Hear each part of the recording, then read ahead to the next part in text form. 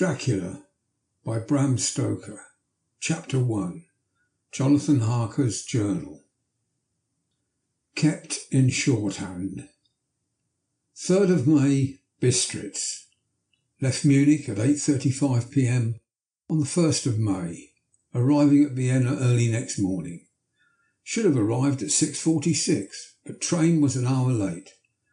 Budapest seems a wonderful place, from the glimpse which I had got of it from the train and the little I could walk through the streets.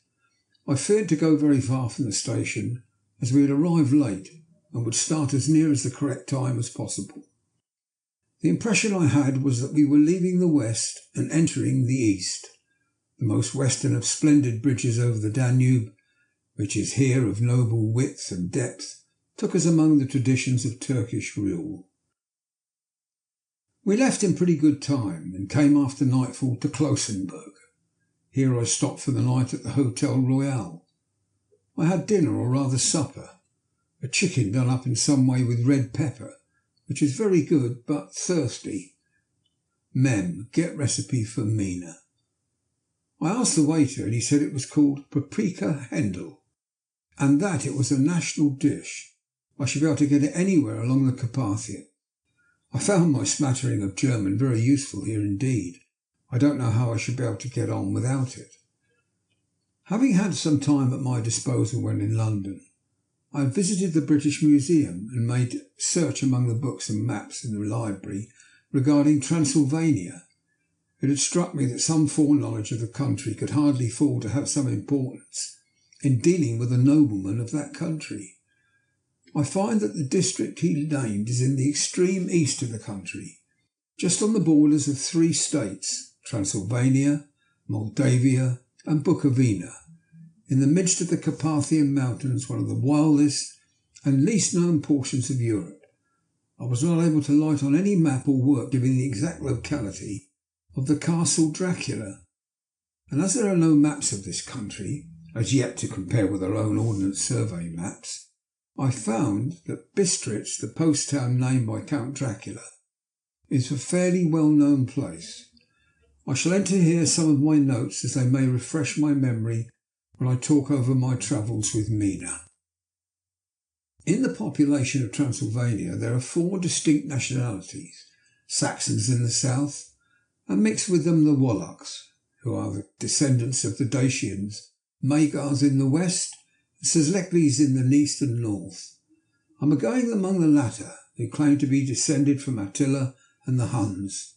This may be so, for when the Magyars conquered the country in the 11th century, they found the Huns settled in it. I read that every known superstition in the world is gathered into the horseshoe of the Carpathian, as if it were the centre of some sort of imaginative whirlpool. If so, my stay may be very interesting. Men must ask the Count all about them. I did not sleep well, though my bed was comfortable enough, for I had all sorts of queer dreams. There was a dog howling all night under my window, which may have had something to do with it, or it may have been the paprika, for I had had to drink up all the water in my carafe and was still very thirsty. Towards morning I slept and was awakened by the continuous knocking at my door, so I guessed I must have been sleeping soundly then. I had for breakfast more paprika, a sort of porridge of maize flour, which they said was mamaliga, and eggplant stuffed with forcemeat, a very excellent dish which they call implitata. Mem, get this recipe also. I had to hurry breakfast, for the train started a little before 8, or rather it ought to have done so.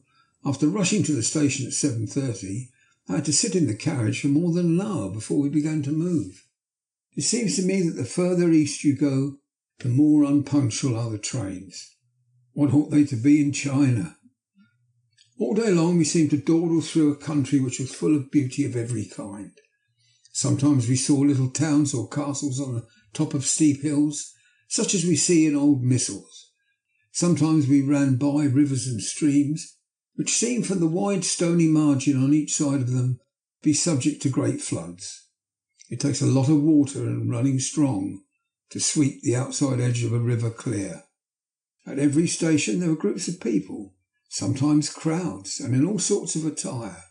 Some of them were just like the peasants at home, or those I saw coming through France and Germany, with short jackets and round hats and homemade trousers.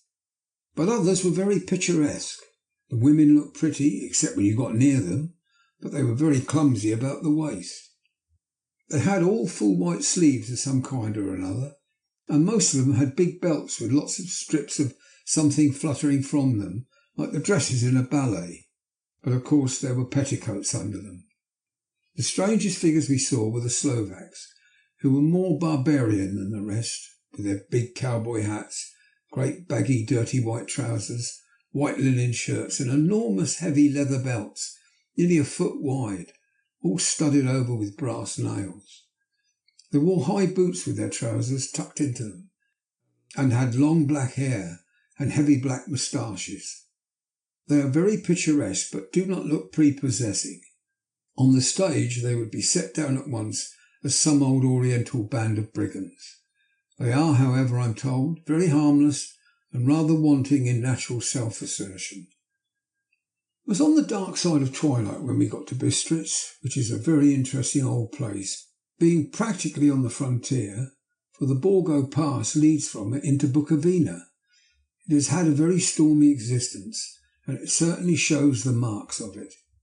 50 years ago a series of great fires took place, which made terrible havoc on 5 separate occasions.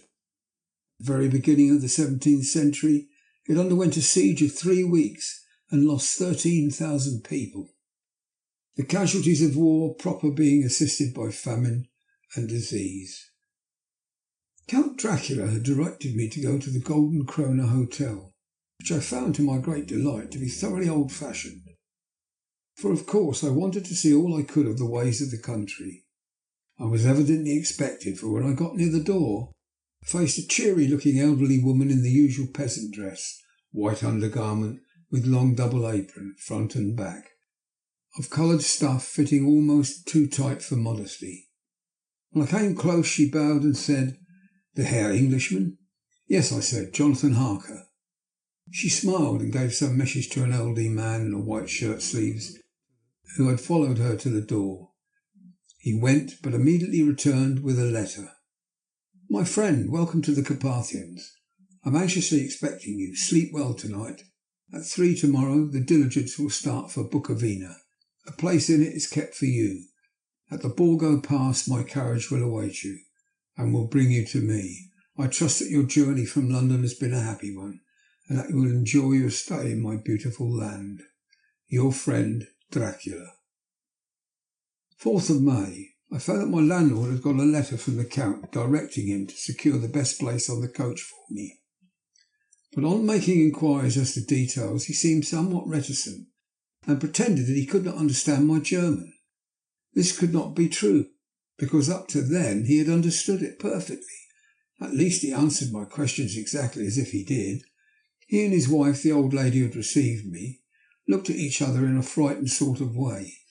He mumbled out that the money had been sent in a letter, and that was all he knew. When I asked him if he knew Count Dracula and could tell me anything of his castle, both he and his wife crossed themselves, and saying that they knew nothing at all, simply refused to speak further.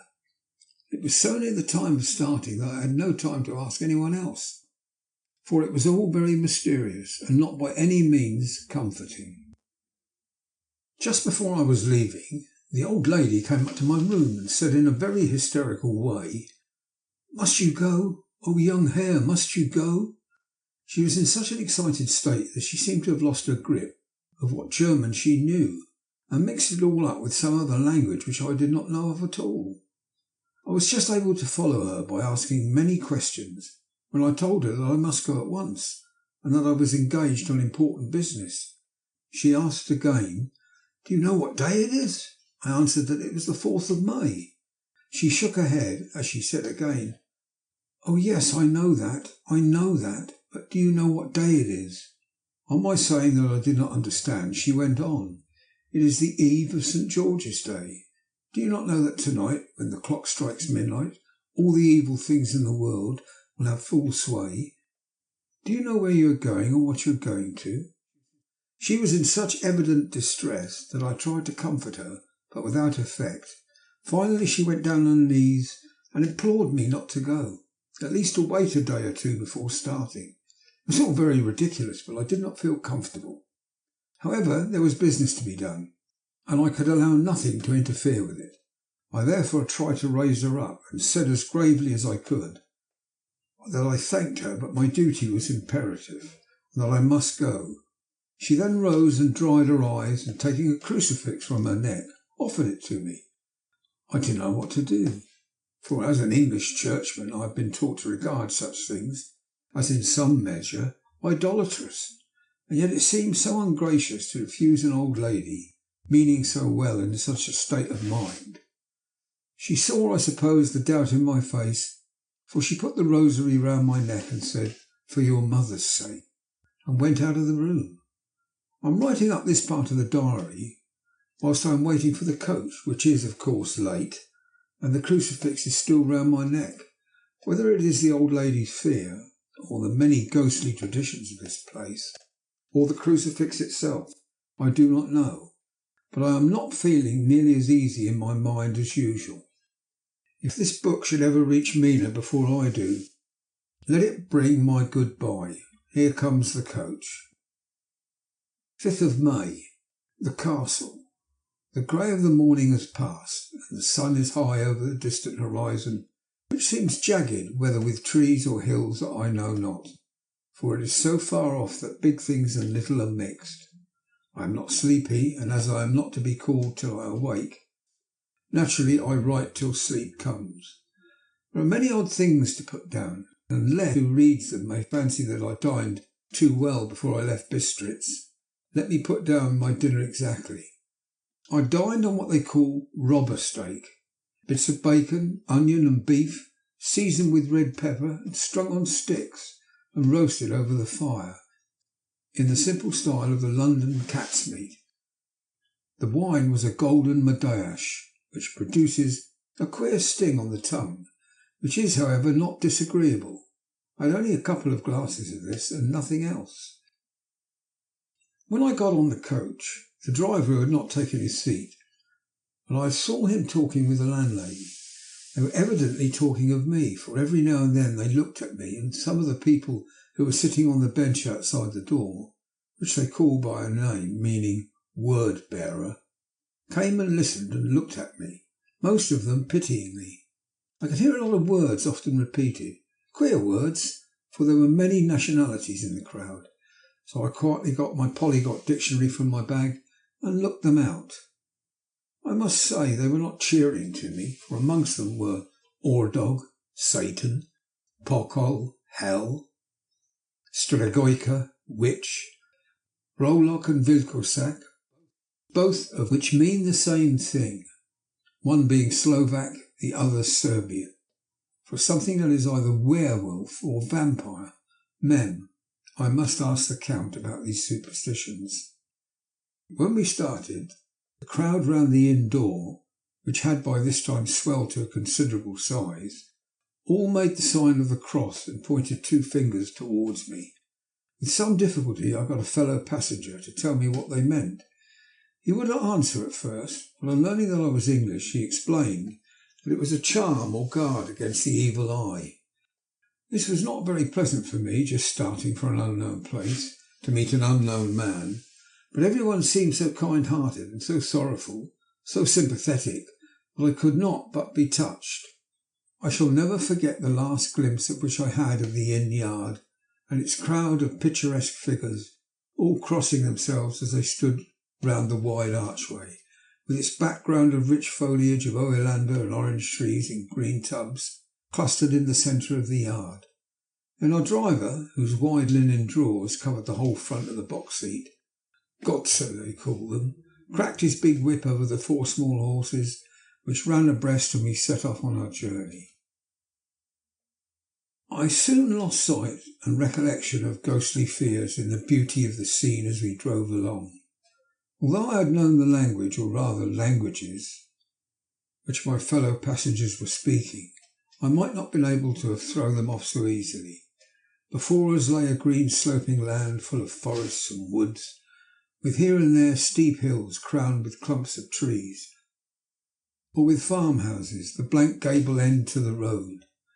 There was everywhere a bewildering mass of fruit blossom, apple, plum, pear, cherry, and as we drove by I could see the green grass under the trees, spangled with the fallen petals. In and out amongst these green hills of what they call here Mittelland ran the road, losing itself as it swept round the grassy curve, or was shut out by the straggling ends of pine woods, which here and there ran down the hillside like tongues of flame. The road was rugged, but still we seemed to fly over it with a feverish haste. I could not understand then what the haste meant, but the driver was evidently bent on losing no time in reaching Borgo Prund. I was told that this road in summertime is excellent, but that it had not yet been put in order after the winter snows. In this respect it is different from the general run of roads in the Carpathians, for it is an old tradition that they are not to be kept in too good order. Of the old hospodars would not repair them, lest the Turks should think that they were preparing to bring in foreign troops, and so hasten the war which was always really at loading point. Beyond the green swelling hills of the Mittelland rose mighty slopes of forest up to the lofty steeps of the Carpathians themselves. Right and left of us they towered, with the afternoon sun falling full upon them, and bringing out all the glorious colours of this beautiful range. Deep blue and purple in the shadows of the peaks, green and brown where grass and rock mingled, and an endless perspective of jagged rock and pointed crags, till these were themselves lost in the distance where the snowy peaks rose grandly. Here and there seemed mighty rifts in the mountains, through which, as the sun began to sink, we saw now and again the white gleam of falling water. One of my companions touched my arm as we swept round the base of a hill and opened up the lofty snow-covered peak of a mountain, which seemed, as we wound on our serpentine way, to be right before us. "Look, Istanzek, God's seat," and he crossed himself reverently. As we wound on our endless way, and the sun sank lower and lower behind us, the shadows of the evening began to creep round us. This was emphasised by the fact that the snowy mountain top still held the sunset, and seemed to glow out with a delicate cool pink. Here and there we passed Czechs and Slovaks, all in picturesque attire, but I noticed that the goiter was painfully prevalent. By the roadside were many crosses. As we swept by, my companions all crossed themselves. Here and there was a peasant man or woman kneeling before a shrine, who did not even turn round as we approached, but seemed, in the self-surrender of devotion, to have neither eyes nor ears for the outer world. There were many things new to me, for instance hayricks in the trees, and here and there very beautiful masses of weeping birch, their white stems shining like silver through the delicate green of the leaves. Now and again we passed a Leiterwagen, the ordinary peasant's cart, with its long snake-like vertebrae calculated to suit the inequalities of the road. On this were sure to be seated a group of home-coming peasants, the Czechs with their white and the Slovaks with their coloured sheepskins, the latter carrying lance-fashion their long staves with axe at end. As the evening fell, it began to get very cold, and the growing twilight seemed to merge into one dark mistiness, the gloom of the trees, oak, beech and pine, though in the valleys which ran deep between the spurs of the hills, as we ascended through the pass, the dark firs stood out here and there against the background of late-lying snow. Sometimes, as the road was cut through the pine woods that seemed in the darkness to be closing down upon us, great masses of greyness, which here and there bestrewed the trees, produced a peculiarly weird and solemn effect, which carried on the thoughts and grim fancies engendered earlier in the evening, when the falling sunset threw into strange relief the ghost-like clouds, which amongst the Carpathians seemed to wind ceaselessly through the valleys. Sometimes the hills were so steep that, despite our driver's haste, the horses could only go slowly.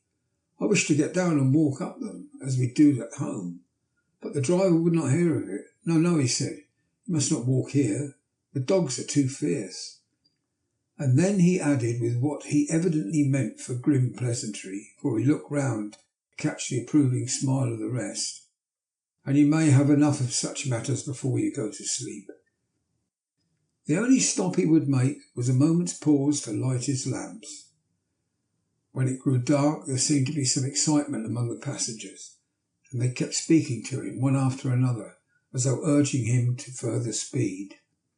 He lashed his horses unmercifully with his long whip, and with wild cries of encouragement urged them on to further exertions.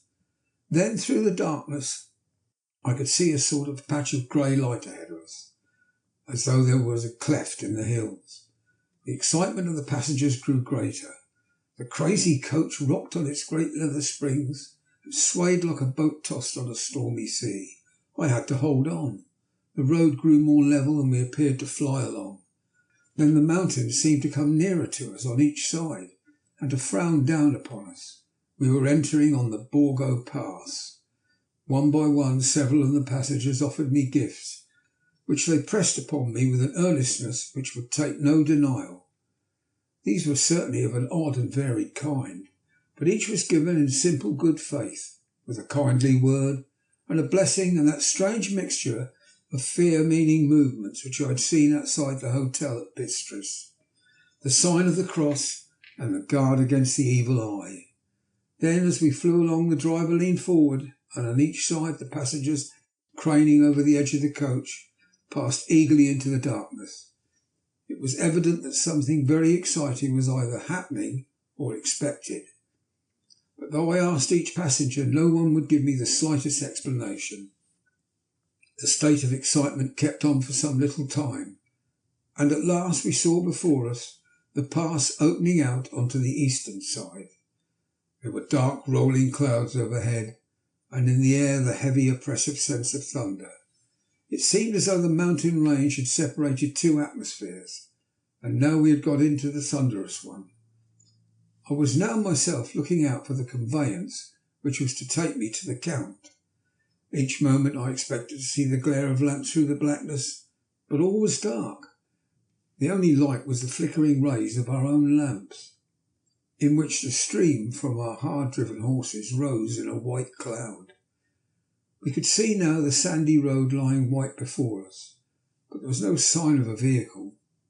The passengers drew back with a sigh of gladness, which seemed to mock my own disappointment. I was already thinking what I had best do, when the driver, looking at his watch, said to the others something which I could hardly hear. It was spoken so quietly and in so low a tone. I thought it was an hour less than the time. And then turning to me, he said in German, worse than my own, "There's no carriage here. The Herr is not expected after all. He will now come on to Bukovina and return tomorrow or the next day. Better the next day." While he was speaking, the horses began to neigh and snort and plunge wildly, so that the driver had to hold them up. Then, amongst a chorus of screams from the peasants and a universal crossing of themselves, a caleche with 4 horses drove up behind us, overtook us, and drew up beside the coach. I could see from the flash of our lamps, as the rays fell on them, that the horses were coal-black and splendid animals. They were driven by a tall man with a long brown beard and a great black hat, which seemed to hide his face. I could only see the gleam of a pair of very bright eyes, which seemed red in the lamplight. As he turned to us, he said to the driver, "You are early tonight, my friend." The man stammered in reply, "The Herr English was in a hurry." To which the stranger replied, "That is why, I suppose, you wished him to go on to Bukovina." "You cannot deceive me, my friend. I know too much, and my horses are swift." As he spoke, he smiled, and the lamplight fell on a hard-looking mouth, with very red lips and sharp-looking teeth, as white as ivory. One of my companions whispered to another the line from Burger's Leonore, "Denn die Toten reiten schnell." for the dead travel fast. The strange driver evidently heard the words, for he looked up with a gleaming smile. The passenger turned his face away at the same time, putting out his 2 fingers and crossing himself. "Give me the hare's luggage," said the driver, and with exceeding alacrity my bags were handed out and put in the caliche. Then I descended from the side of the coach as the caliche was close up alongside, the driver helping me with a hand which caught my arm in a grip of steel. His strength must have been prodigious. Without a word he shook his reins, the horses turned, and we swept into the darkness of the pass. A wild howling began, which seemed to come from all over the country, as far as the imagination could grasp it through the gloom of the night. At the first howl the horses began to strain and rear, but the driver spoke to them soothingly, and they quieted down, but shivered and sweated as though after a runaway from a sudden fright. Then far off in the distance, from the mountains on each side of us, began a louder and sharper howling, that of wolves, which affected both the horses and myself in the same way, for I was minded to jump from the caliche and run, whilst they reared again and plunged madly, so that the driver had to use all his great strength to keep them from bolting. In a few minutes, however, my own ears got accustomed to the sound, and the horses so far became quiet that the driver was able to descend and stand before them. He petted and soothed them, and whispered something in their ears, as I have heard of horse tamers doing, and with extraordinary effect, for under his caresses they become quite manageable again, though they still trembled. The driver again took his seat, and shaking his reins, started off at a great pace. This time, after going to the far side of the pass, he suddenly turned down a narrow roadway which ran sharply to the right. Soon we were hemmed in with trees, which in places arched right over the roadway till we passed as though through a tunnel, and again great frowning rocks guarded us boldly on either side. Though we were in shelter, we could hear the rising wind, for it moaned and whistled through the rocks, and the branches of the trees crashed together as we swept along. It grew colder and colder still. Fine powdery snow began to fall, so that soon we and all around us were covered with a white blanket. The keen wind still carried the howling of the dogs, though this grew fainter as we went on our way. The baying of the wolves sounded nearer and nearer, as though they were closing on us from every side. I grew dreadfully afraid, and the horses shared my fear. The driver, however, was not in the least disturbed. He kept turning his head to left and right, but I could not see anything through the darkness. Suddenly, away on our left, I saw a faint flickering blue flame. The driver saw it at the same moment. He at once checked the horses, and jumping to the ground, disappeared into the darkness. I did not know what to do, the less as the howling of the wolves grew closer. But while I wondered, the driver suddenly appeared again, and without a word took his seat, and we resumed our journey. I think I must have fallen asleep and kept dreaming of the incident, for it seemed to be repeated endlessly. And now looking back, it's like a sort of awful nightmare. Once the flame appeared so near to the road that even in the darkness around us I could watch the driver's motions. He went rapidly to where the blue flame rose.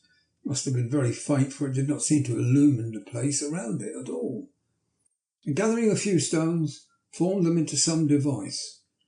Once there appeared a strange optical effect.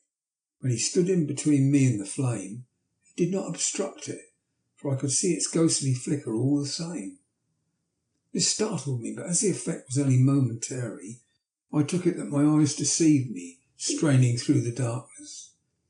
Then for a time there were no blue flames, and we sped onwards through the gloom, with the howling of the wolves around us as though they were following in a moving circle. At last there came a time when the driver went further afield than he had yet gone. During his absence the horses began to tremble worse than ever and to snort and scream with fright. I could not see any cause for it, for the howling of the wolves ceased altogether. But just then the moon, sailing through the black clouds, appeared behind the jagged crest of a beetling pine-clad rock, and by its light I saw around us a ring of wolves, with white teeth and lolling red tongue, with long sinewy limbs and shaggy hair. They were 100 times more terrible in the grim silence which held them than even when they howled. For myself, I felt a sort of paralysis of fear. It is only when a man feels himself face to face with such horrors can he understand their true import. All at once the wolves began to howl, as though the moonlight had had some peculiar effect on them. The horses jumped about and reared and looked helplessly round with eyes that rolled in a way painful to see, but the living ring of terror encompassed them on every side, and they had perforce to remain within it. I called out to the coachman to come, for it seemed to me that our only chance was to try to break through the ring and to aid his approach. I shouted and beat the side of the caleche, hoping that by the noise to scare the wolves from that side so as to give him a chance of reaching the trap. How he came there, I know not, but I heard his voice raised in a tone of imperious command, and looking towards the sound, saw him stand in the roadway. As he swept his long arms, as though brushing aside some impalpable obstacle, the wolves fell back, and back further still. Just then a heavy cloud passed across the face of the moon, so that we were again in darkness. When I could see again, the driver was climbing into the caleche, and the wolves had disappeared. This was all so strange and uncanny that a dreadful fear came upon me, and I was afraid to speak or move.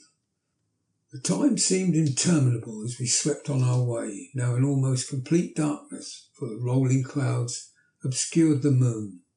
We kept on ascending with occasional periods of quick descent, but in the main always ascending. Suddenly I became conscious of the fact that the driver was in the act of pulling up the horses in the courtyard of a vast ruined castle, from whose tall black windows came no ray of light, and whose broken battlements showed a jagged line against the moonlit sky. Chapter 2. Jonathan Harker's Journal, continued. 5th of May. I must have been asleep, for certainly if I had been fully awake, I must have noticed the approach of such a remarkable place. In the gloom, the courtyard looked of considerable size, and as several dark ways led from it under great round arches, perhaps seemed bigger than it really is. I have not yet been able to see it by daylight.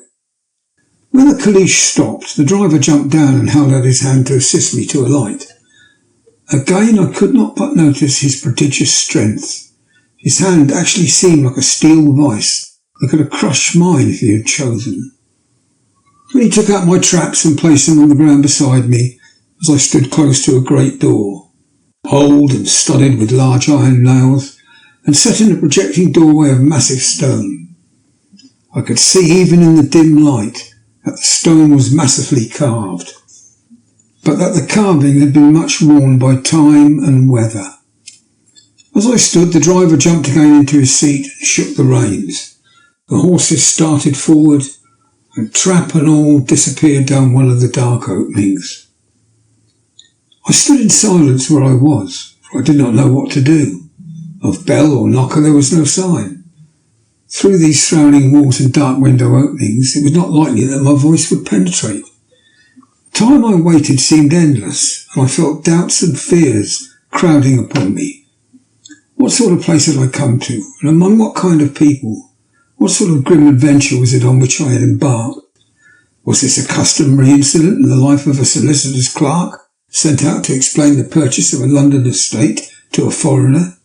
Solicitor's clerk, Mina would not like that. Solicitor, for just before leaving London, I got word that my examination was successful, and I am now a full-blown solicitor. I began to rub my eyes and pinch myself to see if I were awake. It all seemed like a horrible nightmare to me, and I expected that I should suddenly awake and find myself at home, with the dawn struggling in through the windows, as I had now and again felt in the morning after a day of overwork. But my flesh answered the pinching test, and my eyes were not to be deceived. I was indeed awake and among the Carpathians.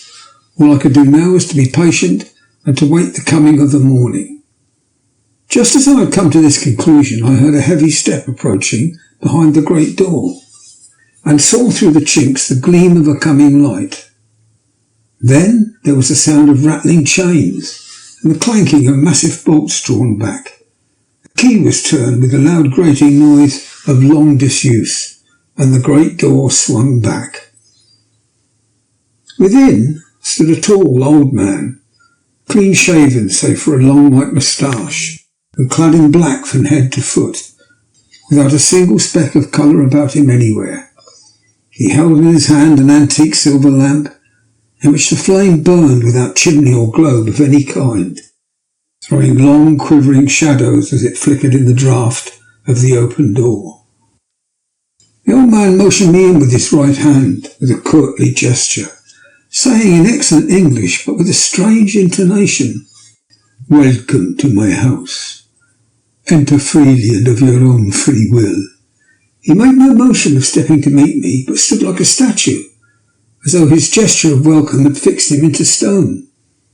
The instant, however, that I had stepped over the threshold, he moved impulsively forward, and holding out his hand, grasped mine with strength which made me wince, which was not lessened by the fact that it seemed as cold as ice, more like the hand of a dead than a living man. Again he said, "Welcome to my house. Come freely, go safely, and leave something of the happiness you bring." The strength of the handshake was so much akin to that which I had noticed in the driver, whose face I had not seen, and for a moment I doubted if it were not the same person to whom I was speaking. So to make sure, I said interrogatively, "Count Dracula?" He bowed in a courtly way as he replied, "I am Dracula, and I bid you welcome, Mr. Harker, to my house. Come in. The night air is chill, and you must need to eat and rest." As he was speaking, he put the lamp on the bracket on the wall, and stepping out took my luggage. He had carried it in before I could forestall him. I protested, but he insisted. "Nay, sir, you are my guest.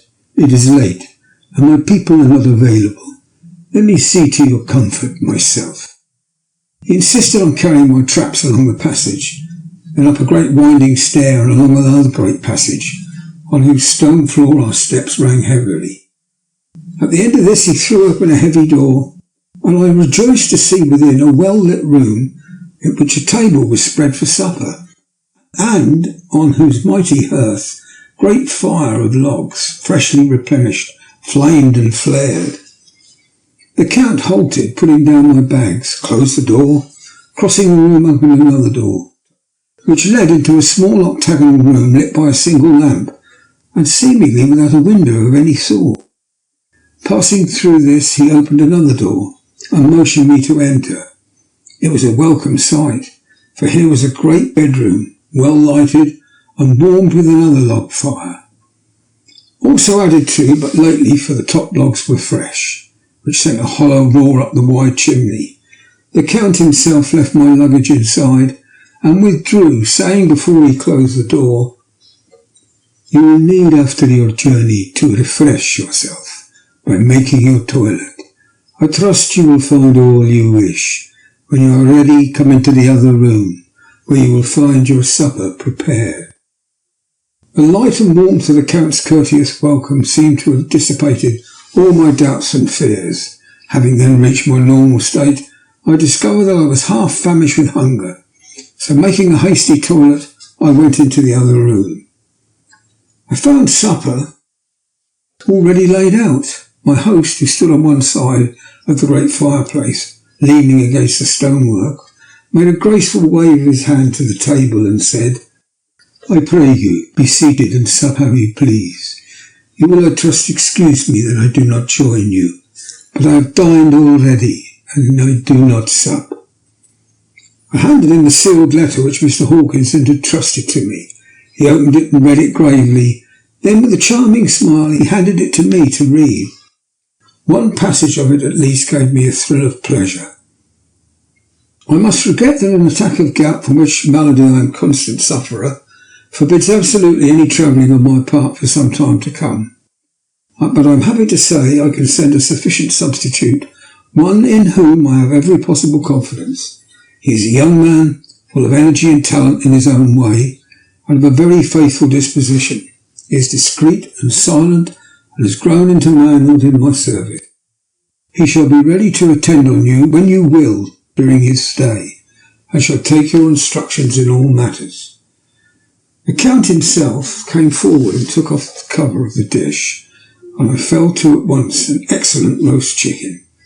This, with some cheese and a salad and a bottle of old Tokay, of which I had 2 glasses, was my supper.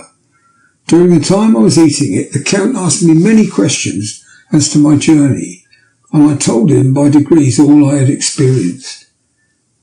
By this time I had finished my supper, and by my host's desire had drawn up a chair by the fire and began to smoke a cigar which he offered me, at the same time excusing himself that he did not smoke.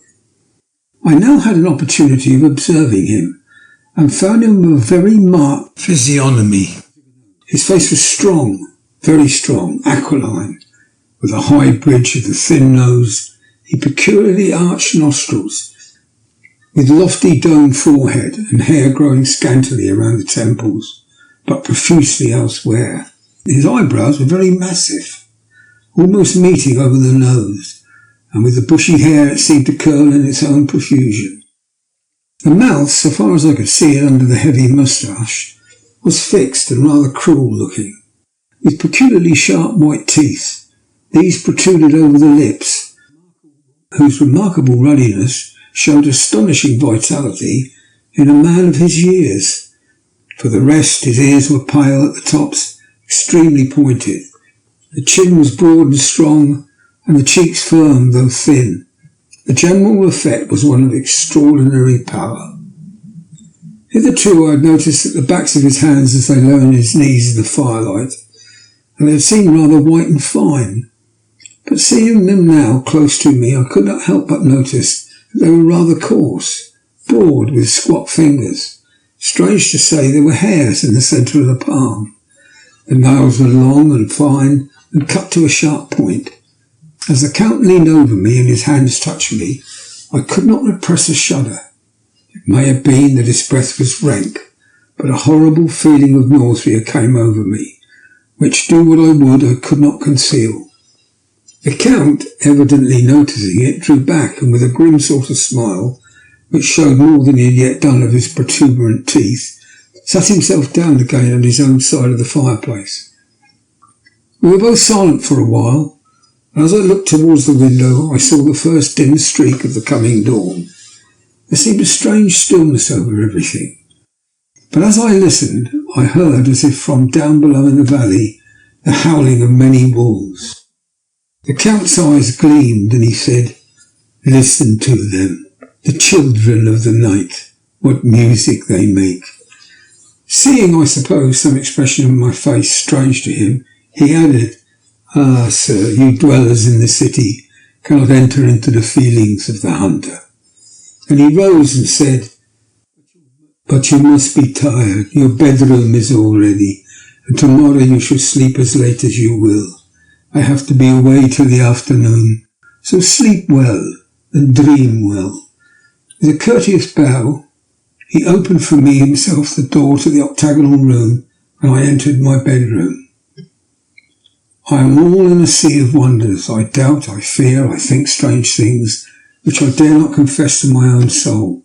God keep me, if only for the sake of those dear to me. 7th of May. It is again early morning, but I have rested and enjoyed the last 24 hours. I slept till late in the day and awoke of my own accord. When I dressed myself, I went into the room where we had supped and found a cold breakfast laid out, with coffee kept hot by the pot being placed on the hearth. There was a card on the table on which was written, "I have to be absent for a while. Do not wait for me. D." I set to and enjoyed a hearty meal. When I had done, I looked for a bell so that I might let the servants know I had finished, but I could not find one. There are certainly odd deficiencies in the house, considering the ordinary evidences of wealth which are around me. The table service is of gold and so beautifully wrought that it must be of immense value. The curtains and upholstery of the chairs and sofas and the hangings of my bed are of the costliest and most beautiful fabrics, and must have been of fabulous value when they were made, for they are centuries old, though in excellent order. I saw something like them in Hampton Court, but there they were worn and frayed and moth-eaten. But still in none of the rooms is there a mirror. There's not even a toilet glass on my table. I had to get the little shaving glass from my bag before I could either shave or brush my hair. I have not yet seen a servant anywhere, or heard a sound near the castle, except the howling of wolves.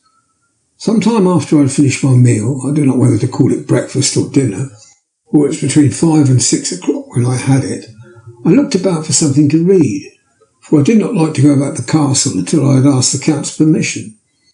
There was absolutely nothing in the room, book, newspaper, or even writing materials. So I opened another door in the room and found a sort of library. The door opposite mine I tried, but found it locked.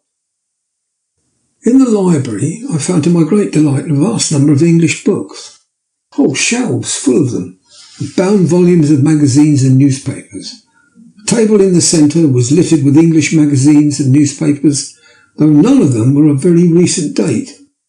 The books were of the most varied kind: history, geography, politics, political economy, botany, geology, law, all relating to England and English life and customs and manners.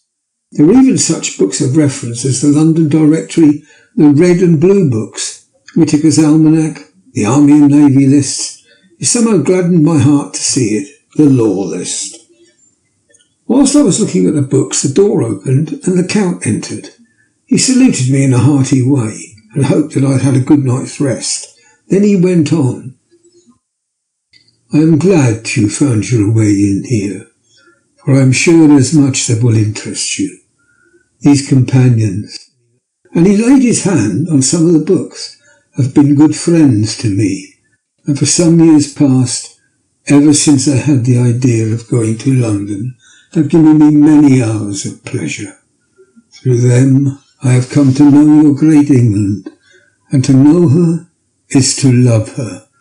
I long to go through the crowded streets of your mighty London, to be in the midst of the whirl and rush of humanity, to share its life, its change, its death, and all that makes it what it is. But alas, as yet, I know only your tongue through books. To you, my friend, I look that I know it to speak. But Count, I said, you know and speak English thoroughly. He bowed gravely. I thank you, my friend, for your all too flattering estimate. But yet I fear that I am a little way on the road. I would travel, true. I know the grammar and the words, but yet I do not know how to speak them. Indeed, I said, you speak excellently. Not so, he answered. Well, I know that. Did I move and speak in your London? None there are who would not know me for a stranger. That is not enough for me. Here I am noble, I am boyar. The common people know me, and I am master. But a stranger in a strange land, he is no one. Men know him not. And to know not is to care not for.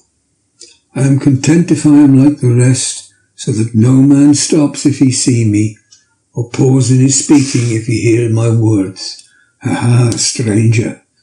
I have been so long master that I would be master still, or at least that none other should be master of me.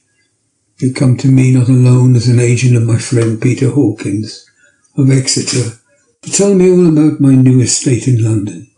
You shall I trust rest here with me a while, so that by our talking I may learn the English intonation, and I would that you tell me when I make error. Even of the smallest in my speaking, I am sorry that I had to be away so long today, but you will, I know, forgive one who has so many important affairs in hand. Of course, I said all I could do about being willing and asked if I might come to that room when I choose. He answered, yes, certainly, and added, you may go anywhere you wish in the castle. except where the doors are locked, where of course you will not wish to go. There is reason that all things are as they are, and did you see with my eyes and know with my knowledge, you would perhaps better understand. I said I was sure of this, and then he went on. We are in Transylvania, and Transylvania is not England. Our ways are not your ways, and there shall be to you many strange things. Nay, from what you have told me of your experiences already, you know something of what strange things there may be. This led to much conversation, and it was evident that he wanted to talk, if only for talking's sake. I asked him many questions regarding things that had already happened to me or come within my notice. Sometimes he sheered off the subject or turned the conversation by pretending not to understand. But generally he answered all I asked most frankly. Then as time went on, and I had got somewhat bolder, I asked him some of the strange things of the preceding night. For instance, why the coachman went to the places where he had seen the blue flames. Then he explained to me that it was commonly believed that on a certain night of the year, last night in fact, when all the evil spirits are supposed to have been checked away, a blue flame is seen over any place where treasure has been concealed. That treasure has been hidden, he went on, in the region through which you came last night. There can be little doubt, for it was the ground fought over for centuries by the Wallachian, the Saxon and the Turk. Why, there is hardly a foot of soil in all this region that has not been enriched by the blood of men, patriots or invaders.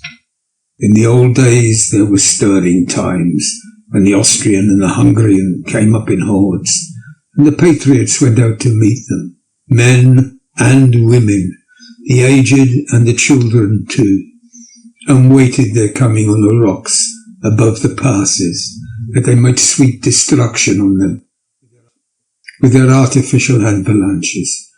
When the invader was triumphant, he found but little, for what there was had been sheltered in the friendly soil. But how, I said, how can it have remained so long undiscovered, when there is a sure index that if men will but take the trouble to look? The Count smiled, and as his lips ran back over his gums, the long, sharp canine teeth showed out.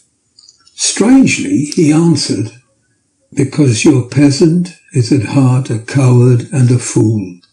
Those flames only appear on one night, and on that night no man of this land will, if he can help it, stir without his doors. And, dear sir, even if he did, he would not know what to do. Or even the peasant that you tell me of who marked the place of the flame would not know where to look in daylight, even for his own work. Even you would not. I dare be sworn to be able to find these places again. There you are right, I said. I know no more than the dead where even to look for them. But then we drifted into other matters. Come, he said at last, tell me of London and of the house which you have procured for me. With an apology for my remissness, I went into my own room to get the papers from my bag. Whilst I was placing them in order, I heard a rattling of china and silver in the next room, and as I passed through, noticed that the table had been cleared and the lamp lit, for it was by this time deep into the dark. The lamps were also lit in the study or library, and I found the Count lying on the sofa, reading of all things in the world an English Bradshaw's Guide. When I came in, he cleared the books and papers from the table, and with him I went into plans and deeds and figures of all sorts. He was interested in everything, and asked me myriad questions about the place and its surroundings. He had clearly studied beforehand all he could get on the subject of the neighbourhood, for he evidently at the end knew very much more than I did. When I remarked this, he answered, Well, but my friend, it is not needful that I should. When I go there, I shall be all alone, and my friend Harker, Jonathan, nay, pardon me, I fall into my country's habit of putting your patronymic first. My friend Jonathan Harker will not be by my side to correct and aid me. He will be in Exeter, miles away, probably working at papers of the law with my other friend, Peter Hawkins. So, We went thoroughly into the business of the purchase of the estate at Purfleet. When I told him the facts and he got his signature to the necessary papers and had written a letter with them ready to post to Mr. Hawkins, he began to ask me how I had come across so suitable a place. I read to him the notes which I had made at the time and which I inscribe here. At Purfleet, on a by-road, I came across such a place as seemed to be required, and where there was displayed a dilapidated notice that the place was for sale. It is surrounded by a high wall of ancient structure, built of heavy stones, and has not been repaired for a large number of years. The closed gates are of heavy old oak and iron, all eaten with rust. The estate is called Carfax, no doubt a corruption of the old Quatre Face, as the house is four-sided, agreeing with the cardinal points of the compass. It contains in all some 20 acres, quite surrounded by the solid stone wall above mentioned. There are many trees on it, which make it in places gloomy, and there is a deep, dark-looking pond or small lake, evidently fed by some springs, as the water is clear and flows away in a fair-sized stream. The house is very large, and of all periods back, I should say, to medieval times, for one part is of stone, immensely thick, with only a few windows high up and heavily barred with iron. It looks like a part of a keep, and is close to an old chapel or church. I could not enter it, as I had not the key of the door leading into it from the house, but I have taken with my Kodak views of it from various points. The house has been added to, but in a very straggling way, and I can only guess at the amount of ground it covers, which must be very great. There are but few houses close at hand, one being a very large house, only recently added and formed into a private lunatic asylum. It is not, however, visible from the grounds. When I had finished, he said, "I am glad that it is old and big. I myself am an old family, and to live in a new house would kill me. A house cannot be made habitable in a day, and after all, how few days go to make up a century. I rejoice also there is a chapel of old times. We are Transylvanians. We Transylvanian nobles love not to think that our bones may lie amongst common dead. I seek not gaiety nor mirth, nor the bright voluptuousness of much sunshine and sparkling waters, which pleasure the young and gay. I am no longer young, and my heart, though weary for years of mourning over the dead, is not attuned to mirth. Moreover, the walls of my castle are broken. The shadows are many, and the wind breathes cold through the broken battlements and casements. I love the shade and the shadow, and would be alone with my thoughts when I may." Somehow his words and look did not seem to accord, or else it was that his cast of face made his smile look malignant and saturnine. Presently, with an excuse, he left me, asking me to put all my papers together. He was some little time away, and I began to look at some of the books around me. One was an atlas, and found it open naturally in England, as if that map had been much used. On looking at it, I found in certain places little rings marked, and on examining these I noticed one was near London, on the east side, manifestly where his new estate was situated. The other two were Exeter and Whitby on the Yorkshire coast. It was the better part of an hour when the Count returned. "Aha," he said, "still at your books. Good. But you must not work always. Come, I am informed that your supper is ready." He took my arm, and we went into the next room, where I found an excellent supper ready on the table. The Count again excused himself, as he had dined out on his being away from home.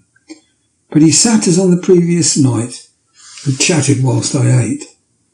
After supper I smoked as on the last evening, and the Count stayed with me, chatting and asking questions on every conceivable subject, hour after hour. I felt that it was getting very late indeed, but I did not say anything, for I felt under obligation to meet my host's wishes in every way.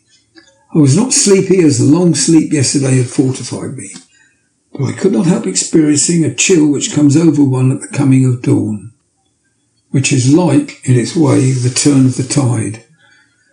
They say that people who are near death die generally at the change to dawn or at the turn of the tide. Anyone who is, when tired and tied as it were to his post, experienced this change in the atmosphere can well believe it. At once we heard the crow of a cock coming up with preternatural shrillness through the clear morning air. Count Dracula, jumping to his feet, said, "Why, there is the morning again. How remiss I am to let you stay up so long. You must make your conversation regarding my dear new country of England less interesting, so that I may not forget how time flies by us." With a courtly bow, he quickly left me. I went to my own room and drew the curtains, but there was little to notice. My window opened into the courtyard. All I could see was the warm grey quickening sky, so I pulled the curtains again and have written of this day. 8th of May. I begin to fear as I wrote this book that I was getting too diffuse, but now that I am glad that I went into detail from the first. But there is something so strange about this place and all in it that I cannot but feel uneasy. I wish I was safe out of it, or that I'd never come. It may be that this strange night existence is telling on me, but would that that were all. If there were anyone to talk to, I could bear it, but there's no one. I have only the Count to speak with, and he, I fear I am myself, the only living soul within the place. Let me be prosaic so far as the facts can be. It will help me to bear up, and imagination must not run riot with me. If it does, I am lost. Let me say at once how I stand, or seem to. I only slept a few hours when I went to bed, and feeling that I could not sleep any more, got up. I'd hung my shaving glass by the window, and was just beginning to shave. Suddenly I felt a hand on my shoulder, and I heard the Count's voice saying to me, "Good morning." I started, for it amazed me that I had not seen him since the reflection of the glass covered the whole room behind me. In starting, I had cut myself slightly, but I did not notice it at the moment. Having answered the Count's salutation, I turned to the glass again to see how I had been mistaken. This time there could be no error, for the man was close to me, and I could see him over my shoulder, but there was no reflection of him in the mirror. The whole room behind me was displayed, but there was no sign of a man in it, except myself. This was startling, and coming on top of so many strange things, was beginning to increase that vague feeling of uneasiness which I always have when the Count is near. But at the instant I saw that the cut had bled a little, and the blood was trickling over my chin, I laid down the razor, turning as I did so half round to look for some sticking plaster.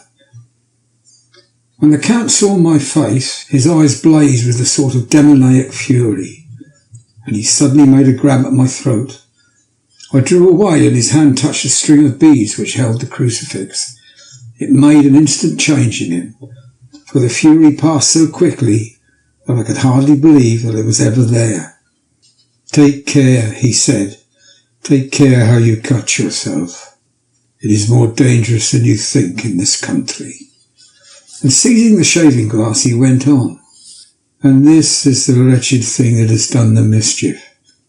It is a foul bauble of man's vanity. Away with it."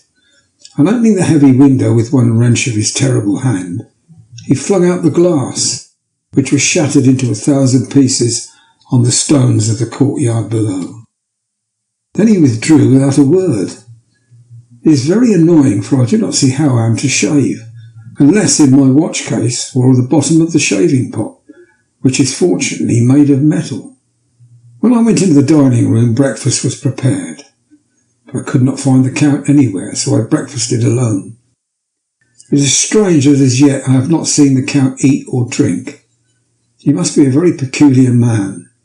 After breakfast I did a little exploring in the castle, went out on the stairs, found a room looking towards the south. The view was magnificent, and from where I stood there was every opportunity of seeing it. The castle is on the very edge of a terrible precipice. A stone falling from a window would fall 1,000 feet without touching anything. As far as the eye can reach is a sea of green tree tops, with occasionally a deep rift where there is a chasm. Here and there are silver threads where the rivers wind in deep gorges through the forest.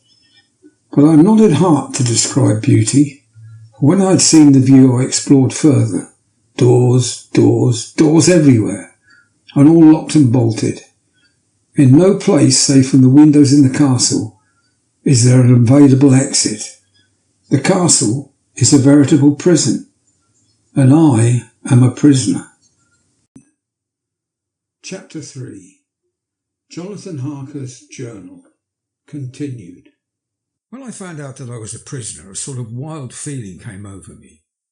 I rushed up and down the stairs, trying every door and peering out of every window I could find. But after a little, the conviction of my helplessness overpowered all other feelings. But when I look back after a few hours, I think I must have been mad for the time, for I had behaved much as a rat does in a trap. When, however, the conviction had come to me that I was helpless, I sat down quietly, as quietly as I have ever done anything in my life, and began to think over what was best to be done. I am thinking still, and as yet have come to no definite conclusion. Of one thing only I am certain, that it is no use making my ideas known to the Count. He knows well that I am imprisoned, as he has done it himself, and has doubtless his own motives for it. He would only deceive me if I trusted him fully with the facts. So far as I can see, my only plan will be to keep my knowledge and my fears to myself, and my eyes open. I am, I know, either being deceived like a baby by my own fears, or else I am in desperate straits, and if the latter be so, I need and shall need all my brains to get through. I had hardly come to this conclusion when I heard the great door below shut, and knew that the Count had returned. He did not come at once into the library, so I went cautiously to my own room and found him making the bed. This was odd, but it only confirmed what I had all along thought, that there were no servants in the house. When later I saw him through the chink of the hinges of the door, laying the table in the dining room, I was assured of it.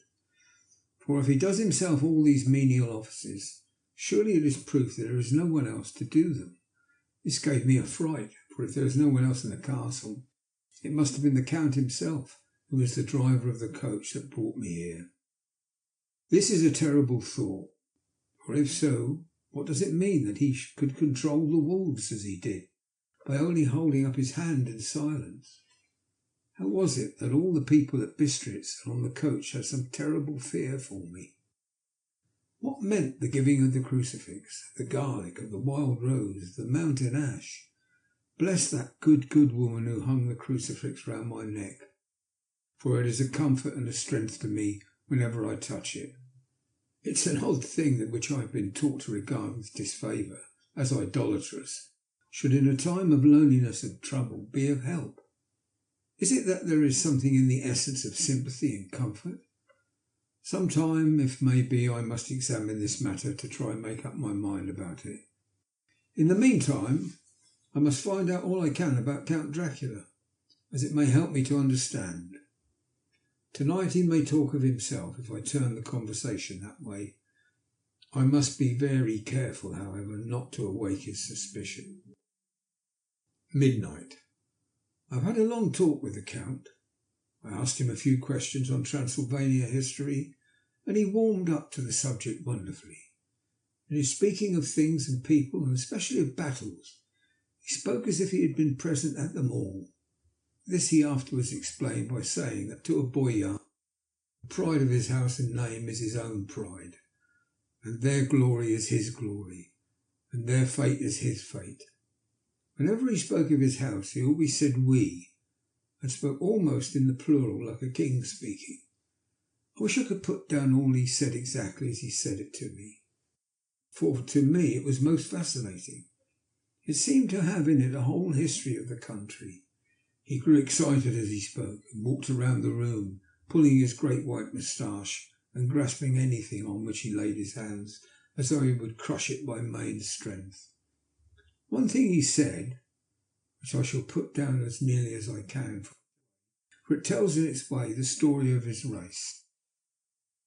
We Sleskis have a right to be proud, for in our veins flows the blood of many brave races who fought as a lion fights for lordship. Here in the whirlpool of European races, the Ugric tribe bore down from the Iceland the fighting spirit which Thor and Woden gave them, which their berserkers displayed to such fell intent on the seaboards of Europe, aye, and of Asia and Africa too, till the peoples thought that the werewolves themselves had come. Here too, when they came, they found the Huns, whose warlike fury had swept the earth like a living flame, till the dying peoples held that in their veins ran the blood of those old witches who, expelled from Scythia, had mated with the devils in the desert. Fools, fools, what devil or what witch was ever so great as Attila, whose blood is in these veins? He held up his arms. Is it a wonder that we were a conquering race, that we were proud when the Magyar, the Lombard, the Avar, the Bulgar, or the Turk poured his thousands on our frontiers? We drove them back. Is it strange that when Arpad and his legions swept through the Hungarian fatherland, he found us here when he reached the frontier, and that the Onfogalals was completed there? And when the Hungarian flood swept eastward, the Szeklis were claimed as kindred by the victorious Magyars, and to us for centuries was trusted the guarding of the frontier of Turkeyland. Aye, more than that, endless duty of the frontier guard, for as the Turks say, water sleeps and an enemy is sleepless. Who more gladly than we throughout the four nations received the bloody sword, or at its warlike call flocked quicker to the standard of the king, when was redeemed after that great shame of my nation, the shame of Kosovo, when the flags of the Wallach and the Magyar went down beneath the crescent? Who was it but one of my own race, who as Voivode crossed the Danube and beat the Turk on his own ground? This was a Dracula indeed. Woe was it that his own unworthy brother, when he had fallen, sold his people to the Turk and brought the shame of slavery on them. Was it not this Dracula indeed who inspired that the other of his race, who in a later age again and again brought his forces over the great river into Turkeyland, who, when he was beaten back, came again and again and again, though he had to come himself? Ah, what good are peasants without a leader? Where ends the war without a brain and a heart to conduct it? Again, when after the battle of Mohics we threw off the Hungarian yoke, we of the Dracula blood were amongst their leaders, for our spirit would not brook that we were not free. Ah, young sir, the Szeklis and the Dracula is their heart's blood. Their brains and their swords can boast a record that mushroom growths like the Habsburgs and the Romanovs can never reach. The warlike days are over. Blood is too precious a thing in these days of dishonourable peace, and the glories of the great races are in a tale that is told. It was by this time close on morning, and we went to bed. Mem. This diary seems horribly like the beginning of the Arabian Nights, for everything has to break off at cockcrow, or like the ghost of Hamlet's father. 12th of May. Let me begin with facts, bare, meagre facts, verified by books and figures, and of which there can be no doubt. I must not confuse them with experiences which will have to rest on my own observation or my memory of them. Last evening, when the Count came from his room, he began by asking me questions on legal matters and on the doing of certain kinds of business. I had spent the day wearily over books, and, simply to keep my mind occupied, went over some of the matters I had been examined in at Lincoln's Inn. There was a certain method in the Count's inquiries, so I shall try to put them down in sequence. The knowledge may somehow or sometime be useful to me. First, he asked if a man in England might have 2 solicitors or more. I told him he might have a dozen if he wished, but that it would not be wise to have more than one solicitor engaged in one transaction, as only one could act at a time, and that the change would be certain to militate against his interest. He seemed thoroughly to understand, and went on to ask if there would be any practical difficulty in having one man to attend, say, to banking and another to look after shipping, in case local help were needed in a place far from the home of the banking solicitor. I asked him to explain more fully so that I might not by any chance mislead him. So he said, "I shall illustrate. Your friend and mine, Mr. Peter Hawkins, and under the shadow of your beautiful cathedral at Exeter, which is far from London, buys for me through your good self my place at London. Good. Now here let me say frankly, lest you should think it strange that I have sought the services of one so far off from London instead of some one resident there, that my motive was no local interest might be served save my wish only, and that as one of London's residents might perhaps have some purpose of himself or friend to serve, I went thus afield to seek my agent, whose labours should be only to my interest. Now I suppose I, who have much affairs, wish to ship goods, say, to Newcastle, or Durham, or Harwich, or Dover. Might it not be that I could more ease be done by consigning to one in these ports?" I answered that certainly it would be most easy, but that we solicitors had a system of agency, one for the other, so that local work could be done locally on instruction from any solicitor, so that the client, simply placing himself in the hands of one man, could have his wishes carried out by him without further trouble. "But," said he, "I could be at liberty to direct myself. Is it not so?" "Of course," I replied, "and such often done by men of business who do not like the whole of their affairs to be known by any one person." "Good," he said, and then went on to ask about the means of making consignments and the forms to be gone through, and all sorts of difficulties which might arise, but by forethought could be guarded against. I explained all these things to him to the best of my ability, and he certainly left me under the impression that he would have made a wonderful solicitor, for there was nothing that he did not think of or foresee. For a man who was never in the country, and who did not evidently do much in the way of business, his knowledge and acumen were wonderful. When he had satisfied himself on these points of which he had spoken, and I had verified all as well as I could by the books available, he suddenly stood up and said, "Have you written since your first letter to our friend Mr. Peter Hawkins, or to any other?" It was with some bitterness in my heart that I answered I had not, and as yet I had not seen any opportunity of sending letters to anybody. "Then write now, my young friend," he said, laying a heavy hand on my shoulder. "Write to our friend and to any other, and say, if it will please you, that you shall stay with me until a month from now." "Do you wish me to stay so long?" I asked, for my heart grew cold at the thought. "I desire it much. Nay, I will take no refusal.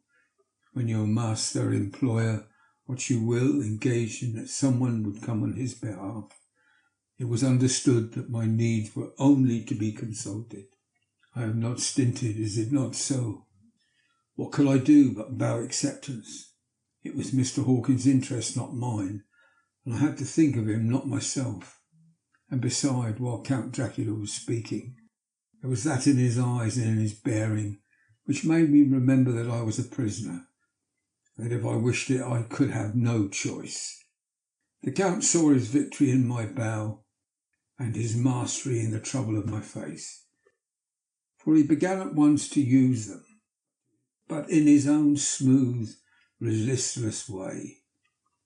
"I pray you, my good young friend, that you will not discourse of things other than business in your letters.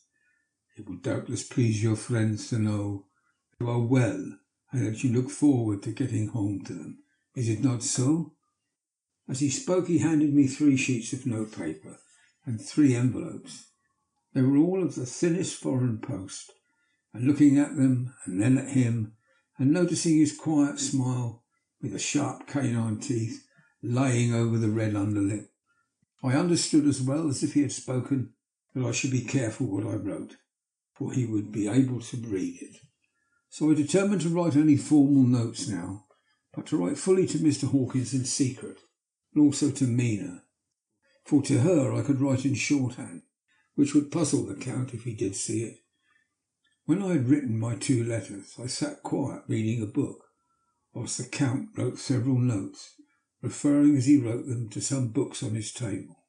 Then he took up my 2 and placed them with his own, and put by his writing materials, after which, the instant the door had closed behind him, I leaned over and looked at the letters which were face down on the table. I felt no compunction in doing so, for under the circumstances I felt that I should protect myself in every way I could. One of the letters was directed to Samuel F. Billington, number 7 The Crescent, Whitby, and another to Herr Leutner, Varna. The third was to Coates & Co. in London, and the fourth to Heron Klopstock in Belarus, Bankers, Budapest. The second and fourth were unsealed. I was just about to look at them when I saw the door handle move. I sank back in my seat, having just had time to replace the letters as they had been and to resume my book before the Count, holding still another letter in his hand, entered the room, took up the letters on the table, stamped them carefully, and turning to me said, "I trust you will forgive me, but I have much work to do in private this evening. You will, I hope, find all things as you wish." At the door he turned after a moment, paused and said, "Let me advise you, my dear young friend, nay, let me warn you with all seriousness, that should you leave these rooms you will not by any chance go to sleep in any other part of the castle. It is old and has many memories, and there are bad dreams for those who sleep unwisely. Be warned. Should sleep now, or ever overcome you, or be like to do, then haste to your own chamber, or to these rooms, for your rest will then be safe. But if you be not careful in this respect, then—" He finished his speech in a gruesome way, for he motioned with his hands as if he were washing them. I quite understood. My only doubt was as to whether any dream could be more terrible, the unnatural, horrible net of gloom, mystery which seemed to be closing around me. Later, I endorse the last words written, but this time there is no doubt in question. I shall not fear to sleep in any place where he is not. I have placed the crucifix over the head of my bed. I imagine that my rest is thus freer from dreams, and there it shall remain. When he left me, I went to my room. After a little while, not hearing any sound, I came out and went up the stone stair to where I could look outwards to the south. There was some sense of freedom in the vast expanse, inaccessible though it was to me, and as compared with the narrow darkness of the courtyard, looking out on this, I felt that I was indeed in prison, and I seemed to want a breath of fresh air, though it were of the night. I am beginning to feel this nocturnal existence tell on me. It is destroying my nerve. I start at my own shadow. I'm full of all sorts of horrible imagining. God knows there is ground for my terrible fear in this accursed place. I look out over the beautiful expanse, bathed in soft yellow moonlight, till it was almost as light as day. In the soft light the distant hills became melted, and the shadows in the valleys and gorges of velvety blackness. The mere beauty seemed to cheer me. There was peace and comfort in every breath I drew. As I leaned from the window, my eye was caught by something moving a story below me, somewhat to my left, for I imagined from the order of the rooms that the windows of the Count's own room would look out. The window at which I stood was tall and deep, stone mullioned, although weather-worn, was still complete. But it was evidently many a day's space had been there. I drew back behind the stonework and looked carefully out. What I saw was the Count's head coming out from the window. I did not see the face, but I knew the man by the neck and the movement of his back and arms. In any case, I could not mistake the hands which I had had so many opportunities of studying. I was at first interested and somewhat amused, for it is wonderful how small a matter will interest and amuse a man when he is a prisoner. But my very feelings changed to repulsion and terror when I saw the whole man slowly emerge from the window and begin to crawl down the castle wall over that dreadful abyss, face down, with his cloak spreading out around him like great wings. At first I could not believe my eyes. I thought it was some trick of the moonlight, some weird effect of shadow. But I kept looking, and it could be no delusion.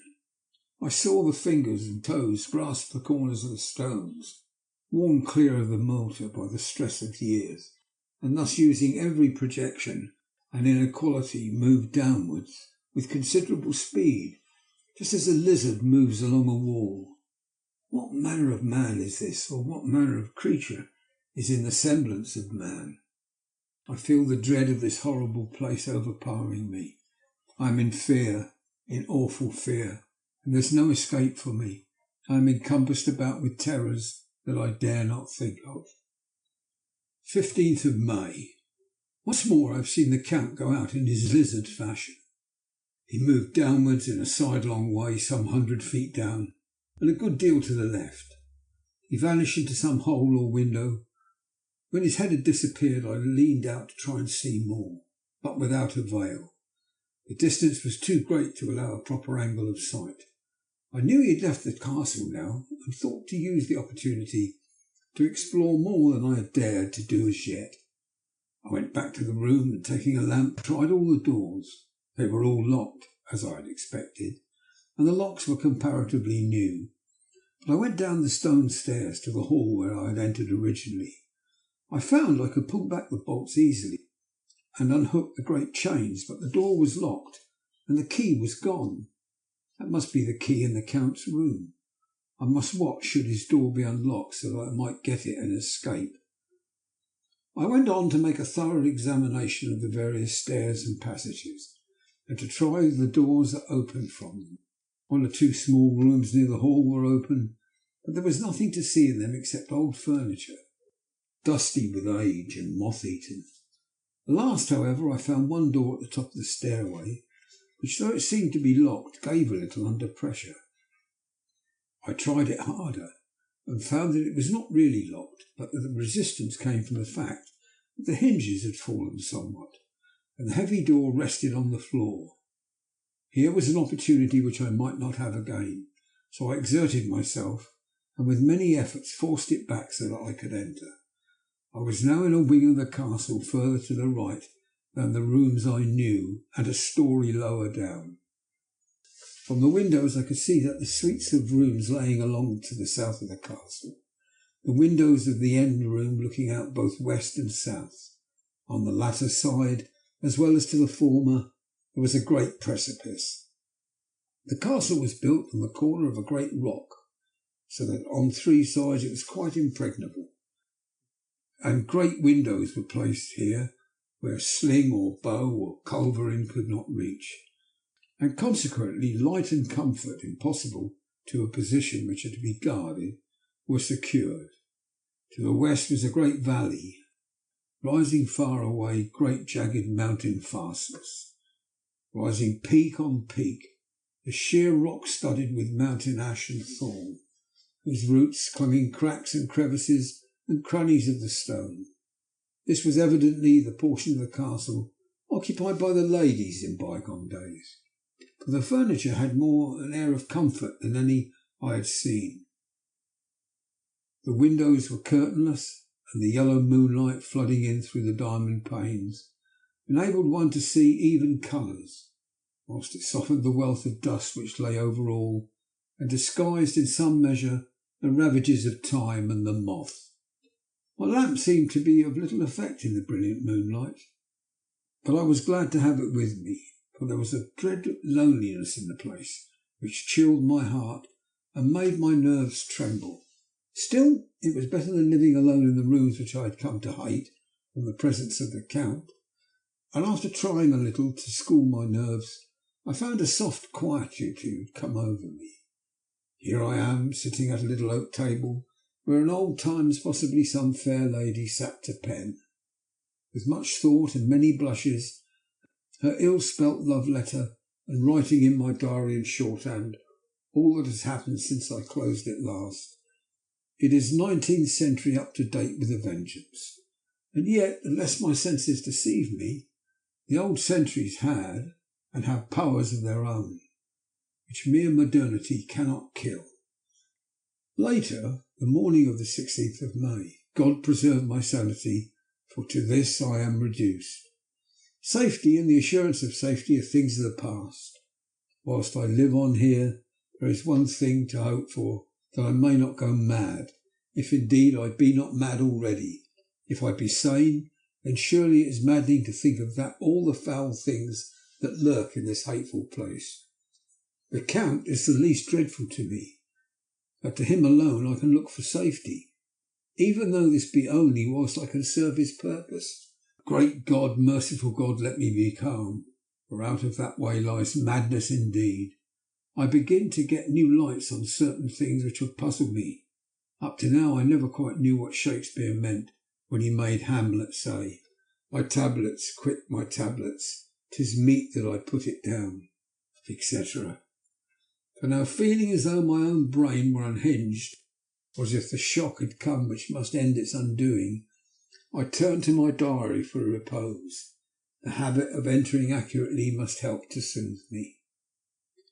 The Count's mysterious warning frightened me at the time. It frightens me more now when I think of it, for in the future he has a fearful hold upon me.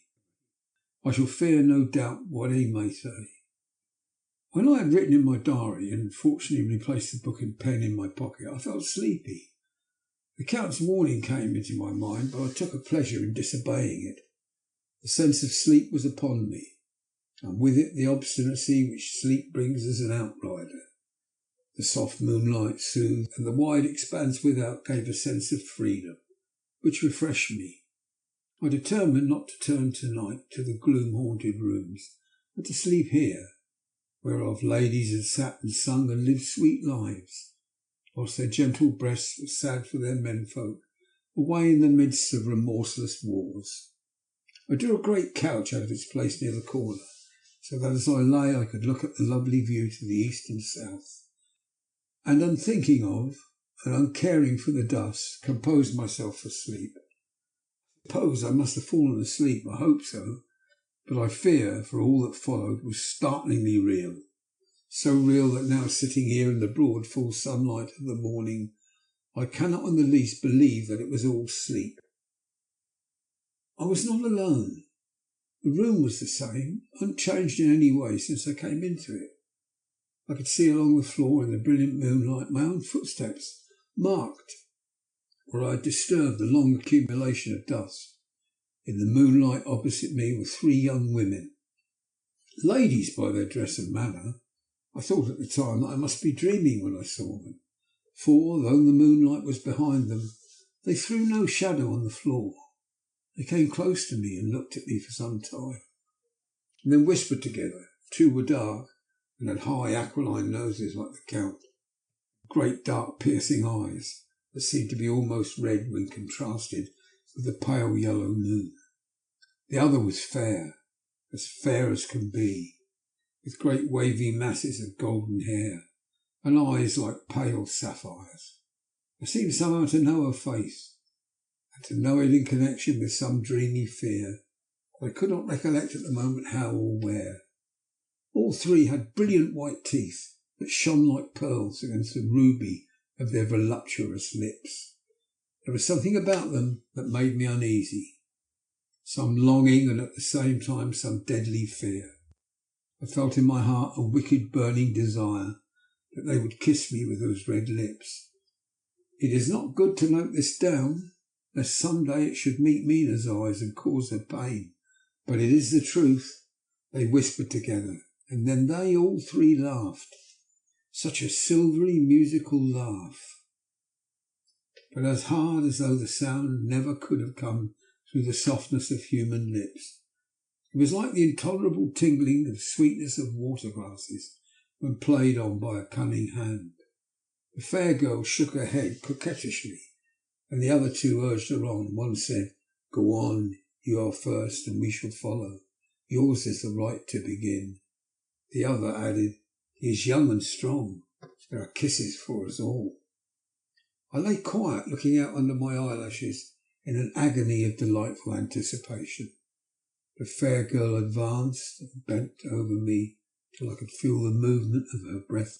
Sweet it was in one sense, honey sweet, and sent the same tingling through my nerves as her voice, but with a bitter underlying, the sweet, a bitter offensiveness, as one smells in blood. I was afraid to raise my eyelids, but looked out and saw perfectly under the lashes.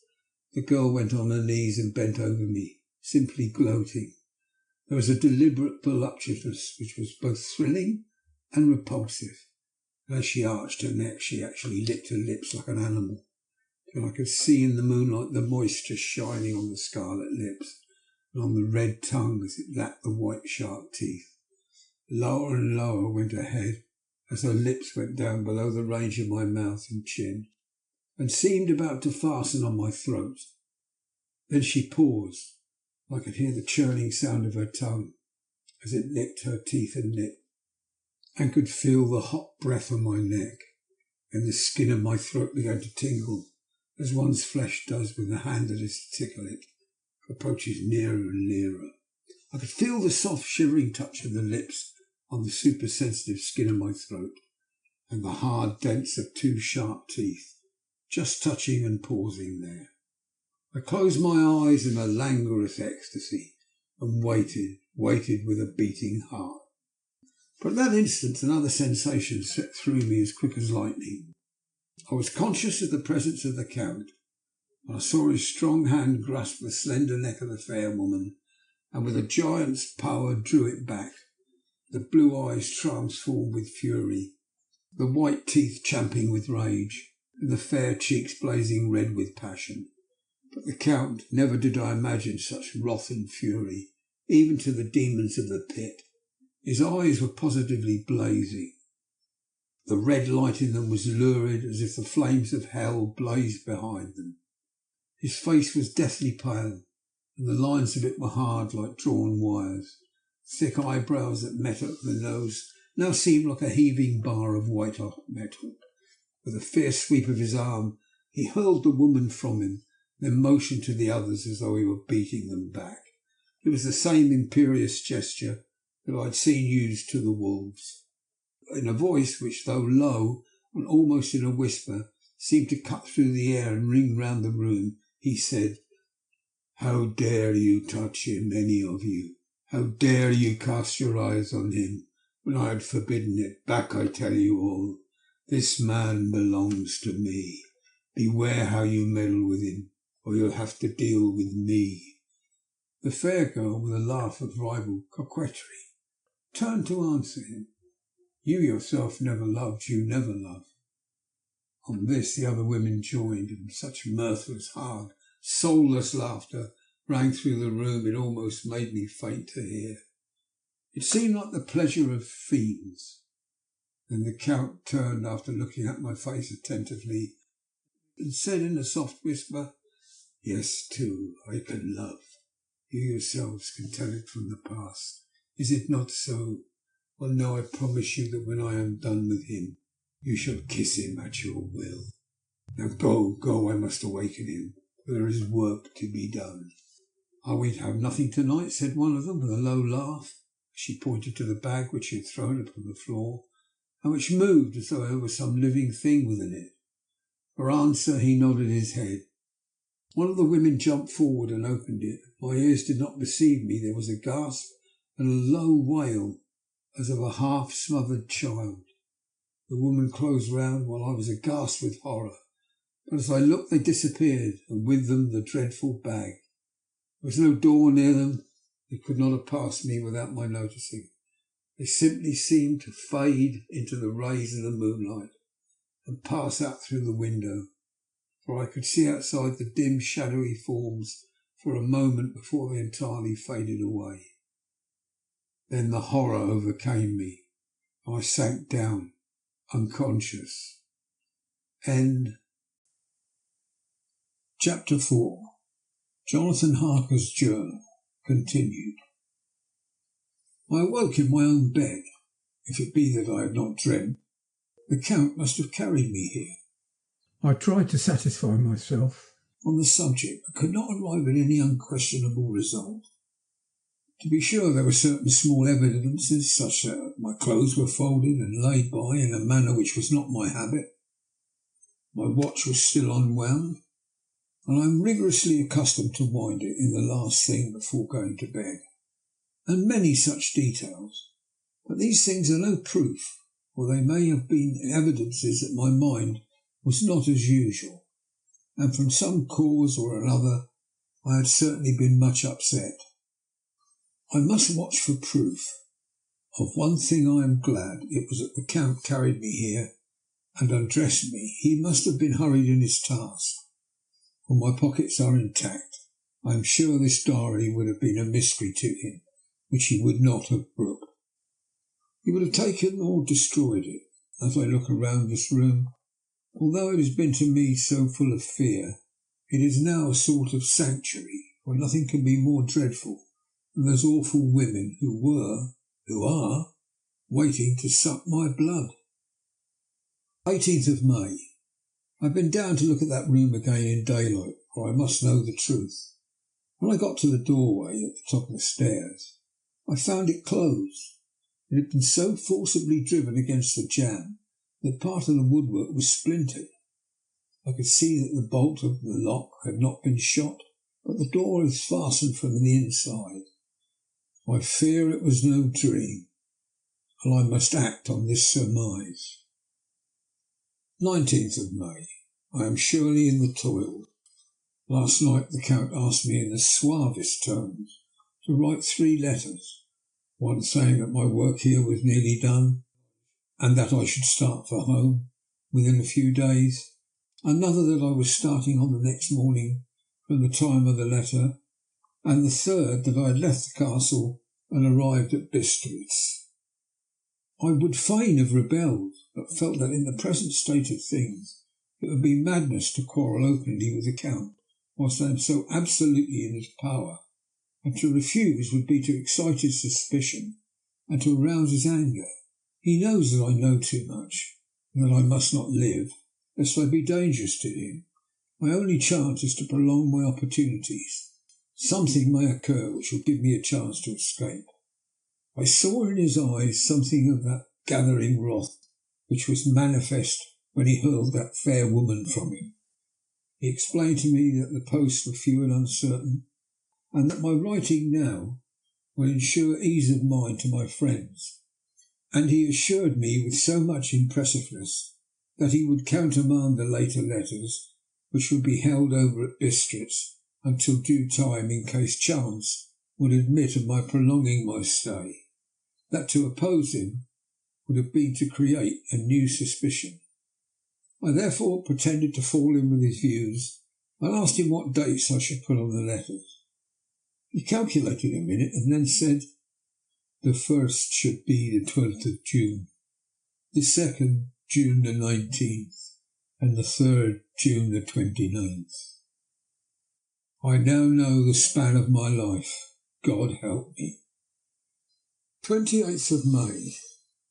There is a chance of escape, or at any word being able to send word home. A band of Tzigani have come to the castle and are encamped in the courtyard. These Tzigani are gypsies. I have notes of them in my book. They are peculiar to this part of the world, though allied to the ordinary gypsies all the world over. There are thousands of them in Hungary and Transylvania, who are almost outside the law. They attach themselves as a rule to some great noble or boyar, and call themselves by his name. They are fearless and without religion, save superstition, and they talk only their own varieties of the Romany tongue. I shall write some letters home and shall try to get them to have them posted. I have already spoken to them through my window to begin acquaintanceship. They took their hats off and made obeisance and many signs, which, however, I could not understand any more than I could their spoken language. I have written the letters, Mina's is in shorthand, and I simply asked Mr. Hawkins to communicate with her. To her I have explained my situation, but without the horrors which I may only surmise. It would shock and frighten her to death were I to expose my heart to her. Should the letters not carry, then the Count shall not yet know my secret or the extent of my knowledge. Having given the letters, I threw them through the bars of my window with a gold piece and made what signs I could to have them posted. The man who took them pressed them to his heart and bowed, and then put them in his cap. I could do no more. I stole back to the study and began to read. As the Count did not come in, I have written here. The Count has come. He sat down beside me and said in his smoothest voice, as he opened two letters, "The Sisgani have given me these, of which, though I know not whence they come, I shall of course take care. See, he must have looked at it.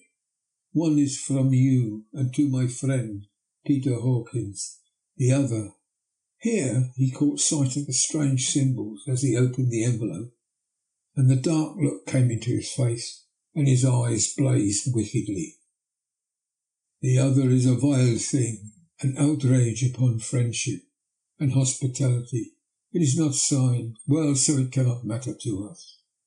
And he calmly held the letter and envelope in the flame of the lamp until they were consumed. Then he went on. "The letter to Hawkins, that I shall of course send on, since it is yours. Your letters are sacred to me. Your pardon, my friend, and unknowingly I did break the seal. Will you not cover it again?" He held out the letter to me. With a courteous bow, handed me the green envelope. I could only redirect it and hand it to him in silence. When he went out of the room, I could hear the key turning softly. A minute later I went over and tried it, and the door was locked. When an hour or two after, the Count came quietly into the room. His coming awakened me, for I had gone to sleep on the sofa. He was very courteous and very cheery in his manner, and seeing that I had been sleeping, he said, "So, my friend, you are tired. Get to bed. There is the surest rest. I may not have the pleasure to talk tonight, since there are many labours to me. But you will sleep, I pray." I passed into my room and went to bed, and, strange to say, slept without dreaming. Despair has its own calms. 31st of May. This morning when I awoke, I thought I would provide myself with some paper and envelopes from my bag and keep them in my pocket so that I might write in case I should get an opportunity. But again a surprise, again a shock. Every scrap of paper was gone, and with it all my notes, my memoranda relating to railways and travel, my letter of credit, in fact, all that might be useful to me were I once outside the castle. I sat and pondered for a while, and then some thought occurred to me, and I made search of my portmanteau and in the wardrobe where I had placed my clothes. The suit in which I had travelled was gone, also my overcoat and rug. I could find no trace of them anywhere. This looked like some new scheme of villainy. 17th of June. This morning, as I was sitting on the edge of my bed, cudgelling my brains, I heard without a cracking of whips and pounding and scraping of horses' feet up the rocky path beyond the courtyard.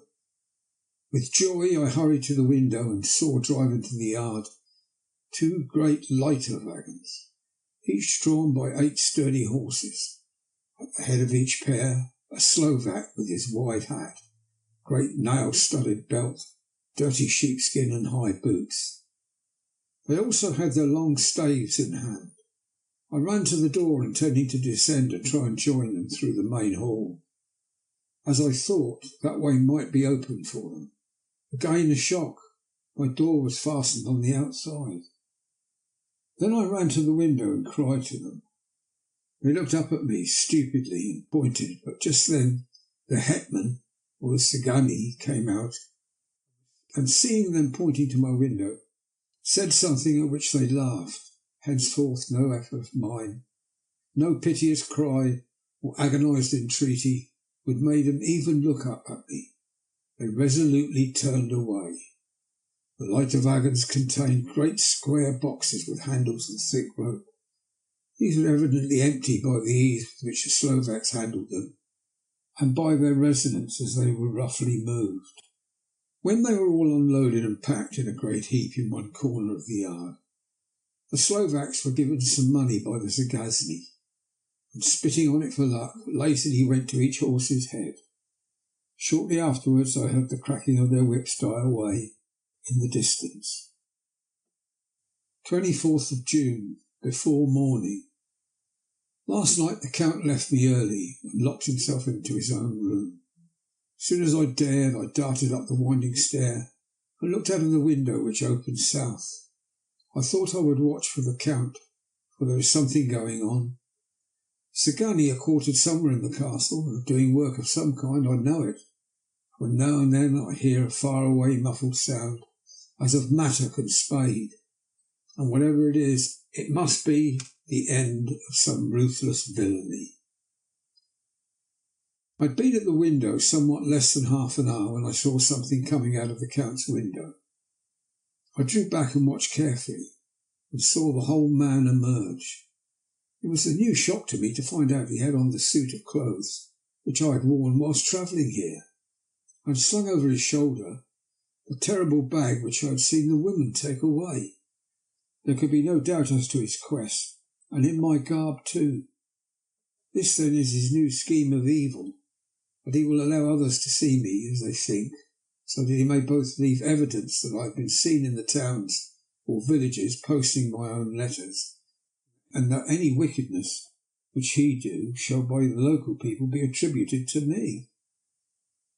It makes me rage to think that this can go on, and whilst I am shut up here, a veritable prisoner, but without that protection of the law which is even a criminal's right and consolation.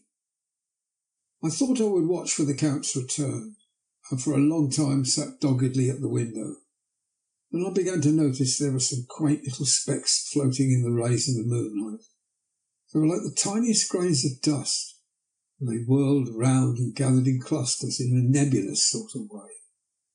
I watched them with a sense of soothing, and a sort of calm stole over me.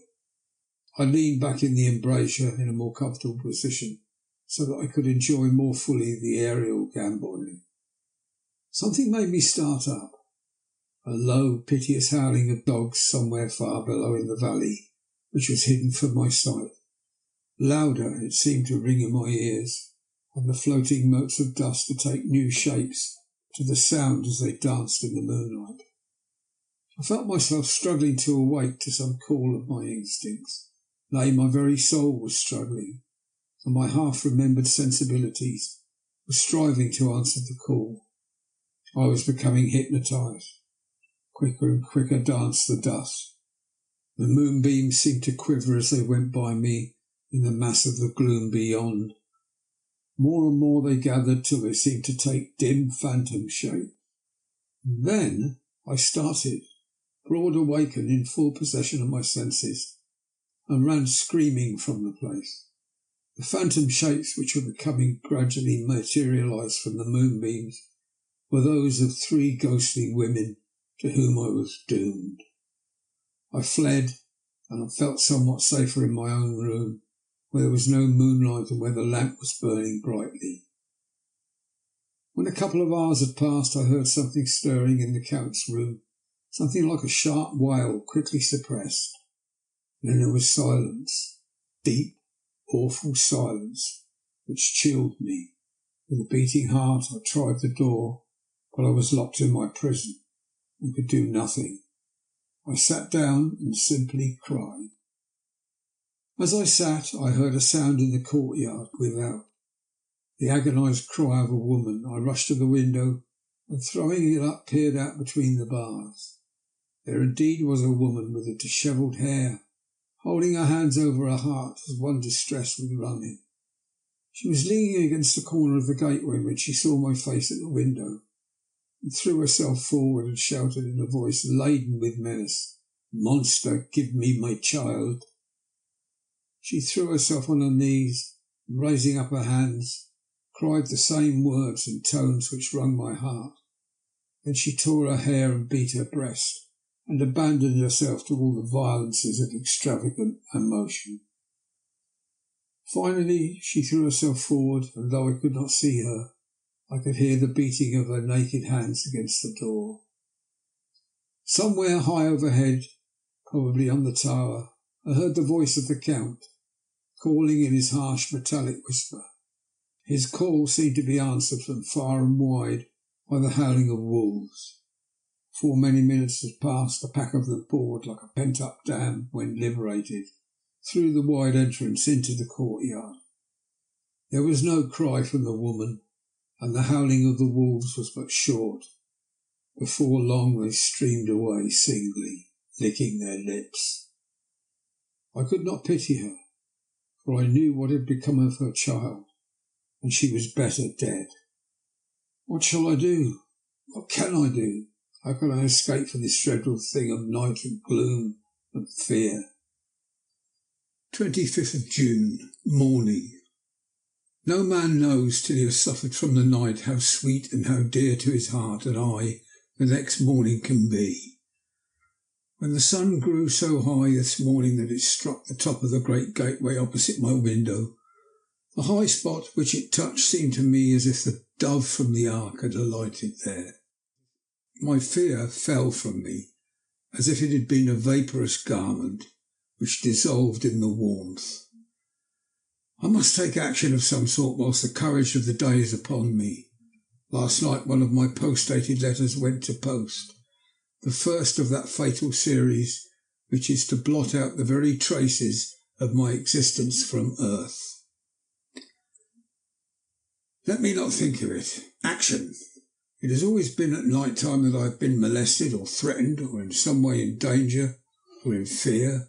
I have not yet seen the Count in the daylight. Can it be that he sleeps when others wake? That he may be awake whilst they sleep?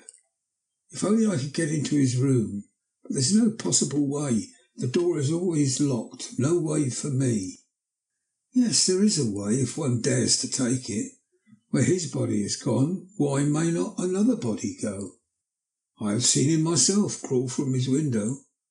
Why should I not imitate him and go in by his window? The chances are desperate, but my need is more desperate still.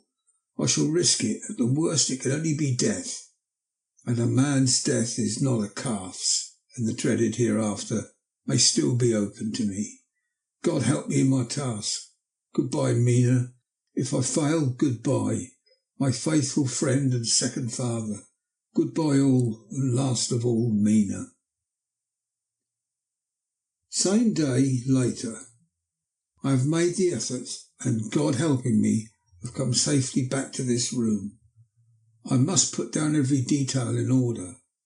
I went whilst my courage was fresh straight to the window on the south side, and at once got out of the narrow ledge of stone which runs around the building on this side.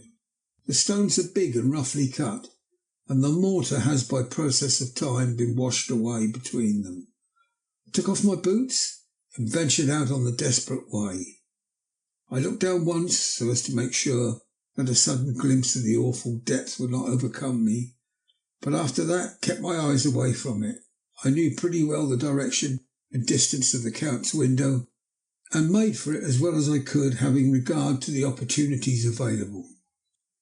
I did not feel dizzy. I suppose I was too excited, and the time seemed ridiculously short till I found myself standing on the window-sill and trying to raise up the sash. I was filled with agitation. However, when I bent down and slid feet foremost in through the window, then looked around for the Count, but with surprise and gladness made a discovery. The room was empty. It was barely furnished with odd things which seemed to have never been used. The furniture was something the same style as that in the south rooms, and was covered with dust. I looked for the key, but it was not in the lock, and I could not find it anywhere. The only thing I found was a great heap of gold in one corner. Gold of all kinds, Roman, British, Austrian and Hungarian and Greek and Turkish money, covered with a film of dust that had lain long in the ground. None of it that I noticed was less than 300 years old. There were also chains and ornaments, some jewelled, but all of them old and stained. At one corner of the room was a heavy door. I tried it, for since I could not find the key to the room or the key to the outer door, which was the main object of my search, I must make further examination, or all my efforts would be in vain. It was open and led through a stone passage to a circular stairway which went steeply down. I descended, minding carefully where I went, for the stairs were dark, being only lit by loopholes in the heavy masonry. At the bottom there was a dark tunnel-like passage, through which came a deathly sickly odour, the odour of old earth newly turned. As I went through the passage, the smell grew closer and heavier. At last I pulled open a heavy door which stood ajar, and found myself in an old ruined chapel, which had evidently been used as a graveyard. The roof was broken, and in two places were steps leading to vaults, but the ground had recently been dug over, and the earth placed in great wooden boxes, manifestly those which had been brought by the Slovak. There was nobody about. I made a search for any further outlet, but there was none. Then I went over every inch of ground, so as not to lose a chance. I went down even into the vaults where the dim light struggled, although to do so was a dread to my very soul.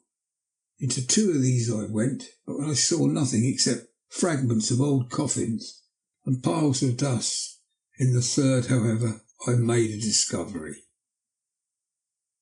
There, in one of the great boxes, of which there were 50 in all, on a pile of newly dug earth, lay the Count. He was either dead or asleep. I could not say which, for his eyes were open and stony, but without the glassiness of death, and the cheeks had warmth of life through all their pallor. The lips were as red as ever, but there was no sign of movement, no pulse, no breath, no beating of the heart. I bent over him and tried to find any sign of life, but in vain. He could not have lain there long, for the earthy smell would have passed away in a few hours. By the side of the box was its cover, pierced with holes here and there.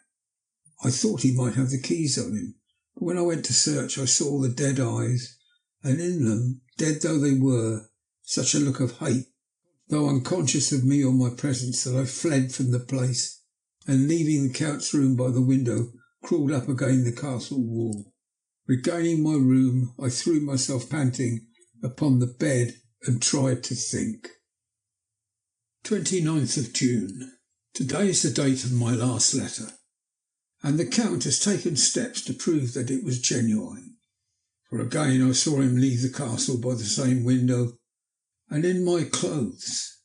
As he went down the wall, lizard fashion, I wished I had a gun or some lethal weapon I might destroy him, but I fear that no weapon wrought alone by man's hand would have any effect on him. I dared not wait to see him return, for I feared to see those weird sisters. I came back to the library and read there till I fell asleep. I was awakened by the Count, who looked at me grimly as a man could look, as he said, "Tomorrow, my friend, we must part. You return to your beautiful England, I to some work which may have such an end that we may never meet. Your letter home has been dispatched. Tomorrow I shall not be here, but all shall be ready for your journey. In the morning come the Cigani, who have some labours of their own here, and also come some Slovaks. When they have gone, my carriage shall come for you, and shall bear you to the Borgo Pass to meet the diligence from Bukovina to Bistritz. I am in hopes that I shall see more of you at Castle Dracula." I suspected him and determined to test his sincerity. Sincerity, it seems, is like a profanation of the word to write it in connection with such a monster. So I asked him point blank, "Why may I not go tonight?" "Because, dear sir, my coachman and horses are away on a mission." "But I would walk with pleasure. I want to get away at once." He smiled, such a soft, smooth, diabolical smile, that I knew there was some trick behind his smoothness. He said, And your baggage? I do not care about it. I can send for it some other time. The Count stood up and said with a sweet courtesy which made me rub my eyes, it seemed so real, "You English have a saying which is close to my heart. For its spirit is that which rules our boyars. Welcome the coming, speed the parting guest. Come with me, my dear young friend. Not an hour shall you wait in my house against your will. Though sad I am at your going, and that you so suddenly desire it. Come." With a stately gravity, he with the lamp preceded me down the stairs and along the hall. Suddenly he stopped. Hark! Close at hand came the howling of many wolves. It was almost as if the sound sprang up at the rising of his hand, just as the music of a great orchestra seemed to leap under the baton of the conductor. After a pause of a moment, he proceeded his stately way to the door, drew back the ponderous bolts, unhooked the heavy chains, and began to draw it open. To my intense astonishment, I saw that it was unlocked. Suspiciously, I looked all round. I could see no key of any kind. As the door began to open, the howling of the wolves without grew louder and angrier. Their red jaws with champing teeth and their blunt-clawed feet as they leapt came in through the opening door. And I knew then that to struggle at that moment against the Count was useless. With such allies as these at his command, I could do nothing. But still the door continued slowly to open, and only the Count's body stood in the gap. Suddenly it struck me this might be the moment and means of my doom. I was to be given to the wolves, and at my own instigation. There was a diabolical wickedness in the idea, great enough for the Count, and as a last chance I cried out, "Shut the door, I shall wait till morning," covered my face with my hands to hide my tears of bitter disappointment. With one sweep of his powerful arm, the Count threw the door shut, and the great bolts clanged and echoed through the hall as they shot back into their places. In silence we returned to the library. After a minute or two I went to my own room. The last I saw of Count Dracula was his kissing his hand to me with a red light of triumph in his eyes, and with a smile that Judas in hell might be proud of. When I was in my room and about to lie down, I thought I heard a whispering at my door. I went to it softly and listened. Unless my ears deceived me, I heard the voice of the Count. Back to your own place. Your time is not yet come. Wait, have patience. Tonight is mine. Tomorrow night is yours." There was a low, sweet ripple of laughter, and in a rage I threw open the door and saw without the three terrible women licking their lips. As I appeared, they all joined in a horrible laugh and ran away. I came back to my room, threw myself on my knees. It is then so near the end. Tomorrow, Lord help me, and those to whom I am dear. 30th of June, morning. These may be the last words I ever write in this diary. I slept till just before the dawn, and when I woke threw myself on my knees, for I determined that if death came, he should find me ready. At last I felt that subtle change in the air, and knew that morning had come. Then come the welcome cockcrow, and I felt that I was safe. With a glad heart I opened my door and ran down to the hall. I had seen that the door was unlocked, and no escape was before me. With hands that trembled with eagerness, I unhooked the chains and drew back the massive bolts. But the door would not move. Despair seized me. I pulled and pulled at the door and shook it till, massive as it was, it rattled in its casement. I could see the bolt shot. It had been locked after I left the Count. Then a wild desire took me to obtain that key at any risk, and I determined then to scale the wall again and gain the Count's room. He might kill me, but death now seemed a happier choice of evils. Without a pause I rushed up to the east window and scrambled down the wall as before into the Count's room. It was empty, but that was as I expected. I could not see a key anywhere, but the heaps of gold remained. I went through the door in the corner and down the winding stair, along the dark passage to the old chapel. I knew now well enough where to find the monster I sought. The great box was in the same place, close against the wall, but the lid was laid on it, not fastened down, but with the nails ready in their places to be hammered home. I knew I must reach the body for the key, so I raised the lid and laid it back against the wall. Then I saw something which filled my very soul with horror. There lay the Count, but looking as if his youth had been half renewed, for the white hair and moustache were charged with dark iron grey. The cheeks were fuller, and the white skin seemed ruby red underneath. The mouth was redder than ever, for on the lips were gouts of fresh blood, which trickled from the corners of the mouth and ran over the chin and neck. Even the deep burning eyes seemed set amongst swollen flesh, for the lids and pouches underneath were bloated. It seemed as if the whole awful creature was simply gorged with blood. He lay like a filthy leech, exhausted with his repletion.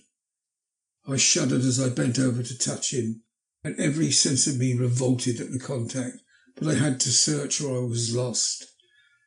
The coming night might see my own body a banquet in a similar way to those horrid three. I felt all over the body, but no sign could I find of the key. When I stopped and looked at the Count, there was a mocking smile on the bloated face, which seemed to drive me mad. This was the being I was helping to transfer to London, where perhaps for centuries to come he might, amongst its teeming millions, satiate his lust for blood and create a new and ever-widening circle of semi-demons to batten on the helpless. The very thought drove me mad. A terrible desire came upon me to rid the world of such a monster. There was no lethal weapon at hand, but I seized a shovel which the workmen had been using to fill the cases, and lifting it high, struck with the edge downward at the hateful face. But as I did so, the head turned, and the eyes fell full upon me, with all their blaze of basilisk horror. The sight seemed to paralyse me, and the shovel turned in my hand. I glanced from the face, merely making a deep gash above the forehead. The shovel fell from my hand across the box, and as I pulled away, the flange of the blade caught the edge of the lid, which fell over again and hid the horrid thing from my sight. The last glimpse I had was of the bloated face, blood-stained and fixed with a grin of malice, which would have held its own in the nethermost hell. I thought and thought what should be my next move, but my brain seemed on fire and waited with a despairing feeling growing over me. As I waited, I heard in the distance a gypsy song, sung by merry voices coming closer, and through their song the rolling of heavy wheels and the cracking of whips. The Sagani and the Slovaks, of whom the Count had spoken, were coming. With a last look round at the box which contained the vile body, I ran from the place and gained the Count's room, determined to rush out at the moment the door should be opened. With strained ears I listened, and heard downstairs the grinding of the key in the great lock and the falling back of the heavy door. There must have been some other means of entry, or someone had a key for one of the locked rooms. Then there came the sound of many feet, tramping and dying away in some passage, which sent up a clanging echo. I turned to run down again towards the vault, where I might find the new entrance. But at the moment there seemed to come a violent puff of wind, and the door to the winding stair blew to with a shock that set the dust from the lintels flying. When I ran to push it open, I found that it was hopelessly fast. I was again a prisoner, and the net of doom was closing round me more closely. As I write, there is in the passage below a sound of many tramping feet and the crash of weights being set down heavily. Doubtless the boxes with their freight of earth. There is the sound of hammering as the box is being nailed down. Now I can hear the heavy feet tramping again along the hall, with many other idle feet coming behind them. The door is shut and the chains rattle. There is a grinding of the key in the lock. I can hear the key withdraw. Then another door opens and shuts, I hear the creaking of lock and bolt. Hark! In the courtyard and down the rocky way, the roll of heavy wheels, the crack of whips, and the chorus of the Sagani as they pass into the distance. I am alone in the castle with these awful women. Mina is a woman, and there is naught in common. They are devils of the pit. I shall not remain alone with them. I shall try to scale the castle wall further than I have yet attempted. I shall take some of the gold with me, lest I want it later. May I find a way from this dreadful place. And then away for home, away to the quickest and nearest train, away from this cursed spot, from this cursed land, where the devil and his children still walk with earthly feet. At least God's mercy is better than those of these monsters, and the precipice is steep and high. At his foot a man may sleep as a man. Goodbye all, Mina. Letter from Miss Mina Murray to Miss Lucy Weston. 9th of May. My dearest Lucy, forgive my long delay in writing, but I've been simply overwhelmed with work. The life of an assistant schoolmistress is sometimes trying. I am longing to be with you and by the sea, where we can talk together freely and build our castles in the air. I've been working very hard lately because I want to keep up with Jonathan's studies. I've been practising shorthand very assiduously. When we are married, I shall be able to be useful to Jonathan, and if I can stenograph well enough, I can take down what he wants to say in this way and write it out for him on the typewriter, at which also I am practising very hard. He and I sometimes write letters in shorthand, and he is keeping a stenographic journal of his travels abroad. When I am with you, I shall keep in the diary the same way. I don't mean one of those 2 pages to the week with Sunday squeezed in a corner diaries, but a sort of journal which I can write in whenever I feel inclined. I do not suppose there will be much of interest to other people, but it is not intended for them. I may show it to Jonathan some day if there is anything worth sharing, but it really is an exercise book. I shall try to do what I see lady journalists do, interviewing and writing descriptions and trying to remember conversations. I am told that with a little practice one can remember all that goes on, or that one hears said during a day. However, we shall see. I will tell you of my little plans when we meet. I just had a few hurried lines from Jonathan from Transylvania. He is well and will be returning in about a week. I am longing to hear all his news. It must be so nice to see strange countries. I wonder if Jonathan and I, shall ever see them together. There's the 10 o'clock bell ringing. Goodbye. Your loving Mina. Tell me all the news when you write. You have not told me anything for a long time. I hear rumours, and especially of a tall, handsome, curly-haired man. Letter, Lucy Weston to Mina Murray. 17 Chatham Street, Wednesday. My dearest Mina, I must say you tax me very unfairly with being a bad correspondent. I wrote to you twice since we parted, and your last letter was only your second. Besides, I have nothing to tell you. There really is nothing to interest you. Town is very pleasant just now, and we go a good deal to the picture galleries and for walks and rides in the park. As to the tall, curly-haired man, I suppose it was the one who was with me at the last pop. Someone has evidently been telling tales. That was Mr. Homewood. He often comes to see us, and he and Mamma get on very well together. They have so many things to talk about in common. We met some time ago a man that would just do for you, if you are not already engaged to Jonathan. He's an excellent party, being handsome, well off, and of good birth. He is a doctor and really clever. Just fancy, he is only 29, and he has an immense lunatic asylum all under his own care. Mr. Homewood introduced him to me, and he called here to see us, and often comes now. I think he is one of the most resolute men I ever saw, and yet the most calm. He seems absolutely imperturbable. I fancy what a wonderful power he must have over his patients. He has a curious habit of looking one straight in the face, as if trying to read one's thoughts. He tries this on very much with me, but I flatter myself that he's got a tough nut to crack. I know that from my glass. Do you ever try to read your own face? I do, and I can tell you that it is not a bad study, and gives you more trouble than you can well fancy if you have never tried it. He says that I afford him a curious psychological study, and I humbly think I do. I do not, as you know, take sufficient interest in dress to be able to describe the new fashions. Dress is a bore. That is a slang again, but never mind. Arthur says that every day. There it is, all out, Mina. We have told all our secrets to each other since we were children.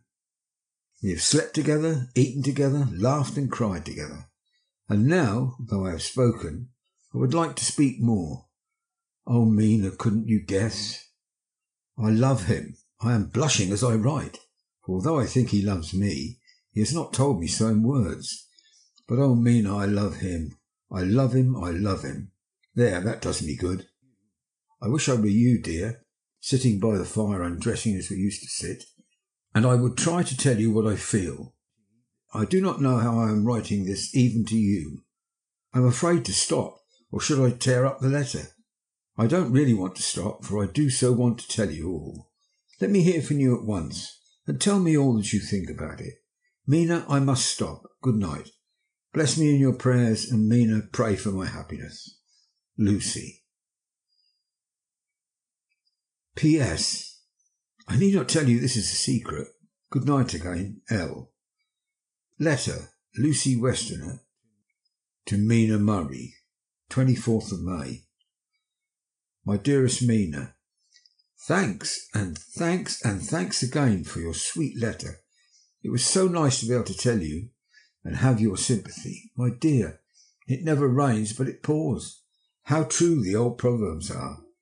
Here am I, who shall be 20 in September, and yet I never had a proposal until today, not a real proposal, and today I've had 3. Just fancy 3 proposals in one day. Isn't it awful? I feel sorry, really and truly, for 2 of the poor fellows. Oh, Mina, I am so happy that I don't know what to do with myself. And 3 proposals. But for goodness sake, don't tell any of the girls, or they would be getting all sorts of extravagant ideas and imagining themselves injured and slighted in their very first day at home. They did not get 6 at least. Some girls are so vain.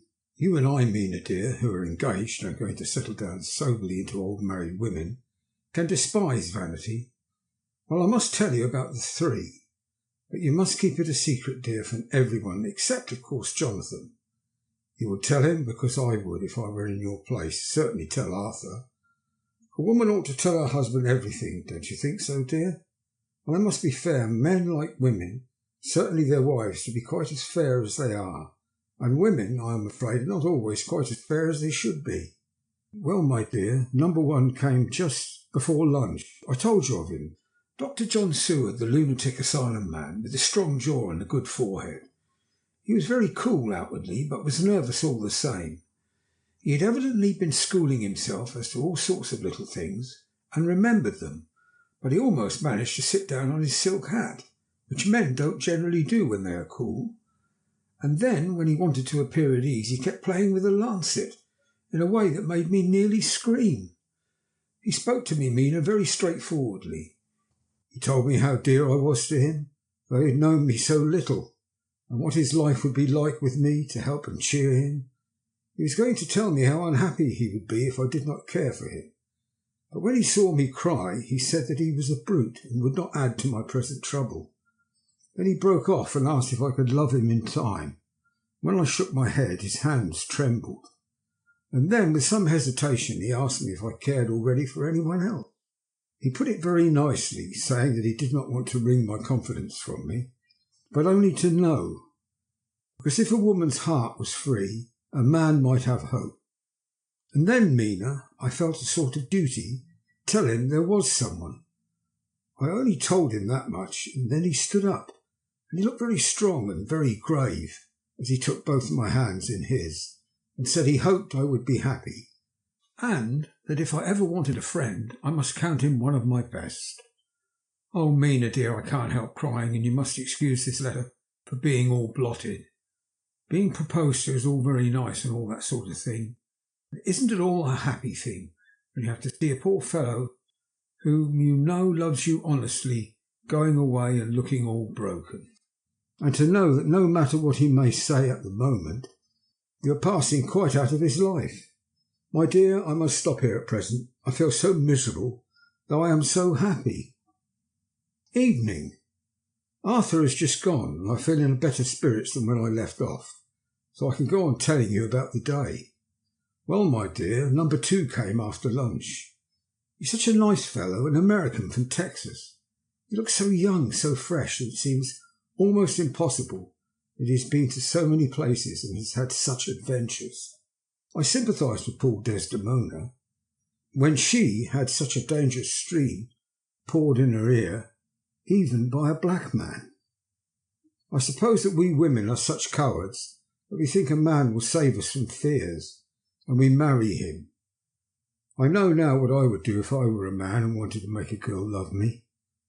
No, I don't, for there was Mr. Morris telling us his stories, and Arthur never told any, and yet, my dear, I am somewhat previous. Mr. Quincy P. Morris found me alone. It seems that a man always does find a girl alone. No, he doesn't, for Arthur tried twice to make a chance, and I helped him in all I could. I'm not ashamed to say it now. I must tell you beforehand that Mr. Morris doesn't always speak slang. That is to say, he never does so to strangers or before them, for he is really well educated and has exquisite manners. But he found out that it amused me to hear him talk American slang, and whenever I was present and there was no one to be shocked, he said such funny things. I'm afraid, my dear, he has to invent it all, for it fits exactly into whatever else he has to say. But this is a way slang has. I do not know myself if I shall ever speak slang. I do not know if Arthur likes it, as I have never heard him use any as yet. Well, Mr. Morris sat down beside me and looked as happy and jolly as he could, but I could see all the same that he was very nervous. He took my hand in his and said ever so sweetly, "Miss Lucy, I know I ain't good enough to regulate the fixings on your little shoes, but I guess if you wait till you find a man that is, you'll go and join them 7 young women with the lamps when you quit. Won't you just hitch up alongside of me and let us go down to the long road together, driving in double harness?" Well, he did look so good-humoured and so jolly that it didn't seem half so hard to refuse him, as it did poor Dr. Seward. So I said as lightly as I could that I did not know anything of hitching, and I wasn't broken to harness at all yet. Then he said that he had spoken in a light manner, and he hoped that if he had made a mistake in doing so grave, so momentous an occasion for him, I would forgive him. He really did look serious when he was saying it. I couldn't help feeling a bit serious too. I know, Mina, you will think me a horrid flirt, though I couldn't help feeling a sort of exultation that he was number 2 in one day. And then, my dear, before I could say a word, he began pouring out a perfect torrent of love-making, laying his very heart and soul at my feet. He looked so earnest over it that I shall never again think that a man must be playful always and never earnest, because he is merry at times. I suppose he saw something in my face which checked him, for suddenly he stopped and said with a sort of manly fervour that I could have loved him for had it been free, "Lucy, you are an honest-hearted girl, I know. I should not be here speaking to you as I am now if I did not believe you, clean grit, right through to the very depths of your soul. Tell me like one good fellow to another, is there anyone else you care for? And if there is, I'll never trouble you a hair's breadth again, but will be, if you will let me, a very faithful friend." My dear Mina, why are men so noble when we women are so little worthy of them? Here I was almost making fun of this great-hearted true gentleman. I burst into tears. I'm afraid, my dear, you will think this is a very sloppy letter in more ways than one, and I really felt very badly. Why can't they let a girl marry 3 men or as many as want her, and save all this trouble? But this is heresy, and I must not say it. I am glad to say that though I was crying, I was unable to look into Mr. Morris's brave eyes, and I told him out straight. Yes, there is someone I love, though he has not told me yet that he even loves me. I was right to speak to him so frankly, for quite a light came into his face, and he put out both his hands and took mine. I think I put them into his and said in a hearty way, "That's my brave girl. It's better worth being late for a chance of winning than you being in time for any other girl in the world. Don't cry, my dear, if it's for me. I'm a hard nut to crack. I'll take it standing up. If that other fellow doesn't know his happiness, well, he better look for it soon, or he'll have to deal with me. Little girl, your honesty and pluck have made me a friend, and that's rarer than a lover. It's more unselfish anyhow. My dear, I'm going to have a pretty lonely walk between this and Kingdom Come. Won't you give me one kiss? It'll be something to keep off the darkness now and then. You can, you know, if you like, for that other good fellow. He must be a good fellow, my dear, and a fine fellow, or you could not love him. Hasn't spoken yet. That quite won me, Mina, for it was brave and sweet of him, and noble too, to a rival, wasn't it? And he so sad. So I leant over and kissed him. He stood up with my 2 hands in his, and as he looked down into my face, I'm afraid I was blushing very much, he said, "Little girl, hold your hand, and you have kissed me. If these things don't make us friends, nothing ever will. Thank you for your sweet honesty to me, and goodbye." He wrung my hand, and taking up his hat, went straight out of the room without looking back, without a tear or a quiver or a pause. And I'm crying like a baby. Oh, why must a man like that be made unhappy when there are lots of girls about who would worship the very ground he trod on? I know I would if I were free, only I don't want to be free. My dear, this has quite upset me, and I feel I cannot write of happiness just at once, after telling you of it, and I don't wish to tell of the number 3 until it can be all happy. Ever your loving Lucy. P.S. Oh, about number 3. I needn't tell you of a number 3, need I? Besides, it was all so confused. It seemed only a moment from his coming into the room till both his arms were round me and he was kissing me. I am very, very happy, and I don't know what I have done to deserve it. I am not ungrateful to God for all his goodness to me in sending to me such a lover, such a husband, and such a friend. Goodbye. Dr. Seward's Diary. Kept in phonograph. 25th of May. Ebb tide in appetite today. Cannot eat, cannot rest, so diary instead. Since my rebuff of yesterday, I have a sort of empty feeling. Nothing in the world seems of sufficient importance to be worth the doing. As I knew that the only cure for this sort of thing was work, I went down among the patients. I picked out one who had afforded me a study of much interest. He is so quaint that I am determined to understand him as well as I can. Today I seem to get nearer than ever before to the heart of this mystery. I questioned him more fully than I have ever done, with a view to making myself master of the facts of his hallucination. In my manner of doing it there was now, I see, something of cruelty. I seemed to wish to keep him to the point of his madness, a thing which I avoid with the patients as I would the mouth of hell. Memo. Under what circumstances would I not avoid the pit of hell? Omnia Romane venulia sunt. Hell has its price. Verb. Sat. If there be anything between this instinct, it will be valuable to trace it afterwards, accurately. So I had better commence to do so. Therefore, R.M. Renfield, age 59. Sanguine temperament. Great physical strength. Morbidly excitable. Periods of gloom, ending in some fixed idea which I cannot make out. I presume that the sanguine temperament itself and the disturbing influence end in a mentally accomplished finish. Possibly a dangerous man. Probably dangerous if unselfish. In selfish men, caution is as secure an armour for their foes as for themselves. What I think of on this point is, when self is the fixed point, the centripetal force is balanced with the centrifugal. When duty, cause, etc. is the fixed point, the latter force is paramount, and only an accident or a series of accidents can balance it. Letter, Quincy P. Morris to the Honourable Arthur Holmwood, 25th of May. My dear Art, we told yarns by the campfire in the prairies, and dressed one another's wounds after trying a landing at the Marquises, and drunk health on the shore of Titicaca. There are more yarns to be told, and other wounds to be healed, and other health to be drunk. Won't you let this be at my campfire tomorrow night? I have no hesitation in asking you, as I know a certain lady is engaged to a certain dinner party, and that you are free. There will only be one other, our old pal in the career, Jack Seaward.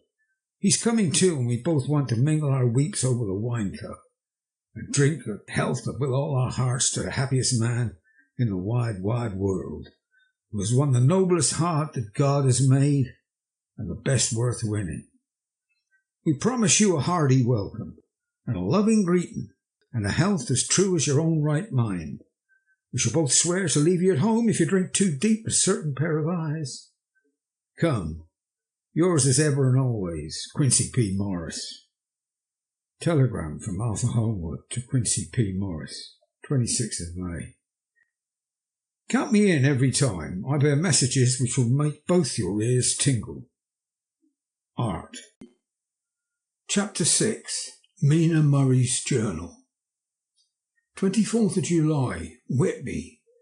Lucy met me at the station, looking sweeter and lovelier than ever, and we drove up to the house at the Crescent in which they have rooms. This is such a lovely place. The little river, the Esk, runs through a deep valley, which broadens out as it comes near the harbour. A great viaduct runs across with high piers, through which the view seems somehow further away than it really is. The valley is beautifully green, and it is so steep that when you are on the high land on either side, you look right across it, unless you are near enough to see down.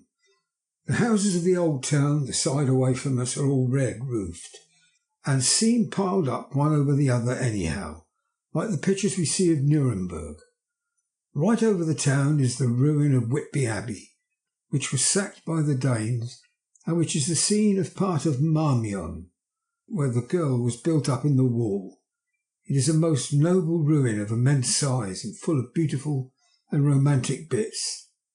There is a legend that a white lady is seen in one of the windows. Between it and the town there is another church, the parish one, round which is a big graveyard, all full of tombstones.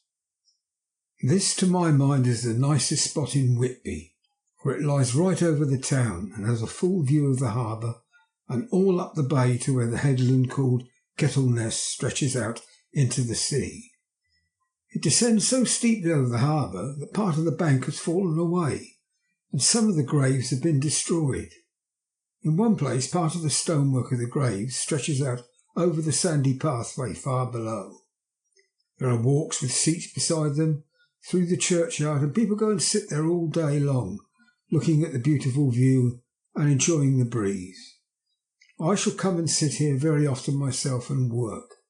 Indeed, I am writing now with my book on my knee and listening to the talk of three old men who are sitting beside me. They seem to do nothing all day but sit up here and talk. The harbour lies below me, with on the far side one long granite wall stretching out into the sea, with a curve outwards at the end of it, in the middle of which is a lighthouse. A heavy sea wall runs along outside of it. On the near side the sea wall makes an elbow crooked inversely, and its end too has a lighthouse. Between the two piers there is a narrow opening into the harbour, which then suddenly widens. It's nice at high water, but when the tide is out it shoals away to nothing. There is merely the stream of the Esk running between banks of sand with rocks here and there. Outside the harbour on this side there rises for about half a mile a great reef, the sharp edge of which runs straight out from behind the south lighthouse. At the end of it is a buoy with a bell, which swings in bad weather and sends a mournful sound on the wind. They have a legend here that when a ship is lost, bells are heard out at sea. I must ask the old man about this. He's coming this way. He's a funny old man. He must be awfully old, for his face is all gnarled and twisted like the bark of a tree. He tells me that he's nearly 100, that he was a sailor in the Greenland fishing fleet when Waterloo was fought. He is, I am afraid, a very sceptical person, for when I asked him about the bells at sea and the White Lady at the Abbey, he said very brusquely, "I wouldn't fash myself about them, miss. Them strings will all be wore out. Mind, I don't say there never was, but I do say there wasn't in my time. They'd be all very well for combers and trippers and the like, but not for a nice long lady like you. Them feet folks from York and Leeds that'll always be eating cured herrings and drinking tea and looking out to buy cheap jet would creed aught. I wonder, miss, who'd be bothered telling lies to them, even the newspapers, which is full of fool talk." I thought he would be a good person to learn interesting things from, so I asked him if he would mind telling me something about the whale fishing in the old days. He was just settling himself to begin when the clock struck 6, whereupon he laboured to get up and said, "I must gang againwards home now, miss. My granddaughter doesn't like to be kept waiting when tea is ready, for it takes me time to crummy about the grease, for there be many of 'em, miss. I lack belly timber, surely by the clock." He hobbled away, and I could see him hurrying as well as he could down the steps. The steps are a great feature on the place. They lead from the town up to the church. There are hundreds of them, I do not know how many, and they wind up in a delicate curve.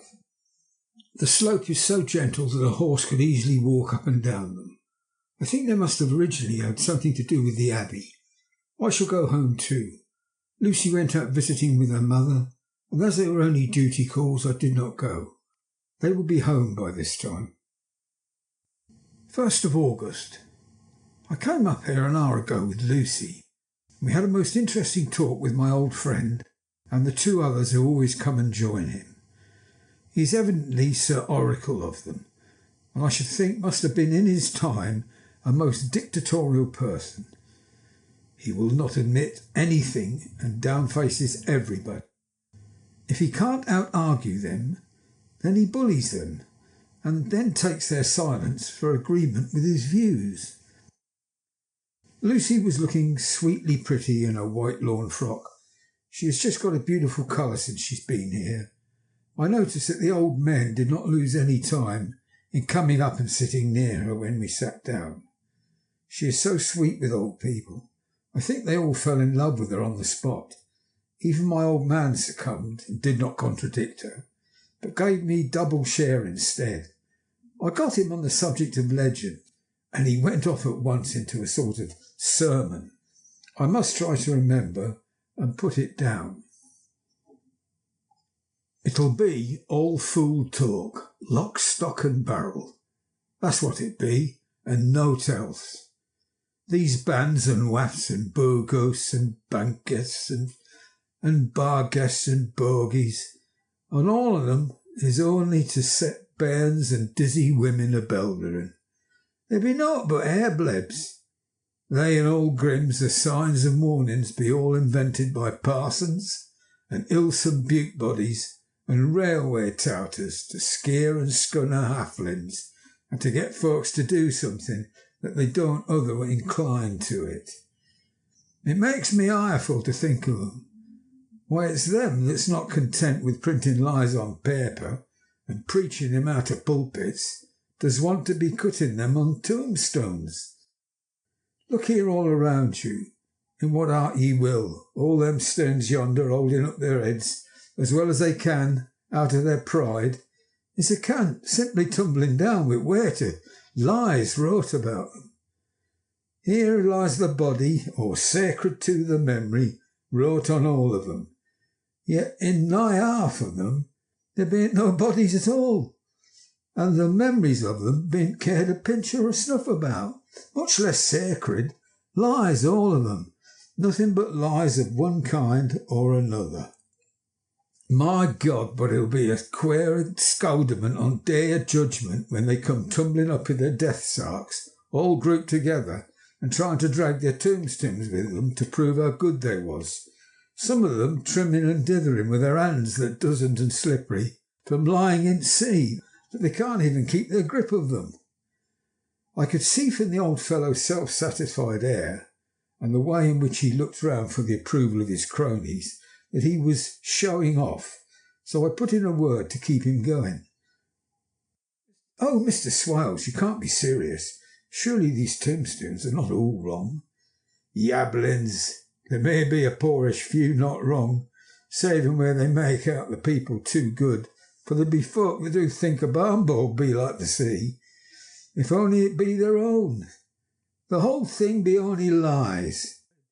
Now look you here, you come here a stranger, and you see this kirkgarth." I nodded, for I thought it better to assent, though I did not quite understand his dialect. I knew it had something to do with the church. He went on, "And you can say that all these stones be about folk that apt here snog and snog." I assented again. "Then that be just where the lie comes in. Why, there be scores of these lay beds to be tombed as old Dunn's backer box on Friday night." He nudged one of his companions and they all laughed.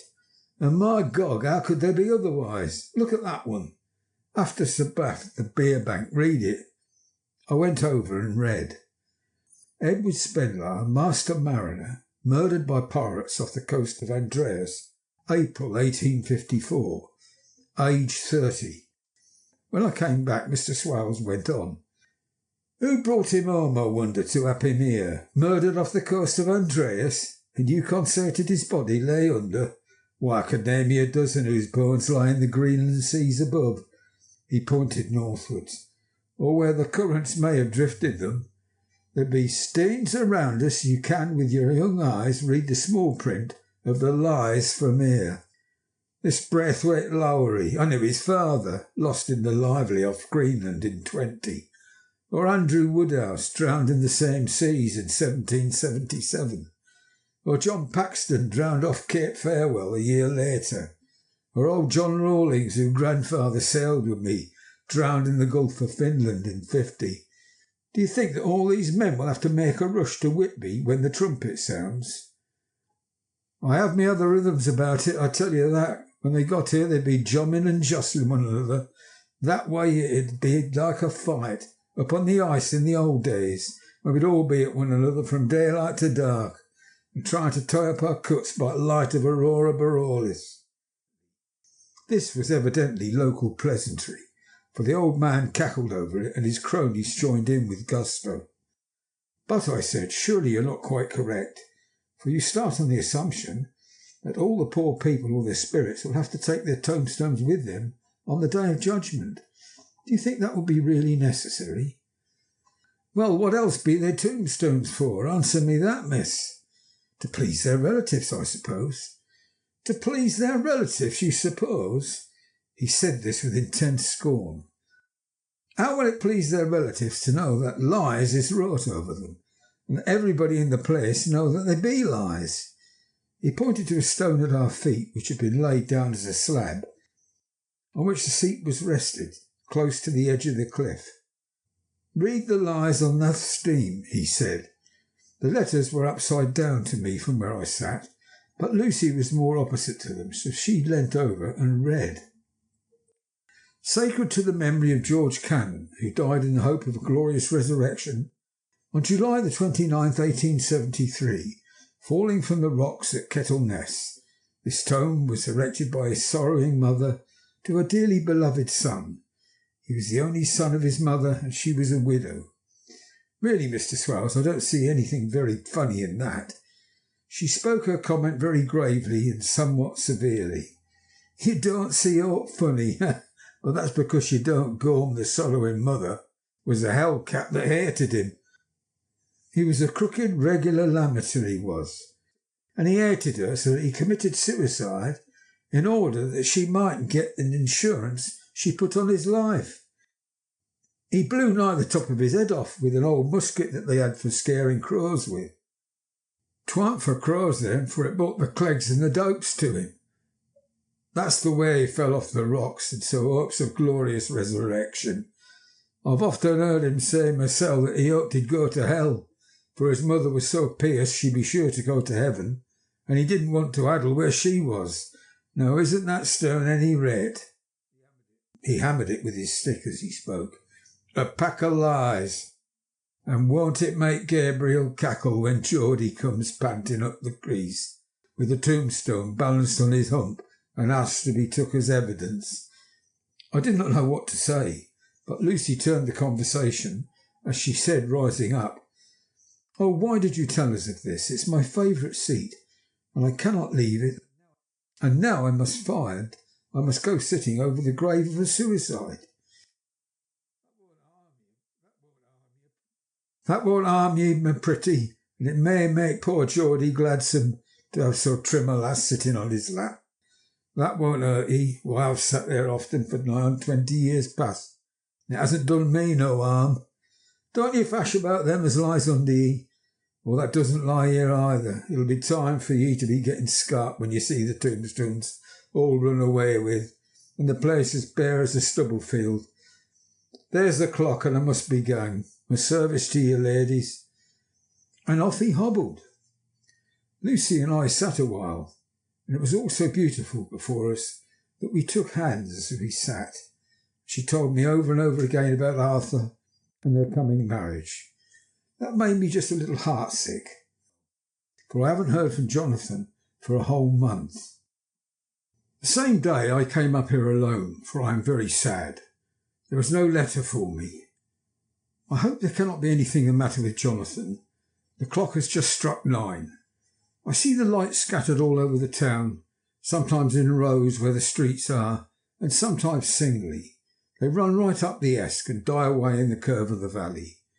To my left the view is cut off by a black line of roof of the old house next to the abbey. The sheep and the lambs are bleating in the fields away behind me.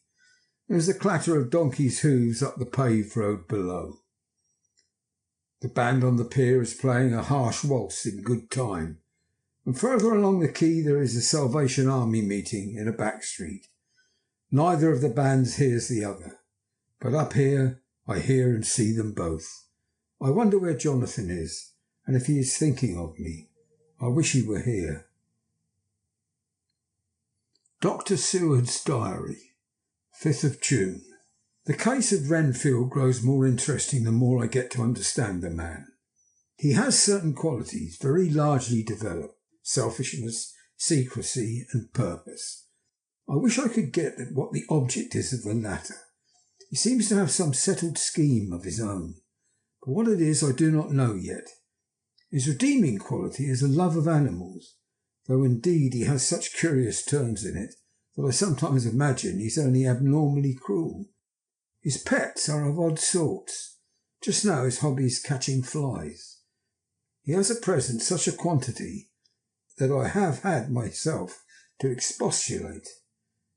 To my astonishment he did not break out into a fury as I expected, but took the matter in simple seriousness.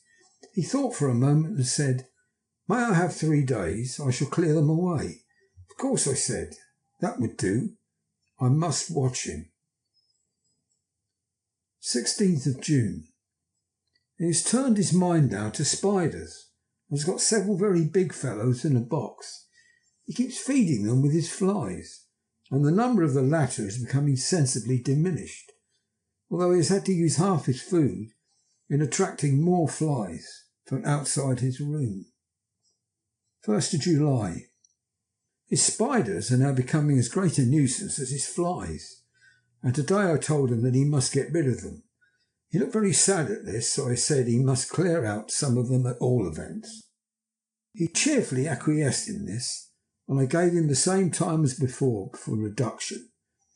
He disgusted me much while with him, for when a horrid blowfly, bloated with some carrion food, buzzed into the room, he caught it, held it exultingly for a few moments between his finger and thumb, and before I knew what he was going to do, put it in his mouth and ate it.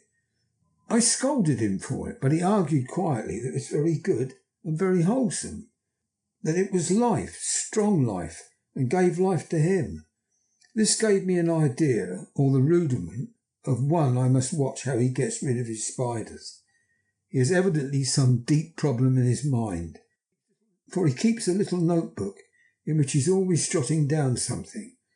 Whole pages of it are filled with masses of figures, generally single numbers, added up in batches, and then totals added in batches again, as though he were focusing some account, as the auditors put it. 8th of July. There is a method in his madness, and the rudimentary idea in my mind is growing. It will be a whole idea soon, and then, oh unconscious celebration, you will have to give the wall to your conscious brother. I kept away from my friend for a few days, so that I might notice if there were any change. Things remain as they were, except that he has parted with some of his pets and got a new one. He's managed to get a sparrow, and has already partially tamed it. His means of taming is simple, for already the spiders have diminished, and those that do remain, however, are well fed, for he still brings in the flies by tempting them with his food. 19th of July. We are progressing. My friend has now a whole colony of sparrows, and his flies and spiders are almost obliterated. When I came in, he ran to me and said he wanted to ask me a great favour, a very, very great favour. And as he spoke, he fawned on me like a dog. I asked him what it was. He said, with a sort of rapture in his voice and bearing, a kitten, a nice little sleek, playful kitten that I can play with and teach and feed and feed and feed. I was not unprepared for this request, for I had noticed how his pets went on increasing in size and vivacity, but I did not care that his pretty family of tame sparrows should be wiped out in the same manner as the flies and the spiders. So I said I would see about it, and asked him if he would not rather have a cat than a kitten. His eagerness betrayed him as he answered, "Oh yes, I would like a cat. I only asked for a kitten lest you should refuse me a cat. No one would refuse me a kitten, would they?" I shook my head and said that at present I feared it would not be possible, but that I would see about it. His face fell, and I could see a warning of danger in it, for there was a sudden fierce sidelong look which meant killing. The man is an undeveloped homicidal maniac. I shall test him with his present craving to see how it will work out, then I shall know more. 10 p.m. I visited him again and found him sitting in a corner brooding. When I came in, he threw himself on his knees before me and implored me to let him have a cat, that his salvation depended upon it. I was firm, however, and told him that he could not have it, whereupon he went without a word and sat down, gnawing his fingers in the corner where I had found him. I shall see him in the morning early. 20th of July. Visited Renfield very early before the attendant went his rounds. Found him up and humming a tune. He was spreading out his sugar, which he had saved, in the window, and was manifestly beginning his fly-catching again, and beginning it cheerfully and with good grace. I looked around for his birds, and not seeing them, asked where they were. He replied without turning round that they had flown away.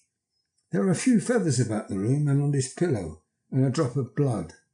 I said nothing, but went out and told the keeper to report to me if there was anything odd about him during the day. The attendant had just been to me and said that Grenfield had been very sick and was disgorging a whole lot of feathers. My belief is, doctor, he said, that he has eaten his birds, and that he just took and ate them raw. 11 p.m. I gave Renfield a strong opiate tonight, enough to make him sleep, and took away his pocket-book to look at it. The thought that has been buzzing about my brain lately is complete, and the theory proved. My homicidal maniac is of a peculiar kind. I shall have to invent a new classification for him, and call him zoophagous, life-eating maniac. What he desires to absorb as many lives as he can, and he has laid himself out to achieve it in a cumulative way. He gave many flies to one spider, and many spiders to one bird, and then wanted a cat to eat the many birds. What would have been his latest step would almost be worthwhile to complete the experiment. It might have done if there were only a sufficient cause. Men sneered at vivisection, and yet look at the results today. Why not advance science in its most difficult and vital aspect? the knowledge of the brain? Had I even the secret of one such mind? Did I hold the key to the fancy of even one lunatic? I might advance my own branch of science to a pitch compared which Burton Sanderson's physiology or Ferrier's brain knowledge would be as nothing.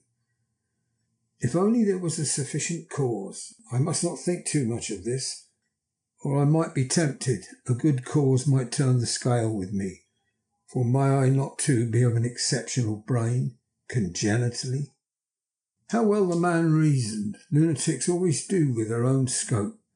I wonder how many lives he values a man, or if only one. Closed the account most accurately, and today began a new record. How many of us begin a new record with each day of our lives? To me it seemed only yesterday that my whole life ended with my new hope, and I truly began a new record. So it will be until the great recorder sums me up and closes my ledger account with a balance to profit or loss. Oh, Lucy, Lucy, I cannot be angry with you, nor can I be angry with my friend whose happiness is yours. But I must only wait on happiness and work. If I only could have as strong a cause as my poor mad friend there, a good unselfish cause to make me work, that would indeed be happiness. Mina Murray's Journal. The 26th of July. I am anxious, and it soothes me to express myself here. It is like whispering to oneself and listening at the same time. And there is also something about the shorthand symbols that make it different from writing. I am unhappy about Lucy and about Jonathan. I had not heard from Jonathan for some time and was very concerned. But yesterday dear Mr. Hawkins, who was always so kind, sent me a letter from him. I had written asking him if he had heard, and he said the enclosed had just been received, and it is only a line dated from Castle Dracula, and he says that he's just starting for home. That is not like Jonathan. I do not understand it, and it makes me uneasy. And then, too, Lucy, although she is so well, has lately taken to her old habit of walking in asleep. Her mother has spoken to me about it, and we have decided that I am to lock the door of our room every night. Mrs. Westerner has got the idea that sleepwalkers always go out on roofs of houses and along edges of cliffs, and then get suddenly wakened and fall over with a despairing cry that echoes all over the place. Poor dear, she is naturally anxious about Lucy. Lucy's father had the same habit, that he would get up in the night, dress himself and go out. But if he were not stopped, Lucy is to be married in the autumn, and she is already planning her dresses and how her house is to be arranged. I sympathise with her, for I do the same, only Jonathan and I will start in life in a very simple way, and I shall have to try to make both ends meet.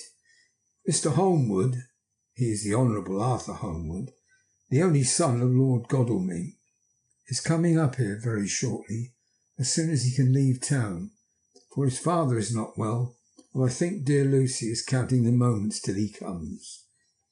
She wants to take him up to the seat on the churchyard and show him off the beauty of Whitby. I dare say the waiting which disturbs her. She will be all right when he arrives. 27th of July. No news from Jonathan. I am getting quite uneasy about him, though why I should I do not know. But I do wish that he would write, if it were only a single line. Lucy walks more than ever, and each night I am awakened by her moving about the room. Fortunately, the weather is so hot that she cannot get cold, but still the anxiety and perpetually being awakened is beginning to tell on me, and I am getting nervous and wakeful myself. Thank God Lucy's health keeps up. Mr. Holmwood has been suddenly called to ring to see his father, who has been taken seriously ill. Lucy frets at the postponement of seeing him, but it does not touch her looks. She is a trifle stouter, and her cheeks are a lovely rose pink. She's lost that anemic look which she had. I pray it will last. 3rd of August. Another week gone, and no news from Jonathan. Not even to Mr. Hawkins, from whom I have heard. Oh, I do hope he's not ill. He surely would have written. Look at the last letter of his, that somehow it does not satisfy me. It does not read like him, yet it is in his writing. There is no mistake of that. Lucy has not walked much in her sleep the last week, but there's an odd concentration about her which I do not understand. Even in her sleep she seems to be watching me. She tries the door and, finding it locked, goes about the room searching for the key. 6th of August. Another 3 days and no news. This suspense is getting dreadful. If I only knew where to write to or where to go to, I should feel easier. But no one has heard a word of Jonathan since the last letter. I must only pray to God for patience. Lucy is more excitable than ever, but is otherwise well. Last night was very threatening. When the fishermen say that we are in for a storm, I must try to watch it and learn the weather signs. Today is a grey day, and the sun, as I write, is hidden in thick clouds high over Kettleness. Everything is grey except the green grass, which seems like an emerald amongst it. Grey earthy rock, grey clouds, tinged with sunburst at the far edge, hang over the grey sea, into which the sand points stretch like grey fingers. The sea is tumbling over in the shallows, and the sandy flats with a roar, muffled in the sea mists drifting inland. The horizon is lost in a grey mist. All is vastness. The clouds are piled up like giant rocks, and there is a brool over the sea that sounds like some presage of doom. Dark figures are on the beach here and there, sometimes half shrouded in the mist, and seem men like trees walking. The fishing boats are racing for home, and rise and dip in the groundswell as they sweep into the harbour, bending to the scuppers. Here comes old Mr. Swales. He's making straight for me. I can see by the way that he lifts his hat that he wants to talk. I've been quite touched by the change in the poor old man. When he sat down beside me, he said in a very gentle way, "I want to say something to you, miss." I could see he was not at ease, so I took the poor old wrinkled hand in mine and asked him to speak fully.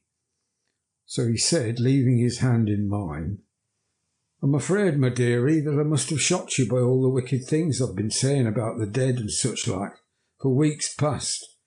But I didn't mean them, and I want you to remember that when I'm gone, we old folks be daffled, and with one foot abaft the crook-hole, do altogether like to think of it, and we don't want to feel scart of it, and that's why I've took to making light of it, so that I'd cheer up my own heart of it.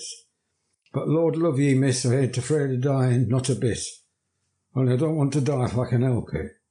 My time must be nigh at hand now, for I be old, and 100 years is too much for any man to expect. I am so nigh that the old man is ready whetting his scythe. You see, I can't get out of the habit of caffing about it all at once. The shafts will wag as they used to.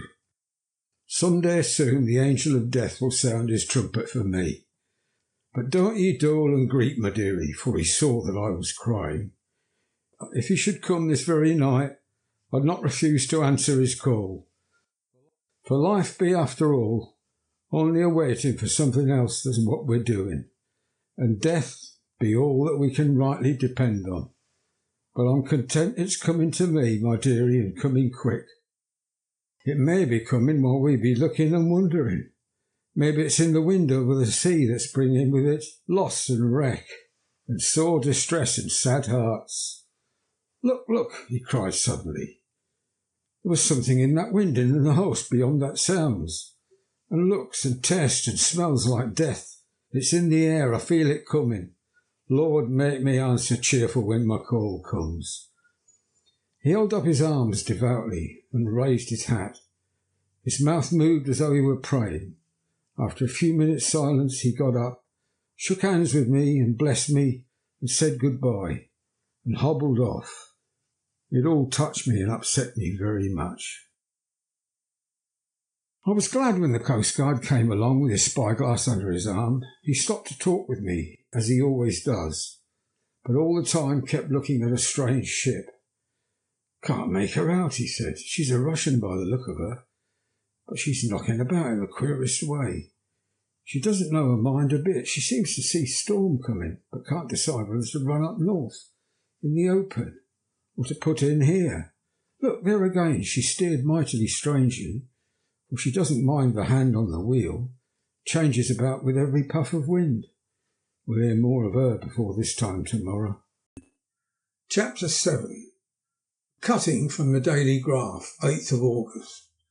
Pasted in Mina Murray's journal. From a correspondent, Whitby. One greatest and suddenest storms on record has just been experienced here, with results both strange and unique.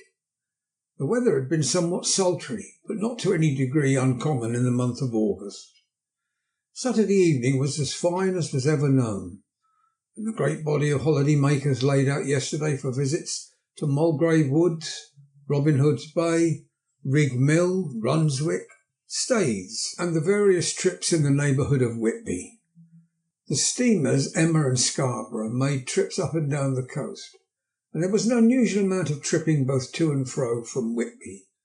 The day was unusually fine till the afternoon, and some of the gossips who frequent the East Cliff churchyard and from that commanding eminence watched the wide sweep of sea visible to the north and east, called attention to a sudden show of mares' tails high in the sky to the northwest. The wind was then blowing from the southwest in the mild degree which in barometrical language is ranked number 2 light breeze. The Coast Guard on duty at once made a report, and one old fisherman, who for more than half a century has kept watch on weather signs from the East Cliff, foretold in an emphatic manner the coming of a sudden storm. The approach of sunset was so very beautiful, so grand in its masses of splendidly coloured clouds, that there was quite an assemblage on the walk along the cliff of the old churchyard to enjoy the beauty.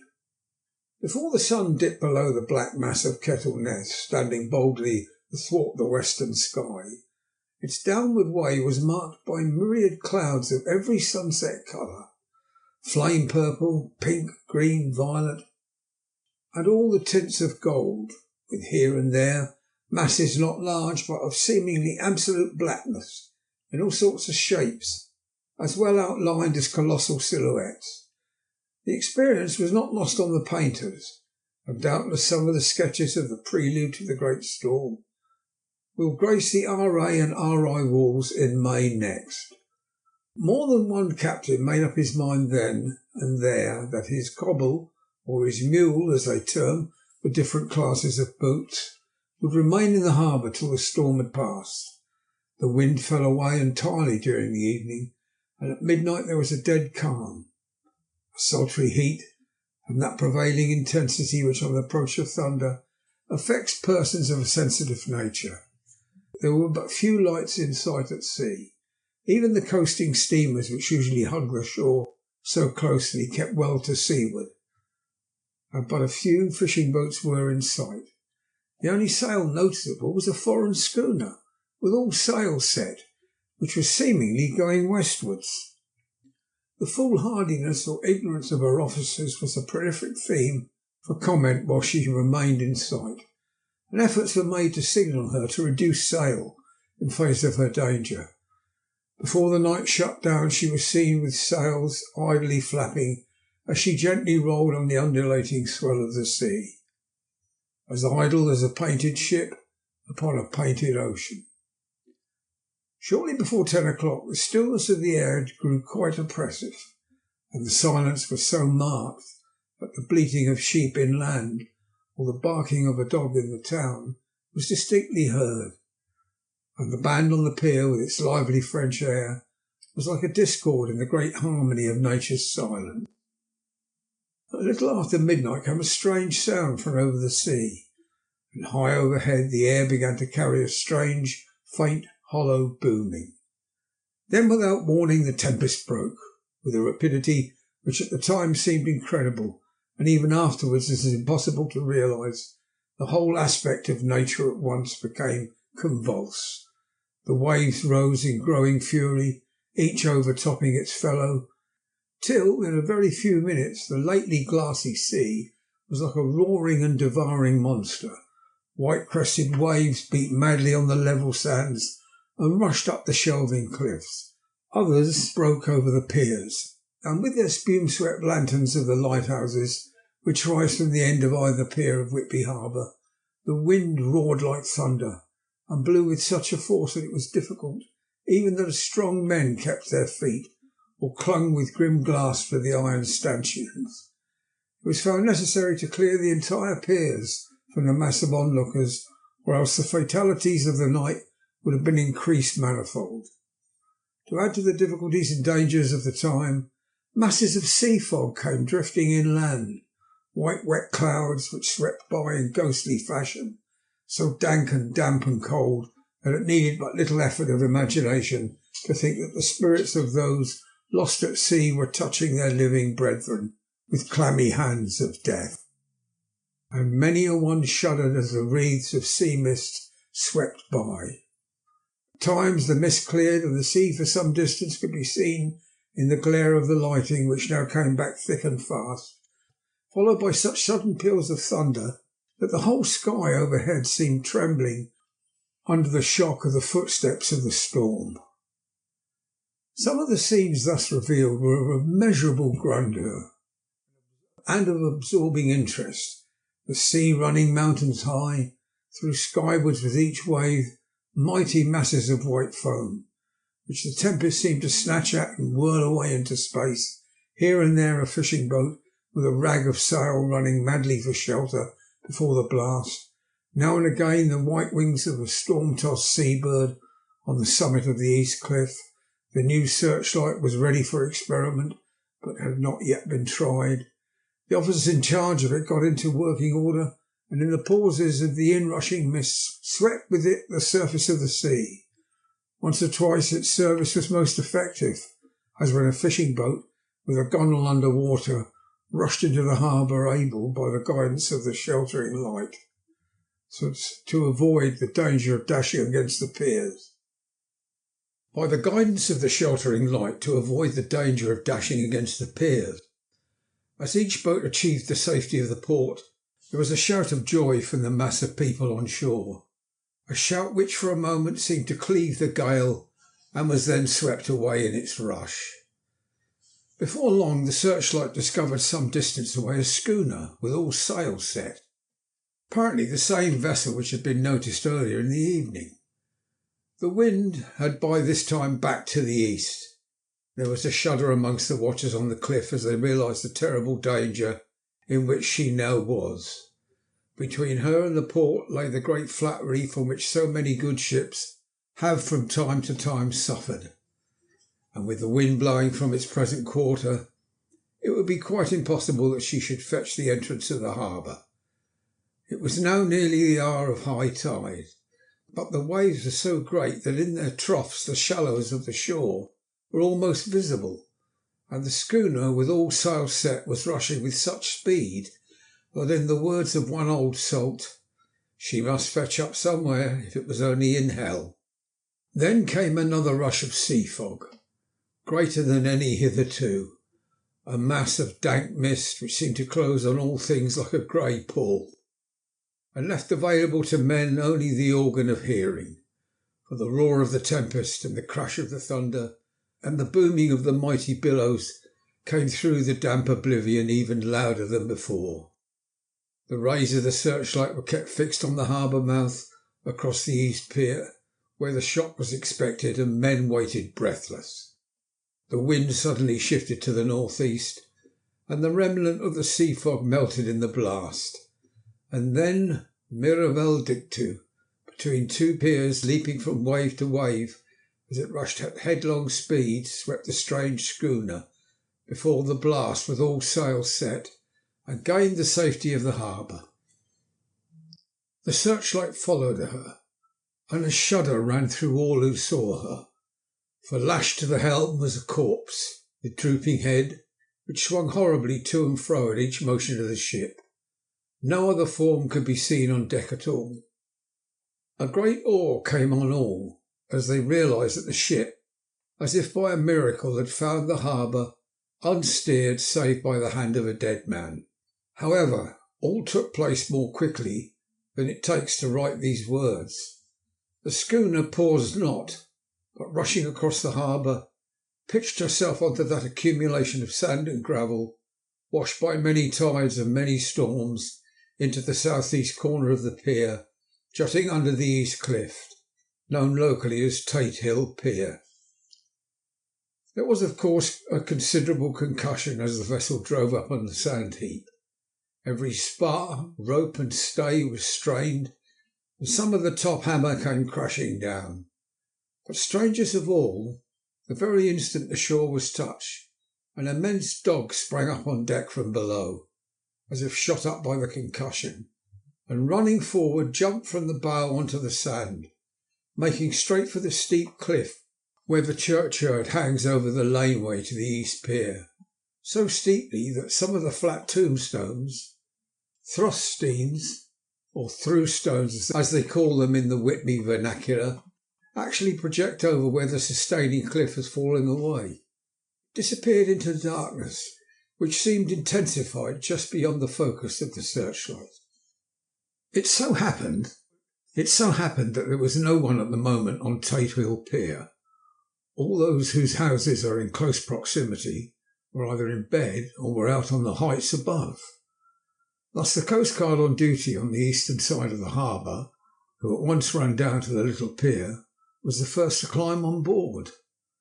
The men working the searchlight, after scouring the entrance of the harbour without seeing anything, then turned the light on the derelict and kept it there. The coastguard ran aft, and then when he came beside the wheel, bent over to examine it, and recoiled at once as though under some sudden emotion. This seemed to pique general curiosity, and quite a number of people began to run. It is a good way round from the West Cliff by the drawbridge to Tate Hill Pier, but your correspondent is a fairly good runner, and came well ahead of the crowd. When I arrived, however, I found already assembled on the pier a crowd, whom the coastguard and police refused to allow to come on board.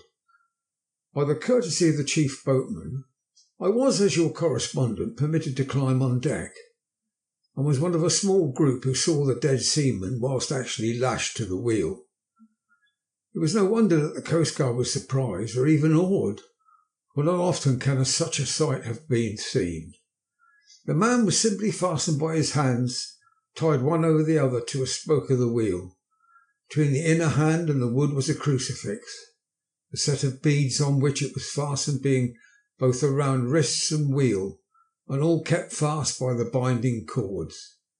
The poor fellow may have been seated at one time, but the flapping and buffeting of the sails had worked through the rudder of the wheel and dragged him to and fro, so that the cords which he was tied had cut the flesh to the bone.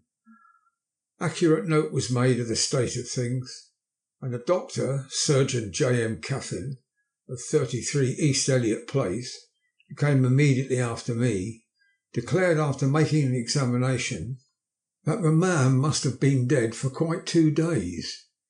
In his pocket was a bottle of carefully corked empty, save for a little roll of paper, which proved to be the addendum to the log. The coastguard said the man must have tied up his own hands, fastening the knots with his teeth. The fact that a coastguard was the first on board may save some complications later on in the Admiralty Court, for coastguards cannot claim the salvage, which is the right of the first civilian entering on a derelict. Already, however, the legal tongues are wagging, and one young law student is loudly asserting that the rights of the owner are completely sacrificed, his property being held in contravention of the statutes of Mortmain, since the tiller, as emblemship, is not proof of delegated possession. It is held in a dead hand. It is needless to say that the dead steersman had been reverently removed from the place where he held his honourable watch and ward till death, a steadfastness as noble as that of the young Casabianca, and placed in the mortuary to wait inquest. Already the southern storm is passing, and its fierceness is abating. Crowds are scattering homeward, and the sky is beginning to redden over the Yorkshire wolds. I shall send in time for your next issue further details of the derelict ship which found her way so miraculously into harbour in the storm.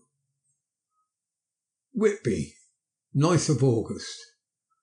The sequel to the strange arrival of the derelict in the storm last night is almost more startling than the thing itself. It turns out that the schooner is a Russian from Varna and is called the Demeter. She is almost entirely in ballast of silver sand, with only a small amount of cargo, a number of great wooden boxes filled with mould. This cargo was consigned to a Whitby solicitor, Mr. S.F. Billington of 17 the Crescent, who this morning went aboard and formally took possession of the goods consigned to him. The Russian consul, too, acting for the charter party, took formal possession of the ship and paid all harbour dues, etc. Nothing is talked about here today except the strange coincidence. The officials of the Board of Trade have been most exacting in seeing that every compliance has been made with existing regulations. As the matter is to be a 9 days' wonder, they are evidently determined that there should be no cause of after complaint. A good deal of interest was abroad concerning the dog which had landed when the ship struck, and more than a few of the members of the SPCA, which is very strong in Whitby, have tried to befriend the animal. To the general disappointment, however, it was not to be found. It seems to have disappeared entirely from the town. It may be that it was frightened and made its way onto the moors, where it is still hiding in terror. There are some who look with dread on such a possibility, lest later on it should in itself become a danger, for it is evidently a fierce brute. Early this morning a large dog, a half-bred mastiff belonging to a coal merchant close to Tate Hill Pier, was found dead in the roadway opposite his master's yard. It had been fighting, and manifestly it had a savage opponent, for its throat was torn away and its belly was slit open as if with a savage claw. Later, by the kindness of the Board of Trade Inspector, I had been permitted to look over the logbook of the Demeter, which was in order up to within 3 days, but contained nothing of special interest, except as to facts of missing men. The greatest interest, however, was with regard to the paper found in the bottle, which was today produced at the inquest, and the more strange narrative than the two between them unfold, it has not been my lot to come across. As there is no motive for concealment, I am permitted to use them, and accordingly send you a rescript simply omitting technical details of seamanship and supercargo. It almost seems as though the captain had been seized with some kind of mania before he got well into blue water, and that this had developed persistently throughout the voyage. Of course, my statement must be taken cum grano, since I am writing from the dictation of a clerk of the Russian consul, who kindly translated for me, time being short. The log of the Demeter, Varna to Whitby, written 18th July. Things so strange happening that I shall keep an accurate note henceforth till we land. On 6th of July we finished taking in cargo, silver sand and boxes of earth. At noon set sail, east wind, fresh. Crew 5 hands, 2 mates, cook and myself, captain. On 11th of July at dawn entered Bosphorus, boarded by Turkish customs officers, bakshish, all correct, underway at 4 p.m. On 12th of July through Dardanelles, more custom officers, and a flagboat guarding squadron, bakshish again. Work of officers thorough but quick. Want us off soon. Dark, passed into archipelago. On 13th of July we passed Cape Matapan. Crew dissatisfied about something, seemed scared but would not speak out. On 14th of July somewhat anxious about crew, men all steady, fellows who have sailed with me before. Mate could not make out what was wrong. They only told him there was something and crossed themselves. Mate lost temper with them that day and struck him. Expected a fierce quarrel, but all was quiet. On 16th July, mate reported in the morning that one of the crew, Petrovsky, was missing. Could not account for it. Took larboard watch 8 bells last night. Was relieved by Abumov. did not go to bunk. Men more downcast than ever. All said they expected something of the kind, but would not say more than there was something aboard. Mate, getting very impatient with them, feared some trouble ahead. On 17th of July, yesterday, one of the men, Olgarden, came to my cabin and in an awestruck way confided to me that he thought there was a strange man aboard the ship. He said that in his watch he had been sheltering behind the deckhouse as there was a rainstorm, when he saw a tall, thin man who was not like any of the crew come up the companionway and go along the deck forward and disappear. He followed cautiously, but when he got to bows found no one, and the hatchways were all closed. He was in a panic of superstitious fear, and I am afraid the panic may spread. To allay it, I shall today search the entire ship carefully from stem to stern. Later in the day I got together the whole crew, and told them, as they evidently thought there was someone in the ship, we would search from stem to stern. First the mate, angry, said it was folly to yield to such foolish ideas and would demoralise the men. Said he would engage to keep them out of trouble with the handspike. I let him take the helm while the rest began a thorough search. All keeping abreast with lanterns, we left no corner unsearched, and there were only the big wooden boxes. There were no odd corners where a man could hide. Men much relieved when search over and went back to work cheerfully. First mate scowled but said nothing. 22nd of July. Rough weather the last 3 days, and all hands busy with the sails. No time to be frightened. Men seem to have forgotten their dread. Mate cheerful again, and all on good terms. Praise men for work in bad weather.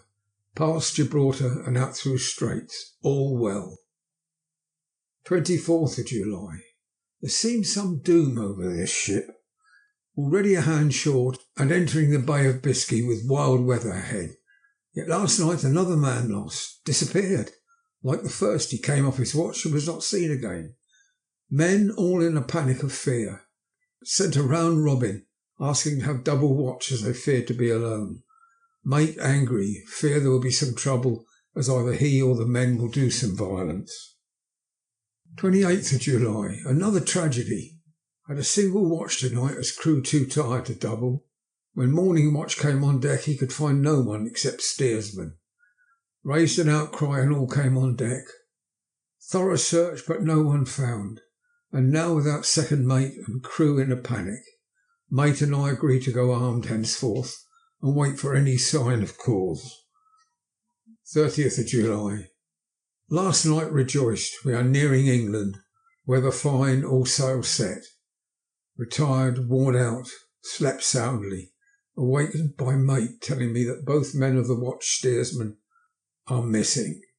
Only self and mate and 2 hands left to work the ship. August the 1st. 2 days of fog and not a sail sighted. I'd hoped when in the English Channel to be able to signal for help or get in somewhere. Not having power to work sails, I have to run before the wind. Dare not lower as could not raise them again. We seem to be drifting into some terrible doom. Mate now more demoralised than either of the men. His stronger nature seems to have worked inwardly against himself. Men are beyond fear, working stolidly and patiently with minds made up. They are Russian, he a Romanian. 2nd August, midnight. Woke up from a few minutes' sleep by hearing a cry, seemingly outside my port. I could see nothing in the fog. Rushed on deck and ran against the mate. Tells me he heard a cry and ran, but no sign of the man on watch. One more gone. Lord help us. Mate says we must be past the Straits of Dover. As in a moment of fog lifting he saw North Foreland, just as he heard the man cry out. So we are now off in the North Sea, and only God can guide us in the fog, which seems to move with us, and God seems to have deserted us. 3rd of August. At midnight I went to relieve the man at the wheel, and when I got to it found no one there. The wind was steady, and as we ran before it there was no yawing. I dared not leave it, so shouted for the mate. After a few minutes he rushed up on deck in his flannels. He looked wild-eyed and haggard, and I greatly fear his reason had given way. He came close to me and whispered hoarsely with his mouth to my ear, as though fearing the very air might hear. It is here. I know it now. On the watch last night I saw it, like a man, tall and thin and ghastly pale. It was in the bows looking out. I crept up behind it and gave it my knife, but the knife went through it, empty as the air. As he spoke, he took his knife and drove it savagely into space. Then he went on, but it is here, and I'll find it. It is in the hold, perhaps in one of those boxes. I'll unscrew them one by one and see. You work the helm. And with a warning look and his finger on his lip, he went below. There was springing up a choppy wind, and I could not leave the helm. I saw him come out on deck again with a tool chest and a lantern and go down the forward hatchway. He is mad, stark raving mad, and it is no use my trying to stop him. He can't hurt those big boxes, they are invoiced as clay, and to pull them about is as harmless a thing as he could do. So here I stay and mind the helm and write these notes. I can only trust in God and wait until the fog clears. Then if I can't steer into any harbour, with the wind that is, I shall cut down the sails and lie by and signal for help. It is nearly all over now, just as I was beginning to hope that the mate would come out calmer, for I heard him knocking away at something in the hold, and work is good for him. There came up the hatchway a sudden startled scream, which made my blood run cold, and up on the deck he came as if shot from a gun, a raging madman with his eyes rolling, his face convulsed with fear. "Save me, save me," he cried. And then he looked round on the blanket of fog.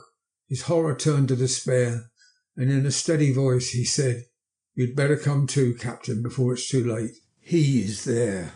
I know the secret now. The sea will save me from him." And that's all that is left. Before I could say a word or move forward to seize him, he sprang on the bulwark and deliberately threw himself into the sea. I suppose I know the secret too now. It was this madman who had got rid of the men one by one, and now he has followed them himself. God help me. How am I to account for all those horrors when I get to port? When I get to port, will that ever be? Still fog which the sunrise cannot pierce. I know there is a sunrise because I am a sailor. Why else I know not. I dared not go below, dared not leave the helm, so here all night I stayed, and in the dimness of the night I saw it. Him. God forgive me, but the mate was right to jump overboard. It was better to die like a man, to die like a sailor in blue water.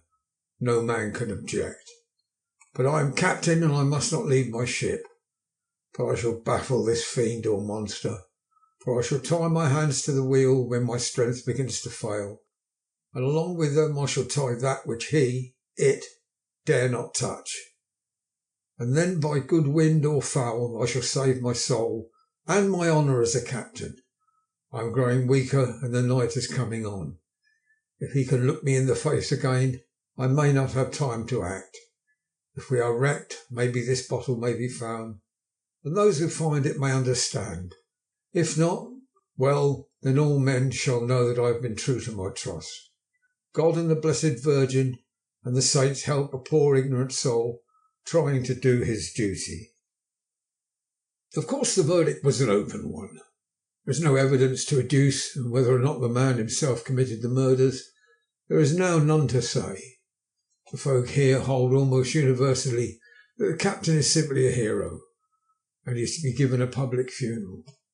Already it is arranged that his body is to be taken with a train of boats up the Esk for a piece, and then brought back to Tate Hill Pier and up the Abbey steps, where it is to be buried in the churchyard on the cliff. The owners of more than 100 boats have already given in their names as wishing to follow him to the grave. No trace has ever been found of the great dog, at which there is much mourning, for with public opinion in its present state he would, I believe, be adopted by the town. Tomorrow we shall see the funeral, and so will end this one more mystery of the sea. Mina Murray's Journal, 8th of August. Lucy was very restless all night, and I too could not sleep. The storm was fearful. As it boomed loudly among the chimney pots, it made me shudder. When a sharp puff came, it seemed to be like a distant gun. Strangely enough, Lucy did not wake, but she got up twice and dressed herself. Fortunately, each time I awoke in time, I managed to undress her without waking her, and got her back to bed. It's a very strange thing, this sleepwalking, for as soon as her will is thwarted in any physical way, her intention, if there be any, disappears, and she yields herself almost exactly to the routine of her life. Early in the morning we both got up and went down to the harbour to see if anything had happened in the night.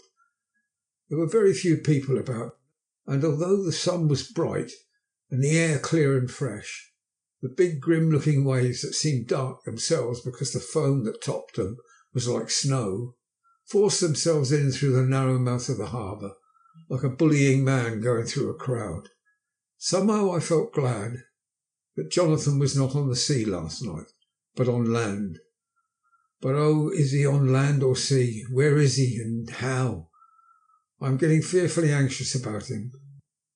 If I only knew what to do and could do anything. 10th of August. The funeral of the poor sea captain today was most touching. Every boat in the harbour seemed to be there, and the coffin was carried by captains all the way from Tate Hill Pier up to the churchyard. Lucy came with me, and we went early to our old seat, whilst the cortege of boats went up the river to the viaduct and came down again. We had a lovely view and saw the procession nearly all the way. The poor fellow was laid to rest quite near our seat, so that we stood on it when the time came and saw everything. Poor Lucy seemed much upset. She was restless and uneasy all the time, and I cannot but think that her dreaming at night is telling on her. She is quite odd in one thing. She will not admit to me that there is any cause for restlessness. Or if there be, she does not understand it herself. There is an additional cause in that. Poor old Mr. Swales was found dead this morning on our seat. His neck had been broken. He had evidently, as the doctor said, fallen back in the seat in some sort of fright, for there was a look of fear and horror on his face that men said made them shudder. Poor dear old man! Perhaps he had seen death with his dying eyes.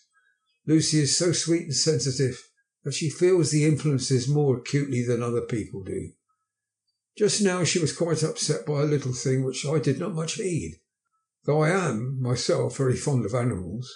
One of the men who came up here often to look for the boats was followed by his dog.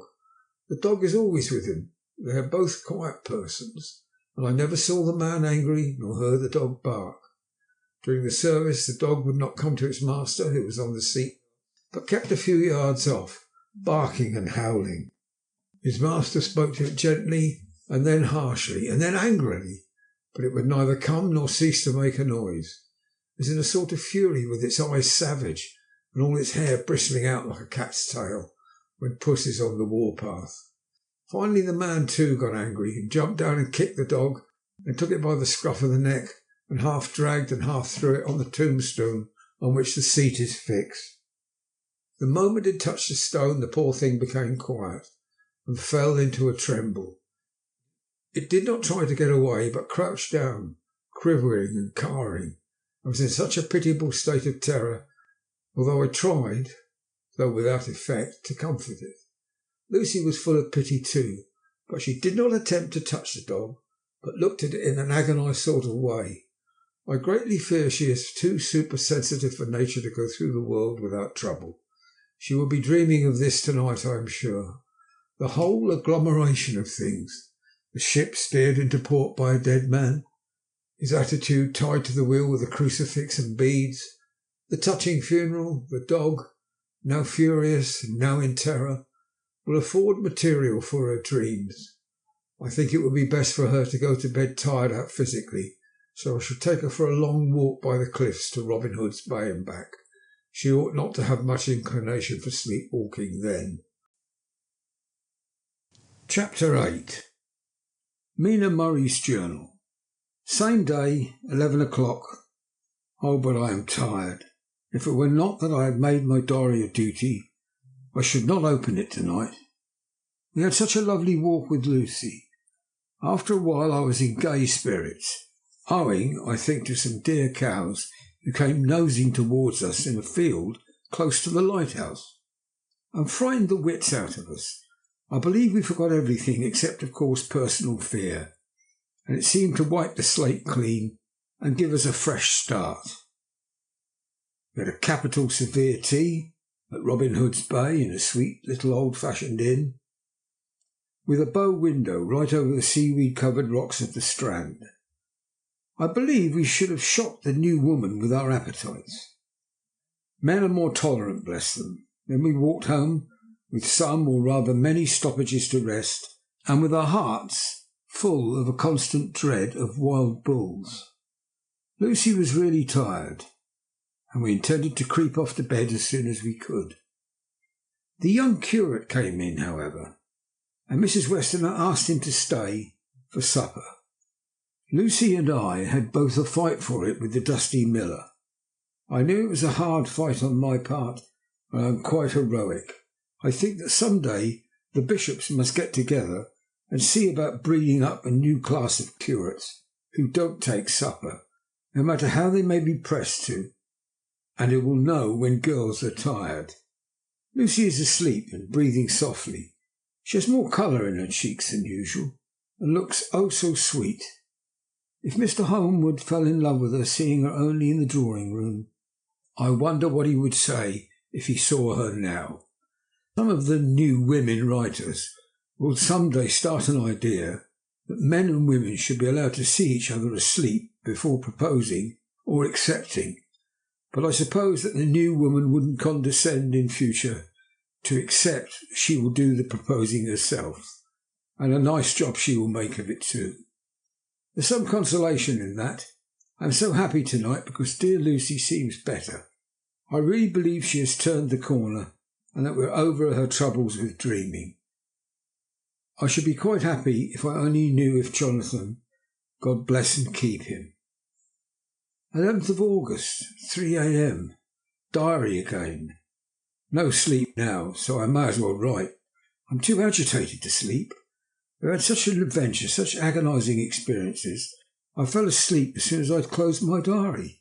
Suddenly I became broad awake and sat up with a horrible sense of fear upon me, and some feeling of emptiness around me. The room was dark, so I could not see Lucy's bed. I stole across and felt for her. The bed was empty. I lit a match and found she was not in the room. The door was shut, but not locked as I had left it. I feared to wake her mother, who has been more than usually ill lately, so threw on some clothes and got ready to look for her. As I was leaving the room, it struck me that the clothes that she wore might give me some clue to her dreaming intention. Dressing gown would mean house, dress outside. Dressing gown and dress were both in their places. Thank God, I said to myself. She cannot be far, she's only in her nightdress. I ran downstairs and looked in the sitting room. Not there.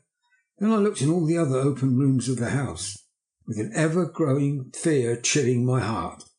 I finally came to the hall door and found it open. It was not wide open. The catch of the lock had not caught. The people of the house are careful to lock the door every night, so I feared that Lucy must have gone out, as she was. There was no time to think of what might happen. A vague, overmastering fear obscured all details. I took a big heavy shawl and ran out. The clock was striking 1 as I was in the Crescent. There was not a soul in sight. I ran along the north terrace but could see no sign of the white figure which I expected. At the edge of the west cliff above the pier, I looked across the harbour to the east cliff, in the hope, or fear, I don't know which, of seeing Lucy in our favourite seat. There was a bright full moon with heavy black driving clouds, which threw the whole scene into a fleeting diorama of light and shade as they sailed across.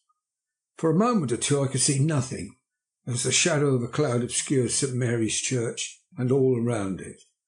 Then, as the cloud passed, I could see the ruins of the Abbey coming into view, and as the edge of a narrow band of light, sharp as a sword cut, moved along, the church and the churchyard became gradually visible. Whatever my expectation was, it was not disappointed, for there, on our favourite seat, The silver light of the moon struck a half-reclining figure, snowy white. The coming of the cloud was just too quick for me to see much, but shadow shut down on light almost immediately. But it seemed to me as though something dark stood behind the seat where the white figure shone, and bent over it. What it was, whether a man or beast, I could not tell. I did not wait to catch another glance, but flew down the steep steps to the pier, along by the fish market to the bridge, which was the only way to reach the east cliff. The town seemed as dead, for not a soul did I see. I rejoiced that it was so, for I wanted no witness to poor Lucy's condition. Time and distance seemed endless, and my knees trembled, and my breath became laboured as I toiled up the endless steps to the Abbey. I must have gone fast, yet it seemed to me as if my feet were weighted with lead, and as though every joint in my body were rusty. When I got almost to the top, I could see the seat and the white figure, for I was now close enough to distinguish it, even through the spells of shadow. There was undoubtedly something long and black bending over the half-reclining white figure. I called in fright, "Lucy, Lucy!" and something raised a head, and from where I was I could see a white face and red gleaming eyes. Lucy did not answer. I ran into the entrance of the churchyard. As I entered, the church was between me and the seat, and for a minute or so I lost sight of her. When I came in view again, the cloud had passed, and the moonlight struck so brilliantly that I could see Lucy half reclining, with her head lying over the back of the seat. She was quite alone, and there was not a sign of any living thing about. When I bent over her, I could see that she was still asleep. Her lips were parted, and she was breathing, not softly as usual with her, but in long, heavy gasps, as though striving to get her lungs full at every breath. As I came close, she put up her hand in her sleep and pulled the collar of her nightdress close around her throat. While she did so, there came a little shudder through her, as though she felt the cold. I flung the warm shawl over her and drew the edges tight round her neck, for I dreaded lest she should get some deadly chill from the night air, unclad as she was. I feared to wake her all at once, so in order to have my hands free that I might help her, I fastened the shawl at her throat with a big safety pin. But I must have been clumsy in my anxiety, and pinched or pricked her with it, for by and by, when her breathing became quieter, she put her hand to her throat again and moaned. When I had her carefully wrapped up, I put my shoes on her feet, and then began very gently to wake her. At first she did not respond, but gradually she became more uneasy in her sleep, moaning and sighing occasionally. At last, as time was passing fast, and for many other reasons I wished to get her home at once, I shook her more forcibly, till finally she opened her eyes and awoke. She did not seem surprised to see me, as of course she did not realise all at once where she was. Lucy always wakes prettily, and even at such a time, when her body must have been chilled with cold, and her mind somewhat appalled at waking unclad in a churchyard at night, she did not lose her grace. She trembled a little, and clung to me when I told her to come at once with me home. She rose without a word, with the obedience of a child. As we passed along, the gravel hurt my feet, and Lucy noticed me wince. She stopped and wanted to insist upon my taking my shoes, but I could not. However, when we got to the pathway outside the churchyard, there was a puddle of water remaining from the storm. I daubed my feet with mud, using each foot in turn, so that as we went home, no one, in case we should meet anyone, should notice my bare feet. Fortune favoured us, and we got home without meeting a soul. Once we saw a man who seemed not quite sober passing along the street in front of us, but we hid in a door till he had disappeared up an opening such as there are here, steep little closes, or wynds as they call them in Scotland. My heart beat so loud all the time that sometimes I thought I should faint. I was filled with anxiety about Lucy, not only for her health, lest she should suffer from the exposure, but for her reputation, in case the story should get wind. When we got in and had washed our feet and had said a prayer of thankfulness together, I tucked her into bed. Before falling asleep, she asked, even implored me, not to say a word to anyone, even her mother, about her sleepwalking adventure.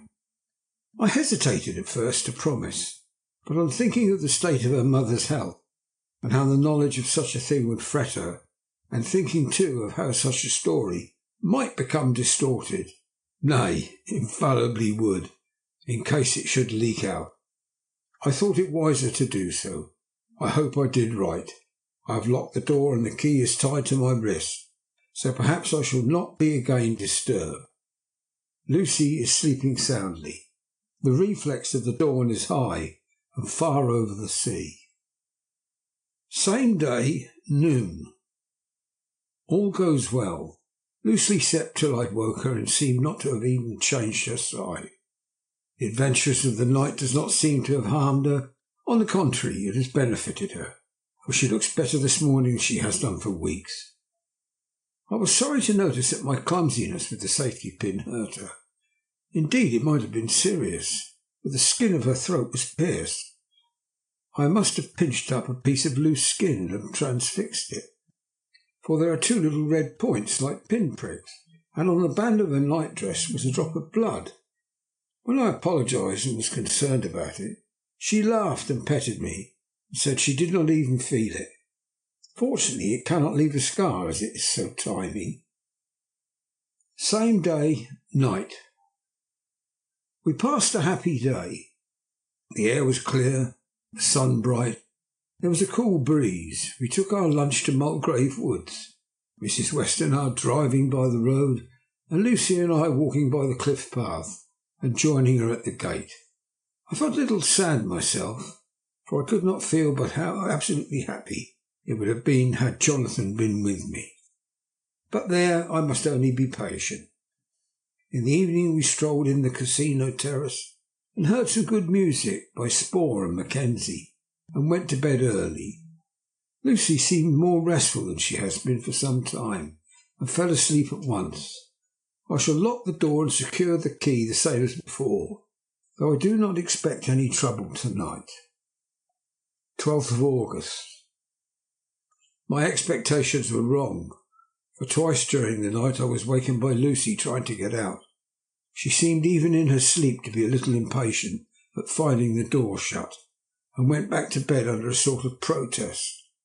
I woke with the dawn and heard the birds chirping out of the window.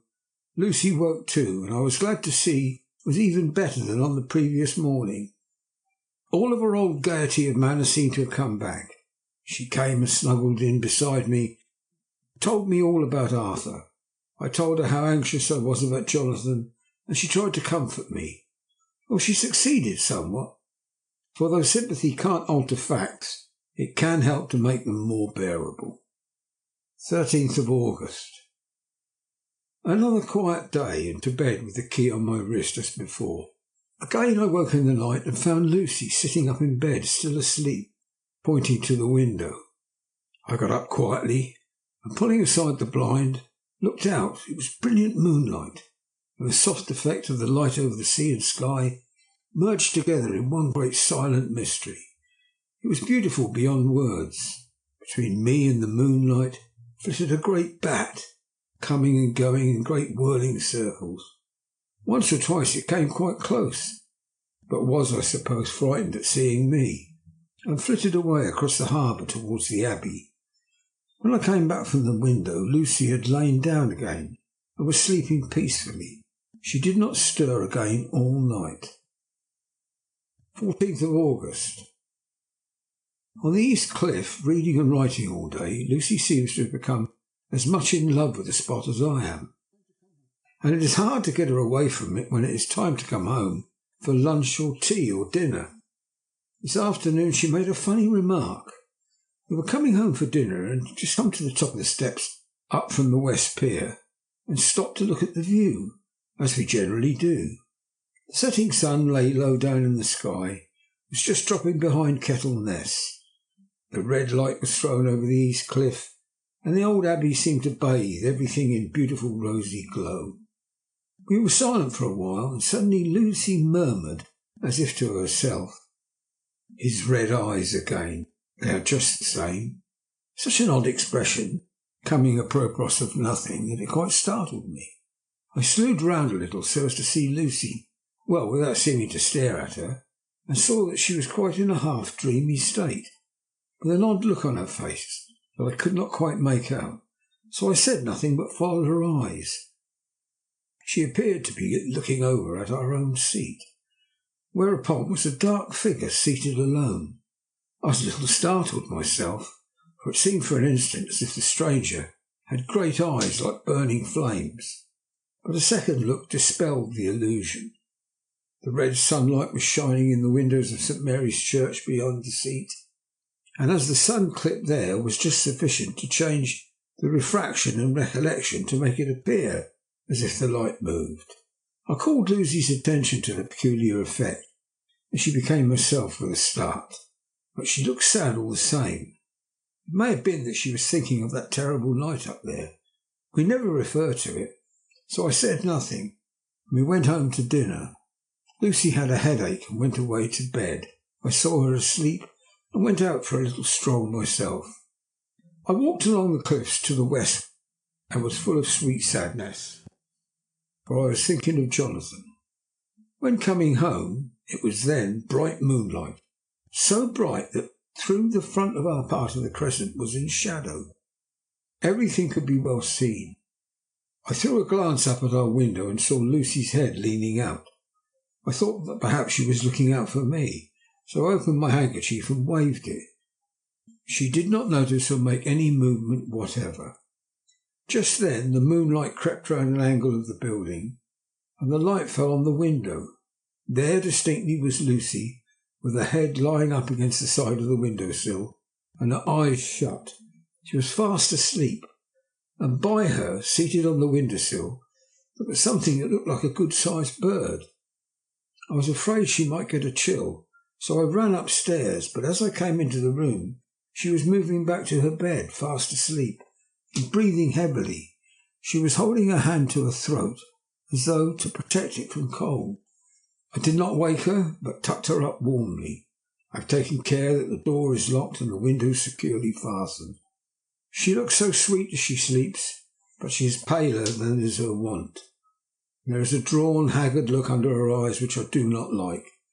I fear she is fretting about something. I wish I could find out what it is. 15th of August. Rose later than usual. Lucy was languid and tired, and slept on after we had been called. We had a happy surprise at breakfast. Arthur's father is better and wants the marriage to come off soon. Lucy is full of quiet joy, and her mother is glad and sorry at once. Later on in the day she told me the cause. She is grieved to lose Lucy as her very own, but she is rejoiced that she is soon to have someone to protect her. Poor dear sweet lady, she confided to me that she has got her death warrant. She has not told Lucy and made me promise secrecy. Her doctor told her that within a few months at most she must die, for her heart is weakening. At any time, even now, a sudden shock would be almost sure to kill her. Ah, we were wise to keep from her the affair of the dreadful night of Lucy's sleepwalking. 17th of August. No diary for 2 whole days. I have not had the heart to write. Some sort of shadowy pall seems to be coming over our happiness.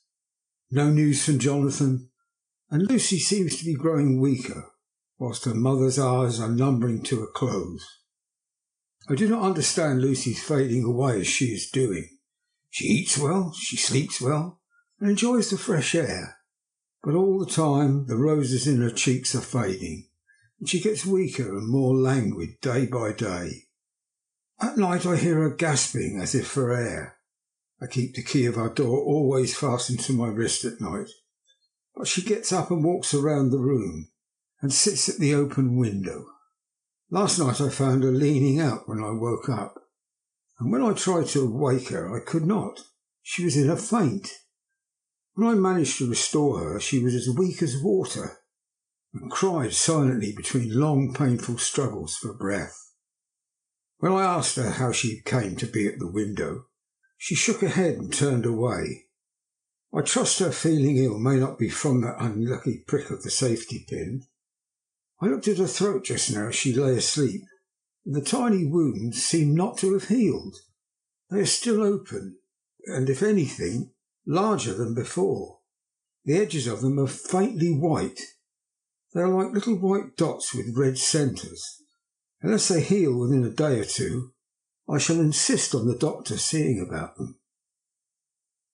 Letter, Samuel F. Billington and Son, Solicitors, Whitby, to Messrs. Carter, Patterson and Co., London, 17th of August. Dear Sirs, herewith please receive invoice of goods sent by Great Northern Railway. Same are to be delivered at Carfax, near Purfleet, immediately on receipt at goods station King's Cross. The house is at present empty, but enclosed please find all keys, all of which are labelled. You will please deposit the boxes, 50 in number, which form the consignment of the partially ruined building forming part of the house and marked A on a rough diagram enclosed. Your agent will easily recognise the locality, as it is the ancient chapel of the mansion.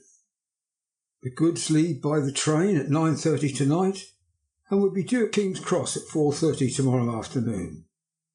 As our client wishes the delivery made as soon as possible, we shall be obliged by your having teams ready at King's Cross at the time named and forthwith conveying the goods to the destination. In order to obviate any delays possible through any routine requirements payment in your departments, we enclose a cheque herewith of £10, receipt of which please acknowledge. Should the charge be less than this amount, you can return balance. If greater, we shall at once send a cheque for the difference on hearing from you. You are to leave the keys on coming away in the main hall of the house, where the proprietor may get them on his entering the house by means of his duplicate key. Pray do not take us as exceeding the bounds of business courtesy in pressing you in all ways to use the utmost expedition. We are, dear sirs, faithfully yours, Samuel F. Billington and Son. Letter. Messrs. Carter and Patterson Co., London, to Messrs. Billington and Son, Whitby, 21st of August. Dear Sirs, we beg to acknowledge £10 received and return a cheque for £1.17 shillings and ninepence, amount of overplus as shown in receipted account herewith. Goods are delivered in exact accordance with instructions, and keys left in parcel in main hall as directed. We are, dear sirs, yours respectfully, Pro Carter, Patterson and Co. Mina Murray's Journal, 18th of August. I'm happy today, and writing, sitting on the seat in the churchyard. Lucy is ever so much better. Last night she slept well at night, and did not disturb me once. The roses seem to be coming back into her cheeks, though she is still sadly pale and wan-looking. If she were in any way anemic, I could understand it, but she is not. She is in gay spirits and full of life and cheerfulness. All the morbid reticence seems to have passed from her, and she has just reminded me, as if I need any reminding, of that night, and that it was here, on this very seat, I found her asleep. As she told me, she tapped playfully with the heel of a boot on the stone slab and said, "My poor little feet didn't make much noise. I dare say that poor old Mr. Swales would have told me that it was because I didn't want to wake up Geordie." As she was in such a communicative humour, I asked her if she had dreamed at all that night. Before she answered, that sweet puckered look came into her forehead, which Arthur, I call him Arthur from her habit, says he loves, and indeed I don't wonder that he does. She went on in a half-dreaming kind of way, as if trying to recall it to herself. I didn't quite dream, but it all seemed to be real. I only wanted it to be here in this spot. I don't know why, for I was afraid of something.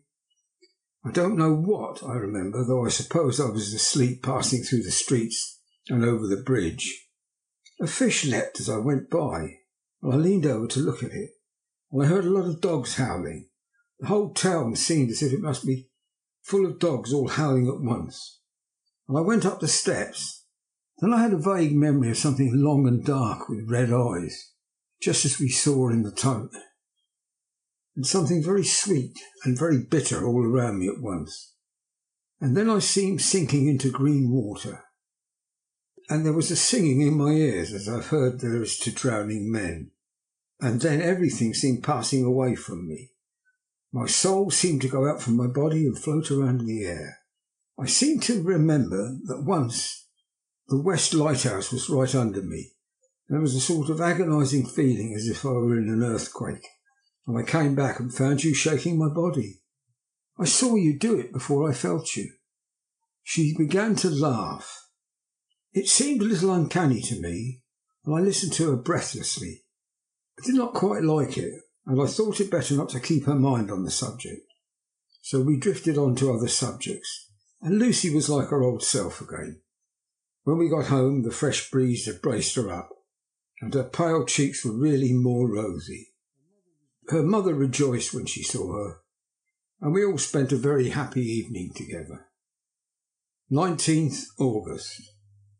Joy, joy, joy. Well, not at all joy at last, news of Jonathan. The dear fellow has been ill, and that's why he did not write. I am not afraid to think or say it now that I know. Mr. Hawkins sent me on the letter, and wrote himself, oh so kindly. I am to leave in the morning and go over to Jonathan, and to help to nurse him if necessary, and bring him home. Mr. Hawkins says it would not be a bad thing if we were to be married out there. I have cried over the good sister's letters until I can feel it wet against my bosom, where it lies. It is of Jonathan, and must be next my heart, for he is in my heart. My journey is all mapped out, and my luggage ready. I am only taking one change of dress. Lucy will bring my trunk to London, and keep it till I send for it. For it may be that I must write no more. I must keep it to say to Jonathan, my husband. The letter that he has seen and touched must comfort me till we meet. Letter, Sister Agatha, Hospital of St. Joseph and St. Mary, Budapest, to Miss Wilhelmina Murray, 12th of August. Dear Madam, I write by desire of Mr. Jonathan Harker, who is himself not strong enough to write, although progressing well, thanks to God and St. Joseph and St. Mary. He has been under our care for near 6 weeks, suffering from a violent brain fever. He wishes me to convey his love and to say that by this post I write for him to Mr. Peter Hawkins, Exeter, to say with all his dutiful respects that he is sorry for his delay and that all of his work is completed. He will require some few weeks' rest in our sanitarium in the hills, but will then return. He wishes me to say that he has not sufficient money with him, and that he would like to pay for his staying here, so that others who need shall not be wanting for help. Believe me, yours with sympathy and all blessings, Sister Agatha. P.S. My patient being asleep, I open this to let you know something more. He has told me about you and that you are shortly to be his wife. All blessings to you both. He has had some fearful shocks, so says our doctor, and his delirium, his ravings have been dreadful, of wolves and poison, of blood, of ghosts and demons. And I fear to say that be careful with him. And I fear to say of what? Be careful with him always, that there may be nothing to excite him of this kind for a long time to come. The traces of such an illness do not lightly die away. We should have written long ago, but we knew nothing of his friends, and there was on him nothing that anyone could understand. He came in the train from Klausenburg, and the guard was told by the station master that he rushed into the station shouting for a ticket for home. Seeming from his violent demeanour that he was English, they gave him a ticket for the furthest station on the way thither that the train reached. Be assured he is well cared for. He has won all our hearts by his sweetness and gentleness. He is truly getting on well, and I have no doubt will in a few weeks be all himself. But be careful of him for safety's sake, There are, I pray God and St. Joseph and St. Mary, many, many happy years for you both. Dr. Seward's Diary, 19th of August. Strange and sudden change in Renfield last night. About 8 o'clock he began to get excited and sniff about, as a dog does when setting.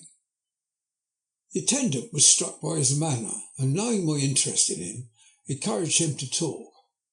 He is usually respectful to the attendant, and at times servile, but tonight the man tells me he was quite haughty, would not condescend to talk with him at all.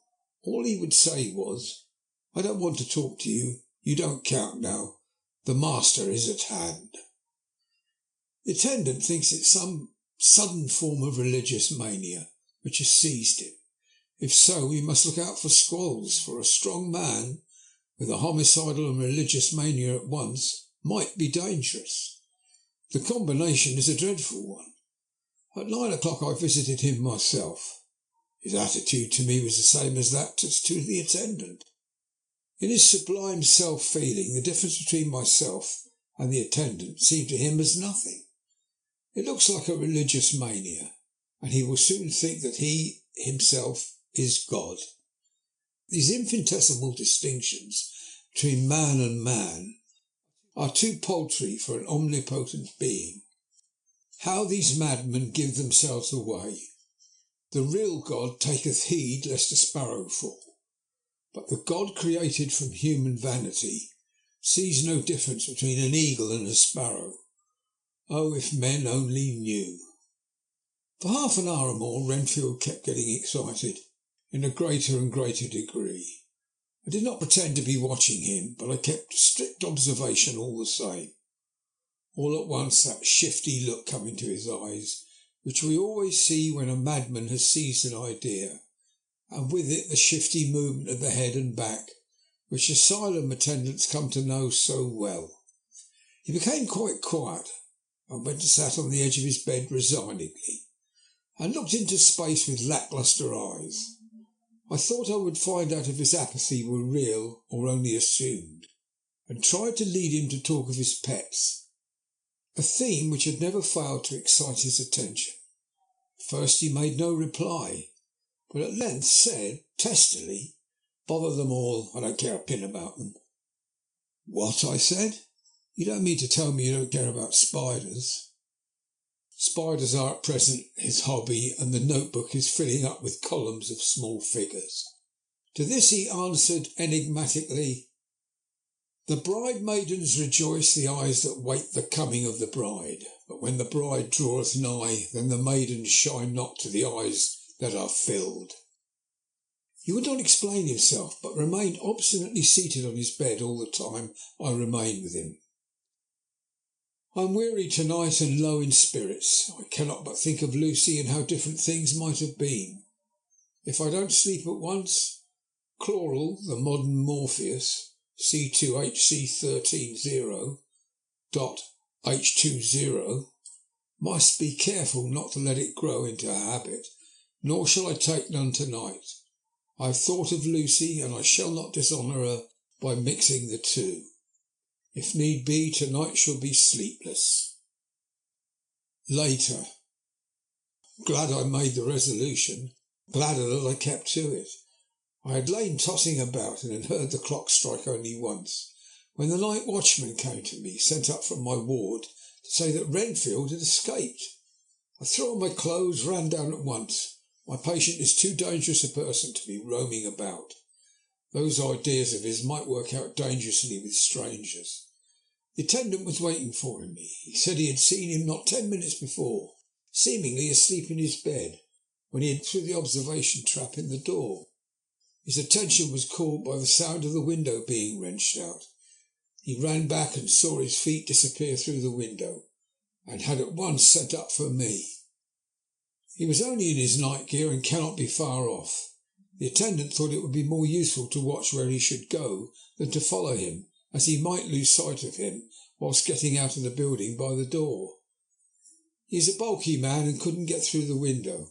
I am thin, so with his aid I got out, but feet foremost. And, as we were only a few feet above ground, landed unhurt. The attendant told me the patient had gone to the left and had taken a straight line, so I ran as quickly as I could. As I got through the belt of trees, I saw a white figure scale the high wall which separates our grounds from those of the deserted house. I ran back at once and told the watchman to get 3 or 4 men immediately and follow me into the grounds of Carfax. In our case, our friend might be dangerous. I got a ladder myself and, crossing the wall, dropped down on the other side. I could see Renfield's figure just disappearing behind the angle of the house, so I ran after him. On the far side of the house I found him pressed close against the old iron-bound oak door of the chapel. He was talking apparently to someone, but I was afraid to go near enough to hear what he was saying, lest I might frighten him and he should run off. Chasing an errant swarm of bees is nothing to following a naked lunatic when the fit of escaping is upon him. After a few minutes, however, I could see that he did not take note of anything around him, and so ventured to draw near to him, the more so as my men had now crossed the wall and were closing him in. "I am here to do your bidding, master. I am your slave, and you will reward me, for I shall be faithful. I have worshipped you long and far off, but now you are near, I await your commands. And you will not pass me by, will you, dear master, in your distribution of good things?" He is a selfish old beggar anyhow. He thinks of the loaves and fishes even when he believes he is a real presence. His manias make a startling combination. When we closed in on him, he fought like a tiger. He is immensely strong, for he was more like a wild beast than a man. I never saw a lunatic in such a paroxysm of rage before, and hope I shall not again. It is a mercy that we have found out his strength and his danger in good time. With strength and determination like his, he might have done wild work before he was caged. He is safe now at any rate. Jack Shepherd himself couldn't get free from the strait waistcoat that keeps him restrained, and he's chained to the wall in the padded room. His cries at times are awful, but the silences that follow are more deadly still, for he means murder in every turn and movement. Just now he spoke coherent words for the first time. "I shall be patient, master. It is coming, coming, coming." So I took the hint and came to. I was too excited to sleep, but this diary has quieted me, and I feel I shall get some sleep tonight. Chapter 9. A Letter. Mina Harker to Lucy Westenra. Budapest, 24th of August. My dearest Lucy, I know you will be anxious to hear all that has happened since we parted at the railway station at Whitby. Well, my dear, I got to Hull all right and caught the boat to Hamburg and then the train on here. I feel that I can hardly recall anything of the journey except that I knew I was coming to Jonathan, and but as I should have to do some nursing, I had better get all the sleep I could. I found my dear one, oh so thin and pale and weak-looking.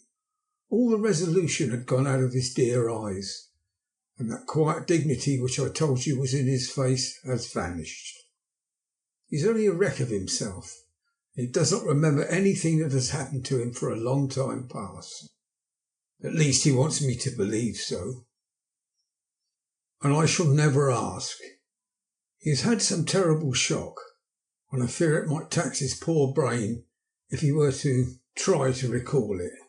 Sister Agatha, who is a good creature and a born nurse, tells me that he raved of dreadful things while he was off his head, but she would only cross herself and say she would never tell, that the raving of the sick were the secrets of God, that if a nurse through her vocation should hear them, she should respect her trust. She is a sweet, good soul, and the next day when she saw I was troubled, she opened up on the subject again, and after saying that she should never mention what my poor dear raved about, I can tell you this much, my dear, that it was not about anything which he has done wrong himself, and you, as his wife-to-be, have no cause to be concerned. He has not forgotten you or what he owes to you. His fear was of great and terrible things, which no mortal can treat of. I do believe the dear soul thought I might be jealous, lest my poor dear should have fallen in love with any other girl. The idea of my being jealous about Jonathan. And yet, my dear, let me whisper, I felt a thrill of joy through me when I knew that no other woman was a cause of trouble. I am now sitting by his bedside, where I can see his face while he sleeps. He is waking. When he woke, he asked me for his coat, as he wanted to get something from the pocket. I asked Sister Agatha, and she brought all his things. I saw that amongst them was his notebook, and was going to ask him to let me look at it, for I knew then I might find some clue to his trouble. But I supposed he must have seen my wish in my eyes, for he sent me over to the window, saying he wanted to be quite alone for a moment. Then he called me back, and when I came he had his hand over the notebook, and he said to me very solemnly, Wilhelmina, I knew then that he was in deadly earnest, for he has never called me by that name since he asked me to marry him. You know, my dear, my ideas of the trust between husband and wife. There should be no secret, no concealment. I have had a great shock, and when I try to think of what it is I feel, my head spins round, and I do not know if it was all real or the dreaming of a madman. You know I have had brain fever, and that it is to be mad. The secret is here, and I do not want to know it. I want to take up my life here with our marriage. For, my dear, we have decided to be married as soon as the formalities are complete. Are you willing, Wilhelmina, to share my ignorance? Here is the book. Take it and keep it. Read it if you will, but never let me know, unless indeed some solemn duty should come upon me to go back to the bitter hours, asleep or awake, sane or mad, recorded here. He fell back exhausted, and I put the book under his pillow and kissed him, having asked Sister Agatha to beg the Superior to let our wedding be this afternoon, and I am waiting her reply. She has come and told me that the chaplain of the English Mission Church has been sent for. We are to be married in an hour, or as soon after as Jonathan awakes. Lucy, the time has come and gone. I feel very solemn but very happy. Jonathan woke a little after the hour and was all ready, and he sat up in bed propped up with pillows. He answered his I will firmly and strongly. I could hardly speak. My heart was so full that even those words seemed to choke me. The dear sisters were so kind. Please God, I shall never forget them, nor the grave and sweet responsibilities I have taken upon me. I must tell you of my wedding present. When the chaplain and the sisters had left me alone with my husband, oh, Lucy, it is the first time I have written the words my husband, left me alone with my husband, I took the book from under his pillow and wrapped it up in white paper and tied it with a little bit of pale blue ribbon, which was round my neck, and sealed it over the knot with sealing wax. And for my seal I used my wedding ring. Then I kissed it and showed it to my husband and told him that I would keep it so, and then it would be an outward and visible sign for us all our lives that we trusted each other, that I would never open it unless it were for his own dear sake or for the sake of some stern duty. Then he took my hand in his, and oh, Lucy, it was the first time he took his wife's hand, and said that it was the dearest thing in all the wide world, and that he would go through all that past again to win it if need be. The poor dear meant to have said a part of the past, but he cannot think of time yet, and I shall not wonder if at first he mixes up not only the month but the year. Well, my dear, what could I say? I could only tell him that I was the happiest woman in all the wide world, and that nothing to give him except myself, my life and my trust, and that with these went my love and duty for all the days of my life. And, my dear, when he kissed me and drew me to him with his poor weak hands, it was like a very solemn pledge between us. Lucy, dear, do you know why I tell you all this? It's not only because it's all sweet to me, but because you have been and are very dear to me.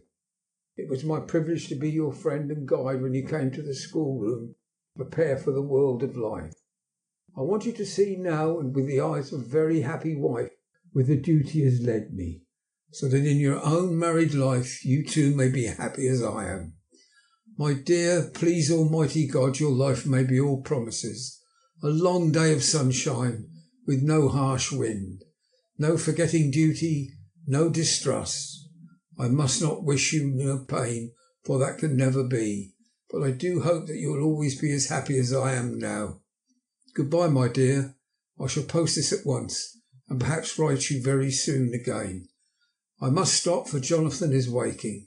I must attend to my husband. Your ever-loving Mina Harker. Letter to Lucy Westenra from Mina Harker. Whitby, 30th of August. My dearest Mina, oceans of love, millions of kisses. May you soon be in your own home with your husband. I wish you could be coming home soon enough to stay with us here. The strong air would soon restore Jonathan, as it has quite restored me. I have an appetite like a cormorant. I am full of life and sleep well. You'll be glad to know that I have quite given up walking in my sleep. I think I have not stirred out of my bed for a week.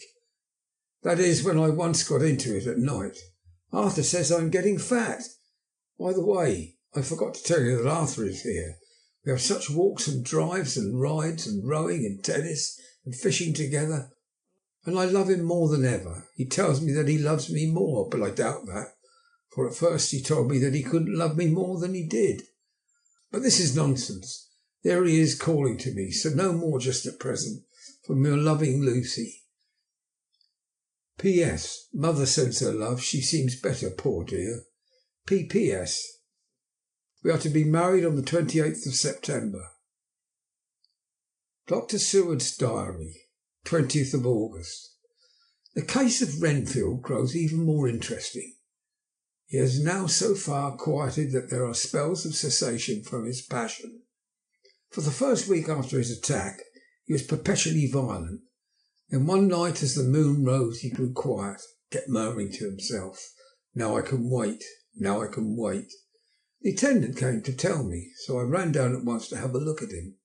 He was still in the strait waistcoat and in the padded room, but the suffused look had gone from his face, and his eyes had something of their old pleading, I might almost say cringing softness. I was satisfied with his present condition and directed him to be relieved. The attendants hesitated, but finally carried out my wishes without protest. It was a strange thing that the patient had humour enough to see their distrust, for coming close to me he said in a whisper, all the while looking furtively at them, "Think I could hurt you? Fancy me hurting you? The fools!" It was soothing somehow to feelings to find myself disassociated, even in the mind of this poor madman, from the others. But all the same I do not follow his thought. Am I to take it that I have anything in common with him, so that we are, as it were, stand together, or has he to gain from me some good so stupendous that my well-being is needful to him? I must find out later on. Tonight he will not speak. Even the offer of a kitten, or even of a full-grown cat, will not tempt him. He will only say, "I don't take any stock in cats. I have more to think of now. I can wait. I can wait." After a while I left him. The attendant tells me that he was quiet until just before dawn, and that he began to get uneasy, at length violent, until at last he fell into a paroxysm which exhausted him so that he swooned into a sort of coma. 3 nights has the same thing happened, violent all day, then quiet from moonrise to sunrise. Wish I could get some clue to the cause. It would almost seem as if there was some influence which came and went. Happy thought. We shall have tonight place sane wits against mad ones. He escaped before without our help. Tonight he shall escape with it. We shall give him a chance and have the men ready to follow in case they are required. 23rd of August. The unexpected always happens.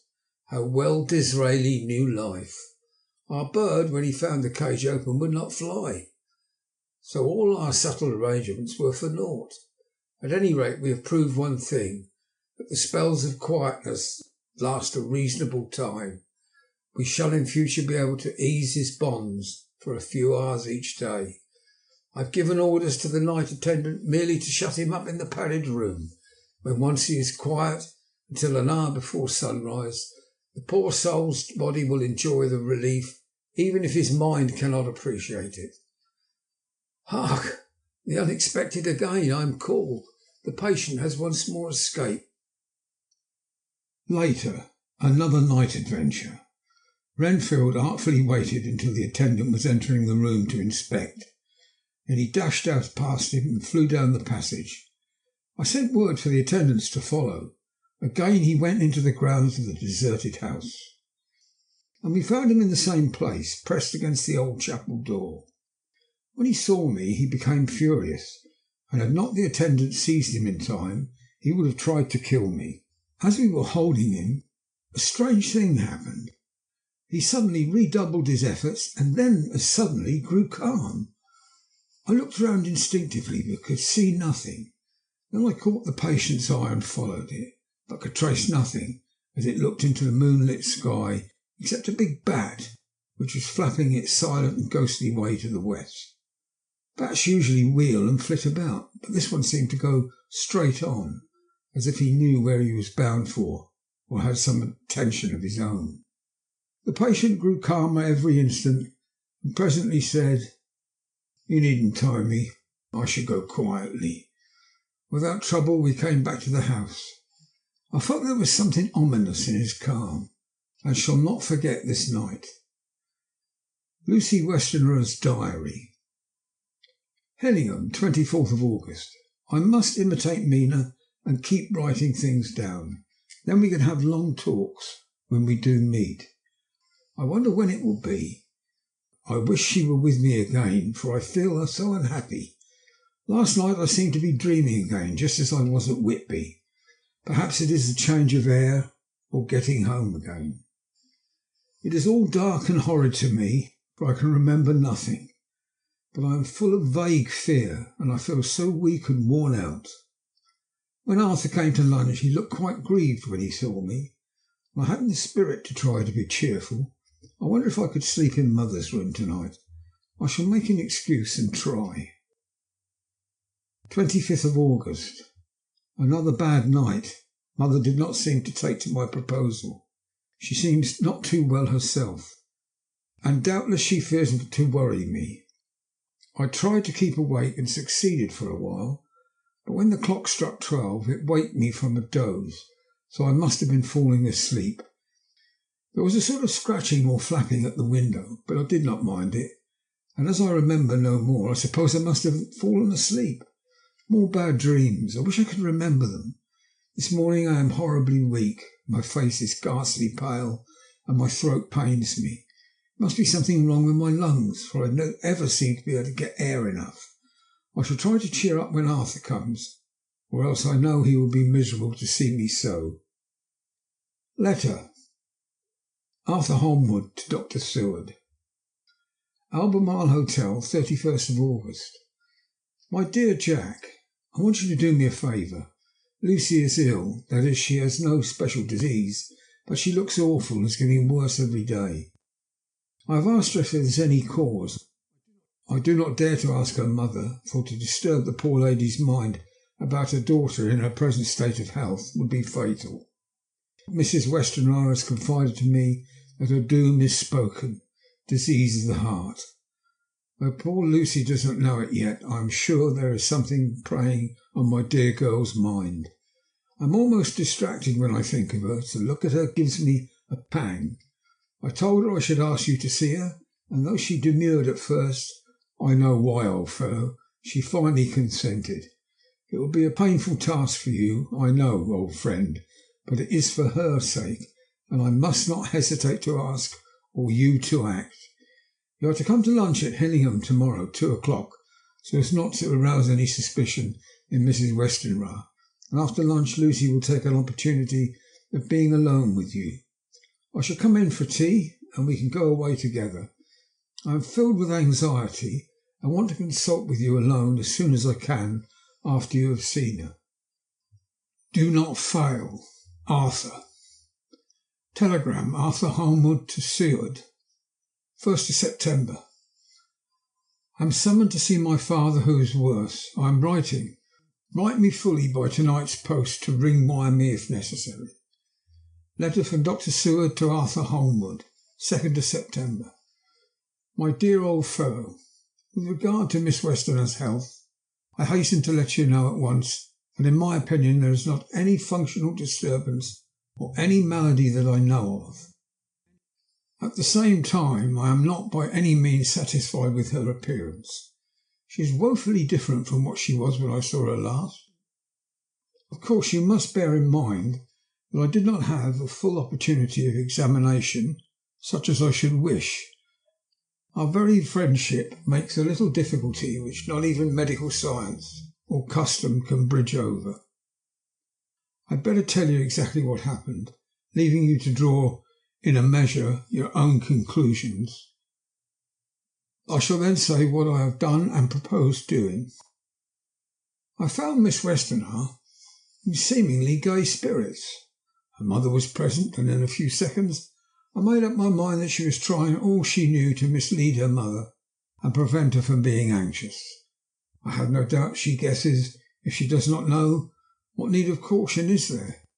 We lunched alone, and as we all exerted ourselves to be cheerful, we got on as some kind of reward for our labours some real cheerfulness amongst us. Then Miss Westerner went to lie down, and Lucy was left with me. We went into her boudoir, and till we got there her gaiety remained, for the servants were coming and going. As soon as the door was closed, however, the mask fell from her face, and she sank down into a chair with a great sigh, and hid her eyes with her hand. When I saw that her high spirits had failed, I at once took advantage of her reactions to make a diagnosis. She said to me very sweetly, "I cannot tell you how I loathe talking about myself." I reminded her that a doctor's confidence was sacred, but you were grievously anxious about her. She caught on to my meaning at once, and settled the matter in a word. "Tell Arthur everything you choose. I do not care for myself, but all for him. I am quite free." I could easily see that she was somewhat bloodless, but I could not see the usual anemia signs, and by chance I was actually able to test the quality of her blood, for in opening a window which was stiff, a cord gave way, and she cut her hand slightly with broken glass. It was a slight matter in itself, but it gave me an evident chance, so I secured a few drops of her blood and have analysed them. The qualitative analysis gives quite a normal condition, and shows, I should infer, in itself a vigorous state of health. In other physical matters I was quite satisfied that there is no need for anxiety, but as there must be some cause somewhere, I have come to the conclusion that it must be something mental.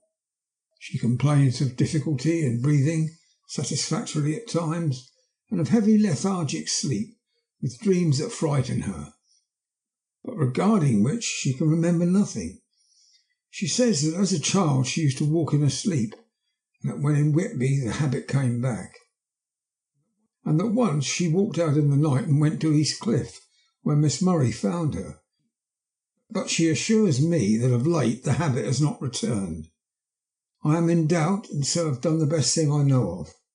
I have written to my old friend and master, Professor Van Helsing of Amsterdam, who knows as much about obscure diseases as anyone in the world. I have asked him to come over, and as you told me that all things were to be at your charge, I have mentioned to him who you are, and your relations to Miss Westerner. This, my dear fellow, is in obedience to your wishes, for I am only too proud and happy to do anything I can for her. Van Helsing would, I know, do anything for me, for a personal reason, so no matter on what ground he comes, we must accept his wishes. He is a seemingly arbitrary man, but this is because he knows what he is talking about better than anyone else. He is a philosopher and a metaphysician, one of the most advanced scientists of his day, and he has, I believe, an absolutely open mind. This, with an iron nerve, a temper of the ice brook, and an indomitable resolution, self-command and toleration exalted from virtues to blessing, and the kindliest and truest heart that beats. These form his equipment for the noble work that he is doing for mankind, work both in theory and practice, for his views are as wide as his all-embracing sympathy. I tell you these facts that you may know why I have such a confidence in him. I've asked him to come at once. I shall see Miss Westerard tomorrow again. She is to meet me at the store, so that I may not alarm her mother by too early a repetition of my call. Yours always, John Seward. Letter. Abraham Van Helsing, MDD, PhD, Lit, etc., etc., etc., to Dr. Seward. 2nd of September. My good friend, when I have received your letter, I am already coming to see you, but by good fortune I can leave just at once without wrong to any of those who have trusted me. Were fortune other, than it were for bad for those who I have trusted. For I come to my friend when he called me to aid those he holds dear. Tell your friend that when you suck from my wound so swiftly the poison of the gangrene from that knife that our other friend, too nervous, let slip, you did more for him when he wants my aids, and you call for them, than all his great fortune could do. But it is a pleasure added to do for him, your friend, as it is to you that I come. Have then rooms for me at the Great Eastern Hotel, that I may be near at hand. And please it so arrange that we may see the young lady not too late on tomorrow, for it is likely that I may have to return here that night. But if need be, I shall come again in 3 days, and stay longer if it must. Till then, goodbye, my friend John Van Helsing. Letter to Dr. Seward, Honourable Arthur Holmwood. 3rd of September. My dear Art, Van Helsing has come and gone. He came on with me to Hillingham and found that by Lucy's discretion her mother was lunching out, so that we were alone with her. Van Helsing made a very careful examination of the patient. He is to report to me, and I shall advise you, for of course I was not present all the time. He is, I fear, much concerned, but says he must think. When I told him of our friendship and how you trust me in the matter, he said, you must tell him all you think. Tell him what I think. If you can guess it, you will. Nay, I'm not jesting. There is no jest but life and death, perhaps more. I asked what he meant by that, for he was very serious. This was when we had come back to town, and he was having a cup of tea before starting on his return to Amsterdam. He would not give me any further clue. You must not be angry with me, Art, because his very reticence means that all of his brains are working for her good. He will speak plainly enough when the time comes, be sure. So I told him I would simply write an account of our visit, just as if I were doing a descriptive special in the article for the Daily Telegraph. He seemed not to notice, but remarked that the smuts of London were not quite so bad as they used to be when he was a student here. I am to get his report tomorrow, if he can possibly make it. In any case, I am to have a letter. Well, as to the visit, Lucy was more cheerful than on the day I first saw her, and certainly looked better. She had lost something of the ghastly look that so upset you, and her breathing was normal. She was very sweet to the Professor, as she always is, and tried to make him feel at ease, though I could see that the poor girl was making a hard struggle for it. For I believe Van Helsing saw it too, for I saw the quick look under his bushy eyebrows that I knew of old. Then he began to chat of all things except ourselves and diseases, and with such an infinite geniality that I could see poor Lucy's pretence of animation merge into reality. Then, without any seeming change, he brought the conversation gently round to his visit, and suavely said, "My dear young miss, I have the so great pleasure because you are so much beloved. That is much, my dear, ever were there that which I do not see. They told me you were down in the spirit and that you were ghastly pale. To them I say poof. And he snapped his fingers and went on. But you and I shall show them how wrong they are. How can he?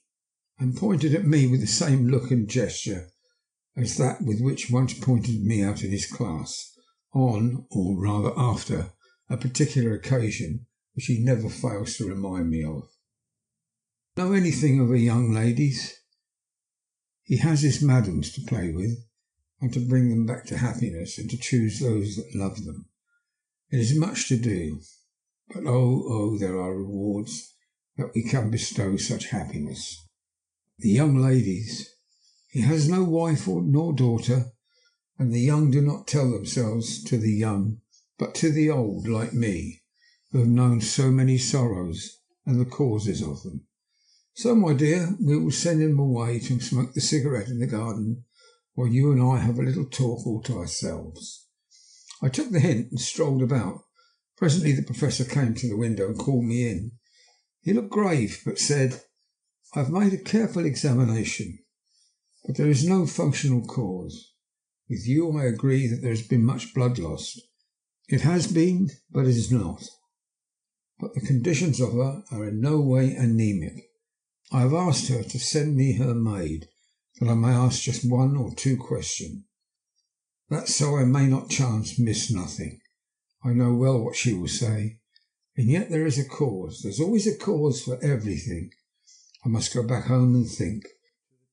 You must send me the telegram every day, and if there be cause I shall come again. The disease, for not to be all, well, is a disease, interests me, and the sweet young dear, she interests me too. She charmed me, and for her, if not for you or disease, I come. As I tell you, he would not say a word more, even when we were alone. And so now, Art, you know all I know. I shall keep a stern watch. I trust your poor father is rallying. It must be a terrible thing to you, my dear old fellow, to be placed in such a position between two people who are both so dear to you. I know your idea of duty to your father, and you are right to stick to it. But if need be, I shall send you word to come at once to Lucy, so do not be over anxious unless you hear from me. Dr. Seward's Diary, 4th of September. Sulphagius patient still keeps up our interest in him. There's only one outburst, and that was yesterday at an unusual time, just before the stroke of noon. He began to grow restless. The attendant knew the symptoms and at once summoned aid. Fortunately, the men came at a run and were just in time, for at the stroke of noon he became so violent that it took all their strength to hold him. In about 5 minutes, however, he began to get more and more quiet, and finally sank into a sort of melancholy, in which state he has remained up to now. The attendant tells me that his screams, whilst in the paroxysm, were really appalling. I found my hands full when I got in, attending to some of the other patients who were frightened by him. Indeed, I can understand the effect, for the sounds disturbed even me, though I was some distance away. It is now after the dinner hour of the asylum, and as yet my patient sits in a corner brooding, with a dull, sullen, woebegone look on his face, which seems rather to indicate than to show something directly. I cannot quite understand it. Later, another change in my patient. At 5 o'clock I looked in on him and found him seemingly happy and contented as he used to be. He was catching flies and eating them. I was keeping note of his capture by making nail marks on the edge of the door between the ridges of padding. When he saw me, he came over and apologised for his bad conduct, and asked me in a very humble, cringing way not to be led back to his own room and have his notebook again. I thought it well to humour him, so he's back in his room with the window open. He has the sugar of his tea spread out on the window-sill, and is reaping quite a harvest of flies. He is not now eating them, but putting them into a box as of old, and is already examining the corners of his room to find a spider. I tried to get him to talk about the past few days, for any clue so his thoughts would be of immense help to me. But he would not rise. For a moment or two he looked very sad, and said in a sort of far-away voice, as though saying it rather to himself than to me, "All over, all over. He has deserted me. No hope for me now, unless I do it for myself." Then suddenly turning to me in a resolute way, he said, "Doctor, won't you be very good to me and let me have a little more sugar? I think it would be good for me." "And the flies?" I said. "Yes, the flies like it too, and I like the flies, therefore I like it." And there are people who know so little as to think that madmen do not argue. I procured him a double supply and left him as happy a man as I suppose any in the world. I wish I could fathom his mind. Midnight. Another change in him. I had been to see Miss Westerner, who I found much better, and had just returned and was standing at our own gate looking at the sunset, when once more I heard him yelling, as his room is on this side of the house. I could hear it better than in the morning. It was a shock to me to turn from the wonderful smoky beauty of a sunset over London, with its lurid lights and inky shadows, and all the marvellous tints that come on foul clouds, as even on foul water, and to realise all the grim sternness of my own cold stone building, with its wealth of breathing misery, and my own desolate heart to endure it all. I reached him just as the sun was going down, and from his window saw the red disk sink. As it sank, he became less and less frenzied, and just as it dipped he slid from the hands that held him, an inert mass on the floor. It's wonderful, however, what intellectual recuperative power lunatics have, for within a few minutes he stood up quite calmly, looked around him, signalled to the attendants not to hold him, for I was anxious to see what he would do. He went straight over to the window and brushed out the crumbs of sugar. Then he took his fly box and emptied it outside and threw away the box. And he shut the window and, crossing over, sat down on the bed. All this surprised me, so I asked him, "Are you going to keep flies any more?" "No," said he. "I am sick of all that rubbish." He certainly is a wonderfully interesting study. I wish I could get some glimpse of his mind, or of the cause of his sudden passion. Stop. There may be a clue after all. If we can find out why today his paroxysms came on at high noon and at sunset. Can it be that there is a malign influence of the sun, periods which affect certain natures, as at times the moon does others? We shall see. Telegram, Seward, London, to Van Helsing, Amsterdam. 4th of September. Patient still better today. Telegram, Seward, London, to Van Helsing, Amsterdam. 5th of September. Patient greatly improved. Good appetite. Sleeps naturally. Good spirits. Colour coming back. Telegram, Seward, London, to Van Helsing, Amsterdam. 6th of September. Terrible change for the worse. Come at once. Do not lose an hour. I hold over telegram to Holmwood till I have seen you. Chapter 10. Letter, Dr. Seward, to the Honourable Arthur Holmwood, 6th of September. My dear Art, my news today is not so good. Lucy this morning had gone back a bit. There is, however, one good thing which has arisen from it. Mrs. Westenra was naturally anxious concerning Lucy, and has consulted me professionally about her. I took advantage of the opportunity and told her that my old master, Van Helsing, the great specialist, was coming to stay with me, and that I would put her in his charge conjointly with myself. So now we can come and go without alarming her unduly. For a shock to her would mean sudden death, and this, in Lucy's weak condition, might be disastrous to her. We are hedged in with difficulties, all of us, my poor old fellow, but please God we shall come through them all right. If any need I shall write, so that if you do not hear from me, take it for granted that I am simply waiting for news in haste.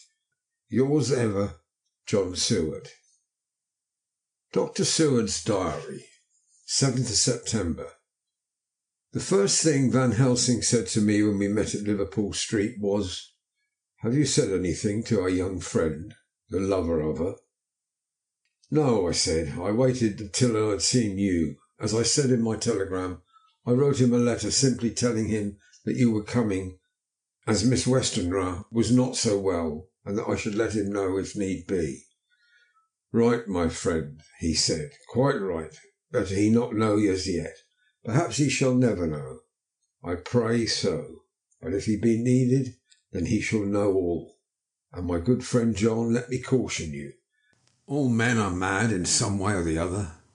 And inasmuch as you deal discreetly with your madmen, so you deal with God's madmen too, the rest of the world.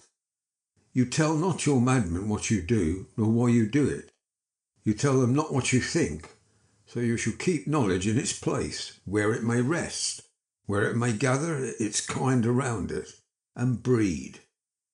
You and I shall keep as yet what we know here and here." He touched me on the heart and on the forehead, and touched himself the same way too. "I have for myself thoughts at the present. Later I shall unfold to you." "Why not now?" I asked. "It may do some good. We may arrive at some decision." He stopped and looked at me and said, "My friend John, when the corn is grown, even before it has ripened, while the milk of its mother earth is in him, and the sunshine has not yet begun to paint him with his gold, the husbandman, he pull the ear and rub him between his rough hands, and blow away the green chaff, and say to you, 'Look, he's good corn. He will make a good crop when the time comes.'" I did not see the application, and told him so. For reply he reached over and took my ear in his hand and pulled it playfully, as he used long ago to do at lectures, and said, "The good husbandman tell you so then because he knows, but not till then. But you do not find the good husbandman dig up his planted corn to see if he grow. That is for the children who play at husbandry, and not for those who take it as of the work of their life. See you now, friend John. I have sown my corn, and nature has her work to do in making it sprout, if he sprout at all. There's some promise, and I wait till the ear begins to swell." He broke off, for he evidently saw that I understood. Then he went on very gravely. "You were always a careful student, and your casebook was ever more full than the rest. You were only student then, now you are master. I trust that good habit have not failed. Remember, my friend, that knowledge is stronger than memory, and we should not trust the weaker. Even if you have not kept the good practice, let me tell you that this case of our dear Miss is one that may be, mind I say may be, of such interest to us and others that all the rest may not make him kick the beam, as your people say. And take good note of it, nothing is too small. I counsel you, put down in record even your doubts and surmises. Hereafter it may be of interest to you to see how true you guess. We learn from failure, not from success." When I described Lucy's symptoms, the same as before, but infinitely more marked, he looked very grave, but said nothing. He took with him a bag in which were many instruments and drugs, the ghastly paraphernalia of our beneficial trade, as he once called it in one of his lectures, the equipment of a professor of the healing craft. When we were shown in, Mrs. Westenra met us. She was alarmed, but not nearly so much as I expected to find her. Nature, in one of her beneficent moods, has ordained that even death has some antidote to its own terrors. Here, in a case where any shock may prove fatal, matters are so ordered that from some cause or other, the things not personal, even the terrible change in her daughter, to whom she is so attached, do not seem to reach her. It's something like why Dame Nature gathers round a foreign body an envelope of some insensitive tissue which can protect from evil that which it would otherwise harm by contact. If this be an ordered selfishness, then we should pause before we condemn any one for the voice of egoism, for there may be deeper root for its causes than we have knowledge of. I used my knowledge of this phase of spiritual pathology, and laid down a rule that she should not be present with Lucy or think of her illness more than was absolutely required. She assented readily, so readily that I saw again the hand of nature fighting for life. Van Helsing and I were shown up to Lucy's room. If I was shocked when I saw her yesterday, I was horrified when I saw her today. She was ghastly, chalkily pale. The red seemed to have gone even from her lips and gums, and the bones of her face stood out prominently. Her breathing was painful to see or hear. Van Helsing's face grew set as marble, and his eyebrows converged till they almost touched over his nose. Lucy lay motionless and did not seem to have the strength to speak. So for a while we were all silent. Then Van Helsing beckoned to me, and we went gently out of the room. The instant we had closed the door, he stepped quickly along the passage to the next door, which was open. Then he pulled me quickly in with him and closed the door. "My God," he said, "this is dreadful. There is no time to be lost. She will die for sheer want of blood. To keep the heart's action as it should be, there must be a transfusion of blood at once. Is it you or me?" "I am younger and stronger, Professor. It must be me." "Then get ready at once. I will bring up my bag. I am prepared." I went downstairs with him. As we were going, there was a knock on the hall door. When we reached the hall, the maid had just opened the door, and Arthur was stepping quickly in. He rushed up to me, saying in an eager whisper, "Jack, I was so anxious. I read between the lines of your letter and have been in agony. Dad was better, so I ran down here to see for myself." "Is not that gentleman Dr. Van Helsing? I am so thankful to you, sir, for coming." When first the Professor's eye had lit upon him, he had been angry at his interruption at such a time. But now, as he took his stalwart proportions and recognized the strong and young manhood which seemed to emanate from him, his eyes gleamed. Without a pause, he said to him gravely as he held out his hand, "Sir, you have come in time. You are the lover of our dear Miss. She is bad, very, very bad. Nay, my child, do not go on like that," for he suddenly grew pale and sat down in a chair, almost fainting. "You are to help her. You can do more than any that live, and your courage is your best help." "What can I do?" asked Arthur hoarsely. "Tell me, and I shall do it. My life is hers, and I'd give the last drop of my blood in my body for her." The Professor has a strongly humorous side, and I could see from old knowledge detect a trace of its origin in his answer. "My young sir, I do not ask so much as that. Not the last."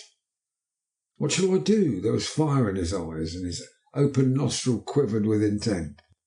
Van Helsing slapped him on the shoulder. "Come," he said. "You're a man, and it is a man we want. You're better than me, better than my friend John." Arthur looked bewildered, and the Professor went on by explaining in a kindly way, "Young Miss is bad, very bad. She wants blood, and blood she must have or die. My friend John and I have consulted, and we are about to perform what we call a transfusion of blood, to transfer from full veins of one to the empty veins which pine for him. John was to give his blood, and he is the more young and strong than me." Here Arthur took my hand and wrung it hard in silence. "But now you are here, you are more good than us, old or young, who toil much in the world of thought. Our nerves are not so calm, and our blood not so bright than yours." Arthur turned to him and said, "If you only knew how gladly I would die for her, you would understand." He stopped with a sort of choke in his voice. "Good boy," said Van Helsing. "In the not so far off you will be happy that you have done all for her you love. Come now and be silent. You shall kiss her once before it's done, but then you must go, and you must leave at my sign. Say no word to Madame. You know how it is with her. There must be no shock. Any knowledge of this would be one. Come." We all went up to Lucy's room. Arthur, by direction, remained outside. Lucy turned her head and looked at us, but said nothing. She was not asleep, but she was simply too weak to make the effort. Her eyes spoke to us, that was all. Van Helsing took some things from his bag and laid them on a little table out of sight. Then he mixed a narcotic.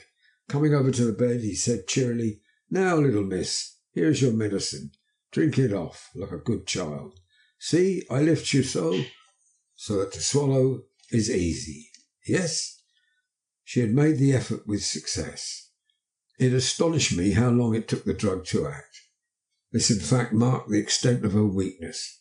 The time seemed endless until sleep began to flicker in her eyelids. At last, however, the narcotic began to manifest its potency, and she fell into a deep sleep. When the Professor was satisfied, he called Arthur into the room and bade him strip off his coat. Then he added, "You may take that one little kiss whilst I bring over the table. Friend John helped to me."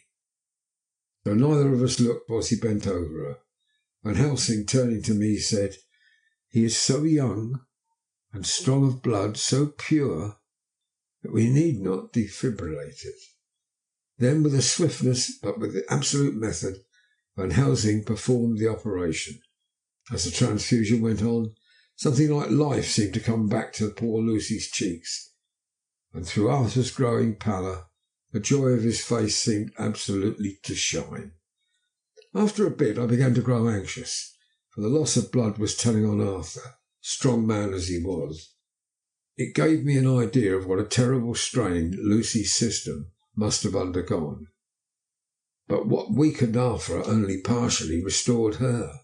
But the Professor's face was set, and he stood watch in hand, and with his eyes fixed now on the patient and now on Arthur, I could hear my own heart beat. Presently he said in a soft voice, "Do not stir an instant. It is enough. You attend to him. I will look to her." When all was over, I could see how much Arthur was weakened. I dressed the wound and took his arm to bring him away, when Van Helsing spoke without turning round. "The man seems to have eyes in the back of his head. The brave lover, I think, deserve another kiss, which he shall have presently." And as he had now finished his operation, he adjusted the pillow to the patient's head. As he did so, the narrow black velvet band, which she seems always to wear round her throat, buckled with an old diamond's buckle which her lover had given her, was dragged a little up and showed a red mark on her throat. Arthur did not notice it, but I could hear the deep hiss of indrawn breath, which is one of Van Helsing's ways of betraying emotion.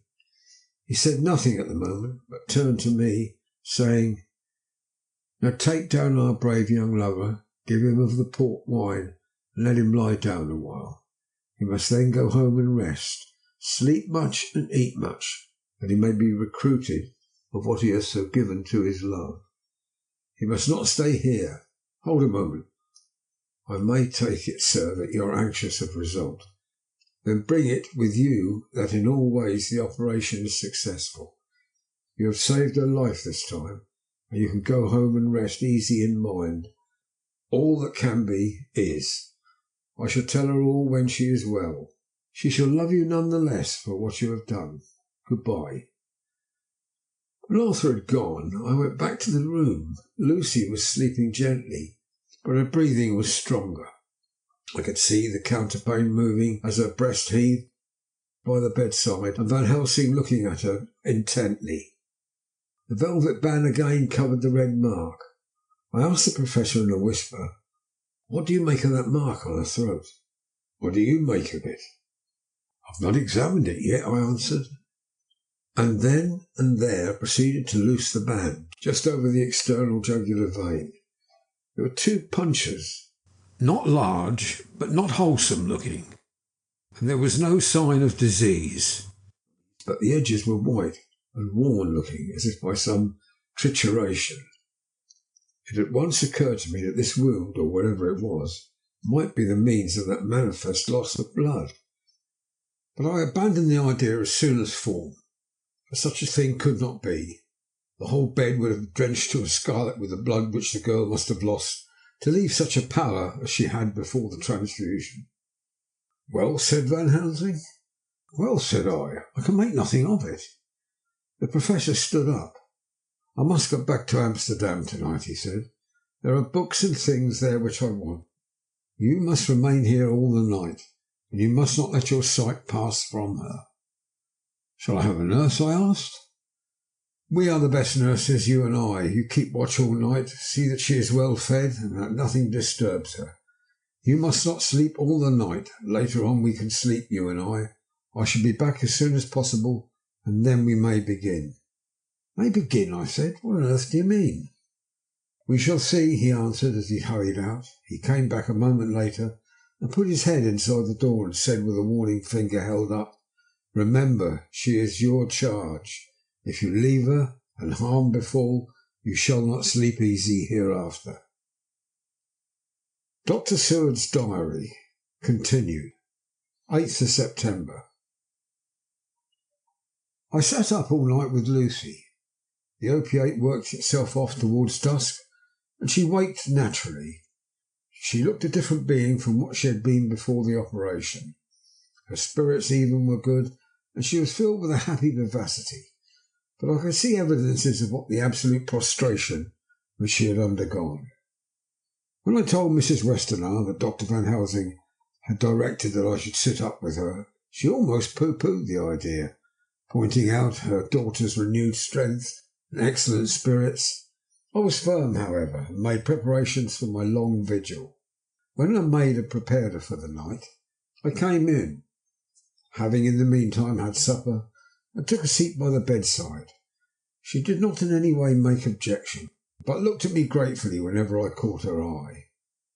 After a long spell she seemed sinking off to sleep, but with an effort seemed to pull herself together and shook it off. This was repeated several times, with greater effort and with shorter pauses as time moved on. It was apparent that she did not want to sleep, so I tackled the subject at once. "You do not want to go to sleep?" "No, I am afraid." "Afraid to go to sleep? Why so? It is the boon we all crave for."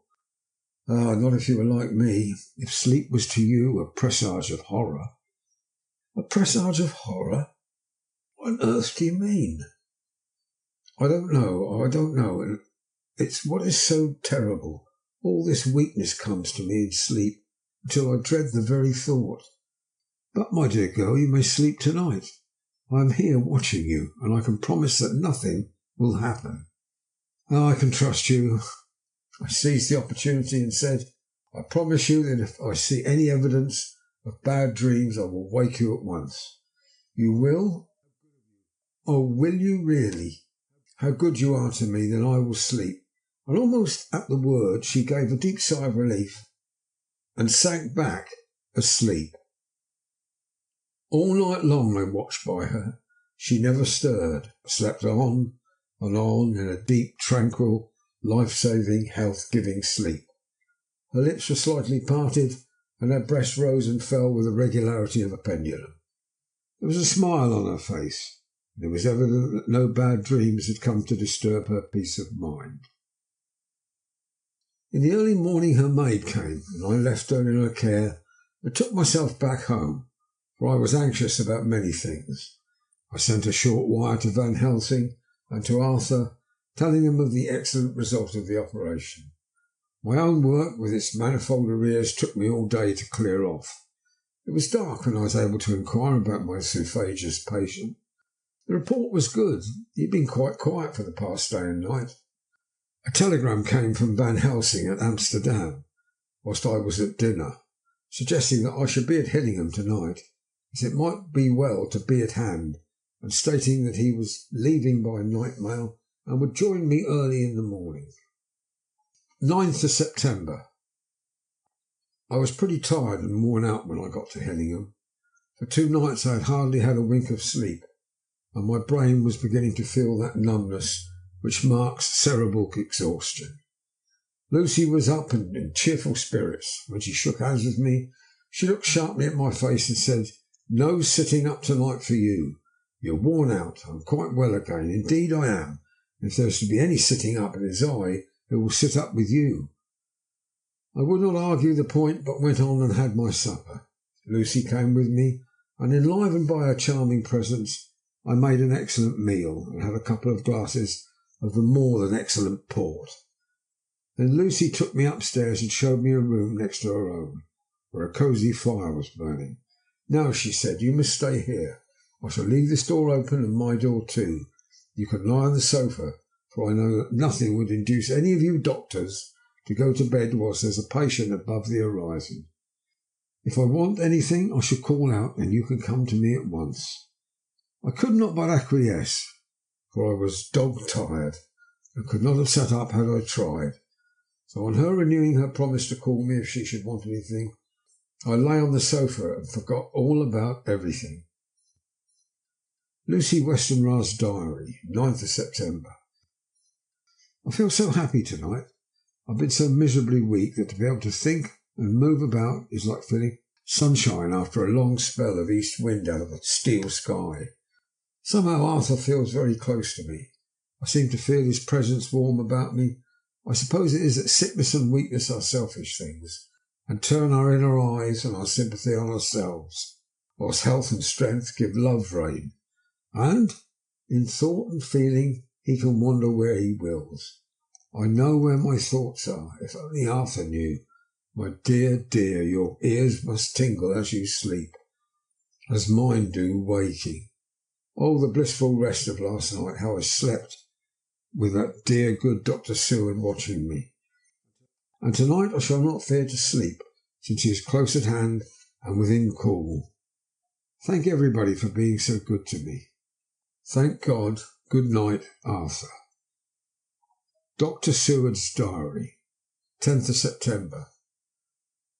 I was conscious of the professor's hand on my head, started awake all in a second.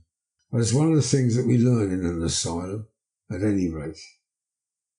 And how is our patient? Well, when I left her, or rather when she left me, I answered, "Come, let us see," he said, and together we went into the room.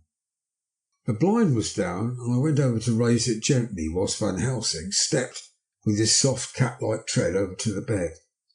As I raised the blind and the morning sunlight flooded in the room, I heard the Professor's low hiss of inspiration, and knowing its rarity, a deadly fear shot through my heart.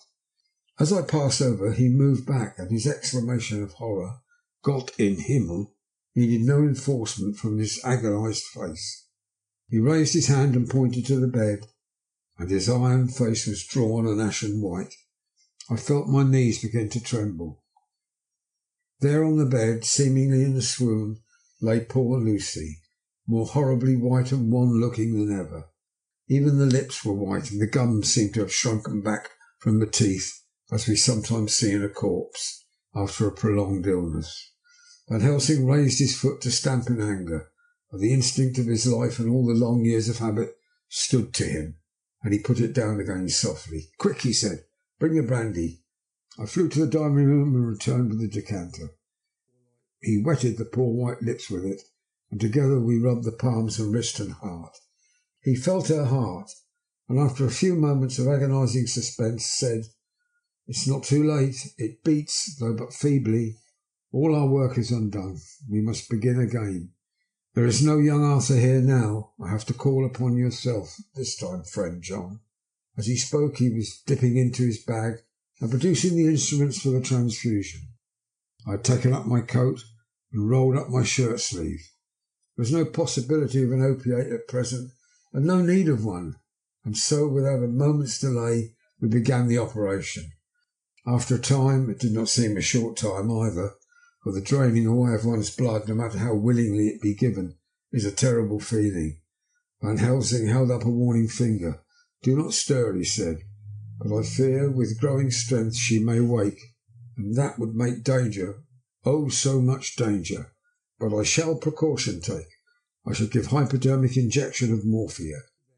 He proceeded then swiftly and deftly to carry out his intent. The effect on Lucy was not bad, for the faint seemed to merge subtly into the narcotic sleep. It was with a feeling of personal pride that I could see a faint tinge of colour steal back into the pallid cheeks and lips. No man knows, till he experiences it, what it is to feel his own life-blood drawn away into the veins of a woman he loves. The Professor watched me critically. "That will do," he said. "Already?" I remonstrated. "It took a great deal more for an art," to which he smiled, a sad sort of smile, as he replied, "He is a lover, her fiancé. You have work, much work to do. For her, for others, and the present will suffice." When we stopped the operation, he attended to Lucy, whilst I applied digital pressure to my own incision. I lay down whilst I waited his leisure to attend to me, for I felt faint and a little sick. By and by he bound up my wound and sent me downstairs to get a glass of wine for myself. As I was leaving the room he came after me and half whispered, "Mind, nothing must be said of this. If our young lover should turn up unexpected as before, no word to him. It would at once frighten him and enjealous him too. There must be none." So, when I came back he looked at me carefully and said, "You are not much the worse. Go into the room and lie on your sofa and rest a while. Then have much breakfast and come to me." I followed out his orders, for I knew how right and wise they were. I had done my part, and now my next duty was to keep up my strength. I felt very weak, and in the weakness lost something of the amazement at what had occurred. I fell asleep on the sofa, however, wondering over and over how Lucy had made such a retrograde movement, and how she could have been drained of so much blood with no sign anywhere to show for it. I think I must have continued my wonder in my dreams, for sleeping and waking my thoughts always came back to the little punctures in her throat and the ragged, exhausted appearance of their edges, tiny though they were. Lucy slept well into the day. When she woke she was fairly well and strong, though not nearly so much so as the day before. When Van Helsing had seen her, he went out for a walk, leaving me in charge with the strict injunctions that I was not to leave her for a moment. I could hear his voice in the hall asking the way to the nearest telegraph office. Lucy chatted with me freely and seemed quite unconscious that anything had happened. I tried to keep her amused and interested. When her mother came to see her, she did not seem to notice any change whatever, but said to me gratefully, "We owe you so much, Dr. Seward, for all you have done, but you really must now take care not to overwork yourself.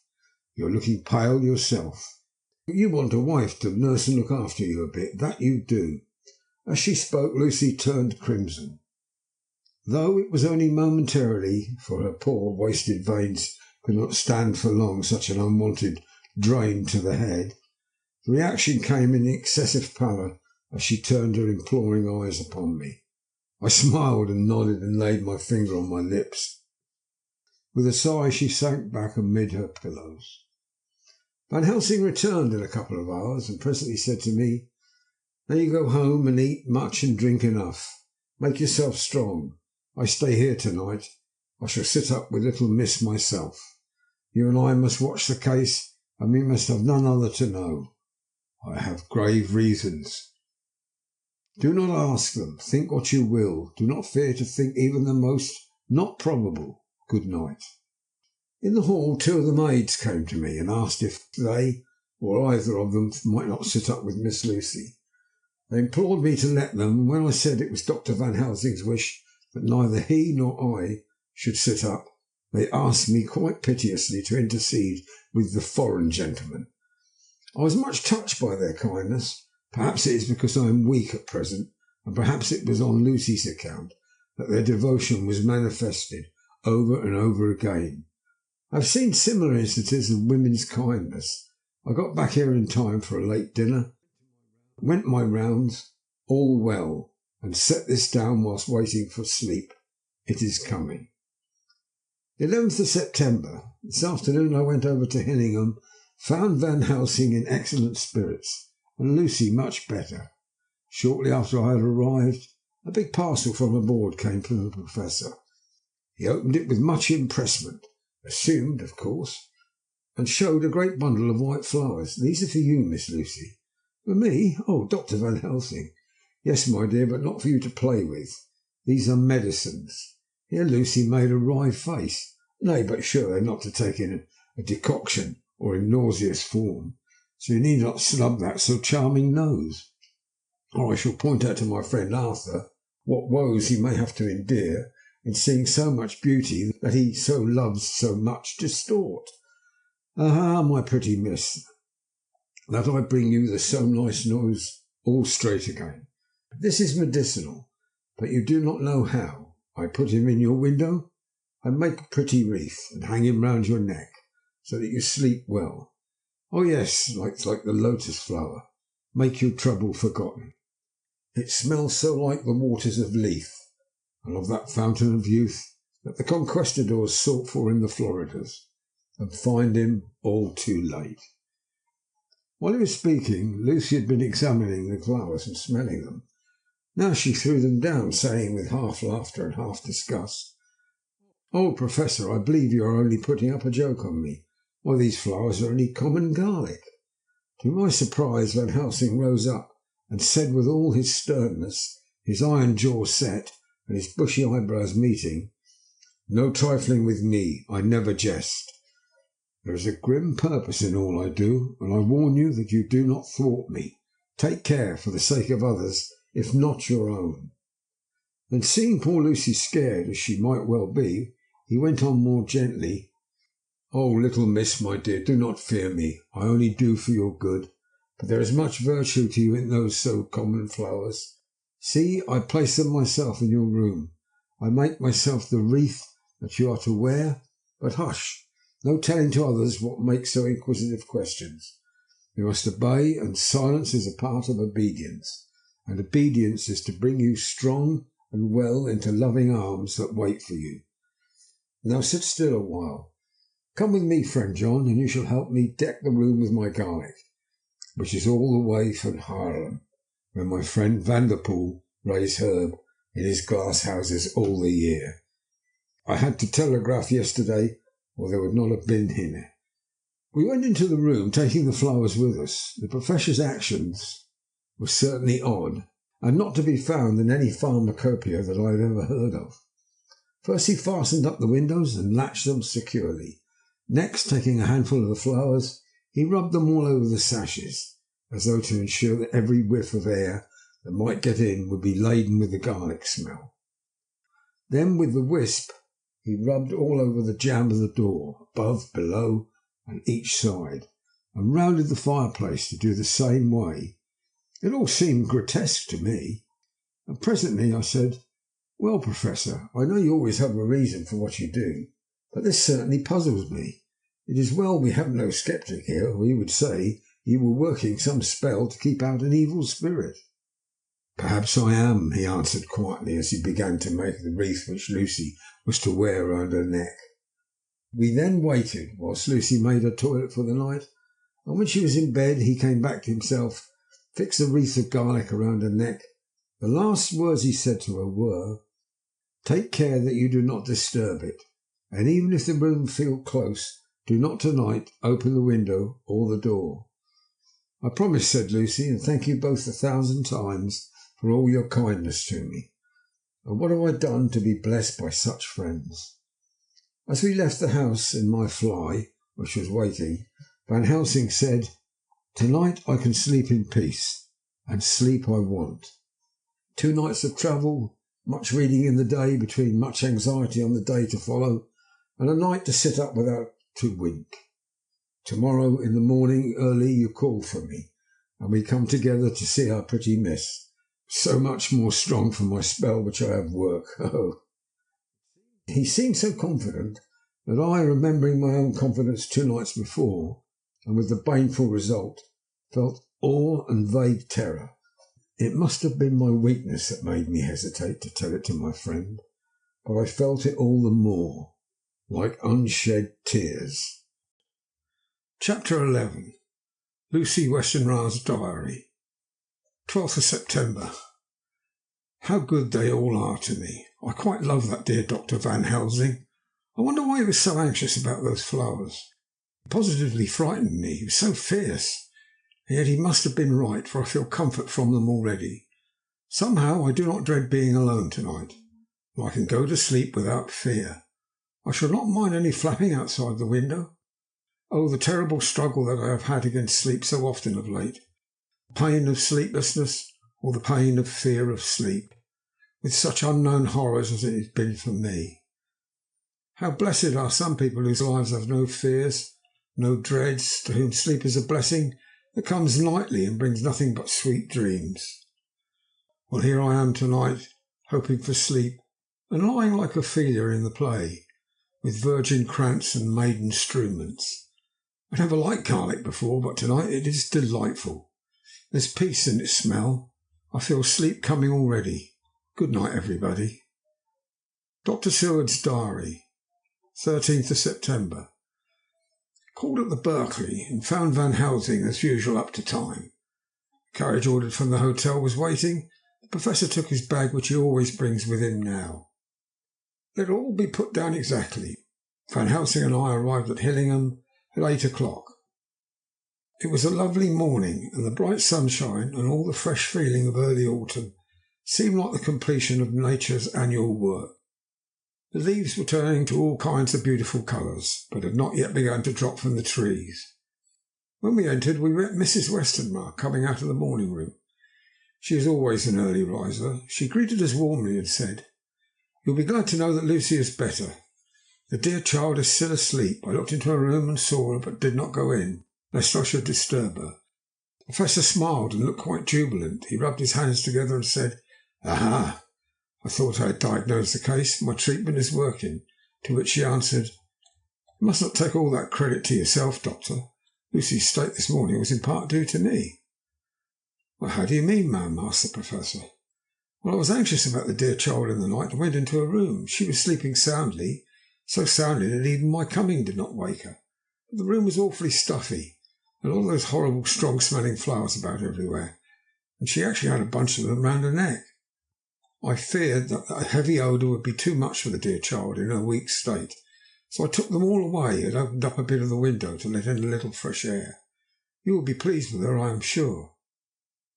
She moved off into her boudoir, where she usually breakfasted early. As she had spoken, I watched the Professor's face and saw it turn ashen grey. Had he been able to retain his self-command whilst the poor lady was present, for he knew her state, and how mischievous a shock would be, he actually smiled on her as he held open the door for her to pass into her room. But the instant she had disappeared, he pulled me suddenly and forcibly into the dining room and closed the door. For the first time in my life I saw Van Helsing break down. He raised his hands over his head in a sort of mute despair, and beat his palms together in a helpless way. Finally he sat down on a chair and, putting his hands before his face, began to sob with loud dry sobs that seemed to come from the very racking of his heart. And he raised his arms again as though appealing to the whole universe. "God, God, God," he said, "what have we done? What has this poor thing done that we are so sore beset? Is there fate amongst us still, sent down from the pagan world of old, that such things must be, and in such a way? The poor mother, all unknowing, and for all the best, she does such thing as lose her daughter, body and soul, and we must not tell her. We must not even warn her, or she die, and then both die. Oh, how we are beset! How are all the powers of the devil against us?" Suddenly he jumped to his feet. "Come," he said, "come, we must see an act. Devils or no devils, or all the devils at once, it matters not, we fight him all the same." He went to the hall door for his bag, and together we went up to Lucy's room. Once again I drew up the blind while Van Helsing went towards the bed. This time he did not start as he looked upon the poor face with the same awful waxen pallor as before. He wore a look of stern sadness and infinite pity. "As I expected," he murmured with that hissing inspiration of his which meant so much. Without a word he went and locked the door, and began to set out the little table of instruments for yet another operation of transfusion of blood. I had long ago recognized the necessity, and began to take off my coat. But he stopped me with a warning hand. "No," he said. "Today you must operate. I shall provide. You are weakened already." As he spoke he took off his coat and rolled up his shirt sleeve. Again the operation, again the narcotic, again some return of colour to the ashy cheeks, and the regular breathing of healthy sleep. This time I watched while Van Helsing recruited himself and rested. Presently he took an opportunity of telling Mrs. Westenra that she must not remove anything from Lucy's room without consulting him, that the flowers were of a medicinal value, and that the breathing of their odour was part of the system of cure. Then he took over the care of the case himself, saying that he would watch this night and the next, and would send me word when to come. After another hour Lucy waked from her sleep, fresh and bright, and seemingly not much worse for her terrible ordeal. What does it all mean, I'm beginning to wonder, if my long habit of the life amongst the insane is beginning to tell upon my own brain? Lucy Westenra's diary. 17th of September. 4 days and nights of peace. I am getting so strong again that I hardly know myself. It's as if I had passed through some long nightmare and had just awakened to see the beautiful sunshine and feel the fresh air of the morning around me. I have a dim half remembrance of long anxious times, of waiting and fearing darkness, in which there was not even the pain of hope to make present distress more poignant. And then long spells of oblivion, arising back to the life as a diver coming up through a great press of water. Since, however, Dr. Van Helsing has been with me, all this bad dreaming seems to have passed away. The noises that used to frighten me out of my wits, the flapping against the windows, and the distant voices which seemed so close to me, the harsh sounds that came from I know not where, and commanded me to do I know not what. All have ceased. I go to bed now without any fear of sleep. I do not even try to keep awake. I've grown quite fond of the garlic, and a boxful arrives for me every day from Haarlem. Tonight Dr. Van Helsing is going away, and he has to be for a day in Amsterdam. But I need not be watchful. I am well enough to be left alone. Thank God for mother's sake and dear Arthur's, and for all our friends who have been so kind. I shall not even feel the change, for last night Dr. Van Helsing slept in his chair a lot of the time. I found him asleep twice when I awoke, but I did not fear to go to sleep again, although the boughs or bats or something flapped most angrily against the window panes. The Pall Mall Gazette, 18th of September. The Escaped Wolf. Perilous adventure of our interviewer. Interview with the keeper in the Zoological Gardens. After many inquiries and almost as many refusals, perpetually using the words Pall Mall Gazette as a sort of talisman, I managed to find the keeper of the section of the Zoological Gardens in which the wolf department is included. Thomas Builder lives in one of the cottages in the enclosure behind the elephant house. I was just sitting down to his tea when I found him. Thomas and his wife are hospitable folk, elderly and without children, and if the specimen I enjoyed of their hospitality be of the average kind, their lives must be pretty comfortable. The keeper would not enter on what he called business till supper was over, and we were all satisfied. And when the table was cleared and he had lit his pipe, he said, "Now, sir, you don't ask me what you want. You'll excuse me refusing to talk of professional subjects before meals. I'll give the wolves and the jackals and the hyenas all of our section of tea before I begin to ask some questions." "How do you mean, ask some questions?" I queried, wishful to get him into a talkative humour. "Hitting them over the head with a pole is one way. Scratching of their ears is another. When gents is flush and wants a bit of a show-off to their gals, I don't mind so much at the first. It's the hitting with a pole afore I chucks in their dinner. But I waits till they've had their sherry and coffee, so to speak, before I tries it on with the ear scratching. Mind you," he added philosophically, "there's a deal of the same in nature as there is in them there animals. Here's you a coming and asking me questions about my business, and I, that grumpy, like that only for your blooming £50. I'd seen you blowed first, for I'd answer, not even when you asked me sarcastic, like, if I'd like to ask the superintendent if you might ask me questions. Without offence, I did tell you to go to hell." "You did, and when you said you'd report me for using obscene language, that was hitting me over the head. But the £50 made that all right. I weren't going to fight, so I waited for the food and did with my owl, as the wolves and lions and tigers does. But Lord love you, now that old woman has stuck a chunk of her tea cake in me and rinsed me out with her blooming old teapot. I've lit up. You may scratch my ears for all you're worth, and you won't even get a growl out of me. Drive along with your questions. I know where you're coming at. That here escaped wolf." "Exactly. I want you to give him your view of it. Just tell me how it happened. When I know the facts, I'll get you to say what you consider was the cause of it.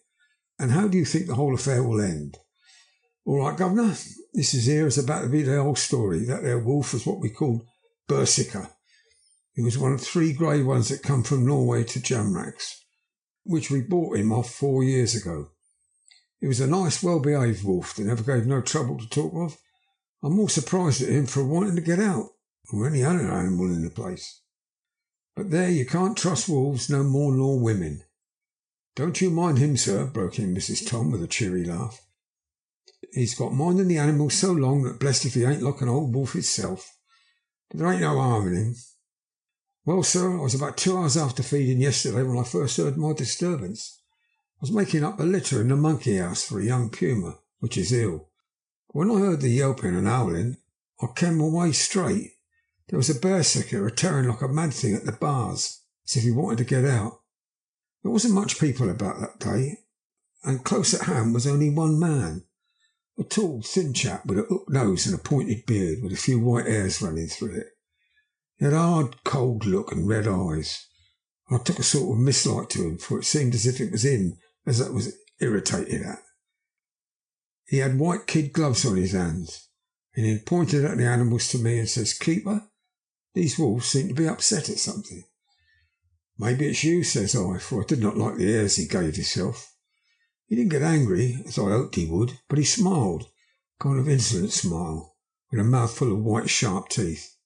"Oh no, they wouldn't like me," he says. "Oh yes, they would," says I, in an imitation of him. "They always likes a bone or two to clean their teeth with about tea time, which you has a bagful." Well, it was an odd thing, but when the animals sees us talking, they lay down, and when I went over to Berserker, he let me stroke his ears, same as ever. That there man come over, and blessed if he didn't put his hand and stroke the old wolf's ears too. "Take care," says I, "Berserker is quick." "Never mind," he says, "I'm used to 'em." "Are you in the business yourself?" says I, taking off my hat for a man what trades in wolves, and etc. is a good friend to keepers. "No," says he, "not exactly in the business, but I have made pets of several." With that he lifts his hat as polite as a lord and walks away. Old Berserker kept a looking after him till he was out of sight, and went and lay down in a corner and wouldn't come about the whole evening. Well, last night, as soon as the moon was up, the wolves here all began howling. There wasn't nothing for them to howl at, and there was no one near except someone that was evidently a-calling a dog somewhere out the back of the gardens in the Park Road. Once or twice I went out to see that all was all right, and it was. Then the howling stopped just before 12 o'clock. I just took a look round before turning in. Bust me! When I came opposite to old Berserker's cage, I could see the rails broken and twisted about, and the cage empty. And that's all I know for certain. Did anyone else see anything? One of our gardeners was a-coming home about that time from a harmony, when he sees a big grey dog coming out through the garden edges. At least so he says, but I don't give it for myself. For if he did, he never said a word about it to his missus when he got home. It was only after the escape of the wolf where it was made known. We'd all been up all night a-hunting of the park for Berserker, and he remembered seeing anything. My own belief was that the harmony had got into his head. Now, Mr. Builder, can you account for any way for the escape of the wolf? "Well, sir," he said with a suspicious sort of modesty, "I think I can, but I don't know as how you'd be satisfied with the theory." "Certainly I shall, if a man like you, who knows the animals from experience, can't hazard a good guess at any rate. Who is even to try?" "Well then, sir, I accounts for it this way. It seems to me that here wolf escaped simply because he wanted to get out." From the hearty way that both Thomas and his wife laughed at the joke, I could see that it had done service before, that the whole explanation was simply an elaborate sell. I couldn't cope in badinage with the worthy Thomas, but I thought I knew a surer way to his heart, and so I said, "Now, Mr. Builder, we'll consider that first half-sovereign worked off, and this brother of his is waiting to be claimed upon when you told me what you think will happen." "What you are, sir," he said briskly. "Oh, you'll excuse me, I know for a chaffing of ye, but the old woman here winked at me, which was as much as telling me to go on." "Well, I never," said the old lady. "My opinion is this, that here wolf is a hiding somewheres. The gardener what didn't remember said he was at a galloping northward faster than a horse could go, but I don't believe it. For you see, sir, wolves don't gallop no more than dogs does. They're not being built that way. Wolves is fine things in a storybook. I dare say when they get in packs, it does be chivying something. It's more of fear than they is. They can make a devil of a noise and chop it up, whatever it is. But Lord bless you, in real life a wolf is only a low creature, not half so clever or so bold as a good dog, and not half a quarter so much a fight in him. This one ain't been used for fighting, nor even to providing for himself, and more like he's somewhere round the park a hiding and shivering of, if he thinks at all, wondering where he is going to get his next breakfast from. Or maybe he's got down some area as in a coal cellar. My eye, won't some cook get a rum start when she sees his green eyes a-shining at her out of the dark. If he can't get food, he's bound to look for it, and mayhap he may chance to light upon a butcher in time. If he doesn't, and some nursemaid goes a-walking off with a soldier, leaving of the infant in the perambulator, well, I shouldn't be surprised if the census is one babby the less. That's all. I was handing him the half-sovereign when something came bobbing up against the window, and Mr. Builder's face doubled its natural length with surprise. "Well, God bless me," he said, "if there ain't old Berserker come back by hisself." He went to the door and opened it, a most unnecessary proceeding, it seemed to me. I've always thought that a wild animal never looks so well as when some obstacle of pronounced durability is between us. A personal experience has intensified rather than diminished that idea. After all, however, there is nothing like custom, for neither Builder nor his wife thought any more of the wolf than I should of a dog. The animal itself was peaceful and well behaved, as that father of all pictured wolves, Red Riding Hood's quondam friend, whilst moving her confidence in masquerade. The whole scene was an unutterable mixture of comedy and pathos. The wicked wolf of that half day had paralysed London and set all the children of the town shivering in their shoes. Was there in a sort of penitent mood, and was received and petted like a sort of vulpine prodigal son. Old Builder examined him all over with the most tender solicitude, and when he had finished with his penitent, said, "There, I knew the poor old chap would get into some kind of trouble. Didn't I say it all along? Here, his head's all cut and full of broken glass. He's been a-getting over some blooming wall or other. It's a shame that people are allowed to tap their walls with broken bottles. This here's what comes of it. Come on, Berserker." He took the wolf and locked him up in a cage, with a piece of meat that satisfied in quantity, at any rate, the elementary conditions of the fatted calf, and went off to report. I came off too, to report the only exclusive information that is given today regarding the strange escapade at the zoo. Dr. Seward's Diary, 17th of September. I was engaged after dinner in my study posting up my books, which, through press of other work and the many visits to Lucy, had fallen sadly into arrear. Suddenly the door was burst open, and in rushed my patient, with his face distorted with passion. I was thunderstruck. Such a thing as a patient getting of his own accord into the superintendent's study is almost unknown. Without an instant's pause he made straight at me. He had a dinner knife in his hand, and as I saw he was dangerous, I tried to keep the table between us. He was too quick, too strong for me. However, before I could get my balance, he had struck at me and cut my left wrist rather severely. Before he could strike again, however, I got in my right, and he was sprawling on his back on the floor. My wrist bled fiercely, and quite a little pool trickled onto the carpet. I saw that my friend was not intent on further effort, and occupied myself binding up my wrist, keeping a wary eye on the prostrate figure all the time. When the attendants rushed in, and we turned our attention to him, his employment positively sickened me. He was lying on his belly on the floor, licking up like a dog the blood which had fallen from my wounded wrist. He was easily secured, and to my surprise went with the attendants quite placidly, simply repeating over and over again, "The blood is the life. The blood is the life." I cannot afford to lose blood just at present. I have lost too much of it for my physical good. But then the prolonged strain of Lucy's illness and its horrible face is telling even on me. I am overexcited and weary, and I need rest. Rest. Happily Van Helsing has not summoned me, so I need not forego my sleep tonight. I could not well do without it. Telegram, Van Helsing, Antwerp to Seward, Carfax. Sent to Carfax, Sussex, as no county given. Delivered late by 22 hours. 17th of December. Do not fail to be at Hillingham tonight, if not watching all the time frequently. Visit and see that flowers are placed. Very important. Do not fail. Shall be with you as soon as possible after arrival. Dr. Seward's diary, 18th of September. Just off for train to London. The arrival of Van Helsing's telegram filled me with dismay. A whole night lost, and I knew by bitter experience what might happen in the night. Of course it is possible that all may be well, but what may have happened? Surely there is some horrible doom hanging over us. Every possible accident should thwart us in all we try to do. I shall take this cylinder with me, and then I can complete my entry on Lucy's phonograph.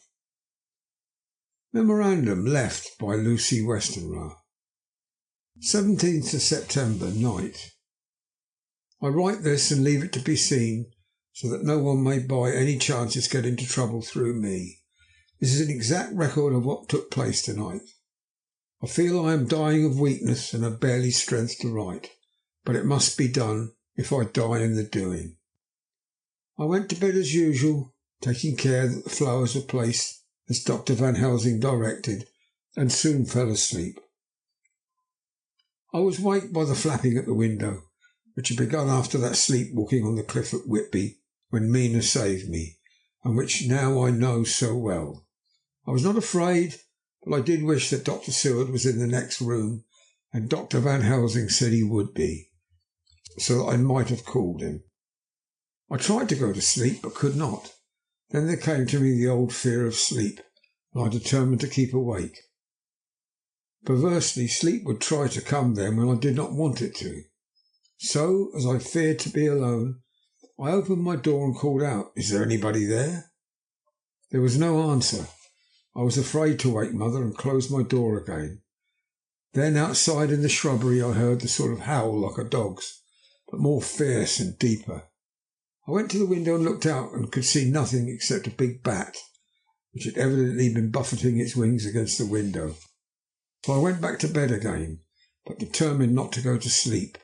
Presently the door opened and Mother looked in. Seeing my moving that I was not asleep, came in and sat by me.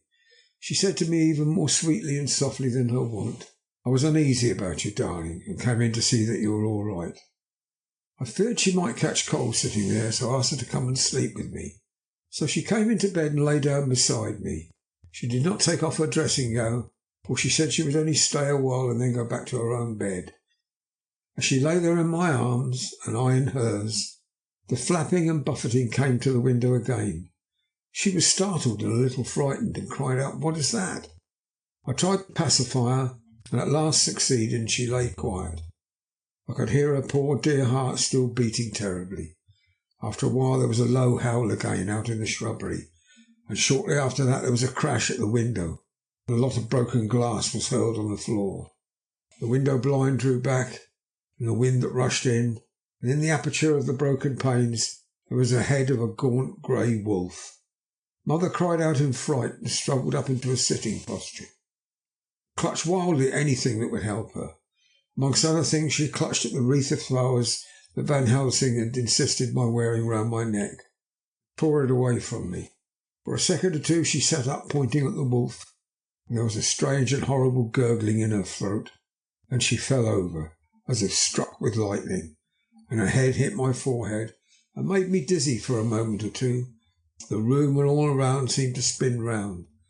I kept my eyes fixed on the window, but the wolf drew his head back, and a whole myriad of little specks seemed to come blowing in through the broken window, wheeling and circling round like the pillar of dust when there is a sign moon in the desert. I tried to stir, but there was some spell upon me, and dear Mother's poor body, which seemed to grow cold already, for her dear heart had ceased to beat, weighted me down, and I remembered no more for a while. The time did not seem long, but very, very awful, till I recovered consciousness again. Somewhere near, a passing bell was tolling. The dogs all round the neighbourhood were howling, and in our shrubbery, seemingly just outside, a nightingale was singing. I was dazed and stupid with pain and terror and weakness. The sound of the nightingale seemed like the voice of my dead mother, come back to comfort me. The sound seems to awaken the maids too. I could hear their bare feet pattering outside my door. I called to them and they came in. When they saw what had happened and what it was that lay over me on the bed, they screamed out. The wind rushed in through the broken window and the door slammed to. They lifted off the body of my dear mother and laid her covered up with a sheet on the bed after I had got up. They were all so frightened and nervous that I directed them to go to the dining room and each have a glass of wine. The door flew open for an instant and closed again. The maid shrieked and then went in a body to the dining room. As I laid what flowers I had on my dear mother's breast. When they were there, I remembered what Dr. Van Helsing had told me, but I didn't like to remove them, and besides, I would have some of the servants to sit up with me now. I was surprised that the maids had not come back. I called them but got no answer, so I went to the dining room to look for them.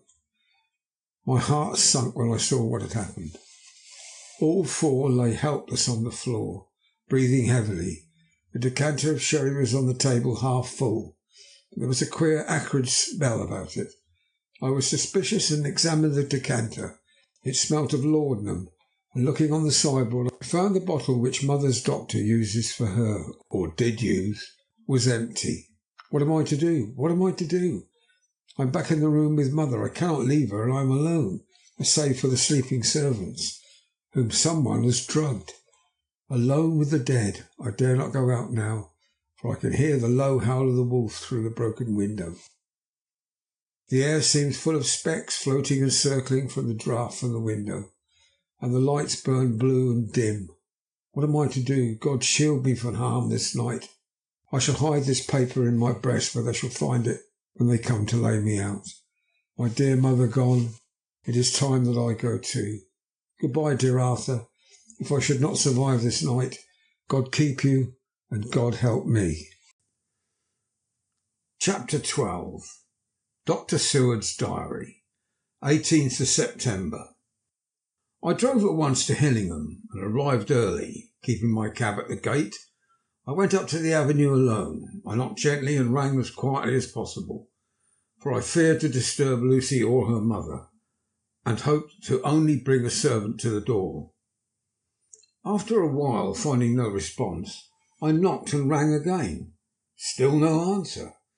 I cursed the laziness of the servants, that they should lie abed at such an hour, for it was now 10 o'clock, and so rang and knocked again, but more impatiently, but still without response. Hitherto I blamed only the servants, but now a terrible fear began to assail me. Was this a desolation, another link in the chain of doom, which seemed to be drawing tight around us? Was it indeed a house of death to which I had come too late? I knew the minutes, even seconds, of delay might mean hours of danger to Lucy, if she had again one of those frightful relapses, and I went round the house to try if I could find by chance an entry anywhere. I could find no means of ingress. Every window and door was fastened and locked, and I returned baffled to the porch. As I did so, I heard the rapid pit-pat of a swiftly driven horse's feet. They stopped at the gate, and a few seconds later I met Van Helsing running up the avenue. When he saw me, he gasped out, "And it was you! I'd just arrived. How is she? Are we too late? Did she not get my telegram?"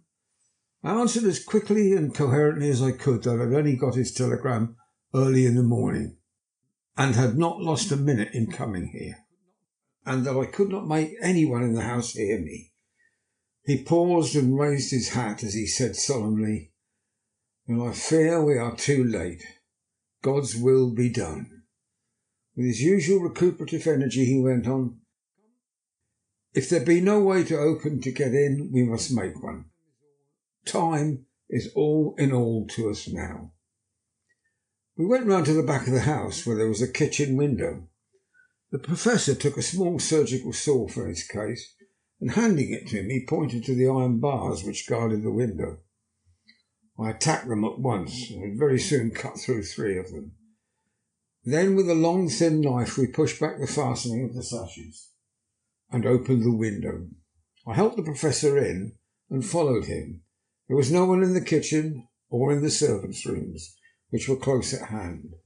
We tried all the rooms as we went along, and in the dining room, dimly lit by rays of light through the shutters, found 4 servant women lying on the floor. There was no need to think them dead, for the stertorous breathing and the acrid smell of laudanum in the room left no doubt as to their condition. Van Helsing and I looked at each other as we moved away. He said, "Can we attend to them later?" Then we ascended to Lucy's room. For an instant or two we paused at the door to listen, but there was no sound that we could hear. With white faces and trembling hands, we opened the door gently and entered the room. How shall I describe what we saw? On the bed lay 2 women, Lucy and her mother. The latter lay furthest in, and she was covered with a white sheet, the edge of which had been blown back by the draught through the broken window, showing the drawn white face with a look of terror fixed upon it. By her side lay Lucy, with a face white and still more drawn. The flowers which had been round her neck we found upon her mother's bosom, and her throat was bare, showing the 2 little wounds which we had noticed before, but looking horribly white and mangled. Without a word the Professor bent over the bed, his head almost touching poor Lucy's breast, and he gave a quick turn of his head, as of one who listens, and leaping to his feet cried out to me, "It's not yet too late. Quick, quick, bring the brandy." I flew downstairs and returned with it, taking care to smell and taste it, lest it too were drugged like the decanter of sherry which I found on the table. The maids were still breathing, but more restlessly. I fancied that the narcotic was wearing off. I did not stay to make sure, but returned to Van Helsing. He rubbed the brandy, as on other occasions, on her lips, on her gums and her wrists and the palms of her hands. He said to me, "I can do this, all that can be at the present. You go and wake those maids, flick them in the face with a wet towel and flick them hard. Make them get heat and fire and warm bath. The poor soul is nearly as cold as that beside her. She will need to be heated before we can do anything more." I went at once and found little difficulty in waking 3 of the women. The 4th was only a young girl, and the drug had evidently affected her more strongly. So I lifted her off the sofa and let her sleep. The others were dazed at first, but as remembrance came back to them they cried and sobbed in a hysterical manner. I was stern with them, however, and would not let them talk. I told them that one life was bad enough to lose, that if they delayed they would sacrifice Miss Lucy. So sobbing and crying they went about their way, half clad as they were, and prepared to fire and water. Fortunately the kitchen and boiler fires were still alive. There was no lack of hot water. We got a bath and carried Lucy out as she was and placed her in it. While we were busy chafing her limbs, there was a knock at the hall door. One of the maids ran off, hurried on some more clothes and opened it. Then she returned and whispered to us there was a gentleman who had come with a message from Mr. Holmwood. I bade her simply tell him that he must wait, for we could see no one now. She went away with the message, and engrossed with her work, I clean forgot all about him. I never saw in all my experience the Professor work in such a deadly earnest. I knew, as he knew, that it was a stand-up fight with death, and in a pause told him so. He answered me in a way which I did not understand, but with the sternest look that his face could wear. If that were all, I would stop here where we are now, and let her fade away into peace, for I see no light in life over her horizon. He went on with his work with, if possible, renewed and more frenzied vigour. Presently we both began to be conscious that the heat was beginning to have some effect. Lucy's heart beat a trifle more audibly to the stethoscope, and her lungs had a perceptible movement. Van Helsing's face almost beamed as we lifted her from the bath and rolled her in a hot sheet to dry her. He said to me, "The first gain is ours. Check to the king." He took Lucy into another room, which by now had been prepared, and laid her in bed and forced a few drops of brandy down her throat. I noticed that Van Helsing tied a soft silk handkerchief round her throat. She was still unconscious and was still quite as bad as, if not worse than, we had ever seen her. Van Helsing called in one of the women and told her to stay with her and not to take her eyes off her until we returned, and then beckoned me out of the room. "We must consult as to what is to be done," he said as we descended the stairs. In the hall, he opened the dining room door and we passed in. He closed the door carefully behind him. The shutters had been opened, but the blinds were already drawn with that obedience to the etiquette of death which British women of the lower classes always rigidly observes. The room was therefore dimly dark. It was, however, light enough for our purposes. Van Helsing's sternness was somewhat relieved by a look of perplexity.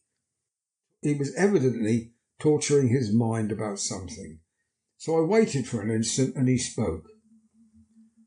"What are we to do now? Where are we to turn for help? We must have another transfusion of blood, and that soon, or the poor girl's life won't be worth an hour's purchase. You're exhausted. I'm exhausted too. I fear to trust these women, even if they would have courage to submit. What are we to do for someone who will open his veins for her? What's the matter with me, anyhow?" The voice came from the sofa across the room, and its tones brought relief and joy to my heart, for they were those of Quincy Morris. Van Helsing startled angrily at the first sound, but his face softened and a glad look came into his eyes. I cried out, "Quincy Morris," and rushed towards him with outstretched hands. "What brought you here?" I cried as our hands met. "I guess art is the cause." He handed me a telegram. "Have not heard from Seward for 3 days, and am terribly anxious. Cannot leave. Father still in same condition. Send me word how Lucy is. Do not delay. Holmwood." I think I came just in the nick of time. "You know, you only have to tell me what to do." Van Helsing strode forward and took his hand, looking at him straight in the eyes as he said, "A brave man's blood is the best thing on this earth when a woman is in trouble. You're a man and no mistake. Well, the devil may work against us, but for all he's worth, God sends us men when we want them." Once again we went through that ghastly operation. I've not the heart to go through with the details. Lucy had got a terrible shock, and it told on her more than before. Although plenty of blood went into her veins, her body did not respond to the treatment as well as on other occasions. Her struggle back into life was something frightful to see and hear. However, the action of both heart and lungs improved, and Van Helsing made a subcutaneous injection of morphia as before, and with good effect. Her faint became a profound slumber. The Professor watched whilst I went downstairs with Quincy Morris, and sent one of the maids to pay off one of the cabmen who were waiting. I left Quincy lying down after having a glass of wine, and told the cook to get ready a good breakfast. Then a thought struck me, and I went back into the room where Lucy now was. When I came softly in, I found Van Helsing with a sheet or two of notepaper in his hand. He'd evidently read it and was thinking it over as he sat with his hand to his brow. There was a look of grim satisfaction in his face, as of one who had had a doubt solved. He handed me the paper and saying only, "It dropped from Lucy's breast when we carried her to the bath." When I had read it, I stood looking at the Professor, and after a pause asked him, "God's name, what does all this mean? Was she or is she mad, or what sort of horrible danger is it?" I was so bewildered that I did not know what to say more. Van Helsing put out his hand and took the paper, saying, "Do not trouble about it now. Forget it for the present. You shall know and understand it all in good time, but it will be later. And now what is it that you came to me to say?" This brought me back to fact, and I was all myself again. "I came to speak about the certificate of death. If we do not act properly and wisely, there may be an inquest, and that paper would have to be produced. I'm in hopes that we need have no inquest, for if we had, it would surely kill poor Lucy, if nothing else did. I know, and you know, and the other doctor who attended her knows, that Mrs. Westenra had disease of the heart, and we can certify that she died of it. Let us fill up the certificate at once, and I shall take it myself to the registrar and go on to the undertaker." "Good. Oh, my friend John, well thought of. Truly, Miss Lucy, if she be sad in the foes that beset her, is at least happy in the friends that love her. 1, 2, 3, all open their veins for her.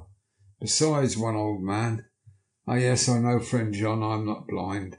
I love you all the more for it. Now go."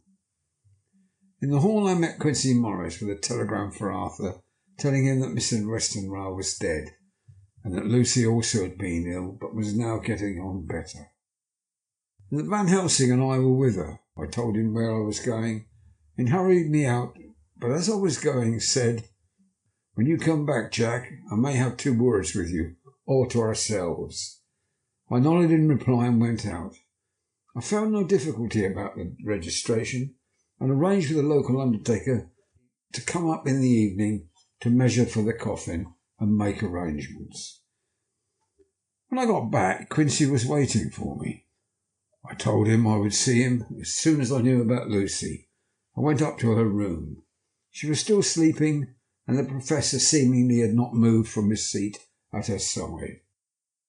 From his putting his finger to his lips, I gathered he expected her to wake before long, and was afraid of forestalling nature. So I went down to Quincy and took him into the breakfast room, where the blinds were not drawn down, and which was a little more cheerful, or rather less cheerless, than the other rooms.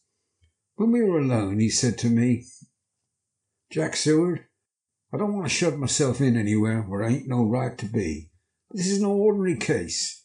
You know that I love that girl, and I wanted to marry her, but although that's all past and gone, can't help feeling anxious about her all the same.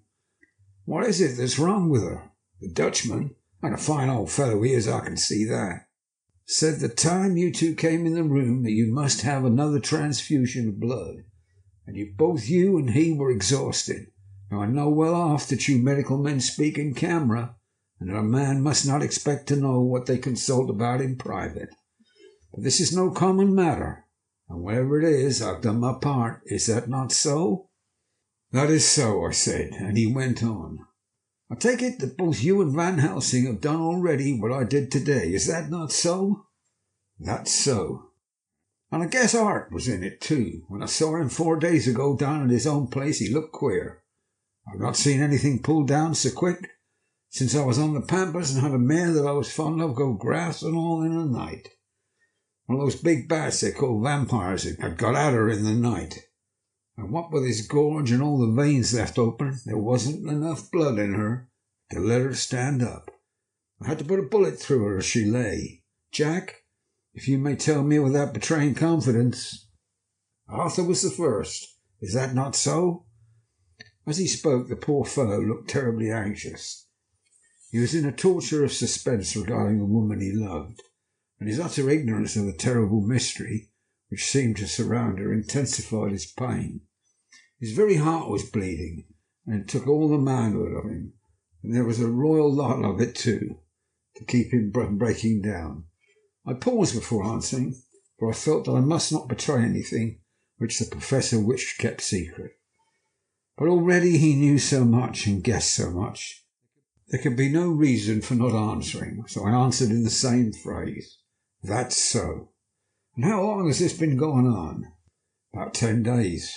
10 days. Then I guess Jack Seward and that poor pretty creature that we all love has had put into her veins within that time the blood of 4 strong men. Man alive, her whole body wouldn't hold it. Then coming close to me, he spoke in a fierce half whisper, "What took it out?" I shook my head. "That," I said, "is the crux. Van Helsing is simply frantic about it, and I'm at my wits' end. I can't even hazard a guess. There's been a series of little circumstances which have thrown out all our calculations as to Lucy being properly watched, but these shall not occur again. Here we stay until all be well or ill." Quincy held out his hand. "Count me in," he said. "You and the Dutchman will tell me what to do, and I'll do it." When she woke late in the afternoon, Lucy's first movement was to feel in her breast and, to my surprise, produce the paper which Van Helsing had given me to read. The careful professor had replaced it where it had come from, lest on waking she should be alarmed. Her eye then lit on Van Helsing and on me too, and gladdened. And she gave a look around the room, and seeing where she was, shuddered. She gave a loud cry and put her poor thin hands before her pale face. We both understood what that meant, that she had realised to the full her mother's death. So we tried what we could to comfort her. Doubtless sympathy had eased her somewhat, but she was very low in thought and spirit, and wept silently and weakly for a long time. We told her that either or both of us would now remain with her all the time. That seemed to comfort her. Towards dusk she fell into a doze. Here a very odd thing occurred. While still asleep, she took the paper from her breast and tore it in two. Van Helsing stepped over and took the pieces from her. At the same time, however, she went on with the action of tearing, as though the material was still in her hands. Finally she lifted her hands and opened them as though scattering the fragments. Van Helsing seemed surprised, and his brows gathered as if in thought, but he said nothing. 10th of September. All last night she slept fitfully, being always afraid to sleep, and something weaker when she woke from it. The professor and I took it in turns to watch, and we never left her for a moment unattended. Quincy Morris said nothing about his intention, but I knew that all night long he patrolled round and round the house. When the day came, its searching light showed the ravages in poor Lucy's strength.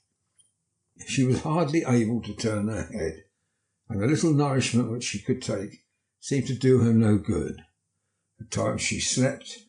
Both Van Helsing and I noticed the difference in her between the sleeping and waking. Whilst asleep she looked stronger, although more haggard, and her breathing was softer. Her open mouth showed the pale gums drawn back from the teeth, which thus looked positively longer and sharper than usual. When she woke, the softness of her eyes had evidently changed the expression, for she looked at her own self, although a dying one, in the afternoon, and asked for Arthur, and we telegraphed for him. Quincy went off to meet him at the station. When he arrived it was nearly 6 o'clock, and the sun was setting full and warm, and the red light streamed in through the window and gave more colour to the pale cheeks. When he saw her, Arthur was simply choking with emotion, and none of us could speak. In the hours that had passed, the fits of sleep or the comatose condition that passed for it had grown more frequent, so that the pauses when conversation was possible were shortened. Arthur's presence, however, seemed to act as a stimulant. She rallied a little and spoke to him more brightly than she had done since we arrived. He too pulled himself together and spoke as cheerily as he could, so that the best was made of everything. It was now nearly 1 o'clock, and he and Van Helsing are sitting with her.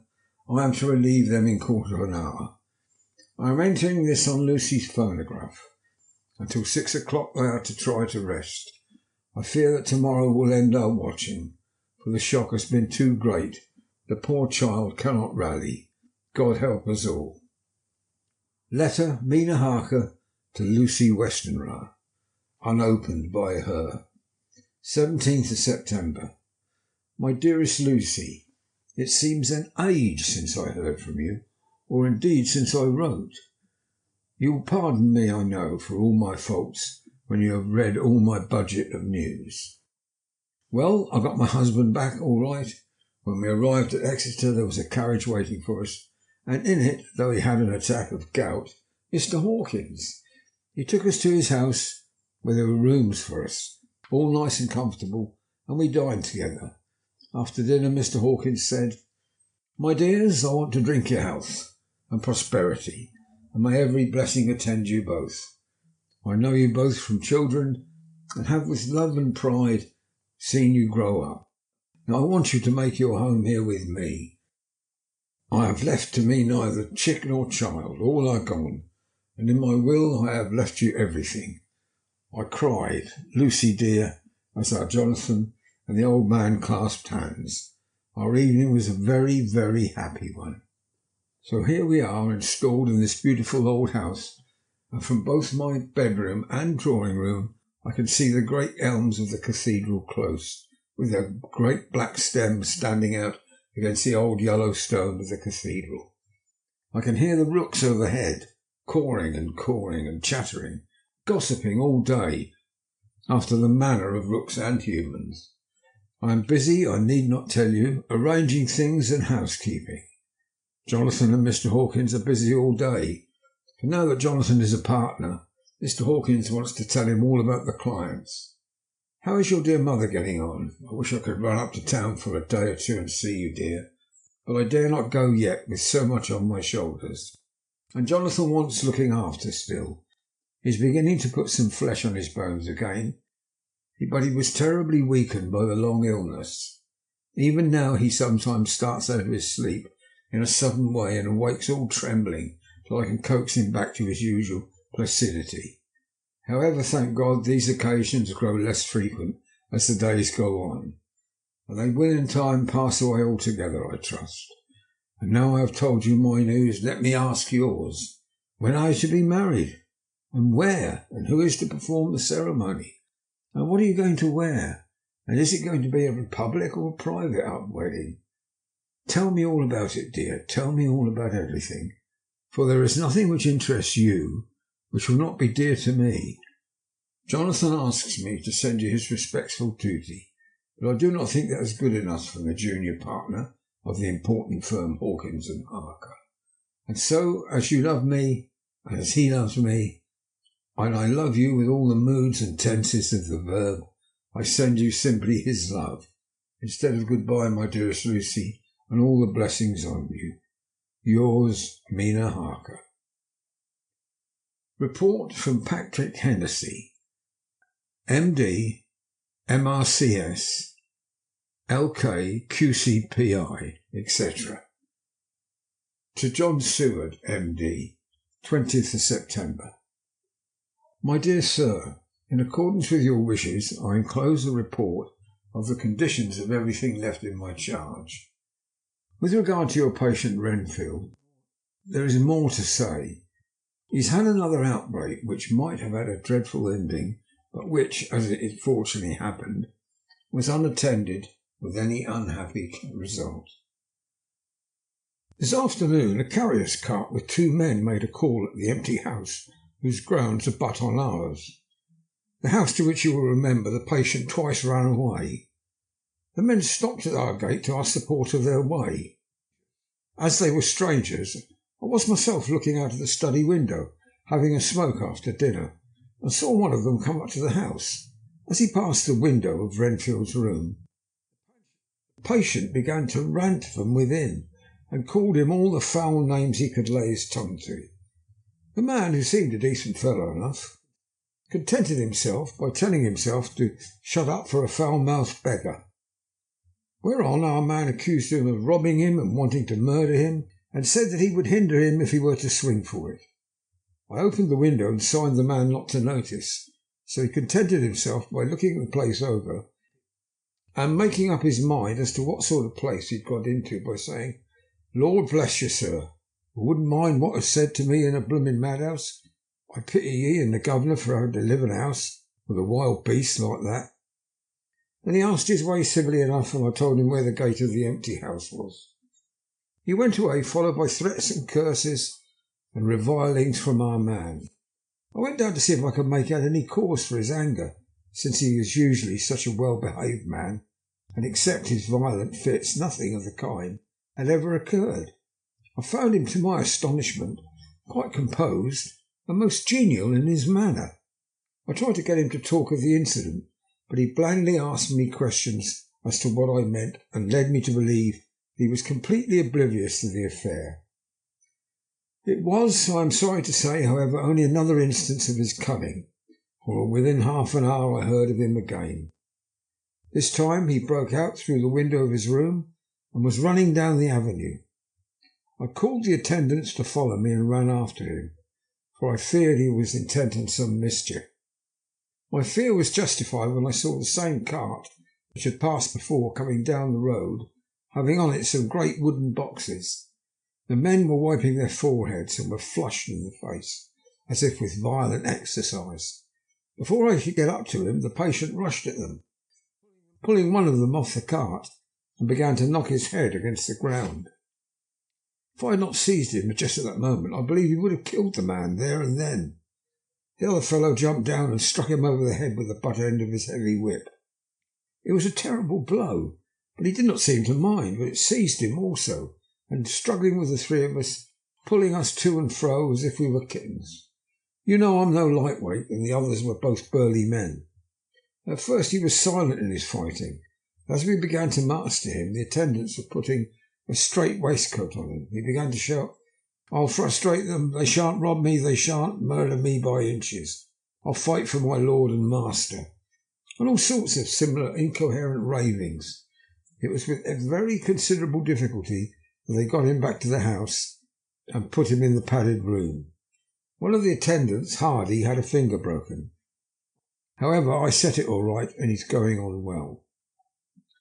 The two carriers were at first loud in their threats of action for damages, and promised to rain all the penalties of the law upon us. The threats were, however, mingled with some sort of indirect apology for the defeat of the Tillman by a feeble madman.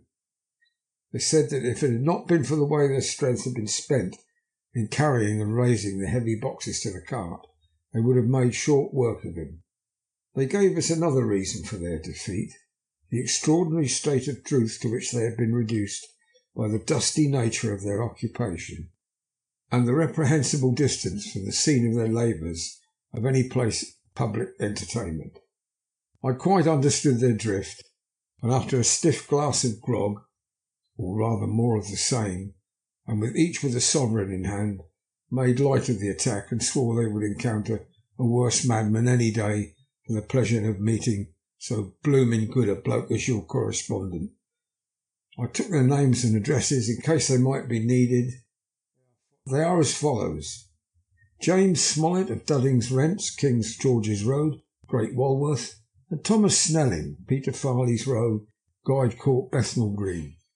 They are both in the employment of Harris and Sons, Moving and Shipment Company, Orange Masters Yard, Soho. I shall report to you any matter of interest occurring here, and shall wire you at once if there's anything of importance.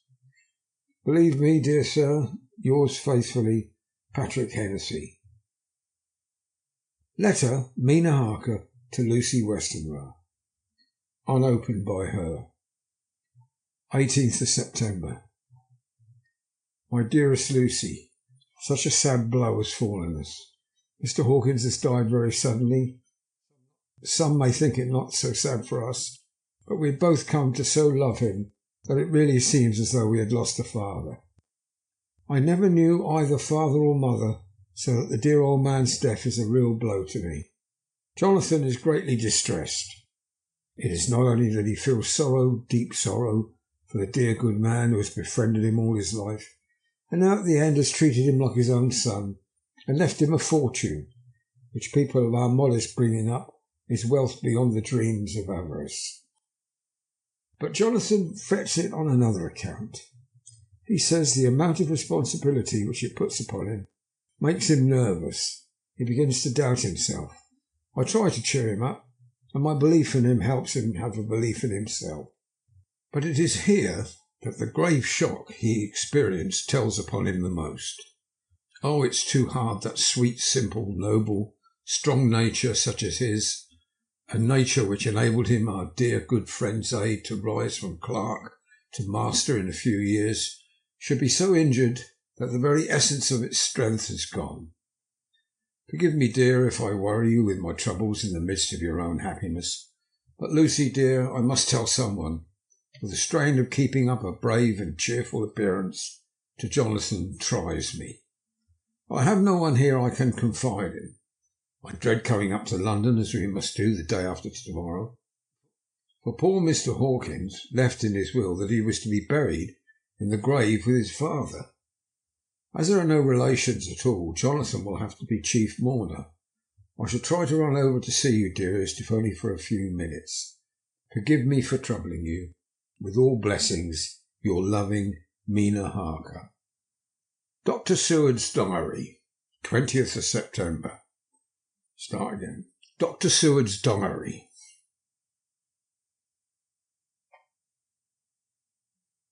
20th of September.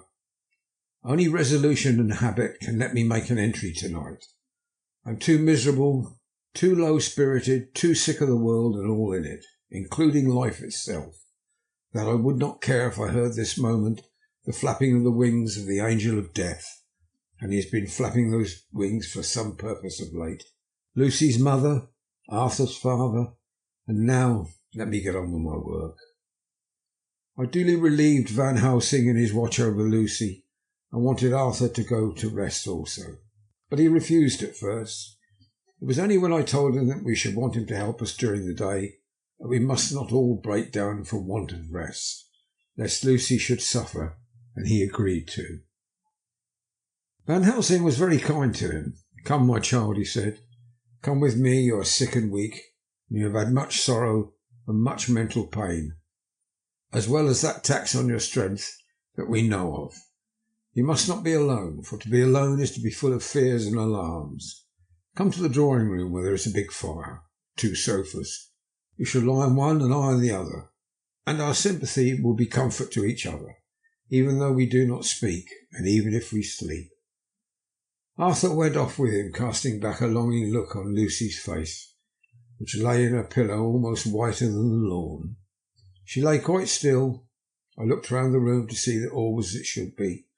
I could see that the Professor had carried out in this room, as in the others, his purpose of using garlic till the whole of the window sashes reeked with it, and round Lucy's neck, over the silk handkerchief of which Van Helsing made her keep on, was a rough chaplet of the same odorous flowers.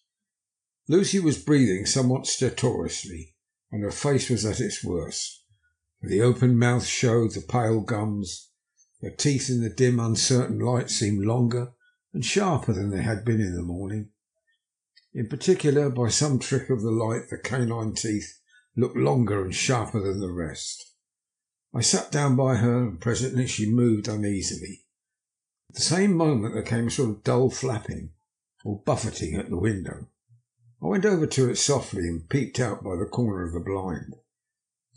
There was a full moonlight, and I could see that the noise was made by a great bat, which wheeled round, doubtless attracted by the light, although so dim, and every now and then struck the window with its wings. When I came back to my seat, I found that Lucy had moved slightly and had torn away the garlic flowers from her throat. I replaced them as well as I could and sat watching her. Presently she woke, and I gave her food as Van Helsing had prescribed. She took but a little, and that languidly. There did not seem to be with her now the unconscious struggle for life and strength that had hitherto marked her illness. It struck me as curious that the moment she became conscious, she pressed the garlic flowers close to her. It was certainly odd that whenever she got into that lethargic state, with the stertorous breathing, she put the flowers from her, but that when she waked, she clutched them close.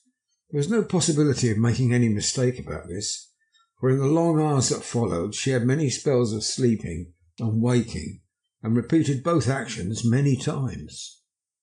At 6 o'clock Van Helsing came in to relieve me. Arthur had then fallen into a doze, and he had mercifully let him sleep on.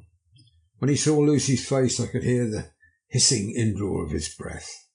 He said to me in a sharp whisper, "Draw up the blind, I want light." And he bent down, and with his face almost touching Lucy's, examined her carefully. He removed the flowers and lifted the silk handkerchief from her throat. As he did so, he started back, and I could hear his ejaculation, "Mein Gott," as it was some smothered in his throat. I bent over and looked too, and as I noticed, some queer chill came over me. The wounds on the throat had absolutely disappeared. For a full 5 minutes Van Helsing stood looking at her, with his face at its sternest. Then he turned to me and said calmly, "She is dying. It will not be long now." It will be much difference, mark me, whether she dies conscious or in her sleep. Wake that poor boy and let him come and see the last. He trusts us, and we have promised him." I went to the dining room and waked him. He was dazed for a moment, but when he saw the sunlight streaming in through the edges of the shutters, he thought he was late and expressed his fear. I assured him that Lucy was still asleep, but told him as gently as I could that both Van Helsing and I feared that the end was near.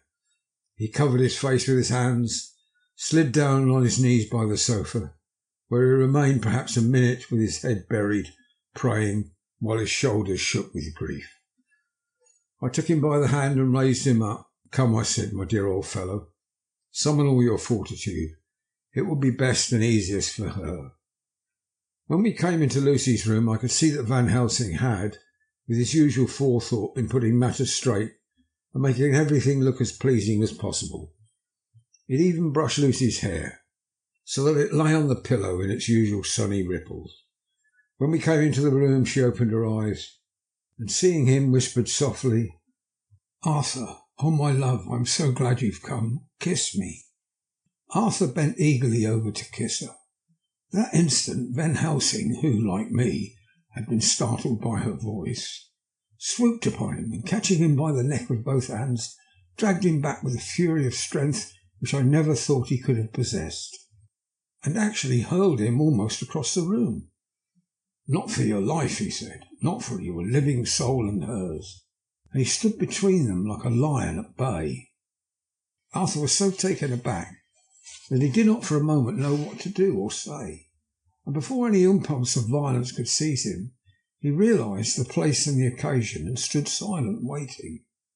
I kept my eyes fixed on Lucy, as did Van Helsing, and we saw a spasm of rage flit like a shadow over her face.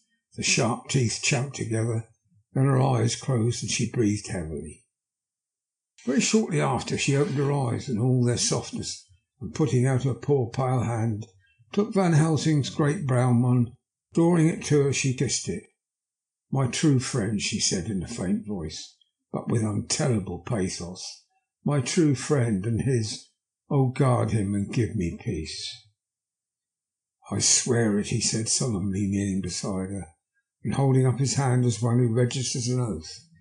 He turned to Arthur and said to him, "Come, my child, take her hand in yours and kiss her on the forehead only once." Their eyes met instead of their lips, and so they parted. Lucy's eyes closed, and Van Helsing, who had been watching closely, took Arthur's arm and drew him away. And then Lucy's breathing became stertorous again, and all at once it ceased. "It's all over," said Van Helsing. "She is dead." I took Arthur by the arm and led him away to the drawing room, where he sat down and covered his face with his hands, sobbing in a way that nearly broke me down to see. I went back to the room and found Van Helsing looking at poor Lucy, and his face was sterner than ever. Some change had come over her body. Death had given back part of her beauty, for her brow and cheeks had recovered some of their flowing lines. Even the lips had lost their deadly pallor. It was as if the blood no longer needed for the working of the heart had gone to make the harshness of death as little rude as might be. We thought her dying while she slept, and sleeping when she died. I stood beside Van Helsing and said, "Ah, well, poor girl, there is peace for her at last. It is the end." He turned to me and said with grave solemnity, "Not so, alas, not so. It's only the beginning." When I asked him what he meant, he only shook his head and answered, "We can do nothing as yet. Wait and see." Chapter 13. Dr. Seward's Diary continued. The funeral was arranged for the next succeeding day so that Lucy and her mother might be buried together. I attended to all the ghastly formalities, and the urbane undertaker proved that his staff were afflicted or blessed with something of his own obsequious suavity. Even the women who performed the last offices for the dead remarked to me in a confidential, brother professional way, when she had come out from the death chamber, She makes a very beautiful corpse, sir. It's quite a privilege to attend on her. It's not so much to say that she would do credit to our establishment. I noticed that Van Helsing never kept far away. This was possible from the disordered state of things in the household. There were no relatives at hand, and as Arthur had to be back the next day to attend his father's funeral, we were unable to notify anyone who should have bidden. Under the circumstances, Van Helsing and I took it upon ourselves to examine papers, etc. He insisted upon looking over Lucy's papers himself. I asked him why, for I feared that he, being a foreigner, might not be quite aware of English legal requirements, and so might in ignorance make some unnecessary trouble. He answered me, I know. You forget that I am a lawyer as well as a doctor. But this is not altogether for the law. You knew that when you avoided the coroner. I have more than him to avoid. There may be papers more, such as this. As he spoke, he took from his pocket-book the memorandum which had been in Lucy's breast and which she had torn in her sleep. When you find anything of the solicitor who is for the late Mrs. Westenra, seal all her papers and write to him tonight. For me, I watch here in the room and in Miss Lucy's old room all night, and I myself search for what may be. It is not well that our very thoughts go into the hands of strangers. I went on with my part of the work, and in another half hour had found the name and address of Mrs. Westenra's solicitor, and had written to him. All the poor lady's papers were in order, explicit directions regarding the place of burial were given. I had hardly sealed the letter when, to my surprise, Van Helsing walked into the room saying, Can I help you, friend John? I am free, and, if I may, my service is to you. Have you got what you look for? I asked, to which he replied, I did not look for any specific thing. I only hoped to find, and find I have, all that there was, only some letters and a few memoranda and a diary new begun. I have them here, and we shall for the present say nothing of them. I shall see the poor lad tomorrow evening, and with his sanction I shall use some. When we had finished work in hand, he said to me, And now, friend John, I think we may to bed. We want to sleep, both you and I, and rest to recuperate.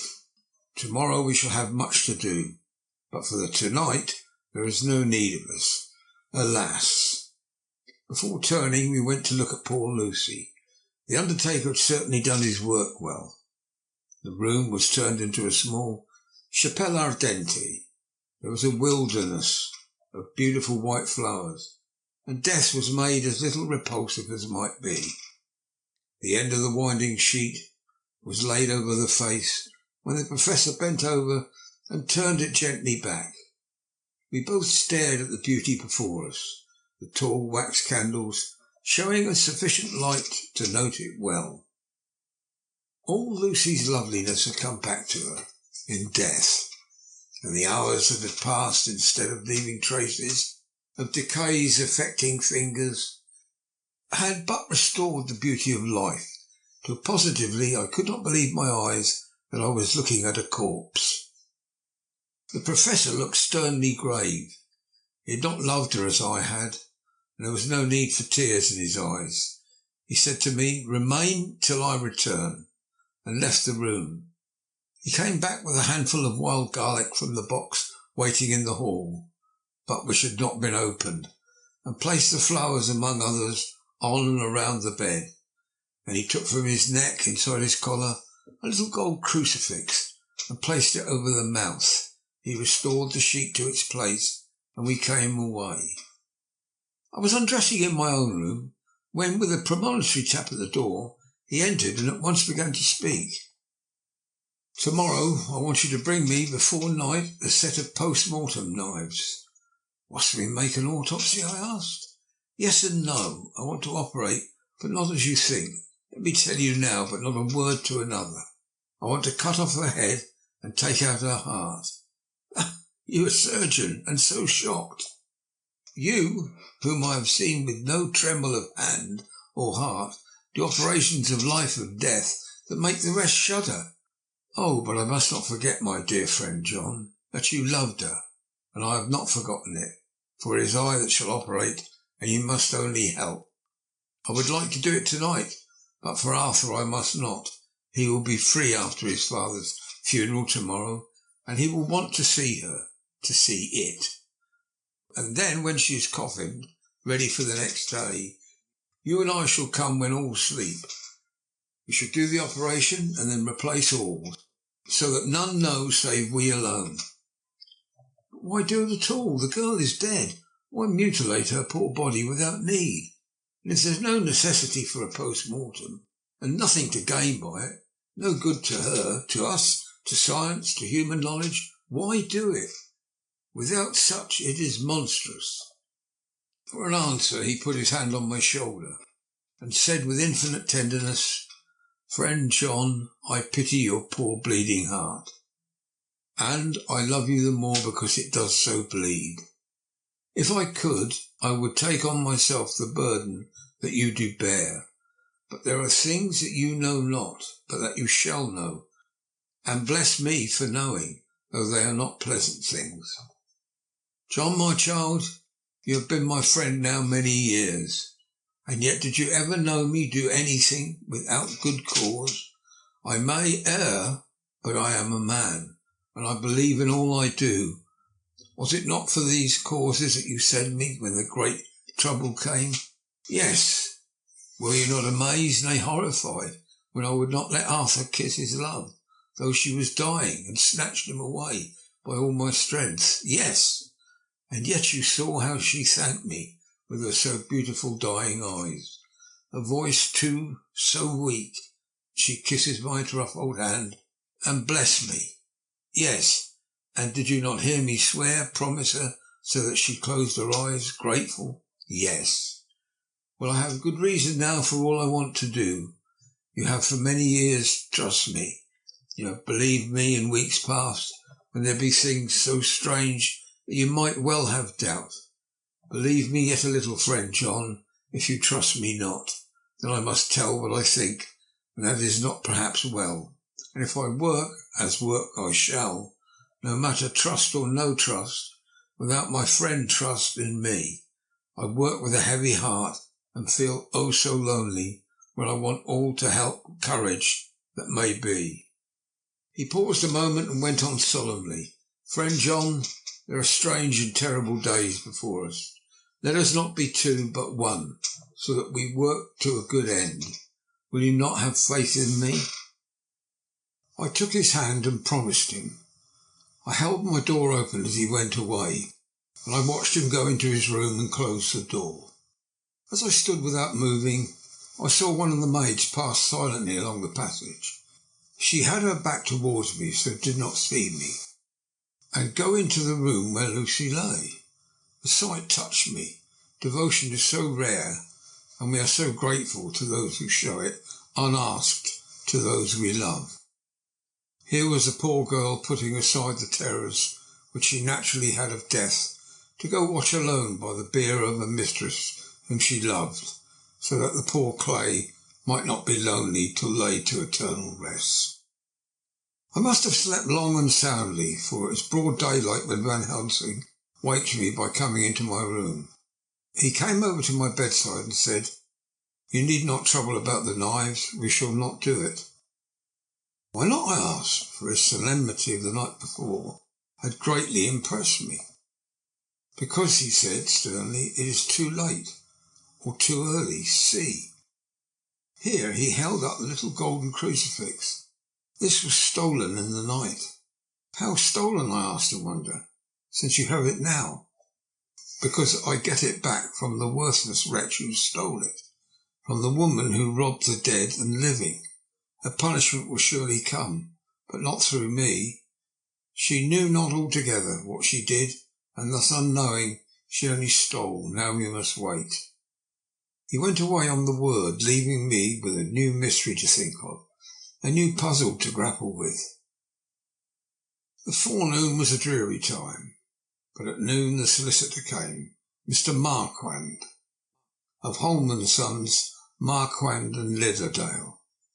He was very genial and very appreciative of what we had done, and took off our hand all the cares as to details.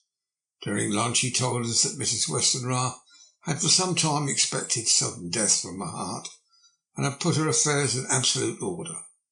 He informed us that with the exception of a certain entailed property of Lucy's father's, which now, in default of direct issue, went back to a distant branch of the family, the whole estate, real and personal, was left absolutely to Arthur Holmwood. When he had told us so much, he went on. Frankly, we did our best to prevent such a testamentary disposition, and pointed out certain contingencies that might leave her daughter either penniless or not so free as she should be to act regarding a matrimonial alliance. Indeed, we pressed the matter so far we almost came to a collision, for she asked us if we were or were not prepared to carry out her wishes. Of course, we then had no alternative but to accept. We were right in principle, and 99 times out of 100 we should have proved it by the logic of events. The accuracy of our judgment. Frankly, however, I must admit that in this case, any other form of disposition would have rendered impossible the carrying out of her wishes. But by her predeceasing her daughter, the latter would have come into possession of the property.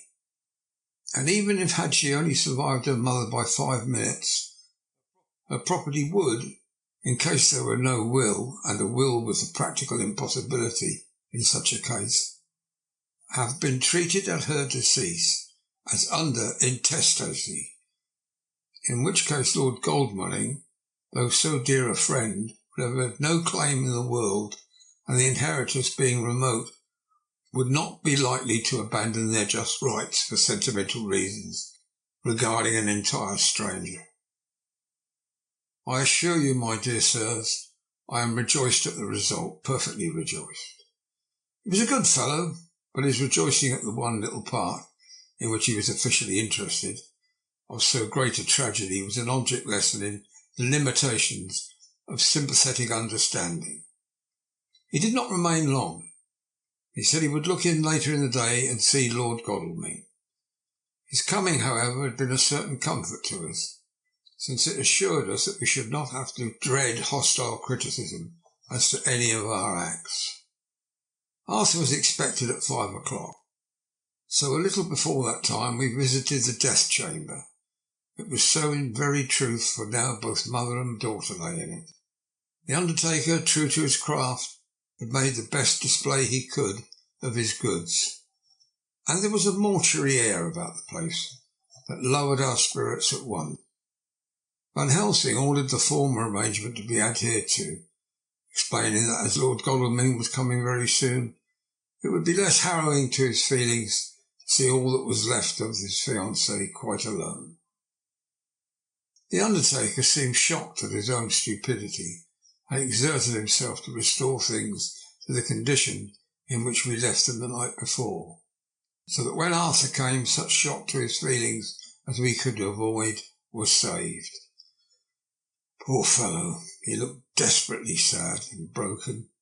Even his stalwart manhood seemed to have shrunk somewhat under the strain of his much-tried emotions.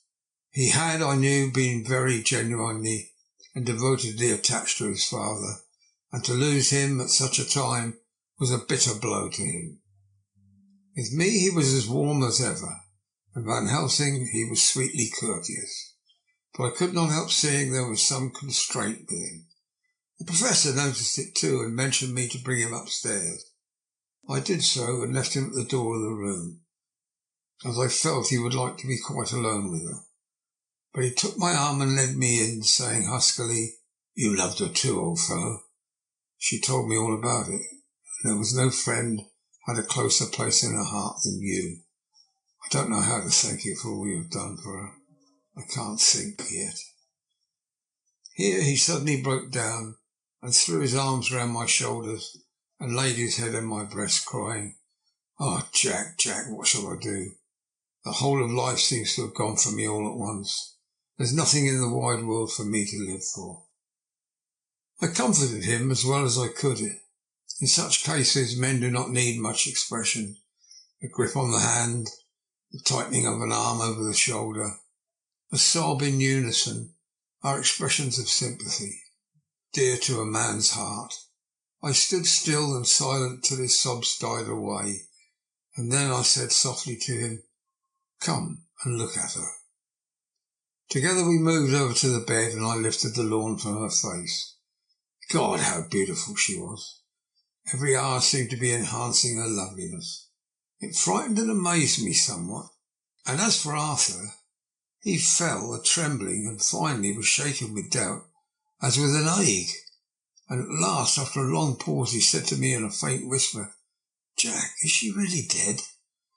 I assured him sadly that it was so, and went on to suggest, for I felt that such a horrible doubt should not have life for a moment longer than I could help, that it often happened that after death faces become softened and even resolved to their youthful beauty.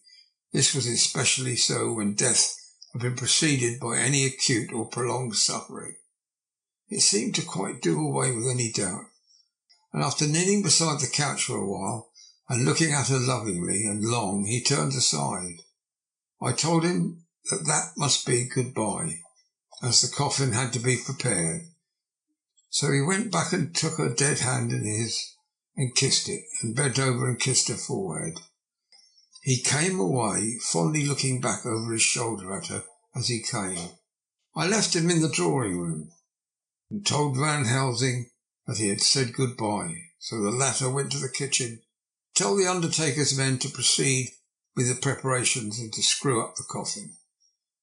When he came out of the room again, I told him of Arthur's question, and he replied, "I'm not surprised. Just now I doubted for a moment myself." We all dined together, and I could see that poor Art was trying to make the best of things. Van Helsing had been silent all dinner time, but when we had lit our cigars, he said, "Lord," but Arthur interrupted him. No, not that, for God's sake. Not yet, at any rate. Forgive me, sir. I did not mean to speak offensively. It's only because my loss is so recent." The Professor answered very sweetly, "I only used that name because I was in doubt. I must not call you Mister. I've grown to love you. Yes, my dear boy, to love you as Arthur." Arthur held out his hand and took the old man's warmly. "Call me what you will," he said. "I hope I may always have the title of a friend. And let me say that I am at a loss for words to thank you for your goodness to my poor dear." He paused a moment and went on. "I know that she understood your goodness even better than I do. And if I was rude or any way wanting at the time you acted so, you remember?" The Professor nodded. "You must forgive me," he answered with a grave kindness. "I know it was hard for you to quite trust me then, for to trust such violence needs to understand.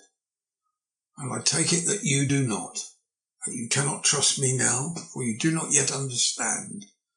And there may be more times when I shall want you to trust when you cannot, and may not, and must not yet understand. But the time will come when your trust shall be whole and complete in me. And when you shall understand as though the sunlight himself shone through, then shall you bless me from first to last, for your own sake, and for the sake of others, and for her dear sake, to whom I swore to protect." "And indeed, sir," said Arthur warmly, "I shall in all ways trust you. I know and believe you have a very noble heart. You are Jack's friend, and you were hers. You shall do what you like." The Professor cleared his throat a couple of times, as though to speak, and finally said, "May I ask you something now?" "Certainly." "You know that Mrs. Westenra left you all her property?" "No, poor dear, I never thought of it." "As it's all yours, and you have the right to deal with it as you will, I want you to give me permission to read all Miss Lucy's papers and letters. Believe me, it is no idle curiosity. I have a motive of which, be sure, she would have approved. I have them all here. I took them before we knew that all was yours, so that no strange hand might touch them, and no strange eye look through the words into her soul. I shall keep them, if I may, even though you may not see them yet, but I shall keep them safe. No word shall be lost, and in the good time I shall give them back to you. It's not a hard thing I ask, but you'll do it, will you not, for Lucy's sake?" Arthur spoke out heartily like his old self. "Dr. Van Helsing, you may do what you will. I feel that in saying this, I'm doing what my dear one would have approved. I shall not trouble you with questions till the time comes." The old professor stood up as he said solemnly, "And you are right. There will be pain for us all. But it will not be all pain, nor will this pain be the last. We, and you too, you most of all, my dear boy, will have to pass through the bitter water before we reach the sweet. But we must be brave of heart and unselfish, and do our duty, and all will be well." I slept on the sofa in Arthur's room that night. Van Helsing did not go to bed at all. He went to and fro as if patrolling the house, and was never out of sight of the room where Lucy lay in her coffin, strewn with the wild garlic flowers which sent through the odour of lily and rose a heavy, overpowering smell into the night. Mina Harker's journal, 22nd of September. In the train to Exeter, Jonathan sleeping. It seems only yesterday that the last entry was made, and yet how much between then and Whitby and all the world before me, Jonathan away and no news of him, and now married to Jonathan, a solicitor, a partner, rich master of his business, Mr. Hawkins dead and buried, and Jonathan with another attack that may harm him. And some day he may ask me about it. Down it all goes. I'm rusty in my shorthand. See what unexpected prosperity does for us, so it may be as well to freshen it up again with an exercise. Anyhow, the service was very simple and very solemn. There were only ourselves and the servants there, one or two old friends of his from Exeter, his London agent, and a gentleman representing Sir John Paxton, President of the Incorporated Law Society. Jonathan and I stood hand in hand, and we felt that our best and dearest friend was gone from us. We came back to town quietly, taking a bus to Hyde Park Corner. Jonathan thought it would interest me to go into the Row for a while, so we sat down. But there were very few people there, and it was a sad-looking and desolate place to see so many empty chairs. It made us think of the empty chair at home. So we got up and walked down Piccadilly. Jonathan was holding me by the arm the way he used to in the old days before I went to school. I felt it very improper, for you can't go for some years teaching etiquette and decorum to other girls without the pedantry of it biting into yourself a bit. But it was Jonathan, and he was my husband. And we didn't know anybody who saw us, and we didn't care if they did. So on we walked. I was looking at a very beautiful girl in a big cartwheel hat, sitting in a Victoria outside Giuliano's, and I felt Jonathan clutch my arm so tight that he hurt me, and he said under his breath, "My God!" I'm always anxious about Jonathan. I fear that some nervous fit may upset him again. So I turned to him quickly and asked him what it was that disturbed him. He was very pale, and his eyes seemed bulging out as half in terror, half in amazement. He gazed at a tall, thin man with a beaky nose and a black moustache and a pointed beard, who was also observing the pretty girl. He was looking at her so hard that he did not see either of us, so I had a good view of him. His face was not a good face. It was hard, cruel and sensual, and his big white teeth, that looked like all the whiter because his lips were so red, were pointed like an animal's. Jonathan kept staring at him, till I was afraid he would notice. I feared he might take ill. He looked so fierce and nasty. I asked Jonathan why he was disturbed, and he answered, evidently thinking that I knew as much about it as he did. Did you see who it is?" "No, dear," I said. "I don't know him. Who is it?" His answer seemed to shock and thrill me, for it was said as if he did not know that it was to me, Mina, to whom he was speaking. "It is the man himself." Poor dear was evidently terrified at something, very greatly terrified. I do believe that if he had not had me to lean on and to support him, he would have sunk down. He kept staring. A man came out of the shop with a small parcel, gave it to the lady, who then drove off. The dark man kept his eyes fixed on her, and when the carriage moved up Piccadilly, he followed in the same direction and hailed a hansom. John kept looking after him and said as if to himself, "I believe it is the Count, but he has grown young. My God, if this be so, oh my God, my God. If I only knew, if I only knew." He was distressing himself so much that I feared to keep his mind on the subject by asking him any questions, so I remained silent. I drew him away quietly, and he, holding my arm, came easily. We walked a little further, and then went in and sat for a while in the Green Park. It was a hot day for autumn, and there was a comfortable seat in a shady place. After a few minutes staring at nothing, Jonathan's eyes closed and he went quietly into a sleep. With his head on my shoulder, I thought it was the best thing for him, so did not disturb him. In about 20 minutes he woke up and said to me quite cheerfully, "Hi, Mina, I've been asleep. Oh, do forgive me for being so rude. Come and we'll have a cup of tea somewhere." He'd evidently forgotten all about the dark stranger, as if in his illness had forgotten all that this episode had reminded him of. I don't like this lapsing into forgetfulness. It may make or continue some injury to the brain. I must not ask him, for I fear I shall do more harm than good. But I must somehow learn the facts of his journey abroad. The time has come, I fear, when I must open that parcel and know what is written. Oh, Jonathan, you will, I know, forgive me if I do wrong, but it is for your own dear sake. Later. A sad homecoming in every way, the house empty, and the dear soul who was so good to us. Jonathan was still pale and dizzy, under a slight relapse of his malady, and now a telegram from Van Helsing, whoever he may be. "You will be grieved to hear that Mrs. Westenra died 5 days ago, and that Lucy died the day before yesterday. They were both buried today." Oh, what a wealth of sorrow in a few words. Poor Mrs. Westenra, poor Lucy, gone, never to return to us, and poor Arthur, to have lost such sweetness out of his life. God help us all to bear our troubles. Dr. Seward's Diary, 22nd of September. It's all over. Arthur has gone back to the ring and has taken Quincy Morris with him. What a fine fellow is Quincy. I believe in my heart of hearts that he suffered as much about Lucy's death as any of them. But he bore himself, though, like a moral Viking. If America can go on breeding men like that, she will be a power in the world indeed. Van Helsing is lying down, having a rest proprietary to his journey.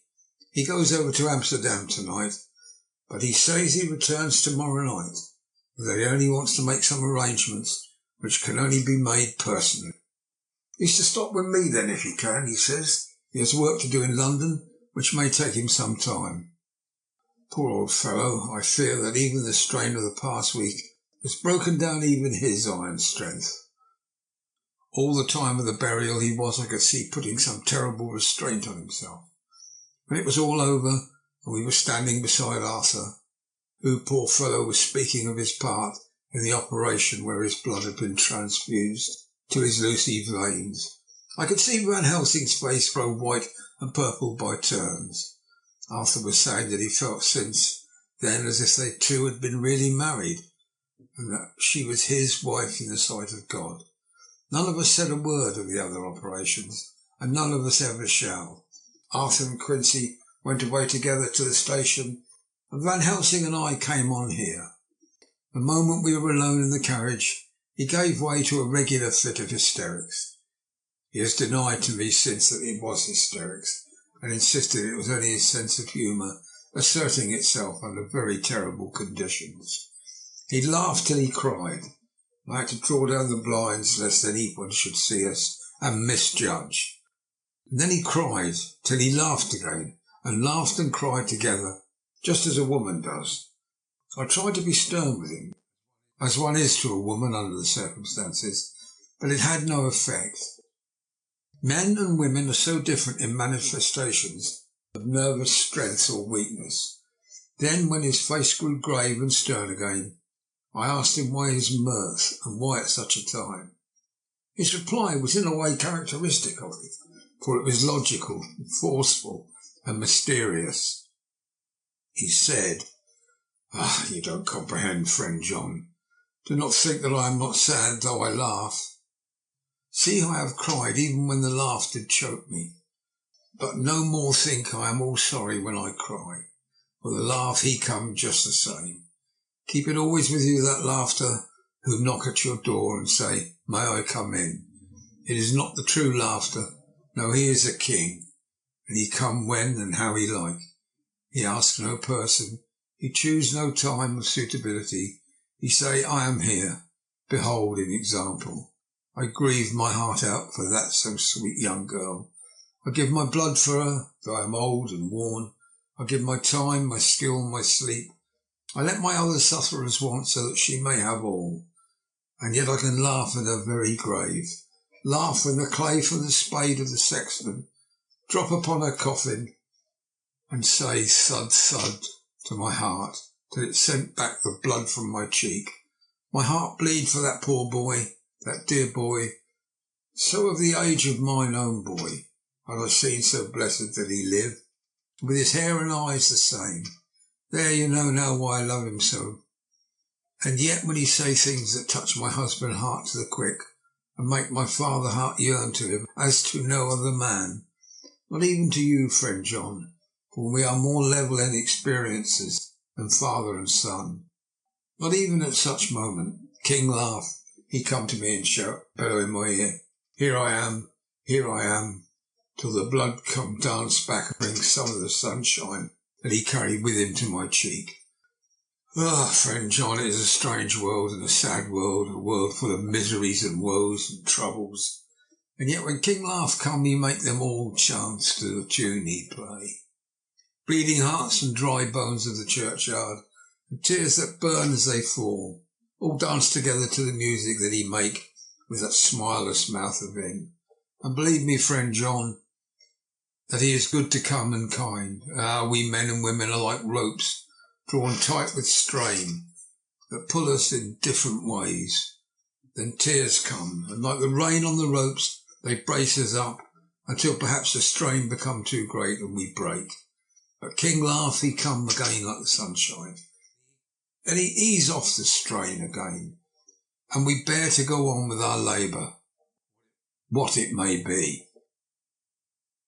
I did not like to wound him by pretending not to see his idea, but as I did not yet understand the cause of his laughter, I asked him. As he answered me, his face grew stern, and he said in a quite different tone, it was the grim irony of it all. This so lovely lady garlanded with flowers that looked so fair as life, till by one hand we wondered if she were truly dead. She laid in that so fine marble house, in that lonely churchyard, where rest so many of her kin, laid there with the mother who loved her, and whom she loved, and that sacred bell going toll, toll, toll, so sad and slow, and those holy men with their white garments of the angel, pretending to read books, and yet all the time their eyes never on the page, and all of us with a bowed head, and all for what? She is dead. So, is it not? Well, for the life of me, Professor, I said, I can't see anything to laugh about in all that. Why, your explanation makes it even a harder puzzle than before. Even if the burial service was comic, what about poor Art and his trouble? Why, his heart was simply breaking. Just so. Said he not that transfusion of his blood into her brains had made her truly his bride? Yes, and it was a sweet and comforting idea for him. Quite so, but there was a difficulty, friend John. If so, what about the others? Oh, so this with sweet maid is a polyandrist, and me with my poor wife dead to me, but alive by church's law, as though no wits were all gone. Even I, who am a faithful husband to this now no wife, am a bigamist.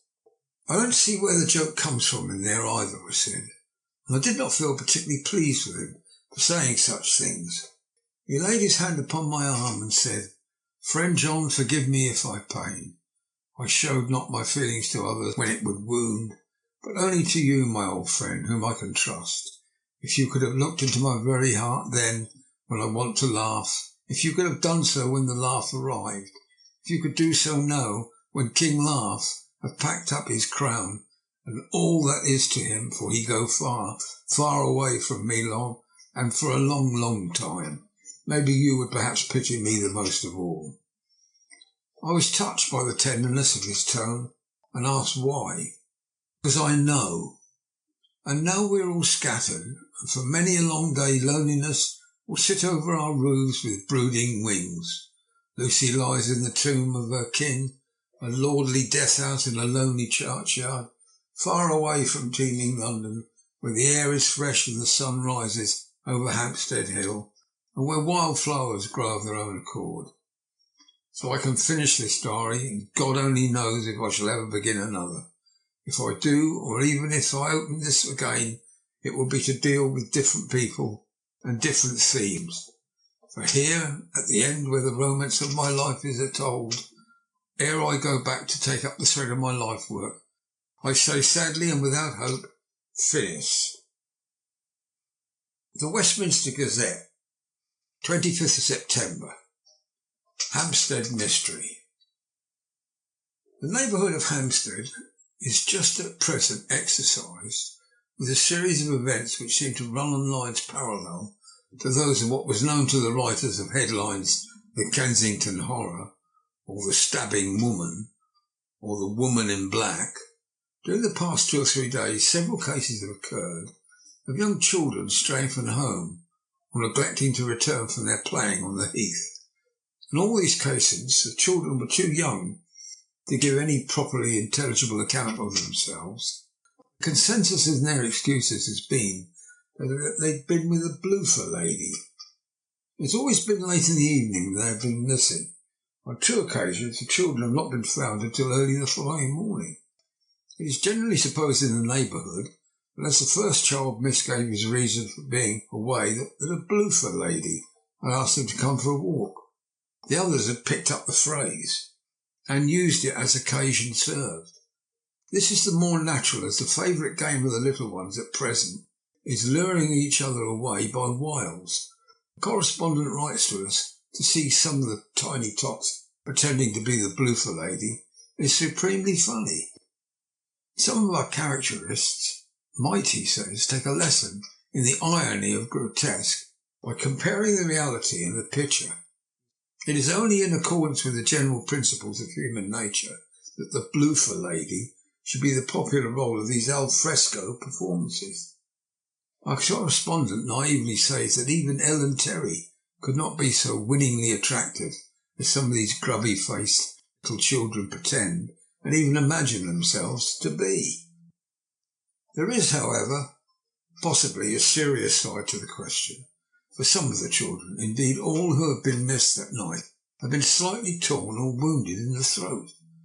The wounds seem to be as might be made by a rat or a small dog, and although of not much importance individually, would tend to show that whatever animal inflicts them has a system or method of its own.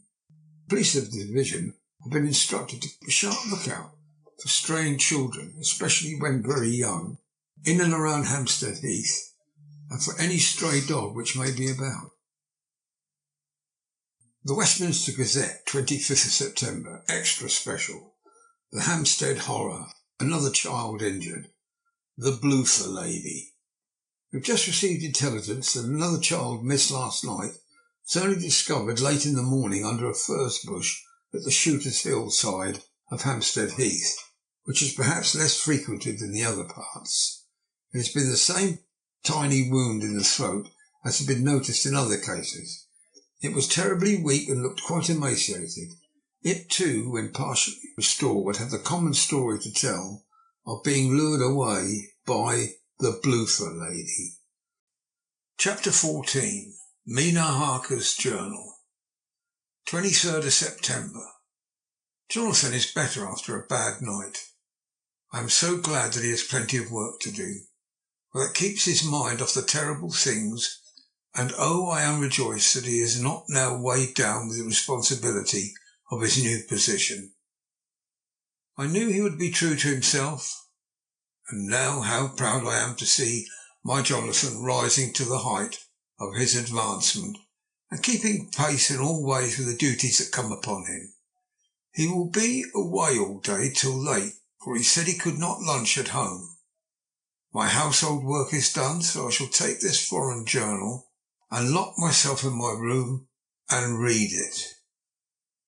24th of September. I hadn't the heart to write last night. That terrible record of Jonathan's upset me so. Poor dear, how he must have suffered, whether it be true or only imagination. I wonder if there's any truth in it at all. Did he get his brain fever and then write it all those terrible things? Or had he some cause for it all?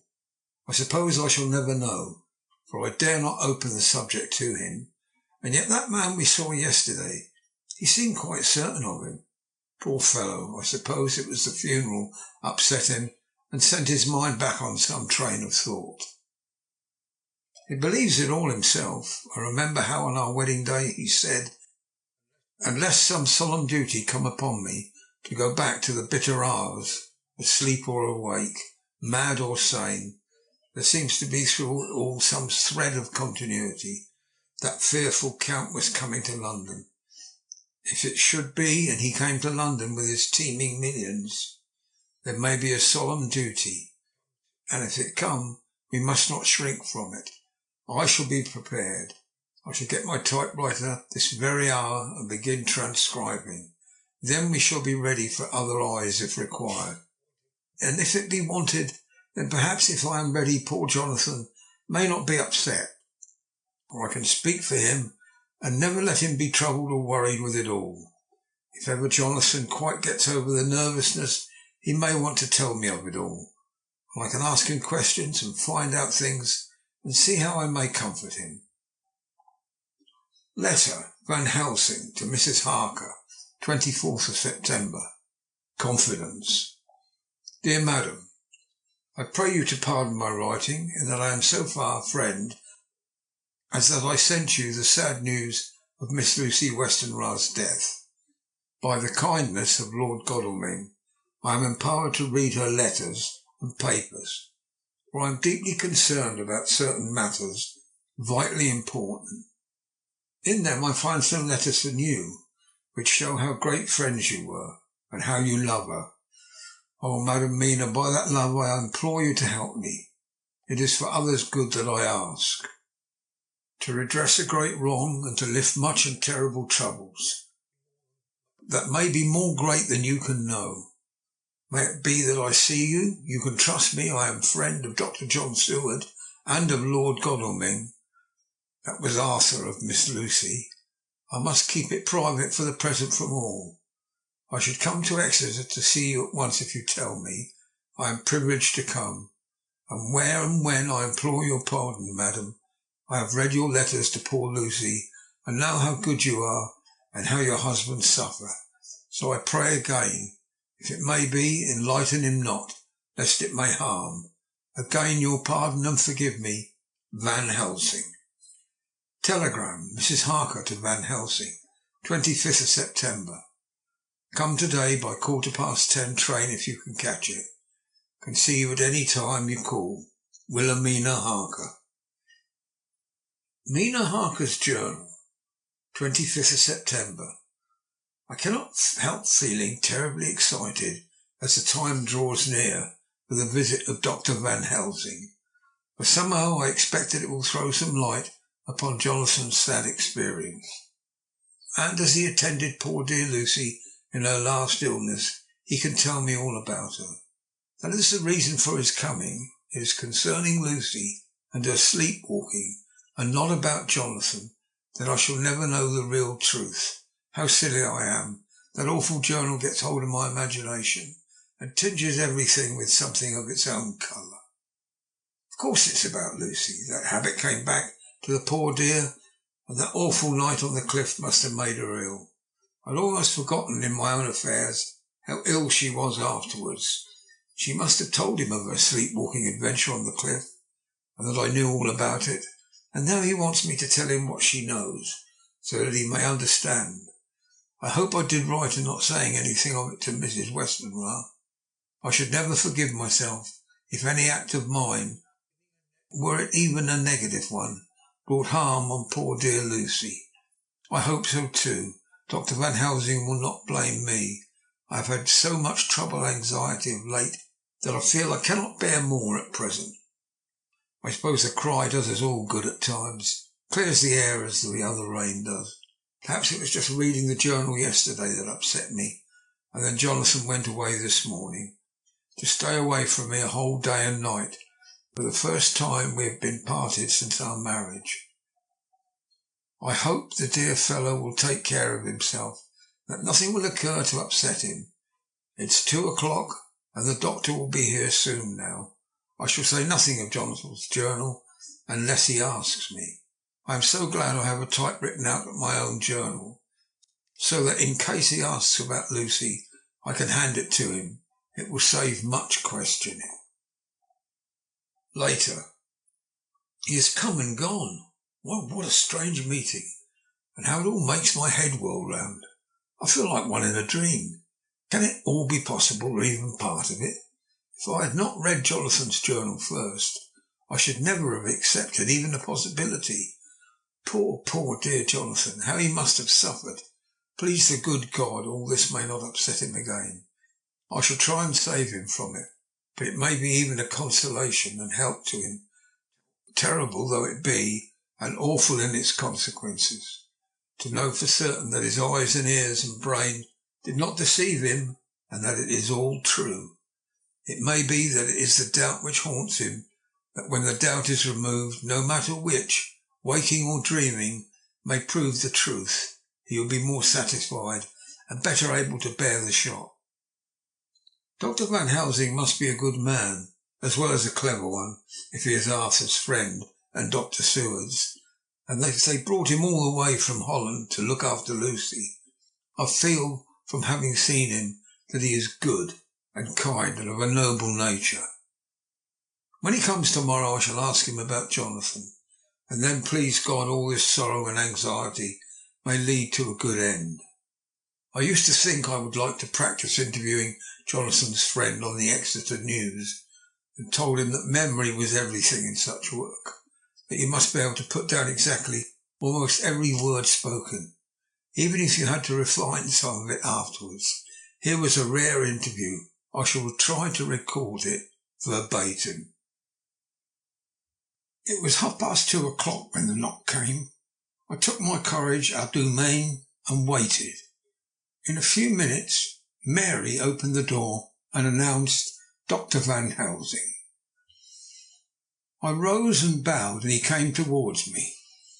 A man of medium weight, strong build, with his shoulders set back over a broad, deep chest, and a neck well balanced on the trunk, as the head is on the neck. The poise of the head strikes one at once as indicative of thought and power. The head is noble, well-sized, broad, and large behind the ears. The face, clean-shaven, shows a hard, square chin, a large, resolute, mobile mouth, a good-sized nose, rather straight, but with quick, sensitive nostrils that seem to broaden as the big, bushy brows came down and the mouth tightens. The forehead is broad and fine, rising at first almost straight, and then sloping back above two humps or ridges wide apart. Such a forehead that the reddish hair cannot possibly tumble over it, but falls naturally back and to the sides. Big, dark blue eyes are set widely apart, and are quick and tender or stern with the man's moods. He said to me, "Mrs. Harker, is it not?" I bowed assent. "That was Miss Mina Murray." Again I assented. "It is Mina Murray that I came to see, that was a friend of that poor dear child Lucy Westenra. Madame Mina, it is on account of the dead I come." "Sir," I said, "you can have no better claim on me than that you were a friend and helper of Lucy Westenra," and held out my hand. He took it and said tenderly, "Oh, Madame Mina, I knew that the friend of that poor little girl must be good, but I had yet to learn. He finished his speech with a courtly bow. I asked him what it was that he wanted to see me about, so he at once began. I have read your letters to Miss Lucy. Forgive me, but I had to begin to inquire somewhere, and there was none to ask. I know that you were with her at Whitby. She sometimes kept a diary. You need not look surprised, Madam Mina. It was begun after you had left, and was an imitation of you.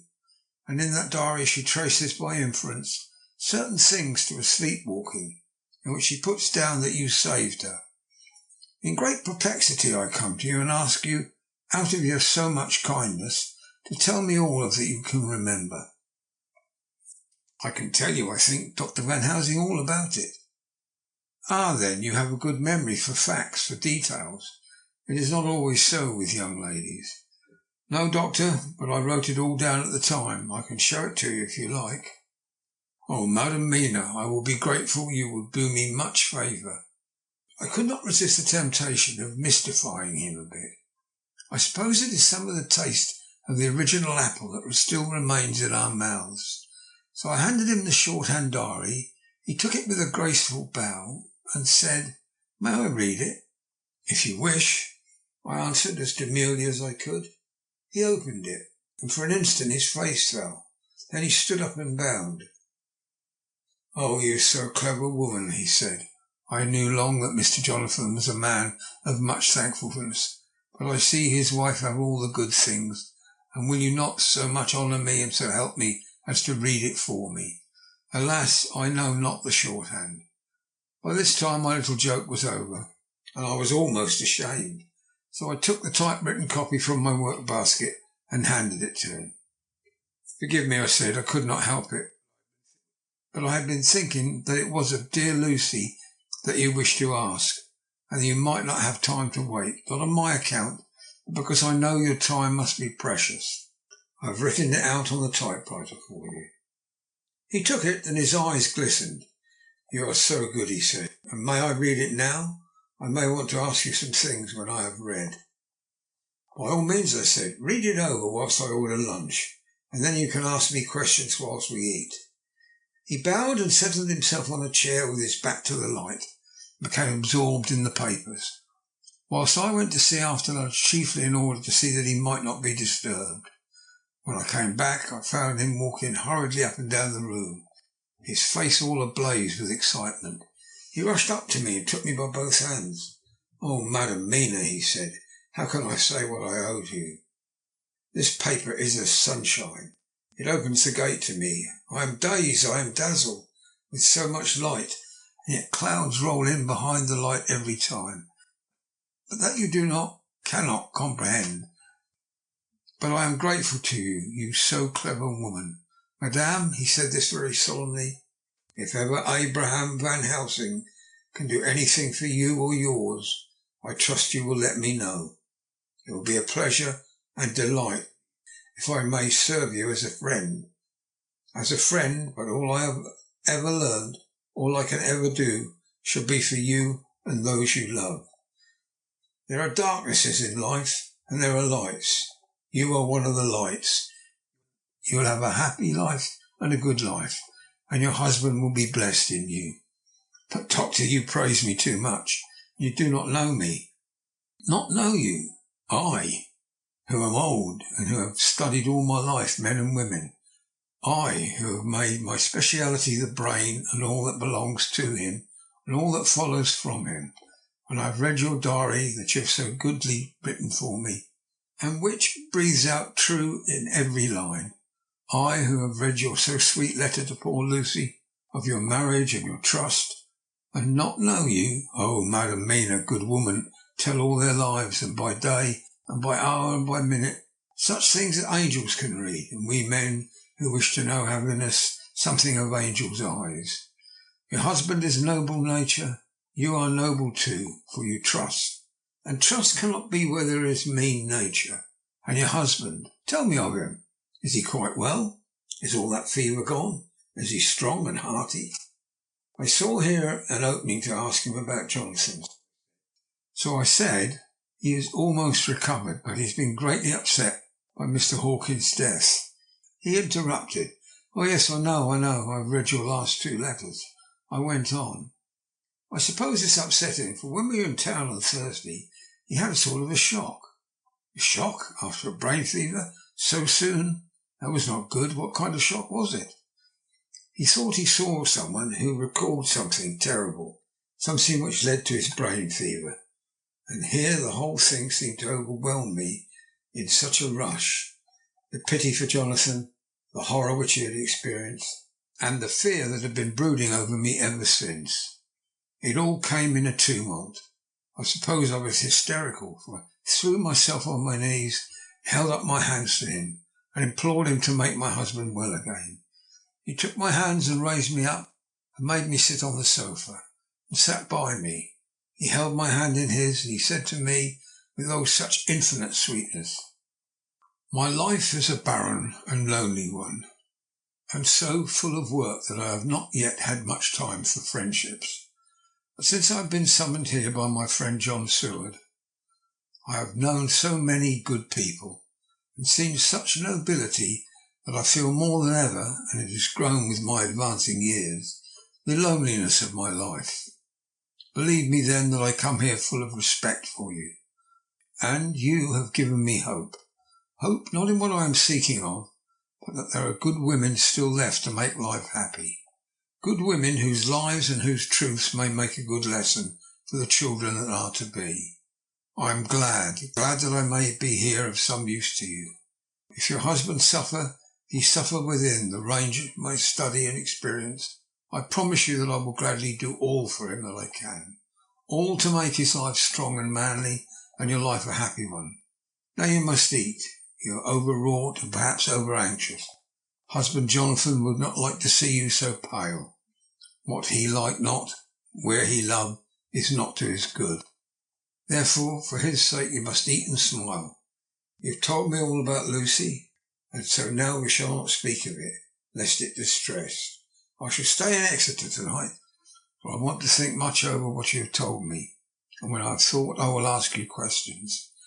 And then, if I may, and then too you will tell me of your husband Jonathan's trouble, as far as you can. But not yet. You must eat now. Afterwards you shall tell me." After lunch, when we went back into the drawing room, he said to me, "And now tell me about him." When it came to speaking to this great learned man, I began to fear that he would think me a weak fool and Jonathan a madman. That journal also strange, and I hesitated to go on. But he was so sweet and kind, and he had promised to help, and I trusted him. So I said, "Dr. Van Helsing, what I have to tell you is so queer that you must not laugh at me or at my husband. I have been since yesterday in a sort of fever of doubt. You must be kind to me, and not think me foolish, that I have even half believed some very strange things." He reassured me by his manner as well as his words when he said, "Oh, my dear, if you only knew how strange is the matter regarding which I am here. It is you who would laugh. I have learned not to think little of anyone's belief, no matter how strange it be. I have tried to keep an open mind, and it is not the ordinary things of life that can close it, but the strange things, the extraordinary things, the things that make one doubt if they be mad or sane. Thank you 1,000 times. You have taken a weight off my mind. If you will let me, I shall give you a paper to read. It's long, but I have typewritten it out. It will tell you my trouble and Jonathan's. It is the copy of his journal when abroad and all that happened. I dare not say anything of it. You will read it for yourself and judge. And then when I see you, perhaps you will be very kind and tell me what you think." "I promise," he said, as I gave him the papers. "I shall in the morning, as soon as I can, come to see you and your husband, if I may. Jonathan will be here at 11:30. You must come to lunch with us and see him then. You can catch the quick 3:34 train, which will leave you at Paddington before 8. He was surprised at my knowledge of the trains offhand, but he does not know that I have made up my mind that all the trains to and from Exeter, so that I may help Jonathan in case he's in a hurry. So he took the papers with him and went away, and I sat here thinking thinking I don't know what. Letter by hand, Van Helsing to Mrs. Harker, 25th of September, 6 o'clock. Dear Madam Mina, I have read your husband's so wonderful diary. You may sleep without doubt. Strange and terrible as it is true. I will pledge my life on it. It may be worse for others, but for him and you there is no dread.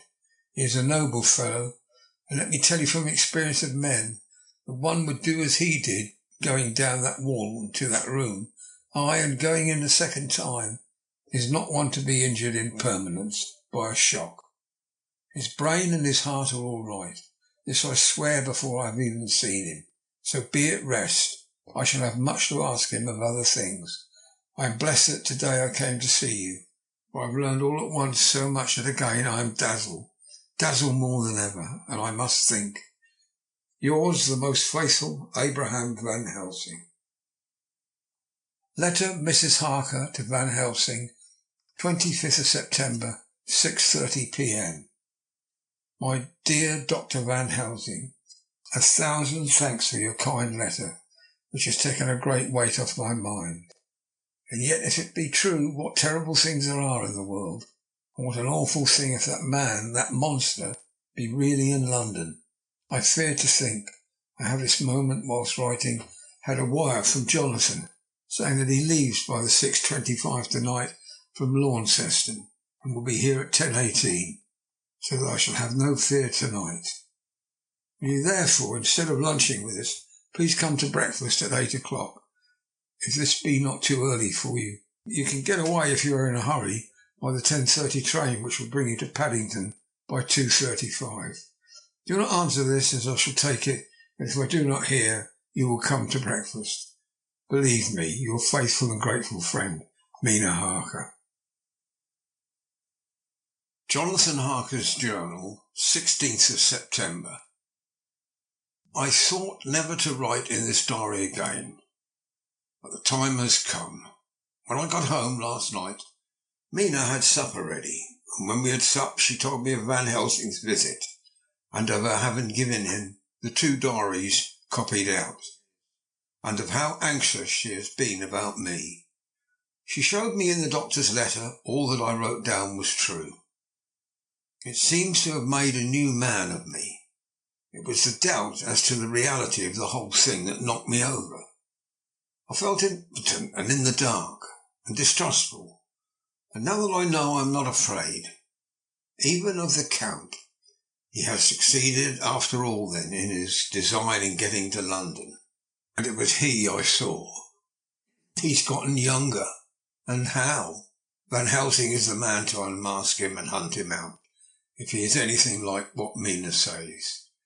We sat late and talked it all over. Mina is dressing, and I shall call at the hotel in a few minutes and bring him over.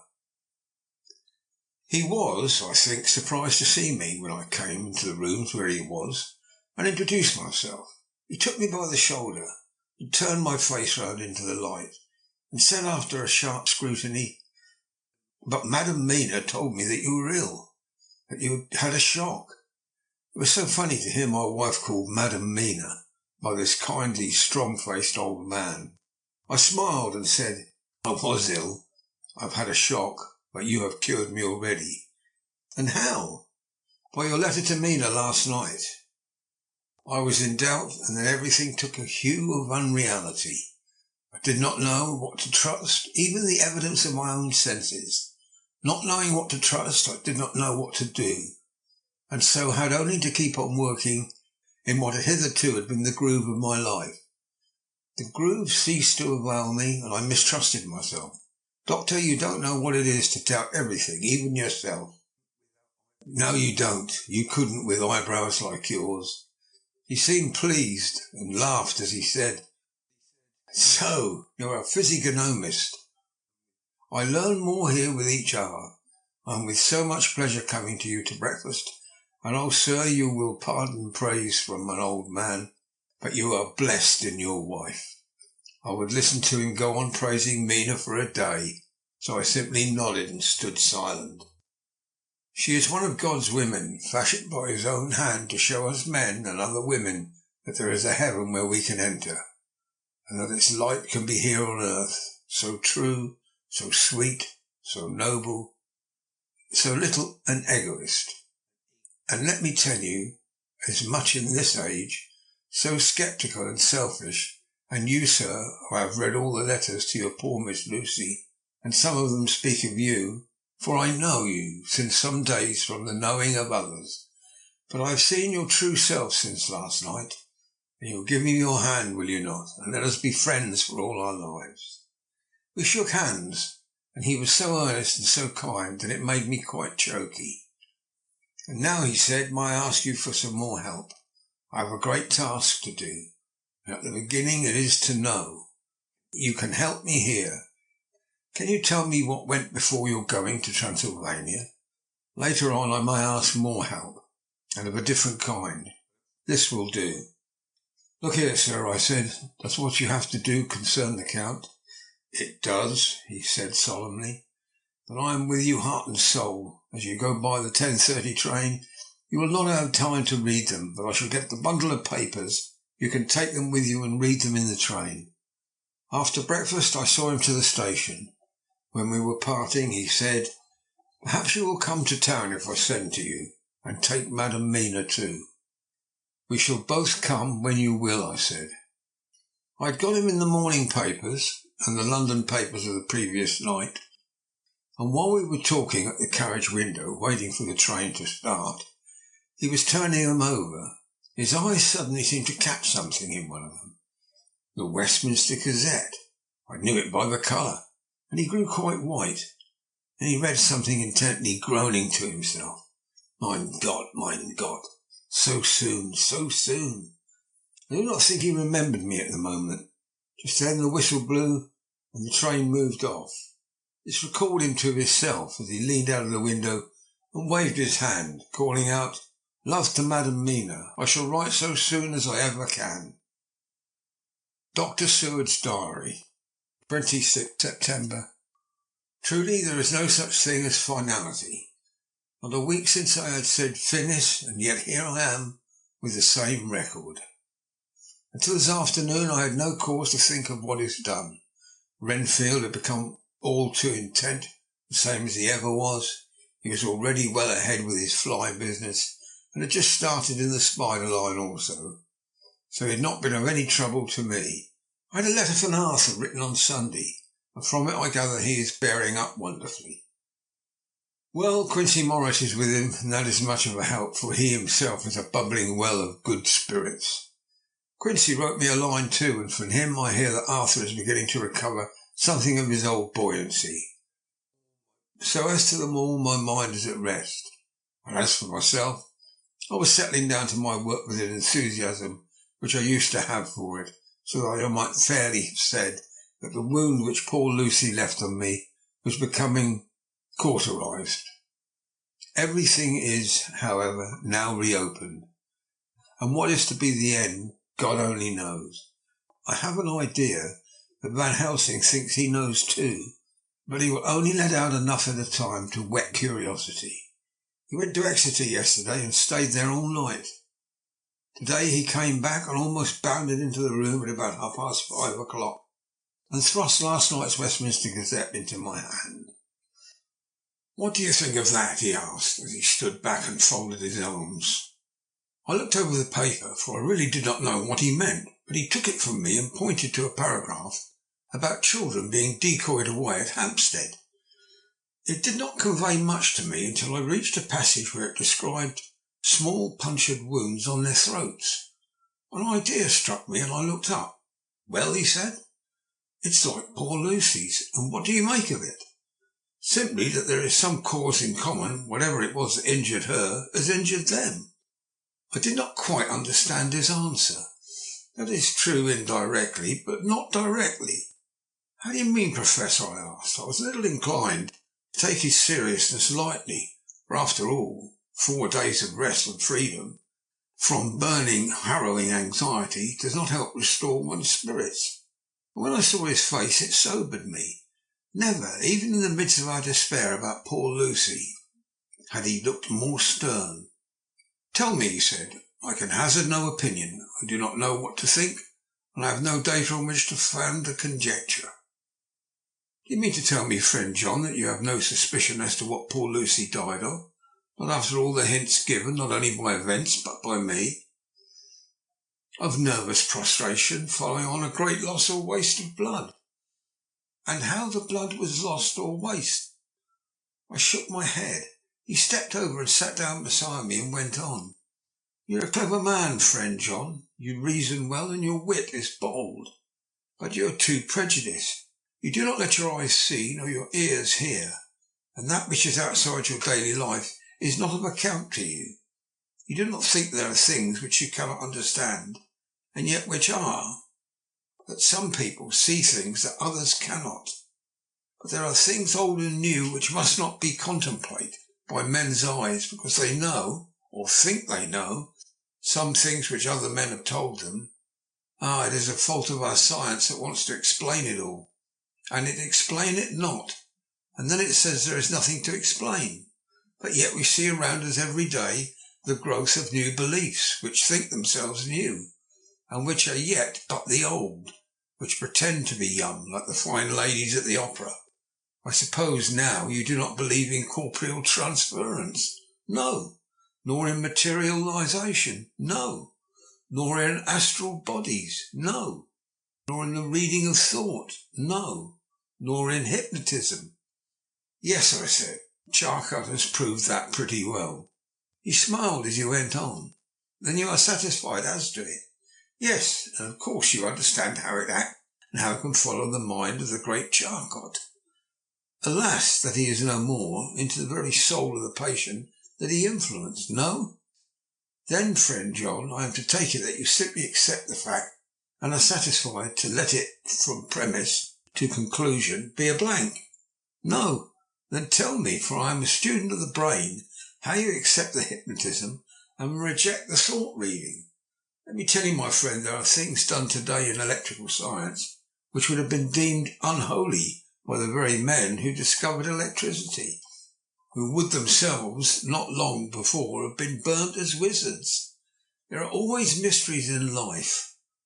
Why was it that Methuselah lived 900 years and old Pa 169?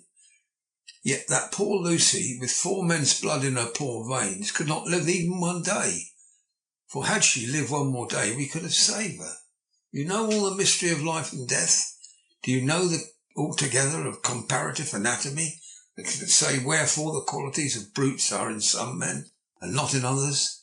Can you tell me why, when other spiders die, small and soon, that one great spider lived for centuries in the tower of the old Spanish church and grew until, descending, he could drink the oil of the church lamps? Can you tell me why that in the pampas, elsewhere, there are bats that come at night and open the veins of cattle and horses and suck dry their veins? How in some islands of the western seas there are bats which hang on the trees all day, and those who have seen describe as like giant nuts or pods, and that when the sailors sleep on the deck, because it's that hot, flit down on them, and then in the morning are found dead men, white as even Miss Lucy was.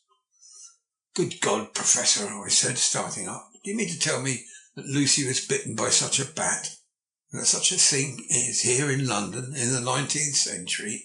He waved his hands for silence and went on. Can you tell me why the tortoise lives more long than generations of men, why the elephant goes on and on until he have seen dynasties, and why the parrot never die only of bite of cat or dog or other complaint? Can you tell me why men believe in ages and places, that there are some few who live on always, if they be permit, and there are men and women who cannot die? We all know, because science has vouched for the fact, that there have been toads shut up in rocks for thousands of years, shut in one so small a hole that only one hold him since the youth of the world. Can you tell me how the Indian fakir can make himself die and have been buried, and his grave sealed and corn sown on it, and the corn reaped and be cut and sown and reaped and cut again, and then men come and take away the unbroken seal, and that there lie the Indian fakir, not dead, but rise up and walk amongst them as before? I was getting bewildered. He so crowded on my mind his list of nature's eccentricities and possible impossibilities that my imagination was getting fired. I had a dim idea that he was teaching me some lesson, as long ago he used to in his study at Amsterdam. But he used then to tell me the thing so that I could have an object of thought in mind all the time. But now I was without this help, yet I wanted to follow him, so I said, "Professor, let me be your pet student again. Tell me the thesis that I may apply your knowledge as you go on. At present I'm going in my mind from point to point as a madman, and not as a sane one follows an idea. I feel like a novice, lumbering through a bog in a mist, jumping from one tussock to another, in the mere blind effort to move on without knowing where I'm going." "That is a good image," he said. "Well, I shall tell you my thesis. Is this what I want you to believe?" "To believe what?" "To believe in things that you cannot. Let me illustrate. I heard once of an American who so defined faith, that faculty which enables us to believe things which we know to be untrue. For one, I follow that man. He meant that we shall have an open mind and not let a little bit of truth check the rush of a big truth. Like a small rock does on a railway truck. We get the small truth first. We keep him, we value him, but all the same we must not let him think himself all the truth in the universe." "Then you want me not to let some previous conviction injure the receptivity of my mind with regard to some strange matter. Do I read your lesson all right?" "Ah, you are my favourite pupil. It is worth to teach you. Now that you are willing to understand, you have taken the first step to understand. You think, then, that those so small holes in the children's throats were made by the same that made the hole in Miss Lucy?" "I suppose so." He stood up and said solemnly, "Then you are wrong. Oh, would it were so, but alas, no, it is worse, far worse." "In God's name, Professor Van Helsing, what do you mean?" I cried. He threw himself with a despairing gesture into a chair, placed his elbows on the table. Covering his hands with his face, he spoke. "They were made by Miss Lucy." Chapter 15. Dr. Seward's Diary, continued. For a while sheer anger mastered me. It was as if he had during her life struck Lucy on the face. I smote the table hard and rose up as I said to him, "Dr. Van Helsing, are you mad?" He raised his head and looked at me, and somehow the tenderness of his face calmed me at once. "Would I were," he said. "Madness were easy to bear compared with truth like this. Oh, my friend, why, think you, did I go so far round? Why take so long to tell you so simple a thing? Was it because I hate you and have hated you all my life? Was it because I wished to give you pain? Was it that I wanted now, so late, revenge for that time when you saved my life, and from a fearful death? Ah, no." "Forgive me," said I. He went on. "My friend, it was because I wished to be gentle in the breaking to you, for I know you have loved that so sweet lady. But even yet I do not expect you to believe. It is hard to accept at once any abstract truth that we may doubt such to be possible, when we have always believed the know of it. It is more hard still to accept so sad a concrete truth, and of such a one as Miss Lucy. Tonight I go to prove it. Dare you come with me?" This staggered me. A man does not like to prove such a truth. Byron excepted from the category jealousy, and proved the very truth he most abhorred. He saw my hesitation and spoke. "The logic is simple. No madman's logic this time, jumping from tussock to tussock in a misty bog. If it be not true, then proof will be relief. At worst it will not harm.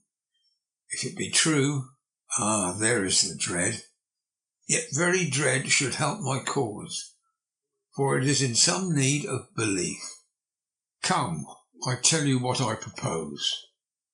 First, that we go off now and see that child in the hospital. Dr. Vincent of the North Hospital, where the papers say the child is a friend of mine, and I think of yours since you were in class at Amsterdam. He will let 2 scientists see his case if he will not let 2 friends. We shall tell him nothing, but only that we wish to learn, and then he took a key from his pocket and held it up. And then we spend the night, you and I, in the churchyard where Lucy lies. This is the key that locked the tomb. I had it from my coffin man to give to Arthur. My heart sank within me, for I felt that there was some fearful ordeal before us, and I could do nothing. However, I plucked up what heart I could, and said that we had better hasten, as the afternoon was passing. We found the child awake. It had had a sleep and taken some food, and altogether was going on well. Dr. Vincent took the bandage from its throat and showed us punctures. There was no mistaking the similarity of those to which had been on Lucy's throat. They were smaller and the edges looked fresher, that was all. We asked Vincent to what he attributed them, and he replied it must have been a bite of some animal, perhaps a rat, but for his own part he was inclined to think it was one of the bats which are so numerous on the northern heights of London. Out of so many harmless ones, he said, there may be some wild specimen from the south, a more malignant species. Some sailor may have brought one home, and it managed to escape, or even from zoological gardens a young one may have got loose, or one bred there from a vampire. These things do occur, you know. Only 10 days ago a wolf got out, and was, I believe, traced up in this direction. For a week after, the children were playing nothing but Red Riding Hood on the heath, in every alley in this place, until the Bloofer lady scare came along, since when it has been quite a gala time with them. Even this poor little mite, when he woke up today and asked the nurse if he might go away, when she asked him why he wanted to go, he said he wanted to play with the Bloofer lady. I hope, said Van Helsing, that when you are sending the child home you will caution its parents to keep strict watch over it. These fancies to stray are most dangerous. If the child were to remain another night, it would probably be fatal. But in any case, I suppose you will not let it away for some days. Certainly not for a week at least, longer if the wound is not healed. Our visit to the hospital took more time than we had reckoned on, and the sun had dipped before we came out. When Van Helsing saw how dark it was, he said, "There is no hurry. It's a little more late than I thought. Come, let us seek somewhere that we may eat, and then we shall go on our way." We dined at Jack Straw's castle, along with a little crowd of bicyclists and others who were genially noisy. About 10 o'clock we started from the inn. It was then very dark, and the scattered lamps made the darkness greater when we were once outside of their individual radius. The Professor had evidently noted the road we were to go, for he went on unhesitatingly. But as for me, I was in quite a mix-up as to locality. As we went further, we met fewer and fewer people, till at last we were somewhat surprised when we even met the patrol of horse police going along their usual suburban round.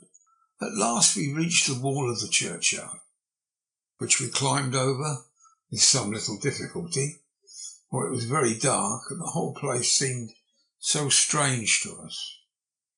We found the western rotund. The Professor took the key, opened the creaky door, and standing back politely, but quite unconsciously, motioned me to precede him. There was a delicious irony in the offer, in the courtliness of giving preference on such a ghastly occasion. My companion followed me quickly and cautiously, drew the door to, after carefully ascertaining that the lock was a falling and not a spring one. In the latter case we should have been in a bad plight. He then fumbled in his bag, taking out a matchbox and a piece of candle, proceeded to make a light. The tomb in the daytime, and when wreathed with fresh flowers, had looked grim and gruesome enough. But now, some days afterwards, and the flowers hung lank and dead, their whites turning to rust and their greens to browns, when the spider and the beetle had resumed their accustomed dominance, when time, discoloured stone, and dust-encrusted mortar, and rusty dank iron and tarnished brass, and clouded silver plating gave back the feeble glimmer of a candle. The effect was more miserable and sordid than could ever have been imagined. It conveyed irresistibly the idea that life, animal life, was not the only thing which could pass away. Van Helsing went about his work systematically, holding his candle so that he could read the coffin plates, and so holding it that the sperm dropped in white patches which congealed as they touched the metal. He made assurance of Lucy's coffin. After another search in his bag, he took out a turn screw. "What are you going to do?" I asked. "To open the coffin, you shall be convinced." Straight away he began taking out the screws, and finally lifted off the lid, showing the casing of lead beneath. The sight was almost too much for me. It seemed to be as much an affront to the dead as it would have been to have stripped off her clothing in her sleep whilst living. I actually took hold of his hand to stop him. He only said, "You shall see," and again fumbling in his bag took out a tiny fret saw. Striking the turn screw through the lead with a swift downward stab which made me wince, he made a small hole, which was, however, big enough to admit the point of a saw. I had expected a rush of gas from the weak old corpse. We doctors, who have had to study our dangers, have to become accustomed to such things, and I drew back towards the door. But the Professor never stopped for a moment. He sawed down a couple of feet along one side of the lead coffin, and then across and down the other side. Taking the edge off the loose flange, he bent it back towards the foot of the coffin, and holding up the candle into the aperture, motioned me to look. I drew near and looked. The coffin was empty. It was certainly a surprise to me, and gave me a considerable shock. But Van Helsing was unmoved. He was now more sure than ever of his ground, and so emboldened to proceed in his task. "Are you satisfied now, friend John?" he asked. I felt all the dogged argumentativeness of my nature awake within me as I answered him. "I am satisfied that Lucy's body is not in that coffin, but that only proves one thing." "And what is that, friend John?" "That it is not there." "That's good logic," he said, "so far as it goes. But how can you account for it not being there?" "It's a body satchel," I suggested. "Some of the undertaker's people may have stolen it." I felt that I was speaking folly, and yet it was the only real cause which I could suggest. The Professor sighed. "Ah, well," he said, "we shall have more proof. Come with me." He put on the coffin lid again, gathered up all his things and placed them in the bag, blew out the light and placed the candle also in the bag. We opened the door and went out. Behind us he closed the door and locked it. He handed me the key, saying, "Will you keep it? You had better be assured." I laughed. It was not a very cheerful laugh, I'm bound to say, as I motioned him to keep it. "The key is nothing," I said. "There may be duplicates, and anyhow it's not difficult to pick a lock of that kind." He said nothing, but put the key in his pocket. Then he told me to watch at one side of the churchyard, whilst he would watch the other. I took up my place behind a yew tree, and I saw his dark figure move until the intervening headstones and trees hid it from my sight. It was a lonely vigil. Just after I had taken my place, I heard a distant clock strike 12, and in time came 1 and 2. I was chilled and unnerved, and angry with the Professor for taking me on such an errand, and with myself for coming. I was too cold, too sleepy to be keenly observant, and not sleepy enough to betray my trust, so altogether I had a dreary, miserable time. Suddenly, as I turned round, I thought I saw something like a white streak moving between two dark yew trees at the side of the churchyard, furthest from the tomb. At the same time, a dark mass moved from the professor's side of the ground and hurriedly went towards it. Then I too moved, but I had to go round headstones and railed off tombs, and I stumbled over graves. The sky was overcast, and somewhere far off an early cock crew. A little way off, beyond a line of scattered juniper trees which marked the pathway to the church, a white dim figure flitted in the direction of the tomb. The tomb itself was hidden by trees, and I could not see where the figure disappeared. I heard the rustle of actual movement where I had first seen the white figure, and coming over, found the professor holding in his arms a tiny child. When he saw me, he held it out to me and said, "Are you satisfied now?" "No," I said in a way that I felt was aggressive. "Did you not see the child?" "Yes, it is a child, but who brought it here? And is it wounded?" I asked. "We shall see," said the professor. And with one impulse we took our way out of the churchyard, he carrying the sleeping child. We had got some little distance away. We went into a clump of trees and struck a match, and looked at the child's throat. It was without a scratch or a scar of any kind. "Was I right?" I asked triumphantly. "We were just in time," said the professor thankfully. We now had to decide what we were to do with the child, and so consulted about it. If we were to take it to a police station, we should have to give some account of our movements during the night. At least we should have to make some statement as to how we had come to find the child. So finally we decided that we would take it to the heath. When we heard a policeman coming, would leave it where he could not fail to find it. We would then seek our way home as quickly as we could. All fell out well. At the edge of Hampstead Heath, when we heard the heavy policeman's tramp, and laying the child on the pathway, we waited and watched until he saw it as he flashed his lantern to and fro. We heard his exclamation of astonishment, and then we went away silently. By good chance we got a cab near the Spaniards and drove to town. I cannot sleep, so I make this entry, but I must try to get a few hours' sleep, as Van Helsing is to call for me at noon. He insists that I shall go with him on another expedition. 27th of September. It was 2 o'clock before we found a suitable opportunity for our attempt. The funeral held at noon was all completed, and the last stragglers of the mourners had taken themselves lazily away, when, looking carefully from behind a clump of alder trees, we saw the sexton lock the gate after him. We knew then that we were still safe till morning. Did we desire it? But the professor told me that we should not want more than an hour at most.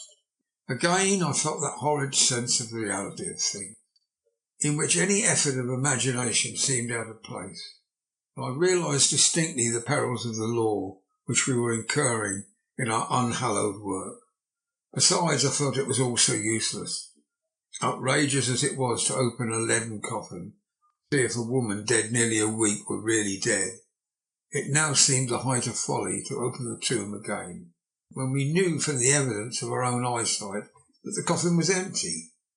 I shrugged my shoulders, however, and rested silent, for Van Helsing had a way of going on his own road, no matter who remonstrated.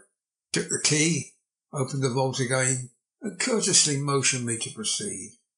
The place was not so gruesome as last night, but oh, how unutterably mean-looking when the sunshine streamed in. Van Helsing walked over to Lucy's coffin, and I followed. He bent over and again forced back the leaden flange, and then a shock of surprise and dismay shot through me. There lay Lucy, seemingly just as we had seen her the night before her funeral. She was, if possible, more radiantly beautiful than ever, and I could not believe that she was dead. The lips were red, nay, redder than before, and on the cheeks was a delicate bloom. "Is this a juggle?" I said to him. "Are you convinced now?" said the professor in response. And as he spoke, he put over his hand, and in a way that made me shudder, pulled back the dead lips and showed the white teeth, See, he went on, see, they are even sharper than before. And with this, and he touched one of the canine teeth and that below it, the little children can be bitten. Are you of belief now, friend John? Once more argumentative hostility woke within me. I could not accept such an overwhelming idea as he suggested. So with an attempt to argue, of which I was even at the moment ashamed, I said, she may have been placed here since last night. Indeed, that is so, and by whom? I do not know. Someone has done it. And yet she's been dead 1 week. Most people in that time would not look so. I had no answer for this, so was silent. Van Helsing did not seem to notice my silence at any rate. He showed neither chagrin nor triumph. He was looking intently at the face of the dead woman, raising the eyelids and looking at the eyes, once more opening the lips and examining the teeth. And then he turned to me and said, "Here is one thing which is different from all recorded. Here is some dual life that is not as the common. She was bitten by the vampire when she was in a trance, sleepwalking. Oh, you start. Do you not know that, friend John? But you shall know it all later. And in trance could he best come to take more blood. In trance she died, and in trance she is undead too. So it is that she differ from all other. Usually when undead sleep at home." As he spoke, he made a comprehensive sweep of his arm to designate what to a vampire was own. "Their face show what they are, but this so sweet that when she was not undead, she go back to nothing of common dead. There is no malign there. See, and to make it hard, I must kill her in her sleep." This turned my blood cold, and it began to dawn upon me that I was accepting Van Helsing's theories. But if she were really dead, what was there of terror in the idea of killing her? He looked at me and evidently saw the change in my face, for he said almost joyously, "Ah, you believe now." I answered, "Do not press me too hard all at once. I am willing to accept. How will you do this bloody work?" "I shall cut off her head and fill her mouth with garlic, and I shall drive a stake through her body." It made me shudder to think of so mutilating the body of the woman whom I had loved, and yet the feeling was not so strong as I had expected. I was, in fact, beginning to shudder at the presence of this being, this undead, as Van Helsing called it, and to loathe it. Is it possible that love is all subjective or all objective? I waited a considerable time for Van Helsing to begin, but he stood as if wrapped in thought. Presently he closed the catch of his bag with a snap and said, "I have been thinking. I have made up my mind as to what is best. If I did simply follow my inclining, I would do now at this moment what is to be done. But there are other things to follow, and things that are 1,000 times more difficult. In that them we do not know. This is simple. She have yet no life taken, though that is of time, and to act now would be to take danger from her forever. But then we may have to want Arthur. And how shall we tell him of this? If you, who saw the wounds on Lucy's throat, and saw the wounds so similar on the child's at the hospital, if you, who saw the empty coffin last night and full today, with a woman who have not changed only to be made more rose and more beautiful in a whole week after she died, if you know of this, and know of the white figure last night that brought the child to the churchyard, and yet of your own senses you did not believe, how then can I expect Arthur, who know none of these things, to believe? He doubted me when I took him from a kiss when she was dying. I know he has forgiven me because in some mistaken idea I have done things that prevent him say good-bye as he ought. And he may think that in some more mistaken idea this woman was buried alive, and that in most mistake of all we have killed her. He will then argue that it is we, mistaken ones, that have killed her by our ideas. and so he will be much unhappy always. Yet he never can be sure, and that is the worst of all, and he will sometimes think that she he loved was buried alive, and that will paint his dreams with horrors of what she must have suffered, and again he will think that we may be right, and that his so beloved was, after all, an undead. No, I told him at once. Since then I learned much. Now, since I know it is all true, 100,000 times more do I know that he must pass through the bitter waters to reach the sweet. He, the poor fellow, must have 1 hour that will make the very face of heaven grow black to him. Then we can act for good all round and send him peace. My mind is made up. Let us go. You return home for tonight to your asylum and see that all be well. As for me, I shall spend the night here in this churchyard in my own way. Tomorrow night you will come to me to the Berkeley Hotel at 10 o'clock. I shall send for Arthur to come too, and also that fine young man of America that gave his blood. Later we shall all have work to do. I come with you so far as Piccadilly and there dine, for I must be back here before the sun sets. So we locked the tomb and came away and got over the wall of the churchyard, which was not much of a task, and drove back to Piccadilly. Note: left by Van Helsing in his portmanteau, Berkeley Hotel, directed to John Seward, M.D. Not delivered. 27th of September. Friend John, I write this in case anything should happen. I go alone to watch in that churchyard. It pleases me that the undead Miss Lucy shall not leave tonight, so that on the morrow night she may be more eager.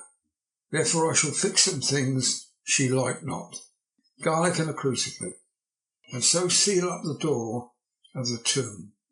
She is young as an undead and will heed. Moreover, these are only to prevent her coming out.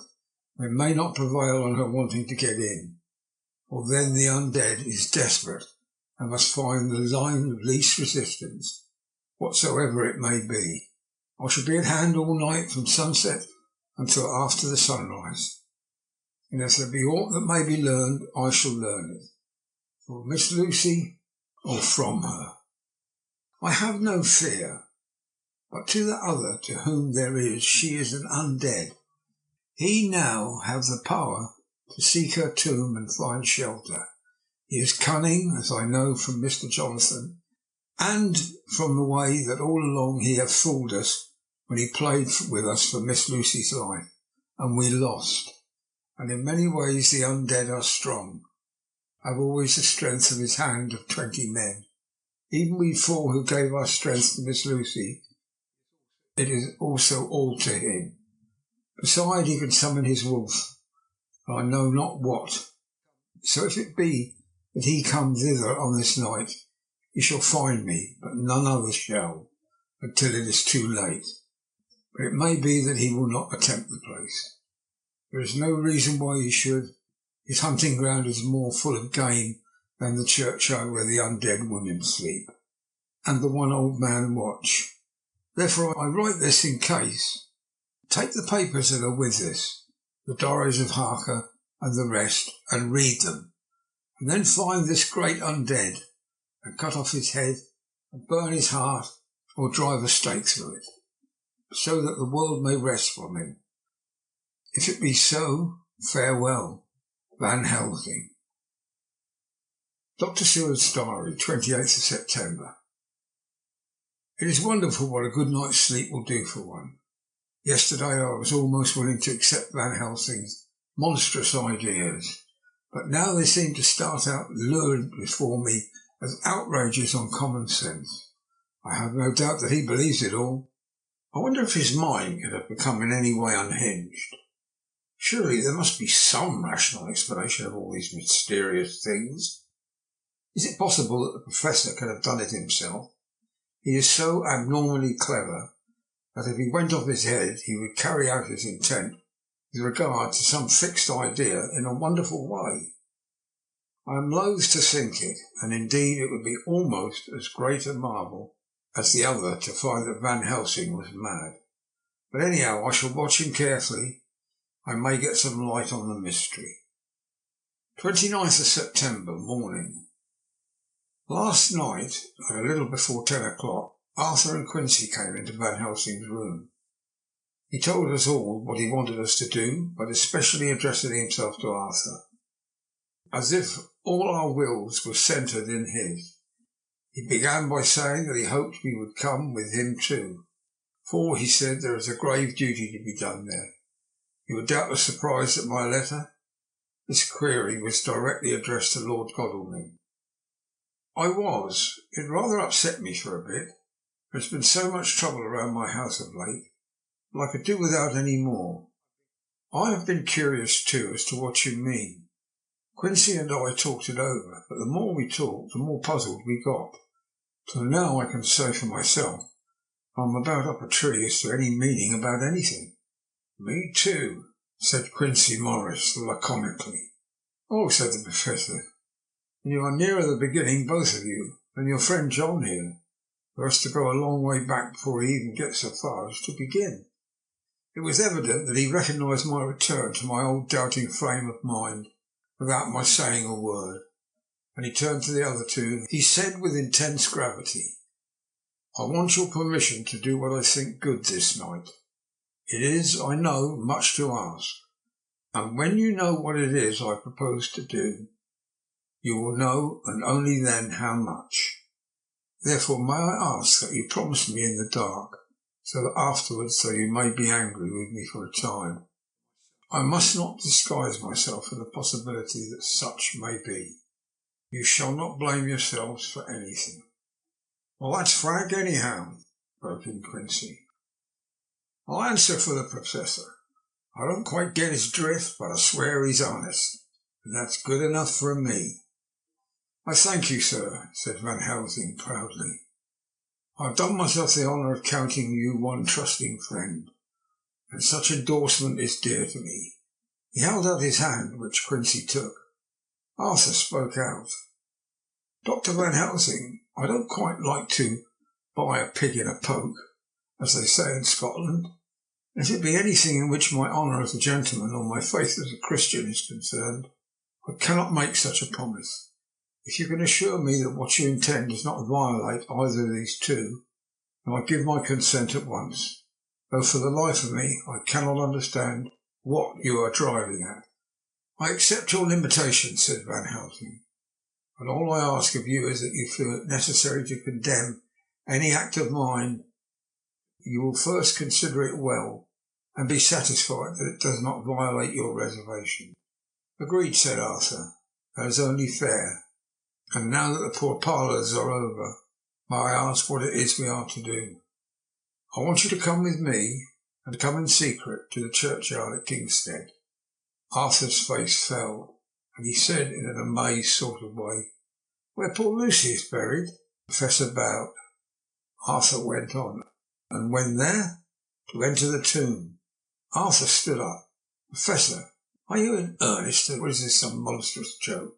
Pardon me, I see that you are in earnest. He sat down again, but I could see that he sat firmly and proudly as one who was on his dignity. There was a silence until he asked again, And when in the tomb? To open the coffin.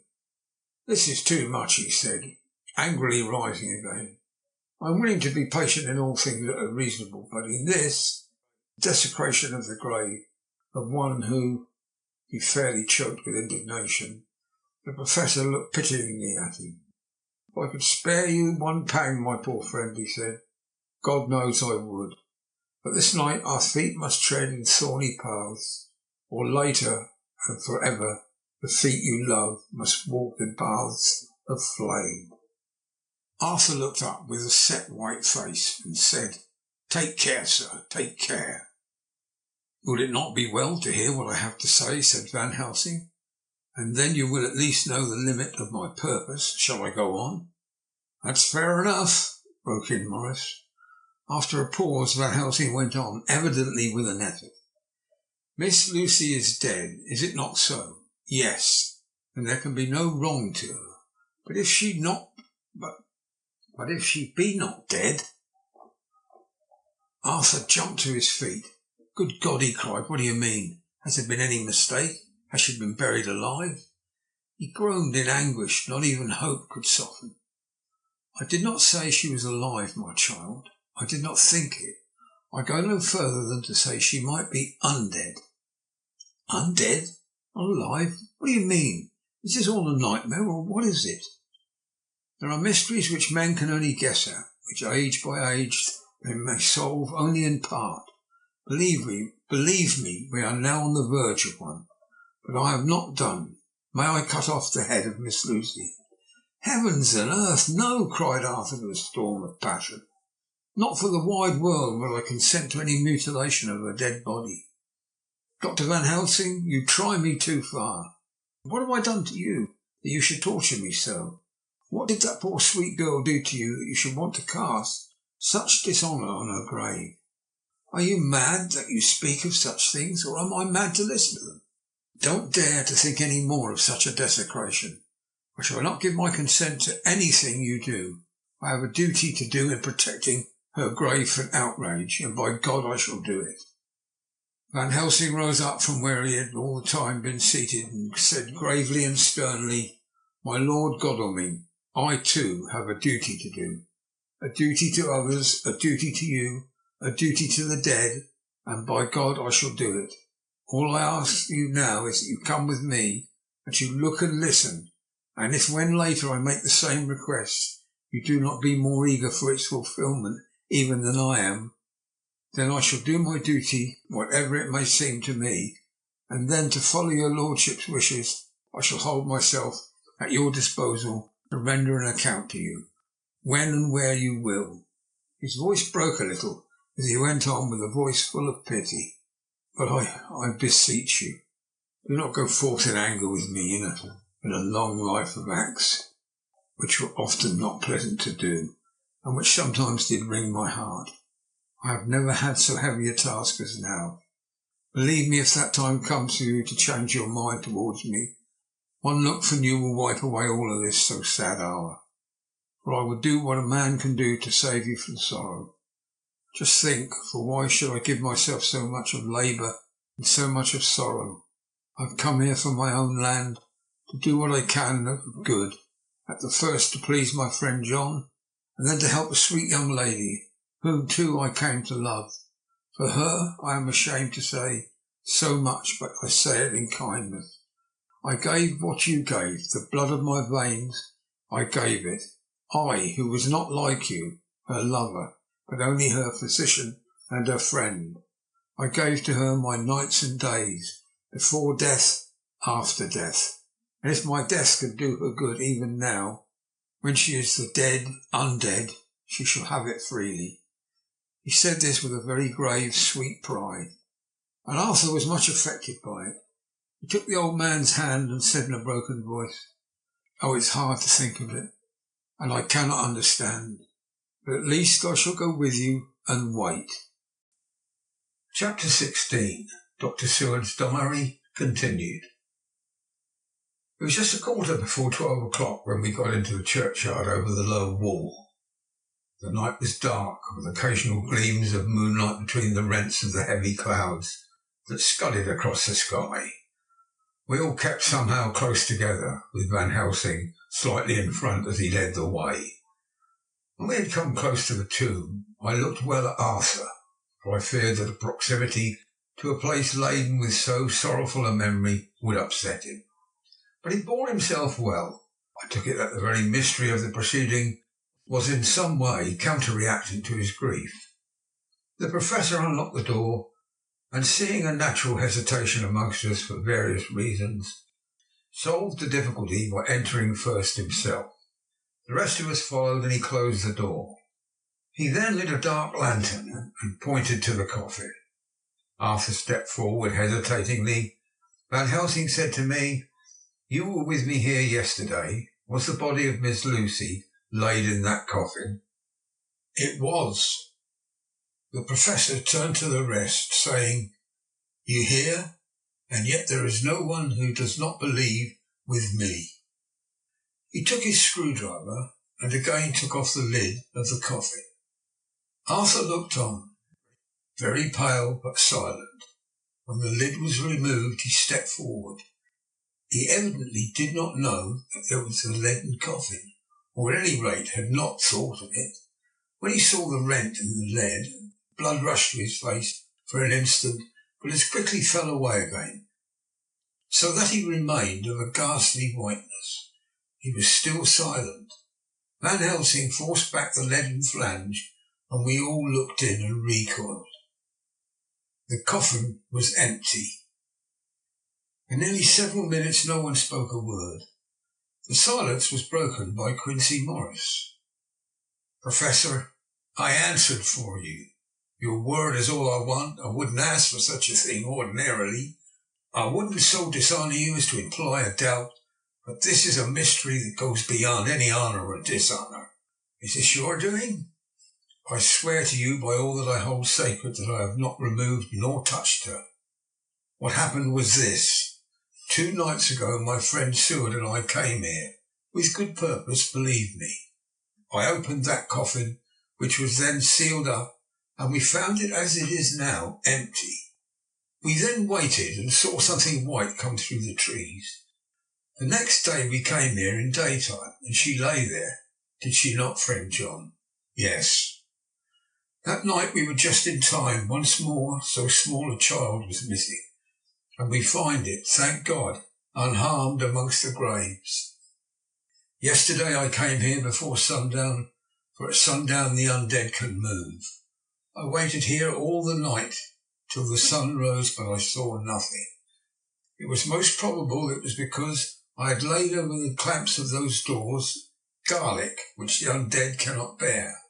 Last night there was no exodus, so tonight before the sundown I took away my garlic and other things. So it is we find this coffin empty. But bear with me. So far there is much that is strange. Wait you with me outside, unseen and unheard, and things much stranger are yet to be. So, here he shut the dark side of his lantern. Now to the outside. He opened the door, and we filed out, he coming last and locking the door behind him. Oh, but it seemed fresh and pure in the night air, after the terror of that vault. How sweet it was to see the clouds race by, and the passing gleams of the moonlight between the scudding clouds, crossing and passing, like the gladness and sorrow of a man's life. How sweet it was to breathe the fresh air, that had no taint of death and decay. How humanising to see the red lighting of the sky beyond the hill, and to hear far away the muffled roar that marks the life of a great city. Each in his own way was solemn and overcome. Arthur was silent, and was, I could see, striving to grasp the purpose, the inner meaning of the mystery. I was myself tolerably patient, and half inclined again to throw aside doubt and to accept Van Helsing's conclusions. Quincy Morris was phlegmatic, in the way of a man who accepts all things, and accepts them in the spirit of cool bravery, with hazard of all he has to stake. Not being able to smoke, he cut himself a good-sized plug of tobacco and began to chew. As to Van Helsing, he was employed in a definite way. First, he took from his bag a mass of what looked like thin wafer-like biscuit, which was carefully rolled up in a white napkin. Next, he took out a double handful of some whitish stuff like dough or putty. He crumbled the wafer up fine and worked it into the mass between his hands. This he then took, and rolling it into thin strips, began to lay them into the crevices between the door and its setting in the tomb. I was somewhat puzzled at this, and being close, asked him what it was that he was doing. Arthur and Quincy drew near also, as they too were curious. He answered, I am closing the tomb, so that the undead may not enter. And is that stuff you have there going to do it? Asked Quincy. Great Scott, is this a game? It is. What is that which you are using? This time the question was by Arthur. Van Helsing reverently lifted his hat as he answered. The host. I bought it from Amsterdam. I have an indulgence. It was an answer that appalled the most sceptical of us. We felt individually that the presence of such earnest purpose, a purpose which could thus use to him most sacred of things, it was impossible to distrust. In respectful silence we took the places assigned to us close around the tomb, but hidden from the sight of anyone approaching. I pitied the others, especially Arthur. I myself had been apprenticed by my former visits to this watching horror, and yet I, who had up to an hour ago repudiated the proofs, felt my heart sink within me. Never did tombs look so ghastly white. Never did cypress or yew or juniper so seem the embodiment of funereal gloom. Never did tree or grass wave or rustle so ominously. Never did bough creak so mysteriously, and never did the faraway howling of dogs send such a woeful presage through the night. There was a long spell of silence, a big aching void, and then from the Professor a keen "Sss." He pointed, and far down the avenue of yews we saw a white figure advance, a dim white figure which held something dark at its breast. The figure stopped, and at the moment a ray of moonlight fell upon the masses of driving clouds, and showed us in startling prominence a dark-haired woman, dressed in the cerements of the grave. We could not see the face, for it was bent down over what we saw to be a fair-haired child. There was a pause and a sharp little cry, such as a child gives in his sleep, or a dog as he lies before the fire and dreams. We were starting forward, but the Professor's warning hand, seen by us as he stood behind the yew tree, kept us back, and then as we looked, the white figure moved forwards again. It was now enough for us to see clearly, and the moonlight still held. My own heart grew cold as ice. I could hear the gasp of Arthur as we recognised the features of Lucy Westenra. Lucy Westenra, but how changed! The sweetness was turned to amazantine, heartless cruelty, and the purity to voluptuous wantonness. Van Helsing stepped out, and obedient to his gesture, we all advanced too, the four of us ranged in a line before the door of the tomb. Van Helsing raised his lantern and drew the slide. By the concentrated light that fell on Lucy's face, we could see that the lips were crimson with fresh blood, and that the stream had trickled over her chin and stained the purity of her lawn death robe. We shuddered with horror. I could see by the tremendous light that even Van Helsing's iron nerve had failed. Arthur was next to me, and if I had not seized his arm and held him up, he would have fallen. When Lucy, I call the thing that was before us Lucy, because it bore her shape. As she drew back with an angry snarl, such as a cat gives when taken unawares, and her eyes ranged over us, Lucy's eyes in form and colour, but Lucy's eyes are unclean and full of hellfire, instead of the pure, gentle orbs we knew. At that moment the remnant of my love passed into hate and loathing. Had she then to be killed, I could have done it with savage delight. As she looked, her eyes blazed with unholy light, and the face became wreathed with a voluptuous smile. Oh God, how it made me shudder to see it with a careless motion. She flung to the ground, as callous as a devil, the child that up to now she had clutched strenuously to her breast, growling over it as a dog growls over a bone. The child gave a sharp cry and lay there moaning. There was a cold-heartedness in the act, which wrung a groan from Arthur. When she advanced to him with outstretched arms and a wanton smile, he fell back and hid his face in his hands. Still she advanced, however, and with a languorous, voluptuous grace said, "Come to me, Arthur. Leave these others and come to me. My arms are hungry for you. Come and we can rest together. Come, my husband, come."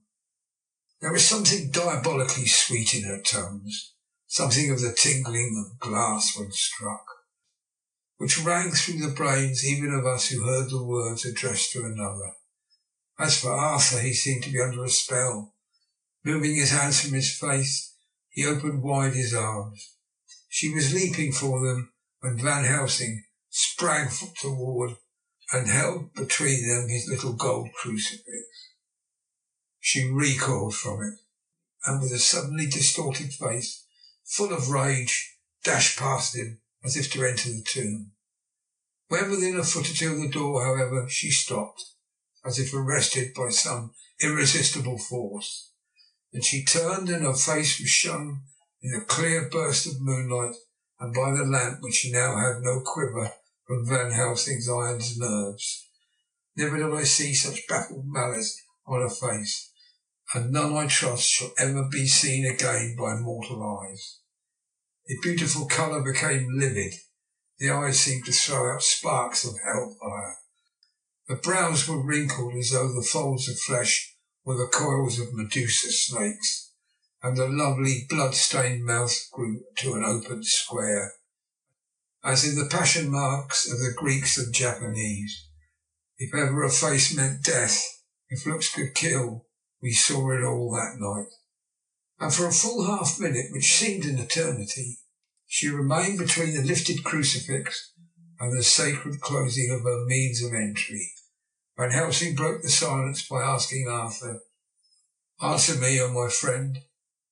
Am I to proceed in my work?" Arthur threw himself on his knees and hid his face in his hands as he answered, "Do as you will, friend, do as you will. There can be no horror like this ever any more." And he groaned in spirit. Quincy and I simultaneously moved towards him and took his arms. We could hear the click of the closing lantern as Van Helsing held it down. Coming close to the tomb, he began to remove from the chinks some of the sacred emblem which he had placed there. We all looked on in horrified amazement as we saw, when he stood back, the woman, with a corporeal body as real at that moment as our own, pass through the interstice where scarce a knife blade could have gone. We all felt the glad sense of relief when we saw the Professor calmly restoring the strings of putty to the edges of the door. When this was done, he lifted the child and said, "Come now, my friends, we can do no more till tomorrow. There is a funeral at noon, so here we shall all come before long after that. The friends of the dead will all be gone by 2, and when the sexton lock the gate, we shall remain. There is more to do, but not like this of tonight. As for this little one, he is not much harm, and by tomorrow night he shall be well. We shall leave him where the police will find him, as on the other night, and then go home." Coming close to Arthur, he said, "My friend Arthur, you have had a sore trial, but after, when you look back, you will see how it was necessary. You are now in the bitter waters, my child. By this time tomorrow you will, please God, have passed them, and have drunk of the sweet waters. So do not mourn over much. Till then, I shall not ask you to forgive me." Arthur and Quincy came home with me, and we tried to cheer each other up along the way. We had left the child in safety and were tired, so we all slept with more or less reality of sleep. 29th of September, night. A little before 12 o'clock, we three, Arthur, Quincy, Morris and myself, called for the Professor. It was odd to notice that by common consent we had all put on our black clothes. Of course Arthur wore black, for he was in deep mourning, but the rest of us wore it by instinct. We got to the churchyard by 1:30 and strolled about, keeping out of official observation, so that when the grave diggers had completed their task and the sexton, under the belief that everyone had gone, had locked the gate, we had the place all to ourselves. Van Helsing, instead of his little black bag, had with him a long leather one, something like a cricketing bag. It was manifestly of fair weight. When we were alone, and I had heard the last of the footsteps die out up the road, we silently, and as if by ordered intention, followed the professor to the tomb. He unlocked the door and we entered, closing it behind us. Then he took from his bag the lantern, which he lit, and also 2 wax candles, which, when lighted, he stuck by melting their own ends on other coffins, so that they might give light sufficient to work by. And when he again lifted the lid of Lucy's coffin, we all looked, Arthur trembling like an aspen, and saw that the body lay there in all its death beauty. But there was no love in my own heart, and nothing but loathing for the foul thing which had taken Lucy's shape without her soul. I could see even Arthur's face grow hard as he looked. Presently he said to Van Helsing, "Is this really Lucy's body, or only a demon in her shape?" "It is her body, and yet not it. But wait a while, and you will see her as she was and is." She seemed like a nightmare of Lucy as she lay there, the pointed teeth, the blood-stained, voluptuous mouth, which made one shudder to see, the whole carnal and unspiritual appearance seeming like a devilish mockery of Lucy's sweet purity. Van Helsing, with his usual methodicalness, began taking the various contents from his bag and placing them ready for use. First he took out a soldering iron and some plumbing solder, and then a small oil lamp which gave out, when lit in the corner of the tomb, gas which burned at a fierce heat with a blue flame, and then his operating knives which he placed at hand, and at last a round wooden stake, some 2.5 or 3 inches thick and about 3 feet long. One of it was hardened by charring in the fire, and was sharpened to a fine point. With this stake came a heavy hammer, such as in households is used in the coal cellar for breaking up the lumps. To me, a doctor's preparations for work of any kind are stimulating and bracing, but the effect of these things on both Arthur and Quincy was to cause them a sort of consternation.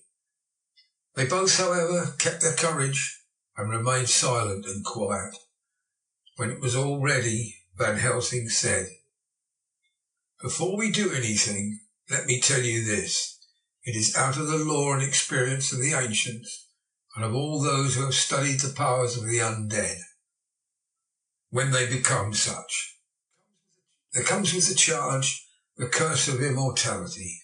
They cannot die, but must go on age after age, adding new victims and multiplying the evils of the world, for all that die from the preying of the undead becomes themselves undead, and prey on their kind, and so the circle goes on ever widening, like as the ripples from a stone thrown in the water. Friend Arthur, if you had met that kiss which you know of before poor Lucy died, or again last night, when you opened your arms to her, you would in time, when you had died, become Nosferatu, as they call it in Eastern Europe, and would all time make more of those undeads that have so filled us with horror. The career of this is so unhappy, dear lady, but is just begun. Those children whose blood she sucked are not as yet so much the worse, but if she live on, undead, more and more they lose their blood, and by her power over them they come to her, and so she draw their blood with so wicked mouth. But if she die, in truth, then all cease. The tiny wounds of the throats disappear, and they go back to their place. But the most blessed of all, and is now undead to be made to rest as a true dead, then the soul of the poor lady whom we love shall again be free, instead of working wickedness by night and growing more debased in the assimilating of it by day. She shall take her place with the other angels, so that, my friend, she will be a blessed hand for her that shall strike the blow that sets her free. To this I am willing, but is there none amongst you who has a better right? Will it be no joy to think of hereafter the silence of the night, when sleep is not? It was my hand that sent her to the stars. It was the hand of him that loved her best, the hand that all she would have herself chosen, had it been to her to choose. Tell me, if there be such a one amongst us. We all looked at Arthur. He saw too what we all did, the infinite kindness which suggested that his should be the hand which would restore Lucy to us as a holy and not an unholy memory, stepped forward and said bravely, so his hand trembled and his face was as pale as snow, "My true friend, from the bottom of my broken heart, I thank you. Tell me what I am to do, and I shall not falter." Van Helsing laid a hand on his shoulder and said, "Brave lad, a moment's courage and it is done. This stake must be driven through her. It will be a fearful ordeal. Be not deceived in that, but it will only be a short time, and then you will rejoice once more that your pain was great. From this grim tomb you will emerge as though you tread on air, but you must not falter when once you have begun. Only think that we, your true friends, are round you, and that we pray for you all the time." "Go on," said Arthur hoarsely. "Tell me what I am to do." "Take this stake in your left hand, ready to place the point over the heart, and the hammer in your right. And then when we begin our prayer for the dead, I shall read him, I have here the book, and the others shall follow. Strike in God's name, so that all may be well with the dead that we love, and the undead pass away." Arthur took the stake and the hammer, and when once his mind was set on action, his hands never trembled or even quivered. Van Helsing opened his missal and began to read, and Quincy and I followed as well as we could. Arthur placed the point over the heart, and as I looked I could see its dint in the white flesh. Then he struck with all his might. The thing in the coffin writhed, and a hideous blood-curdling screech came from the open red lips. The body shook and quivered and twisted in wild contortion. The sharp white teeth champed together till the lips were cut and the mouth was smeared with a crimson foam. But Arthur never faltered. He looked like a figure of Thor as his untrembling arm rose and fell, driving deeper and deeper the mercy-bearing stake, whilst the blood from the pierced heart welled and spurted up around it. His face was set, and high duty seemed to shine through it. The sight of it gave us courage, so that our voices seemed to ring through the little vault. And then the writhing and quivering of the body became less.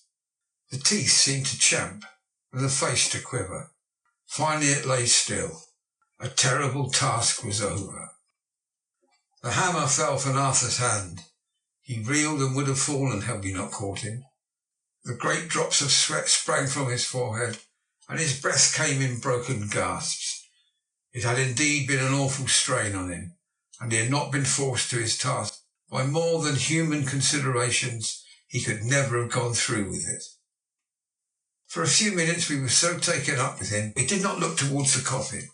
When we did, however, a murmur of startled surprise ran from one of the other to us. We gazed so eagerly that Arthur rose, for he had been seated on the ground, and came and looked too. And then a glad, strange light broke over his face, and dispelled altogether the look of horror that lay upon it. There in the coffin lay no longer the foul thing that we had so dreaded and grown to hate, that the work of her destruction was yielded as a privilege to the one best entitled to do it, but Lucy as we had seen her in life, with her face of unequalled sweetness and purity. True that there were, as we had seen them in life, the traces of care and pain and waste, but these were all dear to us, for they marked her truth to what we knew.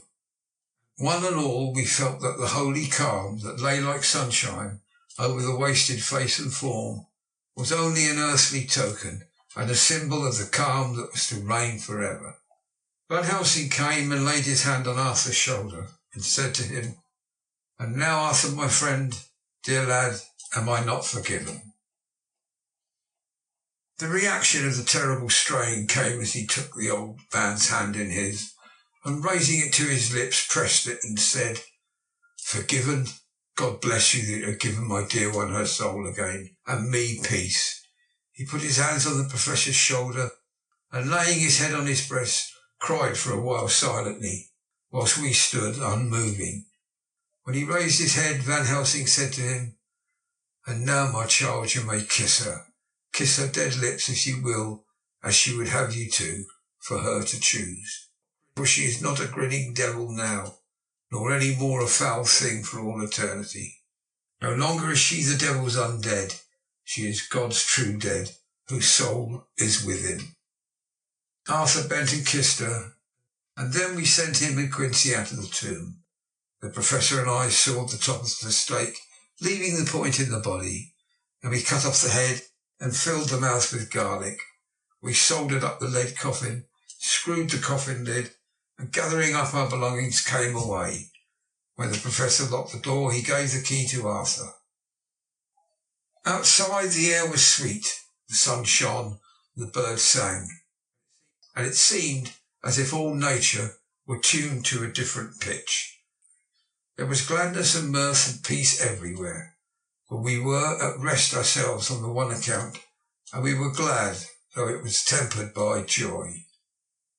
Before we moved away, Van Helsing said, "Now, my friends, one step of our work is done, one the most harrowing to ourselves, but there remains a greater task, to find out the author of all this our sorrow and to stamp him out.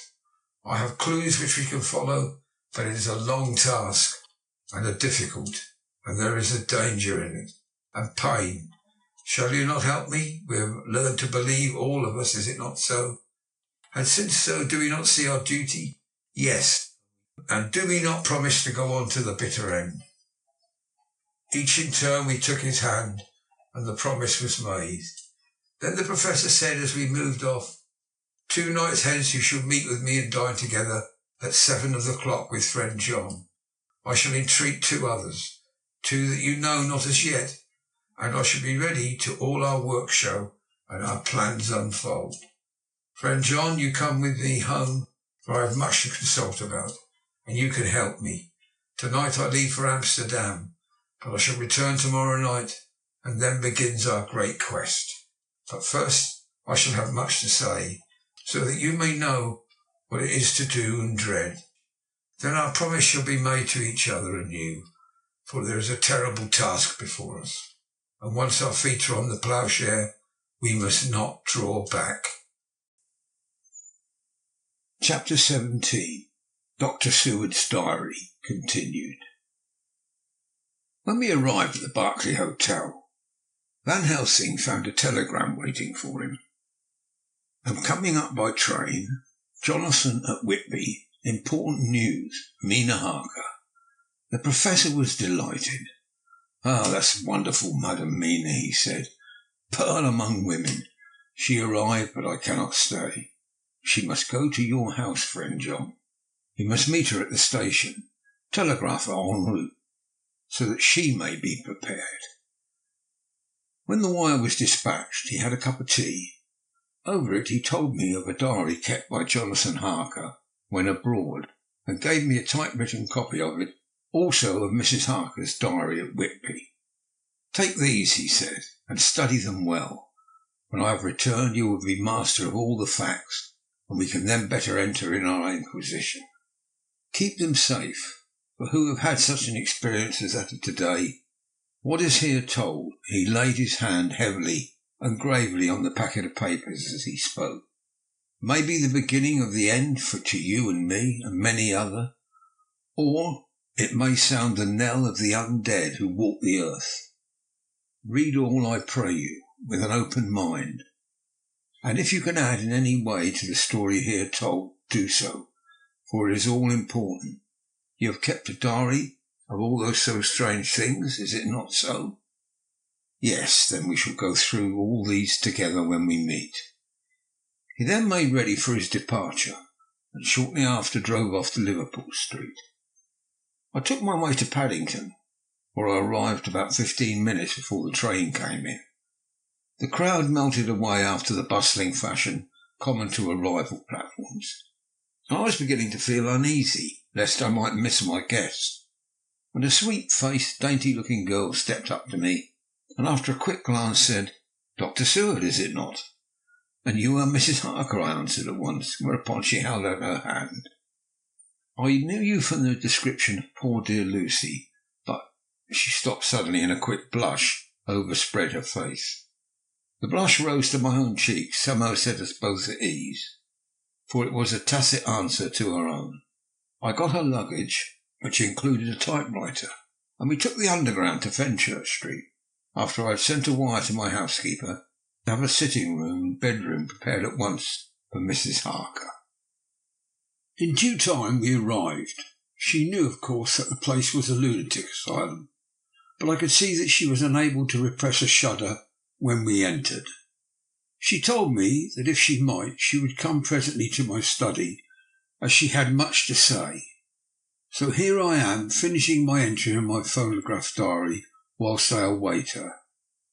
As yet I have not had the chance of looking at the papers which Van Helsing left with me, though they lay open before me. I must get her interested in something, so that I may have an opportunity of reading them. She does not know how precious time is, or what a task we have in hand. I must be careful not to frighten her. Here she is. Mina Harker's Journal, 29th of September. After I had tidied myself, I went down to Dr. Seward's study. At the door I paused a moment, for I thought I heard him talking with someone. As, however, he had pressed me to be quick, I knocked at the door, and upon his calling out, "Come in," I entered. To my intense surprise, there was no one with him. He was quite alone, and on the table opposite him was what I knew at once from the description to be a phonograph. I had never seen one, and was much interested.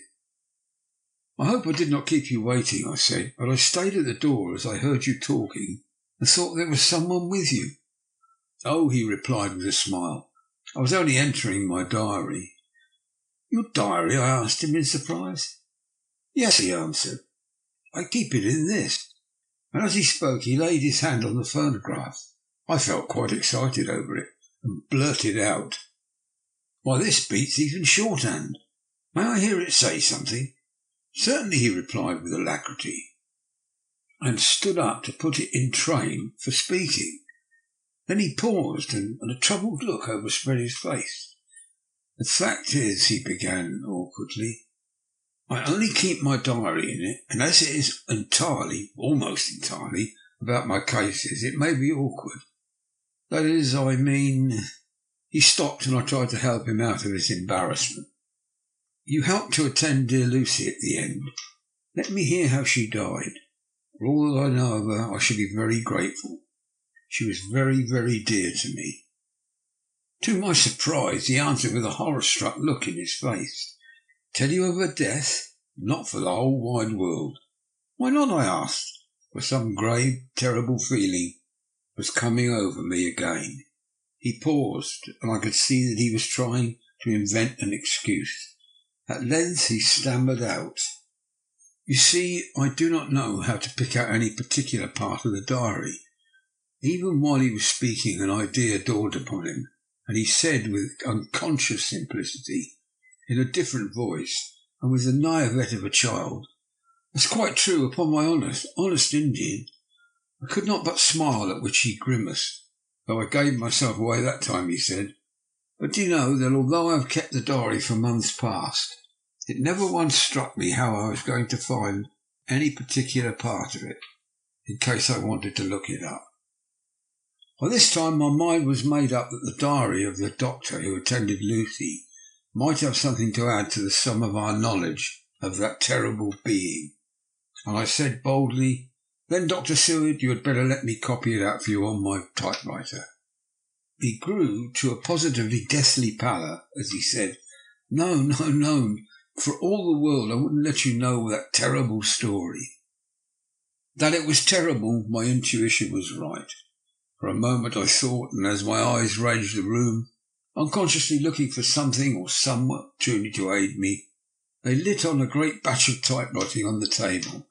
His eyes caught the look in mine, and without his thinking followed their direction. As he saw the parcel he realized my meaning. "You do not know me," I said. "When you have read these papers, my own diary and my husband's also, which I have typed, you will know me better. I have not faltered in giving every thought of my own heart in this cause. But of course you do not know me. yet I must not expect you to trust me so far.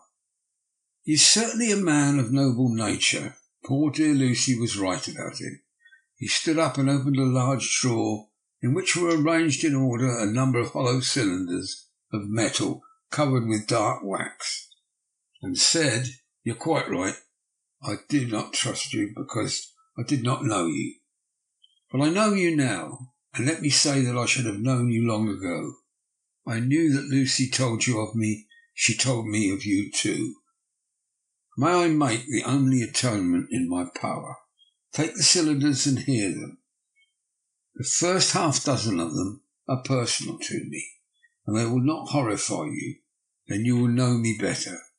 Dinner will then be ready. In the meantime, I shall read over some of these documents, and we shall be better able to understand certain things."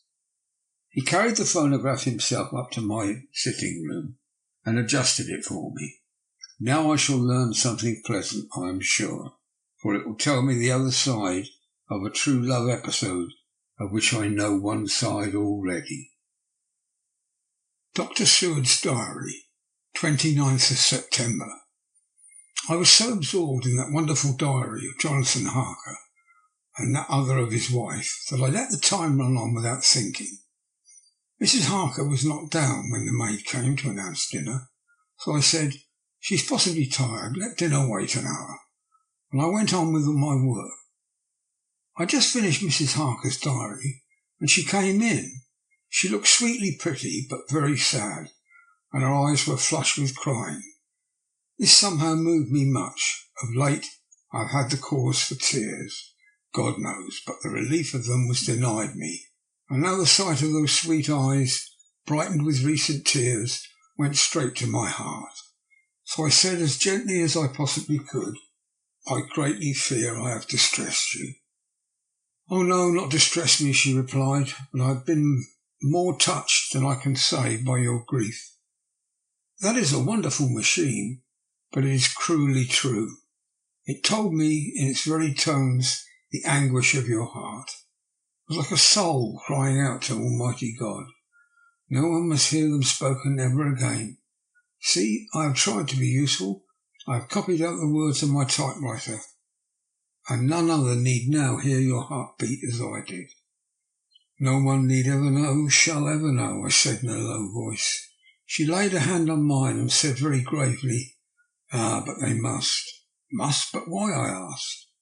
"Because it is part of the terrible story, part of poor dear Lucy's death and all that led to it. Because in the struggle which we have before us to rid the earth of this terrible monster, we must have all the knowledge and all the help we can get.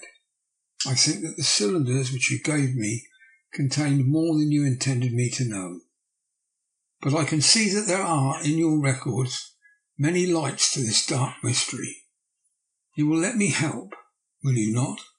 I know all up to a certain point, and I see already, though your diary only took me to the 7th of September, how poor Lucy was beset, and how her terrible doom was being wrought out. Jonathan and I have been working day and night since Professor Van Helsing saw us.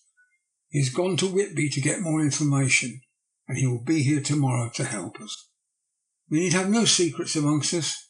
Working together and with absolute trust, we can surely be stronger than if some of us were in the dark." She looked at me so appealingly, at the same time manifested such courage and resolution in her bearing, that I gave in at once to her wishes. "You shall," I said, "do as you like in the matter. God forgive me if I do wrong. There are terrible things yet to learn on. But if you have so far travelled on the road to poor Lucy's death, you will not be content, I know, to remain in the dark. Nay, the end, the very end, may give you a gleam of peace. Come, there is dinner. We must keep one another strong for what is before us. We have a cruel and dreadful task. When you have eaten, you shall learn the rest, and I shall answer any questions you ask. If there be anything which you do not understand, though it was apparent to us who were present." Mina Harker's Journal, 29th of September. After dinner I came with Dr. Seward to his study. He brought back the phonograph from my room and I took my typewriter. He placed me in a comfortable chair and arranged the phonographs so that I could touch it without getting up, and showed me how to stop it in case I should want to pause. Then he very thoughtfully took a chair with his back to me so I might be as free as possible, and began to read. I put the forked metal to my ears and listened. When the terrible story of Lucy's death and all that followed was done, I lay back in my chair powerless. Fortunately, I am not of a fainting disposition. When Dr. Seward saw me, he jumped up with a horrified exclamation, and hurriedly taking a case bottle from a cupboard, gave me some brandy, which in a few minutes somewhat restored me. My brain was all in a whirl, and only that there came through all of the multitude of horrors the holy ray of light that my dear Lucy was at last at peace. I do not think I could have borne it without making a scene.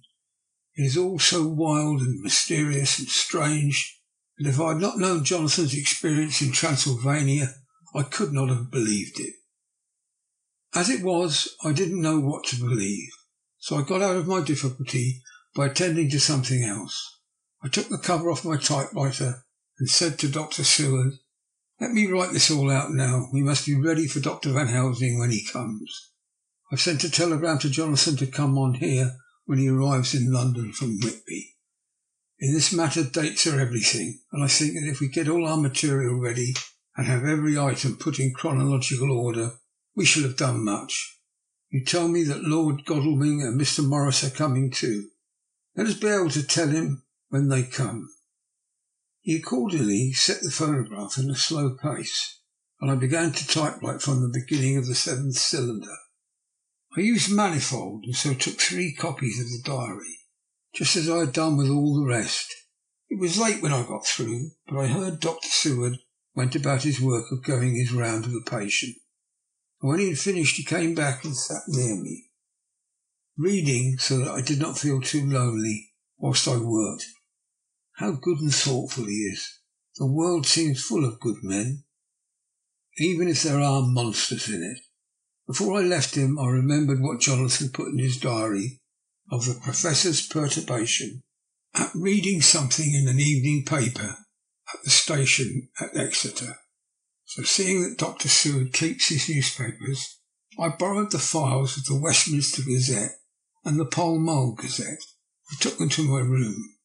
I remember how much the Daily Graph and the Whitby Gazette, of which I had made cuttings, helped us to understand the terrible events at Whitby when Count Dracula landed. So I shall look through the evening papers since then. Perhaps we shall get some new light. I'm not sleepy, and the work will help to keep me quiet. Dr. Seward's diary, 30th of September. Mr. Harker arrived at 9 o'clock. He got his wife's wire just before starting. He is uncommonly clever, if one can judge from his face, and full of energy. If this journal be true, and judging by one's own wonderful experiences, it must be, he is also a man of great nerve. That going down to the vault a second time was a remarkable piece of daring. After reading his account of it, I was prepared to meet a good specimen of manhood, but hardly the quiet, businesslike gentleman who came here today. Later. After lunch, Harker and his wife went back to their own room, and as I passed a while ago, I heard a click of the typewriter. They are hard at it. Mrs. Harker says they are knitting together, in chronological order, every scrap of evidence they have. Harker has got the letters between the consignees of the boxes at Whitby and the carriers in London who took charge of them. He is now reading his wife's typescript of my diary. I wonder what they will make out of it. Here it is. Strange that it never struck me that the very next house might be the Count's hiding place. Goodness knows that we had enough clues from the conduct of the patient Renfield. The bundle of letters relating to the purchase of the house were with the typescript. Oh, if we had only had them earlier, we might have saved poor Lucy. Stop, that way madness lies. Harker has gone back and is again collating his material. He says that by dinner time they will be able to show a whole connected narrative. He thinks that in the meantime I should see Renfield, as hitherto he has been a sort of index to the coming and going of the Count. I hardly see this yet, but when I get to the dates I suppose I shall. What a good thing that Mrs. Harker can put my cylinders into type. We never could have found the dates otherwise. I found Renfield sitting placidly in his room, with his hands folded, smiling benignly. At the moment he seemed as sane as anyone I ever saw. I sat down and talked on a lot of subjects, all of which he treated naturally. He then, of his own accord, spoke of going home, a subject he has never mentioned to my knowledge during his sojourn here. In fact, he had spoke quite confidently of getting his discharge at once. I believe that had I not had the chat with Harker and read the letters and the dates of his outbursts, I should have been prepared to sign for him after a brief time of observation. As it is, I'm darkly suspicious. All those outbreaks were in some way linked with the proximity of the Count. What then does this absolute content mean? Can it be that his instinct is satisfied as to the vampire's ultimate triumph? Stay, he is himself Sulphagus, and in his wild ravings outside the chapel door of the deserted house, he always spoke of Master. This all seemed confirmation of our idea. However, after a while I came away. My friend is just a little too sane at present to make it safe to probe him too deep with questions. He might begin to think, and then... So I went away. I mistrust these quiet moods of his. So I have given the attendant a hint to look closely after him, and to have a strait waistcoat ready in case of need. Jonathan Harker's Journal, September the 29th, in a train to London. When I received Mr. Billington's courteous message that he would give me any information in his power, I thought it best to go down to Whitby and make on the spot such inquiries as I wanted. It was now my object to trace that horrid cargo of the Count's to its place in London. Later we may be able to deal with it. Billington's junior, a nice lad, met me at the station and brought me to his father's house, where they decided that I must stay the night. They are hospitable, with true Yorkshire hospitality. Give a guest everything, and leave him free to do as he likes. They all knew that I was busy, and that my stay was short, and Mr. Billington had already in his office all the papers concerning the consignment of boxes. It gave me almost a turn to see again one of the letters which I had seen on the Count's table before I knew of his diabolical plan. Everything had been carefully thought out and done systematically with precision. He seemed to have been prepared for every obstacle which might be placed by accident in the way of his intentions being carried out. To use an Americanism, he had taken no chances, and the absolute accuracy with which his instructions were fulfilled was simply the logical result of his care. I saw the invoice and took note of it. 50 cases of common earth to be used for experimental purposes. Also the copy of a letter to Carter Patterson and their reply. Of both of these I got copies. This was all the information Mr. Billington could give me, so I went down to the port and saw the coastguards, the customs officers, the harbour master. They all had something to say in the way of the strange entry of the ship, which is already taking its place in local tradition. But no one could add to the simple description, 50 cases of common earth. I then saw the station master, who had kindly put me in communication with the men who had actually received the boxes. Their tally was exact with the list. They had nothing to add except that the boxes were men and mortal heavy, and that the shifting of them was dry work. One of them added that it was hard lines, that there wasn't any gentleman, such like yourself, squire, to show some sort of appreciation of their efforts in liquid form, and another put in a rider that the thirst then generated was such that even the time which had elapsed had not completely allayed it. Needless to add, I took care before leaving to lift forever and adequately this source of reproach. 30th of September. The station master was good enough to give me a line to his old companion, the station master at King's Cross, so that when I arrived there in the morning, I was able to ask him about the arrival of the boxes. He, too, put me at once in communication with the proper officials, and I saw that their tally was correct with the original invoice. The opportunities of acquiring an abnormal thirst had been here limited. A noble use of them had, however, been made, and I was again compelled to deal with the result in an ex post facto manner. From thence I went on to Carter Patterson's central office, where I met with the utmost courtesy. They looked up the transition in their day book and letter book, and at once telephoned to their King's Cross office for more details. By good fortune, the men who did the teaming were waiting for work, and the official at once sent them over, sending also by one of them the way-bill and all the papers concerned with the delivery of the boxes at Carfax. Here again I found the tally agreeing exactly. The carrier's men were able to supplement the paucity of the written words with a few details. These were, I shortly found, connected almost solely with the dusty nature of the job, and of the consequent thirst engendered in the operators.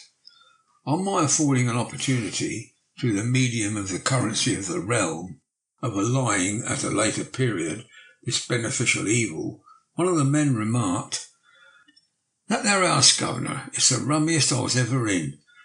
Blimey, but ain't been touched since 100 years.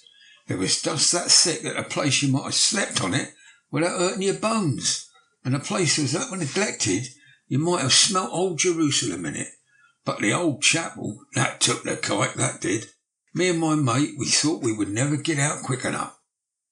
Lord, I wouldn't take less nor a quid a moment to stay there after dark."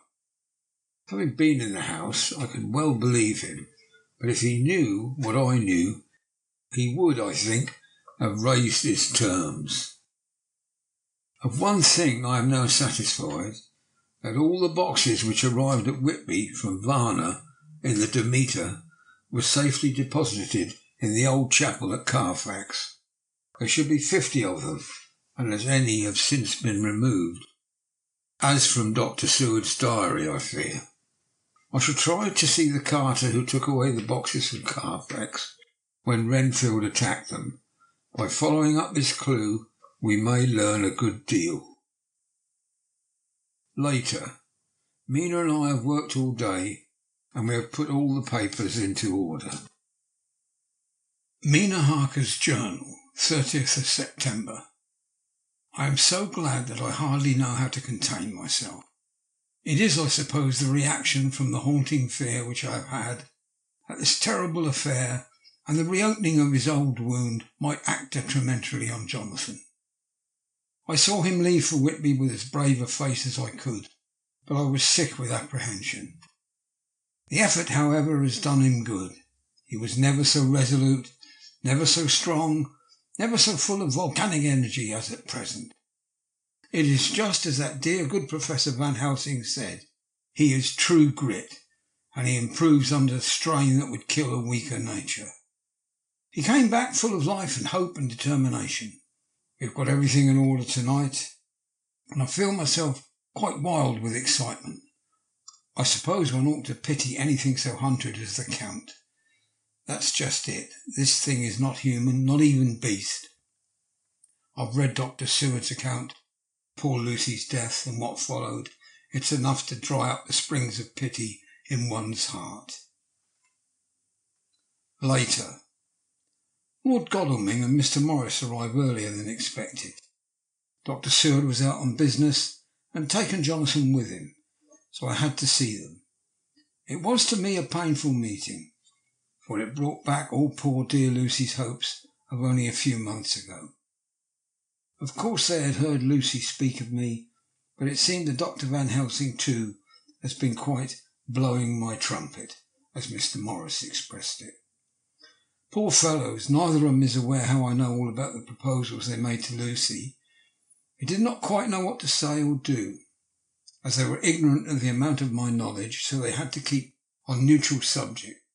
However, I thought the matter over and came to the conclusion that the best thing I could do would be to post them in affairs right up to date. I knew from Dr. Seward's diary that they had been at Lucy's death, her real death, and that I need not fear to betray any secret before the time. So I told them as well as I could that I had read all the papers and diaries, and that my husband and I, having typewritten them, had just finished putting them in order. I gave each of them a copy to read in the library. When Lord Godalming got his and turned it over, "It does make a pretty good pile," he said. "Did you write all of this, Mrs. Harker?" I nodded, and he went on. "Well, I don't quite see the drift of it, but you of all people are so good and kind, and have been working so earnestly and energetically, that all I can do is accept your ideas blindfold and try to help you. I've had one lesson already in accepting facts that should make a man humble to the last hour of his life. Besides, I know you love my poor Lucy." Here he turned away and covered his face with his hands. I could hear the tears in his voice. Mr. Morris, with instinctive delicacy, just laid a hand for a moment on his shoulder and then walked quietly out of the room. I suppose there is something in a woman's nature that makes a man free to break down before her and express his feelings on the tender or emotional side without feeling it derogatory to his manhood. For when Lord Godalming found himself alone with me, he sat down on the sofa and gave way utterly and openly. I sat down beside him and took his hand. I hope he didn't think it forward of me, and if he ever thinks of it afterwards, he never will have such a thought. There I was wrong him. I know he never will. He is too true a gentleman. I said to him, for I could see that his heart was breaking, "I love dear Lucy, and I know what she was to you, and what you were to her. She and I were like sisters, and now she is gone. Will you not let me be like a sister to you in your trouble? I know what sorrows you've had, though I cannot measure the depth of them. If sympathy and pity can help in your affliction, won't you let me be of some little service, for Lucy's sake?" In an instant the poor dear fellow was overwhelmed with grief. It seemed to me that all he had late been suffering in silence found a vent at once. He grew quite hysterical, and raising his open hands, beat his palms together in a perfect agony of grief. He stood up and then sat down again, and the tears rained down his cheeks. I felt an infinite pity for him, and opened my arms unthinkingly. With a sob he laid his head on my shoulder and cried like a wearied child, whilst he shook with emotion. We women have something of the mother in us that makes us rise above smaller matters when the mother spirit is invoked. I felt this big sorrowing man's head resting on me, as though it were that of a baby that some day may lie on my bosom. I stroked his hair as though he were my own child. I never thought at the time how strange it all was. After a little bit his sobs ceased, and he raised himself with an apology, though he made no disguise of his emotion. He told me that for the days and nights past, weary days and sleepless nights, he had been unable to speak with anyone as a man must speak in his time of sorrow. There was no woman whose sympathy could be given to him, or with whom, owing to the terrible circumstances with which his sorrow was surrounded, he could speak freely. "I know how I suffered," he said, as he dried his eyes, "but I do not know, even yet, and none other can ever know, how much your sweet sympathy has been to me today. I shall know better in time, and believe me that though I am not ungrateful now, my gratitude will grow with my understanding. You will let me be like a brother, will you, for all our lives, for dear Lucy's sake?" "For dear Lucy's sake," I said, as we clasped hands. "I am for your own sake," he added, "for if a man's esteem and gratitude are ever worth the winning, you have won mine today.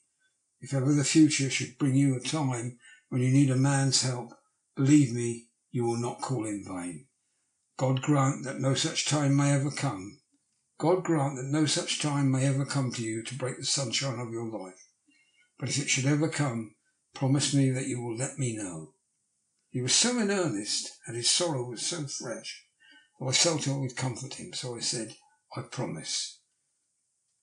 As I came along the corridor, I saw Mr. Morris looking out of a window. He turned as he heard my footsteps. "How is Art?"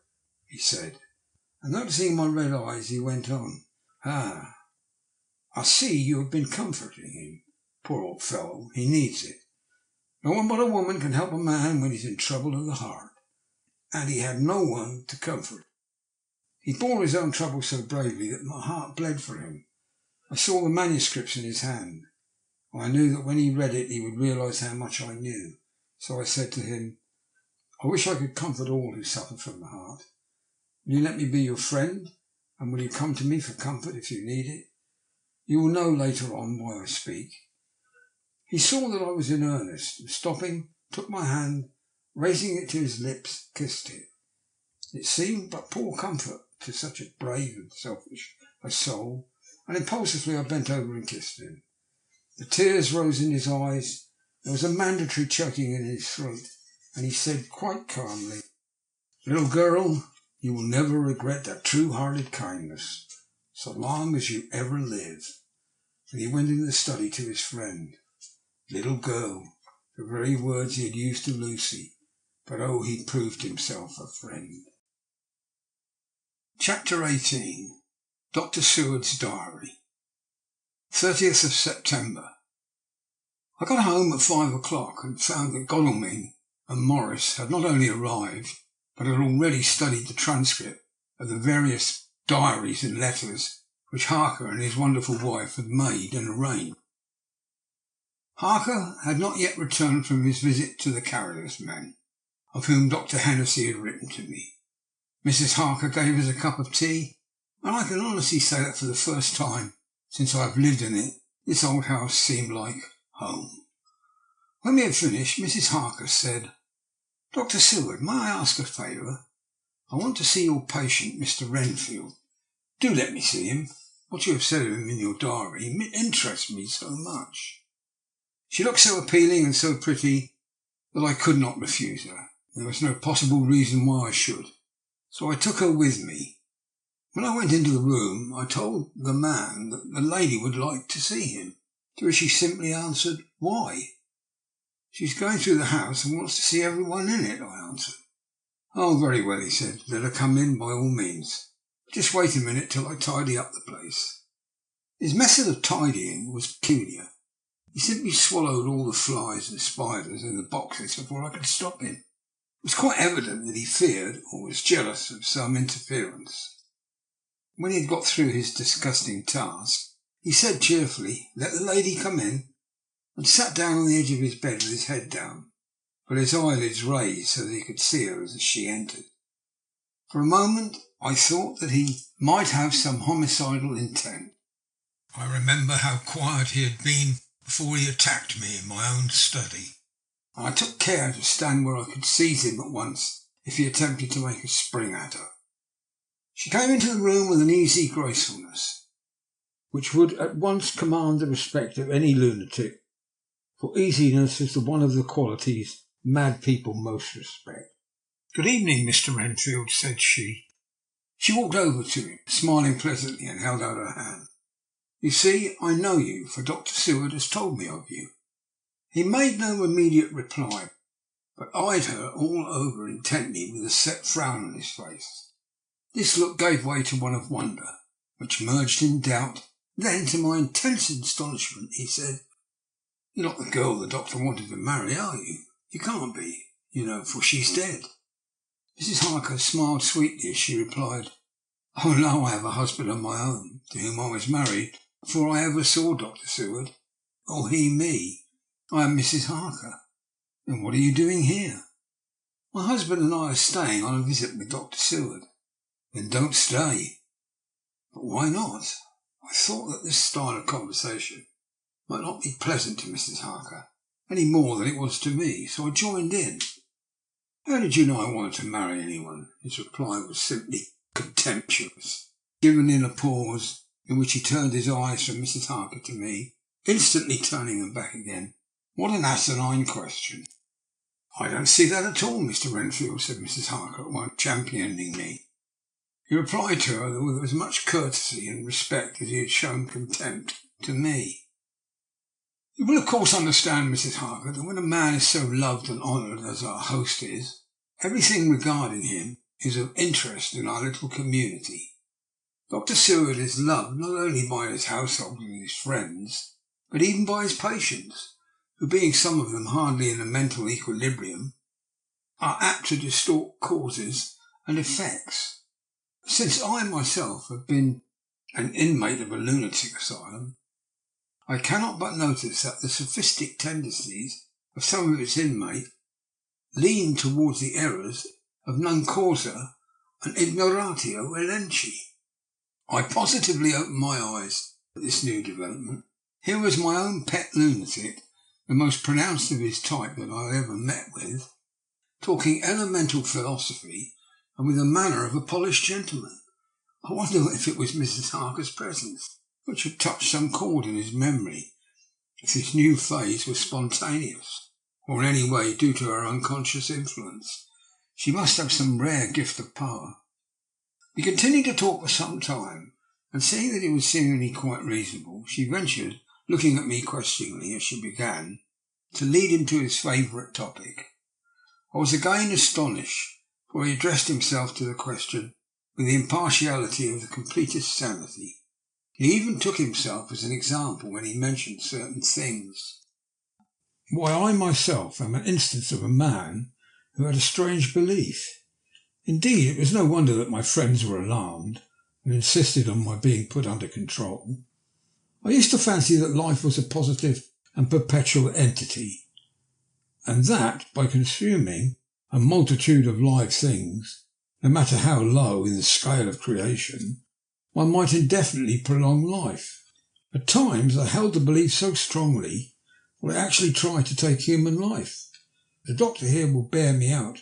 On that one occasion I tried to kill him, for the purpose of strengthening my vital powers by the assimilation with my own body of his life through the medium of his blood, relying of course upon the scriptural phrase, for the blood is the life. Though indeed the vendor of a certain nostrum has vulgarised a truism to the very point of contempt. Isn't that true, Doctor? I nodded assent, for I was so amazed that I hardly knew to either think or say. It was hard to imagine that I'd seen him eat up his spiders and flies not 5 minutes before. Looking at my watch, I saw that I should go to the station to meet Van Helsing, so I told Mrs. Harker that it was time to leave. She came at once, after saying pleasantly to Mr. Renfield, "Goodbye. I hope I may see you often, under auspices pleasanter to yourself." To which, to my astonishment, he replied, "Goodbye, my dear. I pray God I may never see your sweet face again. May he bless and keep you." When I went to the station to meet Van Helsing, I left the boys behind me. Poor Art seemed more cheerful than he had been since Lucy first took ill, and Quincy is more like his own bright self than he has been for many a long day. Van Helsing stepped from the carriage with the eager nimbleness of a boy. He saw me at once and rushed to me, saying, "Ah, friend John, how goes all?" "Well, so I've been busy, for I come here to stay if need be. All affairs are settled with me, and I have much to tell." "Madam Mina is with you?" "Yes." "And her so fine husband? And Arthur and my friend Quincy? They are with you too? Good." As I drove to the house, I told him what had passed, and how my own diary had come to be of some use through Mrs. Harker's suggestion. At which the Professor interrupted me. "Ah, that wonderful Madam Mina, she has a man's brain. A brain that a man should have were he much gifted, and a woman's heart. The good God fashioned her for a purpose. Believe me when he made that so good combination. Friend John, up to now fortune has made that woman of help to us. After tonight she must not have to do with this so terrible affair. Is it not good that she run a risk so great? We men are determined, nay, we not pledged, to destroy this monster. but it is no part for a woman.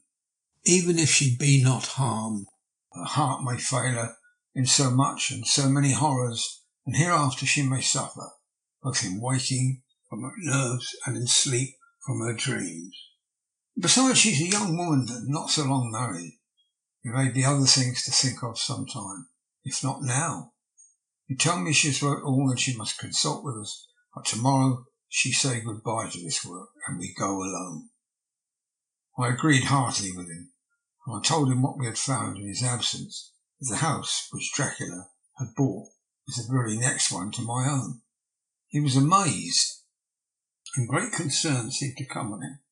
Oh, that we had known it before, he said, for then we might have reached him in time to save poor Lucy. However, the milk that is spilt cries not out afterwards, as you say. We shall not think of that, go on our way to the end. Then he fell into a silence that lasted till we entered my own gateway. Before we went to prepare for dinner, he said to Mrs. Harker, I am told, Madam Mina, by my friend John, that you and your husband have put up in exact order all things that have been, up to this moment. Not up to this moment, Professor, she said impulsively, but up to this morning. But why not up to now? We have seen hitherto how good light and all the things have been made. We have told our secrets, and yet no one who has told is the worse for it. Mrs. Harker began to blush, and taking a paper from her pocket, she said, Dr. Van Helsing, will you read this? And tell me if it must go in. It is my record of today. I too have seen the need of putting down at present everything, however trivial. But there is little in this except what is personal. Must it go in?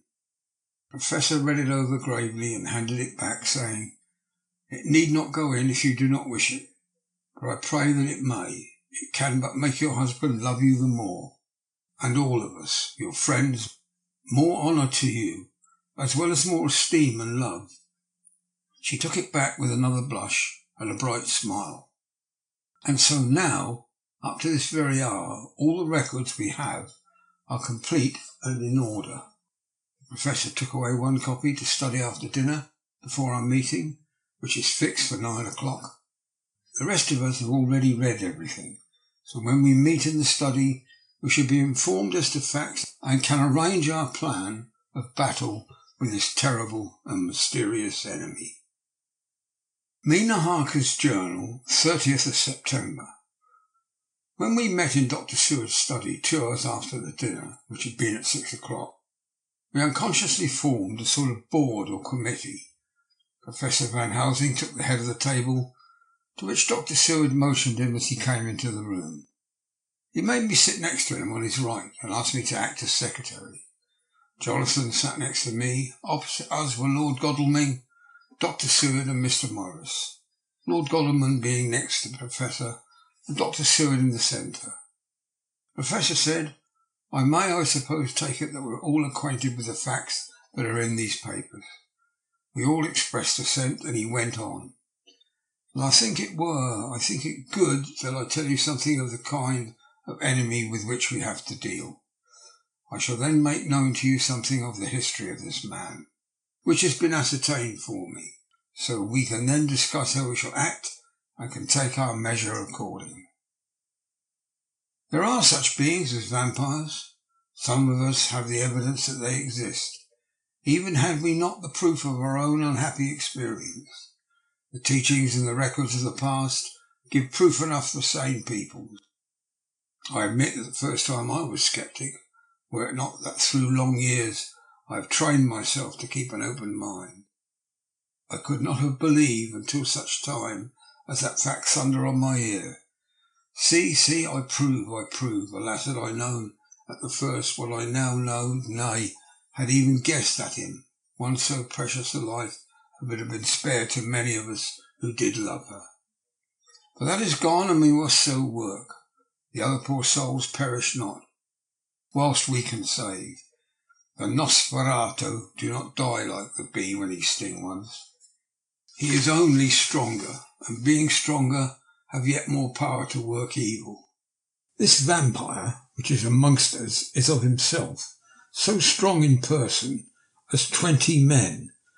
He is of cunning more than mortal, for his cunning be the growth of ages. He have still the aids of necromancy, which is, as his etymology imply, the divination by the dead, and all the dead that he can come nigh are for him to command.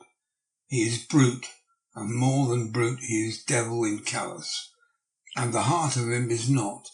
He can within limitations appear at will, where and when and in any of the forms that are to him. He can with his range direct the elements, the storm, the fog, the thunder. He can command the meaner things, the rat, the owl and the bat, the moth and the fox and the wolf. He can grow and become small. He can at times vanish and become unknown. How then are we to begin our strike to destroy him? How shall we find his where? And having found it, how can we destroy? My friends, this is much. It is a terrible task that we undertake, and there may be consequences to make the brave shudder. For if we fail in this our fight, he must surely win. And then where end we? Life is nothings. I heed him not. But to fail here is not mere life or death. It is that we become as him, and that we henceforward become foul things of the night, like him, without heart or conscience, preying on the bodies and the souls of those we love best. To us forever are the gates of heaven shut, for who shall open them to us again? We go on for all time, abhorred by all, a blot on the face of God's sunshine, an arrow in the side of him who died for man. But we are face to face with duty, and in such case must we shrink. For me, I say no, but then I am old, and life with his sunshine, his fair places, his songs of birds, his music and his love lie far behind. You others are young. Some have seen sorrow.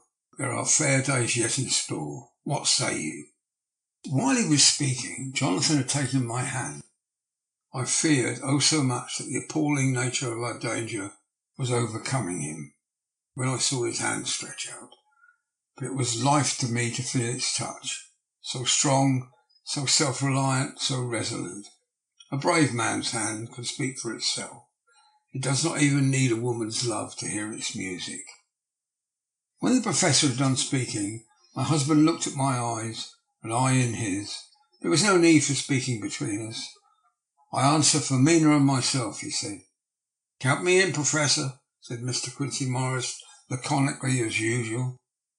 I am with you, said Lord Godalming, for Lucy's sake, if for no other reason. Dr. Seward simply nodded. The Professor stood up, and after laying his golden crucifix on the table, held out his hand either side. I took his right hand, Lord Godalming his left. Jonathan held my right with his left and stretched across to Mr. Morris. So as we all took hands, our solemn compact was made. I felt my heart go icy cold, but it did not even occur to me to draw back. We returned to our places, and Dr. Van Helsing went on with a sort of cheerfulness which showed that the serious work had begun. It was to be taken as gravely and in as businesslike a way as any other transaction of life. Well, you know that we have to contend against, but we too are not without strength. We have on our side power of combination, a power denied to the vampire kind. We have sources of science, are free to act and think, and the hours and the day and night are ours equally. In fact, so far as our powers extend, they are unfettered, and we are free to use them. We have self-devotion in the cause, and an end to achieve which is not a selfish one. These things are much. Now let us see how far the general powers arrayed against us are restrict, and how the individual cannot. In fine, let us consider the limitations of the vampire in general, and of this one in particular. All we have to go upon are traditions and superstitions. These do not at the first appear much, when the matter of one is of life and death, nay, of more than either life or death. Yet we must be satisfied in the first place because we have to be. No other means is at our control. And secondly, because, after all, these things, tradition and superstition, are everything. Does not the belief in vampires rest for others, though not, alas, for us on them? A year ago, which of us would have received such a possibility in the midst of our scientific and sceptical matter-of-fact 19th century? We even scouted in a belief what we saw justified under our own very eyes. Take it then that the vampire and the belief in his limitations and his cure rest for the moment on the same base. For let me tell you, he is known everywhere that men have been. In old Greece, in old Rome, he flourished in Germany, all over, in France, in India, even in the Chernobyl city, and in China. So far from us in all ways. There even is he, and the peoples fear at him this day. He had followed the wake of the berserker Icelander, the devil-begotten Hun, the Slav, the Saxon, the Magyar. So far, then, we have all we may act upon, and let me tell you that very much of the beliefs are justified by what we have seen in our own so unhappy experience. The vampire lives on, and cannot die by mere passing of the time. He can flourish when that he can fatten on the blood of the living. Even more, we have seen amongst us that he can grow younger, and his vital faculties grow strenuous, and seem as though they have refreshed themselves when his special pabulum is plenty. But he cannot flourish without this diet, and he eat not as others. Even friend Jonathan, who lived with him for weeks, did never see him to eat, never. He throws no shadow. He make in the mirror no reflect, as again Jonathan observed. He has the strength of many of his hand. Witness again Jonathan here, when he shut the door against the wolves, and when he help him from the diligence too. He can transform himself into a wolf, as we gather from the ship arrival in Whitby, when he tear open the dog. He can be as a bat, as Madam Mina saw him on the window at Whitby, and as friend John saw him fly from this so near house, and as my friend Quincy saw him at the window of Miss Lucy. He can come in mist which he create. That noble ship's captain proved him of this. But, from what we know, the distance he can make this mist is limited, and can only be round himself. He come on moonlit rays as elemental dust, as again Jonathan saw those sisters in the castle of Dracula. He becomes so small, we ourselves saw Miss Lucy, ere she was at peace, slip through a hairbreadth space at the tomb door. He can, when once he find his way, come out from anything or into anything, no matter how close it be bound, or even fused up with fire. Solder, you call it. He can see in the dark, no small power this, in a world which one is half shut from the light. But hear me through. He can do all these things, yet he is not free. Nay, he is even more prisoner than the slave of the galley, than the madman in his cell. He cannot go where he lists. He who is not of nature has yet to obey some of nature's laws. Why, we know not. He may not enter anywhere at the first, unless there be someone of the household who bid him to come, though afterwards he can come and go as he please. His power ceases, as does that of all evil things, at the coming of the day. Only at certain times can he have limited freedom, if he be not at the place where he is bound. Can only change himself at noon, or at exact sunrise or sunset. These things we are told, and in this record of ours we have proof by inference. Thus, whereas he can do as well as he will within his limit, when he have his earthly home, his coffin home, his hell home, the place unhallowed, as we saw when he went to the grave of the suicide in Whitby, still at other time he can only change when the time come. It is said too that he can only pass running water at the slack or the flood of the tide.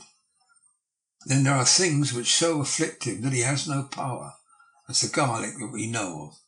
And as for the things sacred, as this symbol, my crucifix, that was amongst us even now, when we resolve to them, he is nothing. But in their presence he take his place far off and silent with respect. There are others too which I shall tell you of, lest in our seeking we may need them. The branch of a wild rose on his coffin, keep him that he move not from it. A sacred bullet fired into the coffin, kill him so that he can be true dead. And as for the stake through him, we know already of its peace, or the cut off of the head that give us rest. We have seen it with our eyes. Thus, when we find the habitation of this man that was, we can confine him to his coffin and destroy him. If we obey what we know that he is clever. I have asked my friend Emilius of Budapest University to make his record, and from all means that are, he tell me of what he has been. He must indeed have been that Volvo Dracula who won his name against the Turk over the great river on the very frontier of Turkey land. If it be so, then he was no common man, for in that time and for centuries after, he was spoken of as the cleverest and the most cunning, as well as the bravest of the sons of the land beyond the forest. That mighty brain and that iron resolution went with him to his grave, and even now are arrayed against us. The Draculas were, says Arminius, a great and noble race. Now and again there were scions who were held by their covials to have dealings with the evil one.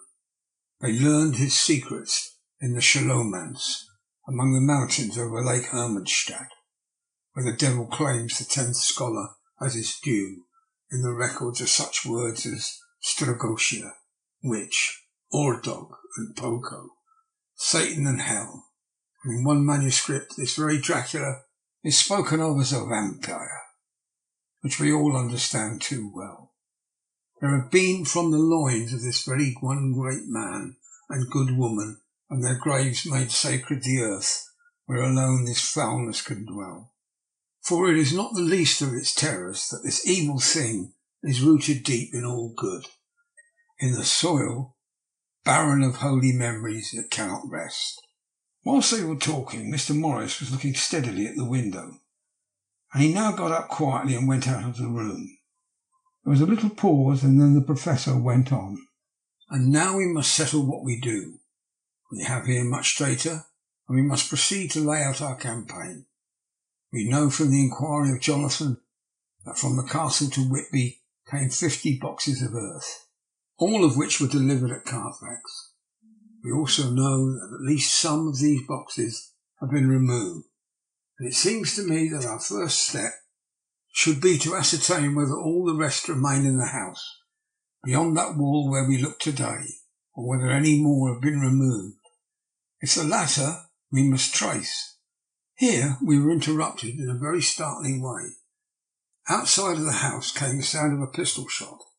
The glass of the window was shattered with a bullet, which, ricocheting from the top of the embrasure, struck the far wall of the room. I am afraid I am at heart a coward, for I shrieked out. The men all jumped to their feet. Lord Godalming flew over to the window and threw up the sash. As he did so, we heard Mr. Morris's voice without. "Sorry, I fear I've alarmed you. I should come in and tell you about it." A minute later he came in and said, "That was an idiotic thing for me to do, and I ask your pardon, Mrs. Harker, most sincerely. I fear I must have frightened you terribly. But the fact is, whilst the Professor was talking, there came a big bat and sat on the windowsill.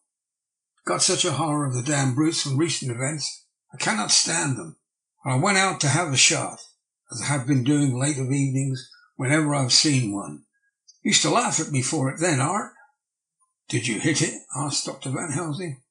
"I don't know. I fancy not, for it flew away into the wood." Without saying any more, he took his seat, and the Professor began to resume his statement. "We must trace each of these boxes, and when we are ready, we must either capture or kill this monster in his lair, or we must, so to speak, sterilise the earth so that no more he can seek safety in it. Thus in the end we may find him in his form of a man between the hours of noon and sunset, and so engage with him when he's at his most weak. And now for you, Madam Mina, this night is the end until all be well. You're too precious to have such a risk. When we part tonight, you no more must question. We shall tell you all in good time. We are men and able to bear, but you must be our star and our hope, and we shall act all the more free that you are not in the danger, such as we are. All the men, even Jonathan, seemed relieved, but it did not seem to me good that they should brave danger and perhaps lessen their safety, strength being the best safety, through care of me. But their minds were made up, and though it was a bitter pill for me to swallow, it saved nothing except to accept their chivalrous care of me. Mr. Morris resumed the discussion. And there is no time to lose. I vote we have a look at his house right now. Time is everything with him, and swift action on our part may save another victim. I own that my heart began to fail me when the time for action came so close, but I did not say anything, for I had a greater fear that if I appeared to be a drag or a hindrance to their work, they might even leave me out of their counsels altogether. They have now gone off to Carfax with means to get into the house. Man like they told me to go to bed and sleep, as if a woman can sleep when those she loves are in danger. I shall lie down and pretend to sleep, lest Jonathan have added anxiety about me when he returns. Dr. Seward's Diary. 1st of October, 4 a.m. Just as we were about to leave the house, an urgent message was brought to me from Renfield to know if I would see him at once, as he had something of the utmost importance to say to me. I told the messenger to say that I would attend to his wishes in the morning. I was busy just at the moment. The attendant added, "He seems very importunate, sir. I've never seen him so eager. Don't know about what. If you don't see him soon, he will have one of his violent fits." I knew the man would not have said this without some cause, so I said, "All right, I'll go now," and asked the others to wait a few minutes for me, as I had to go and see my patient. "Take me with you, friend John," said the professor. "This case in your diary interests me much, and it had bearing too, now and again in our case. I should like very much to see him, and especially when his mind is disturbed." "May I come also?" asked Lord Godalming. "Me too," said Quincy Morris. "May I come?" said Harker. I nodded, and we all went down the passage together. We found him in a state of considerable excitement, but far more rational in his speech and manner than I had ever seen him. There was an unusual understanding of himself, which was unlike anything I have met with in a lunatic, and he took it for granted that his reasons would prevail with the others, entirely sane. We all four went into the room, but none of the others at first said anything. His request was that I would at once release him from the asylum and send him home. This he backed up with arguments regarding his complete recovery and adduced his own existing sanity. "Appeal to your friends," he said. "They will perhaps not mind sitting in judgment on my case. By the way, you have not introduced me." I was so much astonished that the oddness of introducing a madman in an asylum did not strike me at the moment. And besides, there was a certain dignity in the man's manner, so much of the habit of equality, that I at once made the introduction. Lord Godalming, Professor Van Helsing, Mr. Quincy Morris of Texas, Mr. Renfield. He shook hands with each of them, saying in turn, "Lord Godalming, I have the honour of seconding your father at the Wyndham. I grieve to know, by your holding the title, that he is no more. He was a man loved and honoured by all who knew him, and in his youth was, I have heard, the inventor of a burnt rum punch much patronised on Derby night. Mr. Morris, you should be proud of your great state. Its reception into the Union was a precedent which may have far-reaching effects hereafter, when the pole and the tropics may hold alliance to the stars and stripes. The power of treaty may yet prove a vast engine of enlargement. When the Monroe Doctrine takes its place at a political table. What shall any man say of his pleasure at meeting Van Helsing? Sir, I make no apology for dropping all forms of conventional prefix. When an individual has revolutionized therapeutics by his discovery of the continuous evolution of brain matter, conventional forms are unfitting, since they would seem to limit him to one of a class. You gentlemen who by nationality, by heredity, or by the possession of natural gifts are fitted to hold your respective places in the moving world. I take to witness that I am as sane as at least the majority of men who are in full possession of their liberties. I am sure that you, Dr. Seward, humanitarian and medico-jurist as well as scientist, will deem it a moral duty to deal with me as one to be considered as under exceptional circumstances. He made his last appeal with a courtly air of conviction, which was not without its own charm.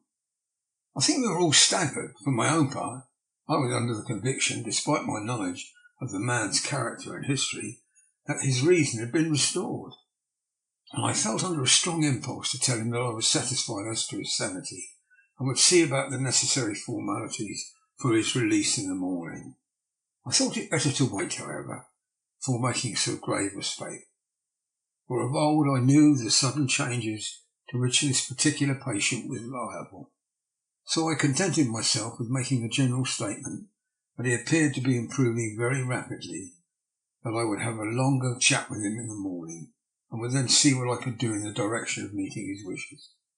This did not at all satisfy him, for he said quickly, "But I fear, Dr. Seward, you hardly appreciate my wish. I desire to go at once, here, now, this very hour, this very moment, if I may. Time presses, and in our implied agreement with the old scythe man, it is of the essence of the contract. I'm sure it is only necessary, but before so admirable a practitioner as Dr. Seward, so simple and so momentous a wish, to ensure its fulfilment." He looked at me keenly, and seeing that the negatives in my face, turned to the others and scrutinized them closely. Not meeting any sufficient response, he went on, "Is it possible that I've erred in my supposition?" "You have," I said frankly, but at the same time, as I felt, brutally. There was a considerable pause, and then he said slowly, "Then I suppose I must only shift my ground of request. Let me ask for this concession, boon, privilege, what you will. I am content to implore in such a case, not on personal grounds, but for the sake of others. I am not at liberty to give you the whole of my reasons, but you may, I assure you, take it from me that they are good ones, sound and unselfish, and spring from the highest sense of duty. Could you look, sir, into my heart, you would approve to the full sentiments which animate me. Nay, more, you would count me amongst the best and truest of your friends." Again he looked at us all keenly.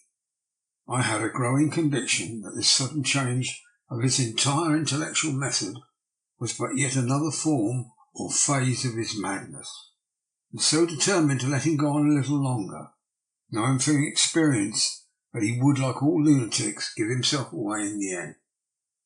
Van Helsing was gazing at him with a look of utmost intensity, his bushy eyebrows always meeting in the fixed concentration of his look.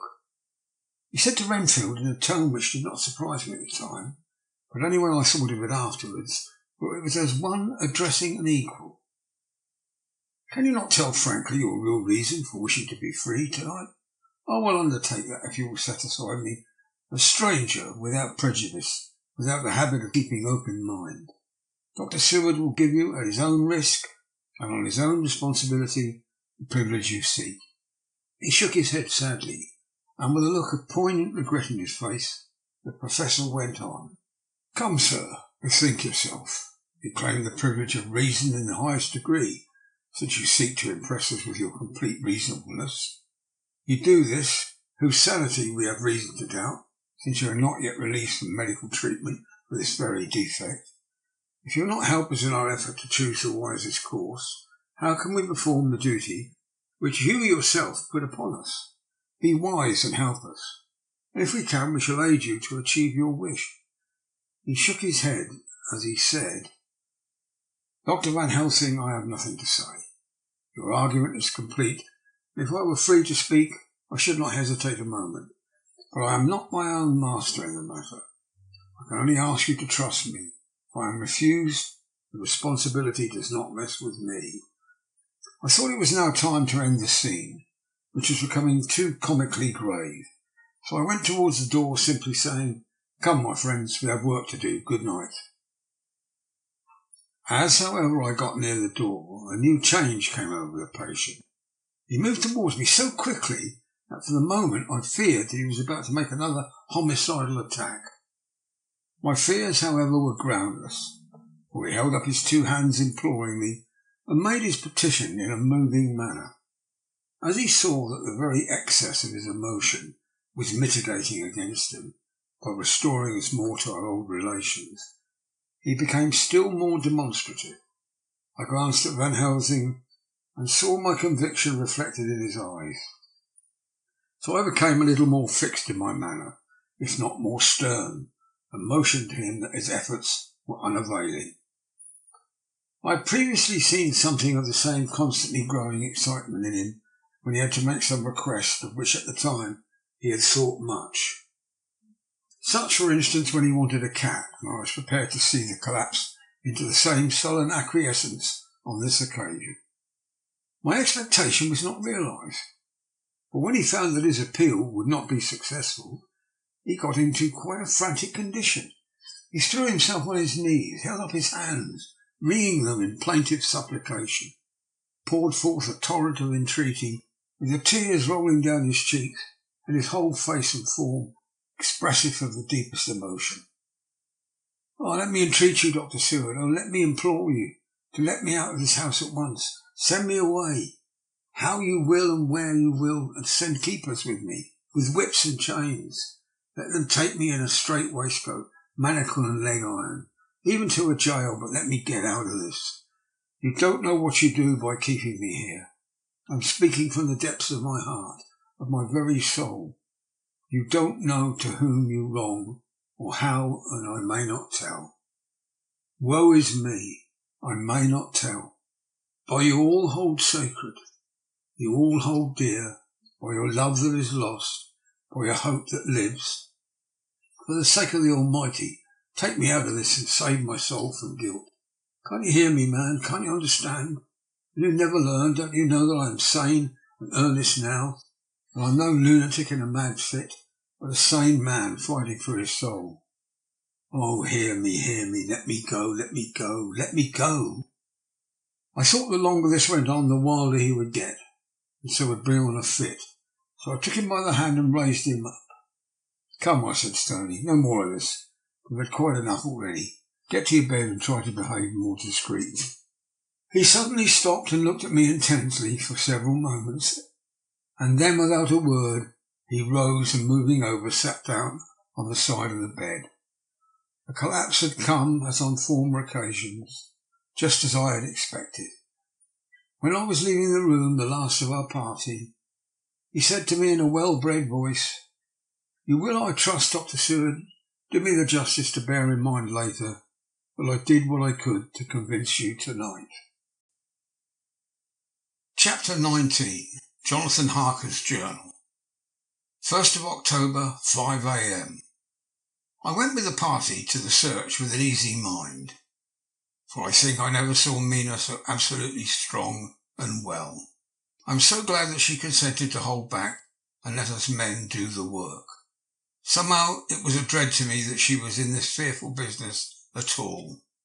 But now that her work is done, and that it is due to her energy, brains and foresight, that the whole story is put together in such a way that every point tells, she may well feel that her part is finished, and that she can henceforth leave the rest to us.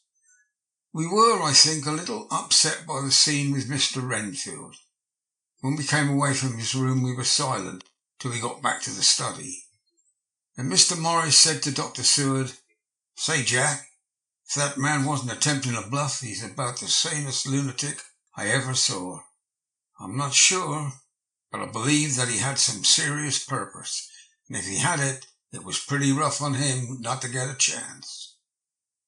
Lord Godalming and I were silent, but Dr. Van Helsing added, "Friend John, you know more of lunatics than I do, and I'm glad of it, for I fear that if it had been me to decide, I would, before that last hysterical outburst, have given him free.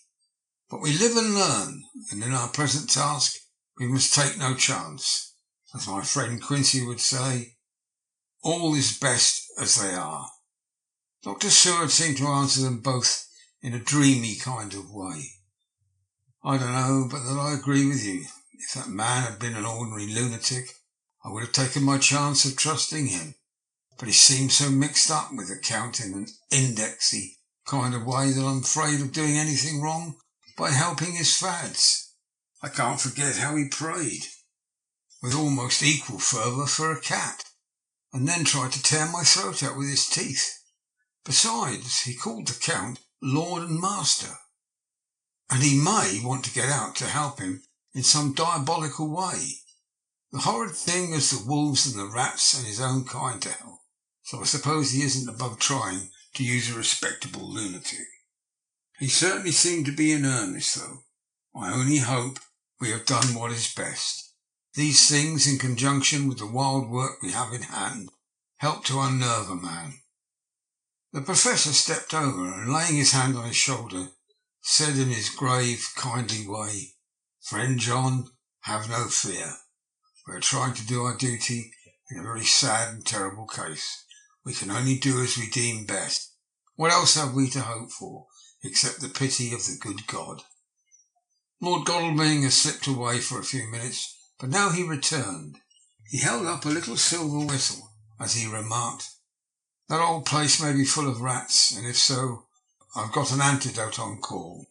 Having passed the wall, we took our way into the house, taking care to keep in the shadows of the trees on the lawn when the moonlight shone out. When we got to the porch, the Professor opened his bag and took out a lot of things which he laid on the step, sorting them into 4 little groups, evidently one for each. Then he spoke. "My friends, we are going into a terrible danger, and we need the arms of many kinds. Our enemy is not merely spiritual. Remember that he has the strength of 20 men. And though our necks and our windpipes are of the common kind, and therefore breakable or crushable, his are not amenable to mere strength. A stronger man, or body of men more strong in all of him, can at certain times hold him, but they cannot hurt him as we can be hurt by him. We must therefore guard ourselves from his touch. Keep this near your heart." As he spoke, he lifted a little silver crucifix and held it out to me, I being nearest to him. "Put these flowers round your neck," and he handed me a wreath of withered garlic blossoms. For other enemies more mundane, this revolver and this knife, and for aid in all, these so small electric lamps which you can fasten to your breast, and for all and above and all the last, this which we must not desecrate needless. It was a portion of a sacred wafer, which he put in an envelope and handed to me. Each of the others was similarly equipped. "Now," he said, "Friend John, where are the skeleton keys? So that we can open the door, we need not break house by the window, as before at Miss Lucy's." Dr. Seward tried 1 or 2 skeleton keys, his mechanical dexterity as a surgeon standing him in good stead. Presently he got one to suit. After a little play back and forward, the bolt yielded with a rusty clang. It shot back. We pressed on the door, the rusty hinges creaked, and it slowly opened. It was startlingly like the image conveyed to me in Dr. Seward's diary of the opening of Miss Westenra's tomb. I fancy that the same idea seemed to strike the others, for with one accord they shrank back. The Professor was the first to move and stepped into the door. "In manus tuus domine," he said, crossing himself as he passed over the threshold. We closed the door behind us, lest when we should have lit our lamps we should possibly attract attention from the road. The Professor carefully tried the lock, lest we might not be able to open it from within, should we be in a hurry making our exit. Then we all lit our lamps and proceeded on our search. The light from the tiny lamps fell on all sorts of odd forms as the rays crossed each other, or the opacity of our bodies threw great shadows. I could not for my life get away from the feeling there was someone else amongst us.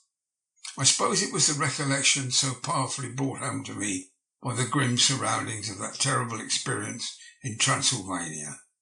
I think the feeling was common to us all, for I noticed that the others kept looking over their shoulders at every sound and every new shadow, just as I felt myself doing. The whole place was thick with dust. The floor was seemingly inches deep, except where there were recent footsteps, in which, on holding down my lamp, I could see the marks of hobnails where the dust was cracked. The walls were fluffy and heavy with dust, and in the corners were masses of spiders' webs, whereupon the dust had gathered till they looked like old tattered rags, as the weight of them had torn them partly down. On a table in the hall was a great bunch of keys, with time-yellowed label on each. They had been used several times. On the table were several similar rents in the blanket of dust, similar to that exposed when the Professor lifted them. He turned to me and said, "You know this place, Jonathan. You have copied maps of it. You know at least more than we do. Which is the way to the chapel?" I had an idea of its direction, though on my former visit I had not been able to get admission to it. I led the way, and after a few wrong turnings found myself opposite a low arched oaken door, ribbed with iron bands. "This is the spot," said the Professor as he turned his lamp on a small map of the house, copied from a file of my original correspondence regarding the purchase. With a little trouble we found the key on the bunch and opened the door. We were prepared for some unpleasantness, for as we were opening the door, a faint, malodorous air seemed to exhale through the gaps, but none of us ever expected such an odour as we encountered. None of the others had met the Count at all at close quarters, and when I had seen him he was either in the fasting stage of his existence in his rooms, or when he was gloated with fresh blood. In a ruined building, open to the air, but here the place was small and close, and the long disuse had made the air stagnant and foul. There was an earthy smell, as if some dry miasma which came through the fouler air. But as to the odour itself, how shall I describe it?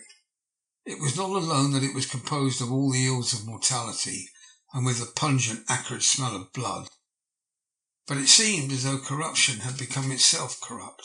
Faugh! It sickens me to think of it. Every breath exhaled by that monster seemed to have clung to the place and intensified its loathsomeness. Under ordinary circumstances, such a stench would have brought our enterprise to an end. But this was no ordinary case, and the high and terrible purpose in which we were involved gave us a strength which rose above merely physical considerations. After the involuntary shrinking consequent of the first nauseous whiff, we one and all set about our work, as though that loathsome place were a garden of roses. We made an accurate examination of the place, the Professor saying as we began, "The first thing is to see how many of the boxes are left. We must then examine every hole and corner and cranny and see if we cannot get some clue as to what has become of the rest." A glance was sufficient to show how many remained, for the earth chests were bulky and there was no mistaking them. There were only 29 left out of the 50. Once I got a fright, for seeing Lord Godalming suddenly turn and look out of the vaulted door into the dark passage beyond, I looked too, and for an instant my heart stood still. Somewhere, looking out from the shadow, I seemed to see the high lights of the Count's evil face, the ridge of the nose, the red eyes, the red lips, the awful pallor. It was only for a moment, for as Lord Godalming said, "I thought I saw a face, but it was only the shadows." and resumed his inquiry. I turned my lamp in the direction and stepped into the passage. There was no sign of anyone, and as there were no corners, no doors, no aperture of any kind, but only the solid walls of the passage, there could be no hiding place, even for him. I took it that fear had helped imagination and said nothing. A few minutes later I saw Morris suddenly step back from a corner which he was examining. We all followed his movements with our eyes, for undoubtedly some nervousness was growing on us, and we saw a whole mass of phosphorescence which twinkled like the stars. We all instinctively drew back. The whole place was becoming alive with rats. For a moment or two we stood appalled, all save Lord Godalming, who was seemingly prepared for such an emergency. Rushing over to the great iron-bound oaken door, which Dr. Seward had described from the outside, which I had seen myself, he turned the key in the lock, drew the huge bolts and swung the door open. Then, taking out his little silver whistle from his pocket, he blew a low, shrill call. It was answered from behind Dr. Seward's house by the yelping of dogs, and after about a minute 3 terriers came dashing around the corner of the house. Unconsciously we had all moved towards the door, and as we moved I noticed that the dust had been much disturbed. The boxes which had been taken out had been brought this way, but even in the minute that had elapsed the number of rats had vastly increased. They seemed to swarm over the place all at once, till the lamplight shining on their moving dark bodies and glittering baleful eyes made the place look like a bank of earth set with fireflies. The dogs dashed on, but at the threshold suddenly stopped and snarled, and then, simultaneously lifting their noses, began to howl in the most lugubrious fashion. The rats were multiplying in thousands, and we moved out. Lord Godalming lifted one of the dogs and, carrying him in, placed him on the floor. The instant his feet touched the ground, he seemed to recover his courage and rushed at his natural enemies. They fled before him so fast that before he had shaken the life out of a score, the other dogs, who had now been lifted in the same manner, had but small prey ere the whole mass had vanished. With their going, it seemed as if some evil presence had departed, for the dogs frisked about and barked merrily as they made sudden darts at their prostrate foes, turning them over and over and tossed them into the air with vicious shakes. We all seemed to find our spirits rise, whether it was the purifying of the deadly atmosphere by the opening of the chapel door, or the relief which we experienced by finding ourselves in the open, I know not. But most certainly the shadow of dread seemed to slip from us like a robe, and the occasion of our coming lost something of its grim significance, but we did not slacken a whit in our resolution. We closed the outer door and barred and locked it, and bringing the dogs with us began our search of the house. We found nothing throughout except dust in extraordinary proportions, and all untouched, save for my own footsteps when I had made my first visit. Never once did the dogs exhibit any symptom of uneasiness, and even when we returned to the chapel, they frisked about as though they had been rabbit hunting in a summer wood. The morning was quickening in the east, and when we emerged from the front, Dr. Van Helsing had taken the key of the hall door from the bunch, locked the door in orthodox fashion, putting the key into his pocket when he had done. So far, he said, our night has been eminently successful. No harm has come to us, such as I feared might be, and yet we have ascertained how many boxes are missing. More than all, I do rejoice that this, our first and perhaps our most difficult and dangerous step, has been accomplished without the bringing thereinto of our most sweet Madam Mina, or troubling her waking or sleeping thoughts with sights and sounds and smells of horror which she might never forget. One lesson too we have learned, if it be allowable to argue a particulari, that the brute beasts which are to the Count's command are yet themselves not amenable to his spirit power. For look, the rats that would have come to his call, just as from his castle top he summoned the wolves to your going and to that poor mother's cry, though they come to him, they run pell-mell from the little dogs of my friend Arthur. We have other matters before us, other dangers, other fears, and that monster, he has not used his power over the brute world for only the last time tonight. So be it that he has gone elsewhere. Good. It has given us an opportunity to cry check in some ways in this chess game, which we play for the sake of human souls. Now let us go home. The dawn is close at hand, and we have reason to be content with our first night's work. It may be ordained that we have many nights and days to follow, if full of peril, but we must go on, and from no danger shall we shrink. The house was silent when we got back, save for some poor creature who was screaming away in one of the distant wards, and a low moaning sound from Renfield's room. The poor wretch was doubtless torturing himself, after the manner of the insane, with needless thoughts of pain. I came tiptoe into our own room and found Mina asleep, breathing so softly that I had to put my ear down to hear it. She looks paler than usual. I hope the meeting tonight has not upset her. I am truly thankful she is to be left out of our future work, and even of our deliberations. It is too great a strain for a woman to bear. I did not think so at first, but I know better now. Therefore I am glad that it is settled. There may be things which would frighten her to hear, and yet to conceal them from her might be worse than to tell her, if once she suspected that there was any concealment. Henceforth our work is to be a sealed book to her, till at least such times as we can tell her that all is finished, and the earth free from a monster of the netherworld. I dare say it would be difficult to begin to keep silence after such confidence as ours, but I must be resolute, and tomorrow I shall keep dark over tonight's doings, and shall refuse to speak of anything that has happened. I rest on the sofa so as not to disturb her. 1st of October, later. I suppose it was natural that we should all have overslept ourselves, for the day was a busy one, and the night had no rest at all. Even Mina must have felt its exhaustion. Although I slept till the sun was high, I was awake before her, and had to call 2 or 3 times before she awoke.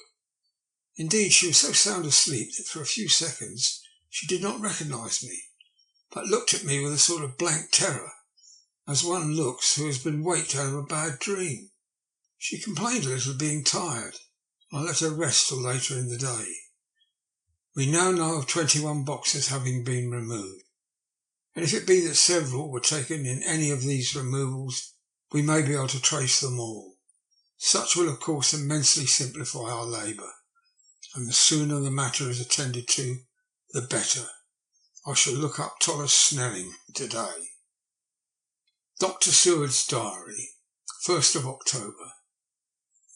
It was towards noon when I was awakened by the Professor walking into my room. He was more jolly and cheerful than usual, and it is quite evident that last night's work has helped to take some of the brooding weight off his mind. After going over the adventure of the night, he suddenly said, "Your patient interests me much. May it be that with you I visit him this morning, or if that you are too occupied, I can go alone, if it may be. It is a new experience to me to find a lunatic who talked philosophy and reasoned so sound. I had some work to do which pressed, so I told him that if he would go alone, I would be glad, as then I should not have to keep him waiting. So I called an attendant and gave him the necessary instructions. Before the Professor left the room, I cautioned him against getting any false impression from my patient. I want him to talk of himself, and of his delusion as to the consuming live things. He said to Madame Mina, as I see in your diary of yesterday, that he had once had such a belief. Why do you smile, friend John? Excuse me, I said, but the answer is here. I laid my hand on the typewritten matter. When our sane and learned lunatic made that very statement of how he used to consume life, his mouth was actually nauseous with the flies and spiders which he had just eaten before Mrs. Harker entered the room. Van Helsing smiled in turn. "Good," he said. "Your memory is true, friend John. I should have remembered.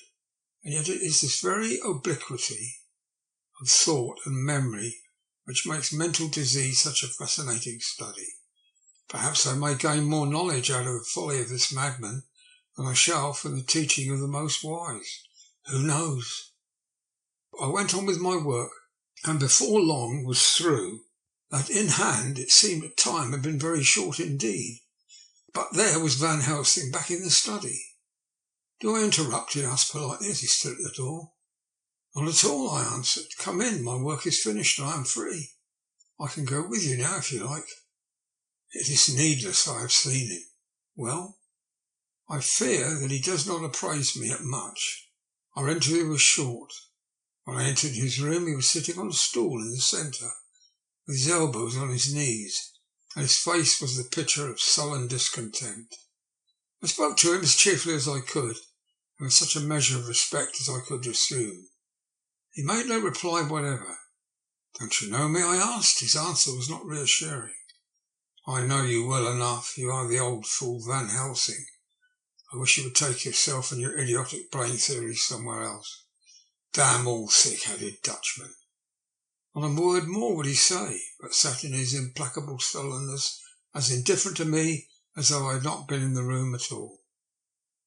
Thus departed for this time my chance of much learning from this so clever lunatic. So shall I go, if I may, and cheer myself up with a few happy words for that sweet soul, Madam Mina. Friend John, it does rejoice me unspeakable that she is no more to be pained, no more to be worried with our terrible things. And we shall miss her help. It is better so. "I agree with you with all my heart," I answered earnestly, for I did not want him to weaken in this matter. "Mrs. Harker is best out of it. Things are quite bad enough for us, all men of the world, and who have been in many tight places in our time. But this is no place for a woman, and if she has remained in touch with the affair, it would in time infallibly have wrecked her. So Van Helsing has gone to confer with Mrs. Harker, and Harker, Quincy and Art are all out following up the clues as to the earth boxes. I shall finish my round of work and we shall meet tonight." Mina Harker's Journal, 1st of October. It is strange for me to be kept in the dark as I am today. After Jonathan's full confidence for so many years, to see him manifestly avoid certain matters, and those the most vital of all. This morning I slept late after the fatigues of yesterday, and though Jonathan was late too, he was earlier. He spoke to me before he went out, never more sweetly or tenderly, but never mentioned a word of what had happened in the visit to the Count's house. And yet he must have known how terribly anxious I was. Poor dear fellow. I suppose it must have distressed him even more than it did me. They all agreed that it was best that I should not be drawn further into this work, and I acquiesced. But to think that he keeps anything from me, and now I'm crying like a silly fool, when I know it comes from my husband's great love, and from the good wishes of those other strong men. That has done me good. Well, some day Jonathan will tell me all, and lest it should ever be that he should think for a moment that I kept anything from him, I still keep my journal as usual. Then if he has feared of my trust, I shall show it to him, with every thought of my heart put down for his dear eyes to read. I feel strangely sad and low-spirited today. I suppose it's a reaction from the terrible excitement. Last night I went to bed when the men had gone, simply because they told me to. I didn't feel sleepy. I didn't feel full of devouring anxiety. I kept thinking over everything that has been ever since Jonathan came to see me in London, and it all seems like a horrible tragedy, with fate pressing on relentlessly to some destined end. Everything that one does seems, no matter how right it may be, bring on the very thing which is the most to be deplored. If I hadn't gone to Whitby, perhaps poor dear Lucy would still be with us now. She hadn't taken to visiting the churchyard till I came, If she hadn't come there in the daytime with me, she wouldn't have walked there in her sleep. If she hadn't gone there at night in her sleep, that monster couldn't have destroyed her as he did. Oh, why did I ever go to Whitby? There now, crying again. I wonder what has come over me. I must hide it from Jonathan, for if he knew that I'd been crying twice in one morning, I, who never cried on my own account, and whom it has never caused to shed a tear, the dear fellow would fret his heart out. I shall put on a bold face. If I do feel weepy, he shall never see it. I suppose it's one of the lessons that we poor women have to learn. I can't quite remember how I fell asleep last night. I remember hearing the sudden barking of dogs and a lot of queer sounds like praying on a very tumultuous scale from Mr. Renfield's room, which is somewhere under this. And there was silence over everything, silence so profound that it startled me. I got up and looked out of the window. All was dark and silent, the black shadows thrown by the moonlight seeming full of a silent mystery of their own.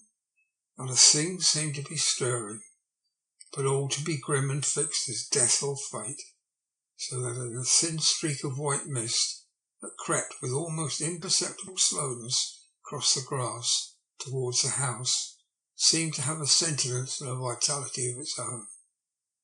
I think that the digression of my thoughts must have done me good, for when I got back to bed I found a lethargy creeping over me.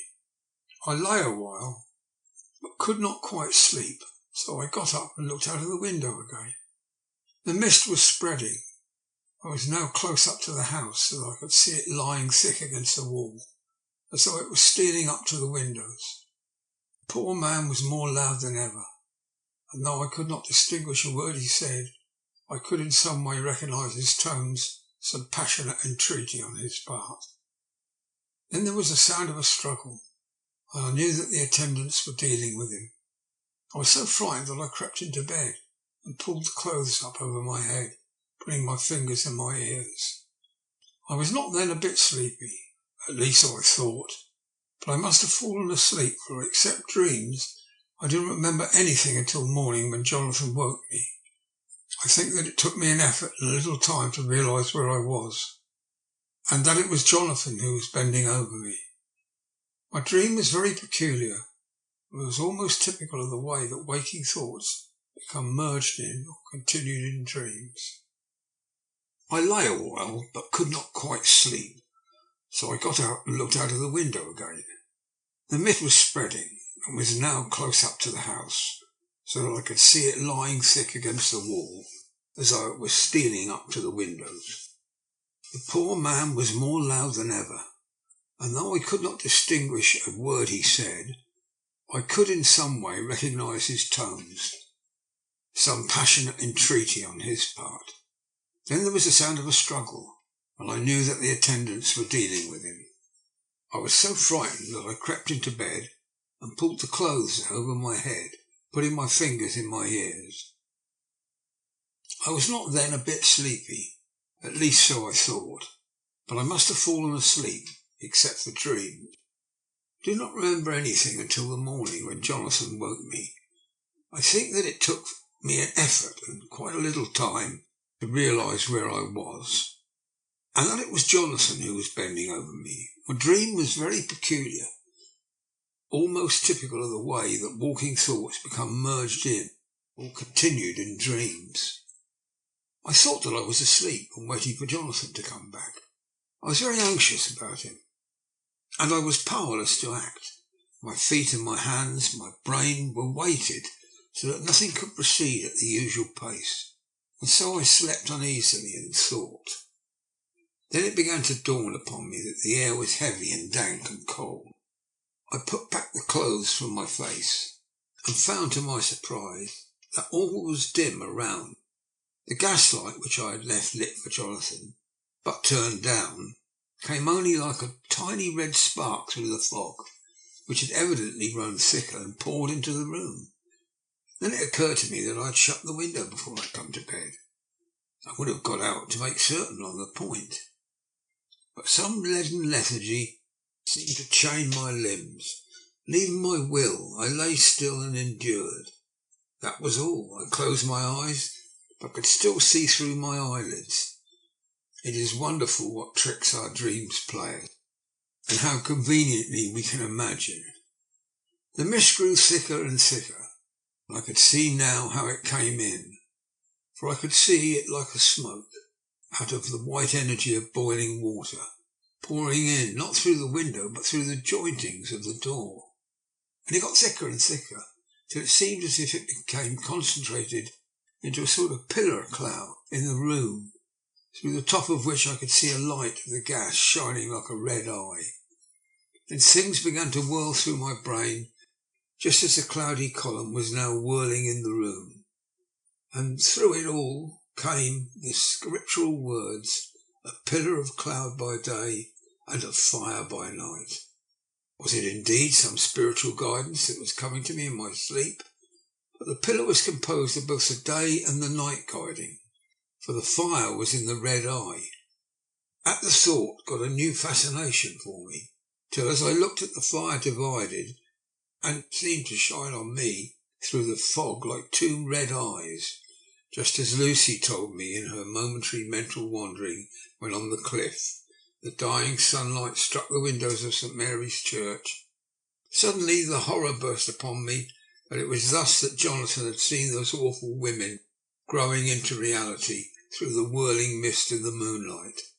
And in my dream I must have fainted, for all became black darkness.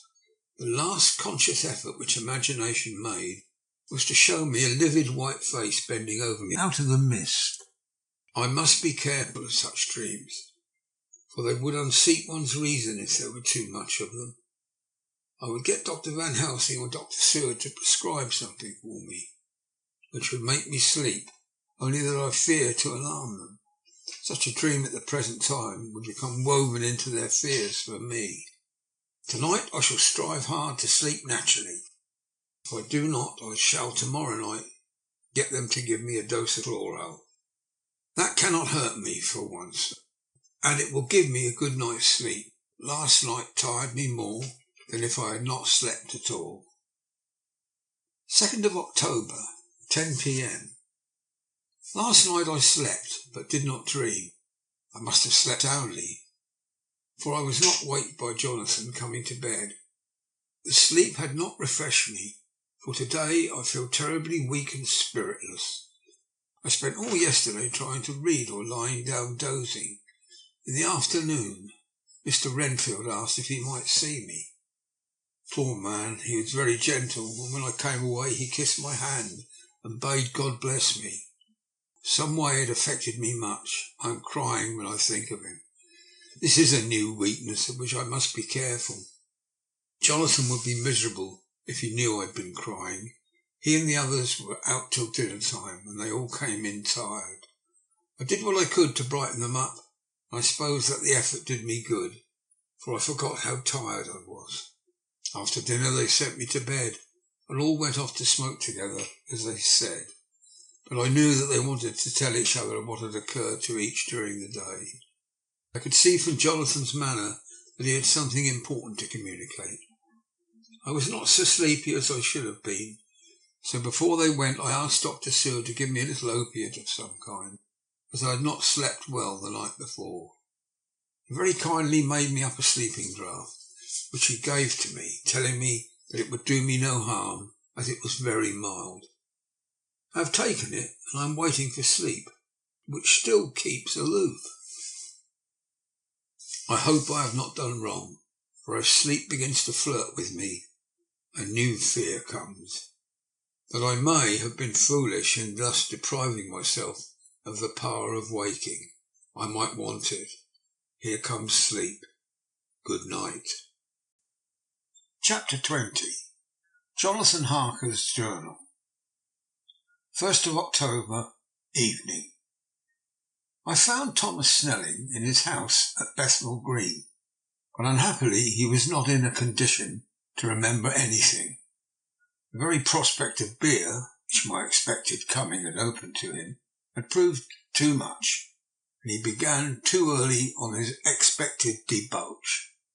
I learned, however, from his wife, who seemed a decent poor soul, but he was only the assistant to Smollett, who, of the two mates, was the responsible person. So off I drove to Walworth and found Mr. Joseph Smollett at home and in his shirt sleeves, taking a late tea out of a saucer.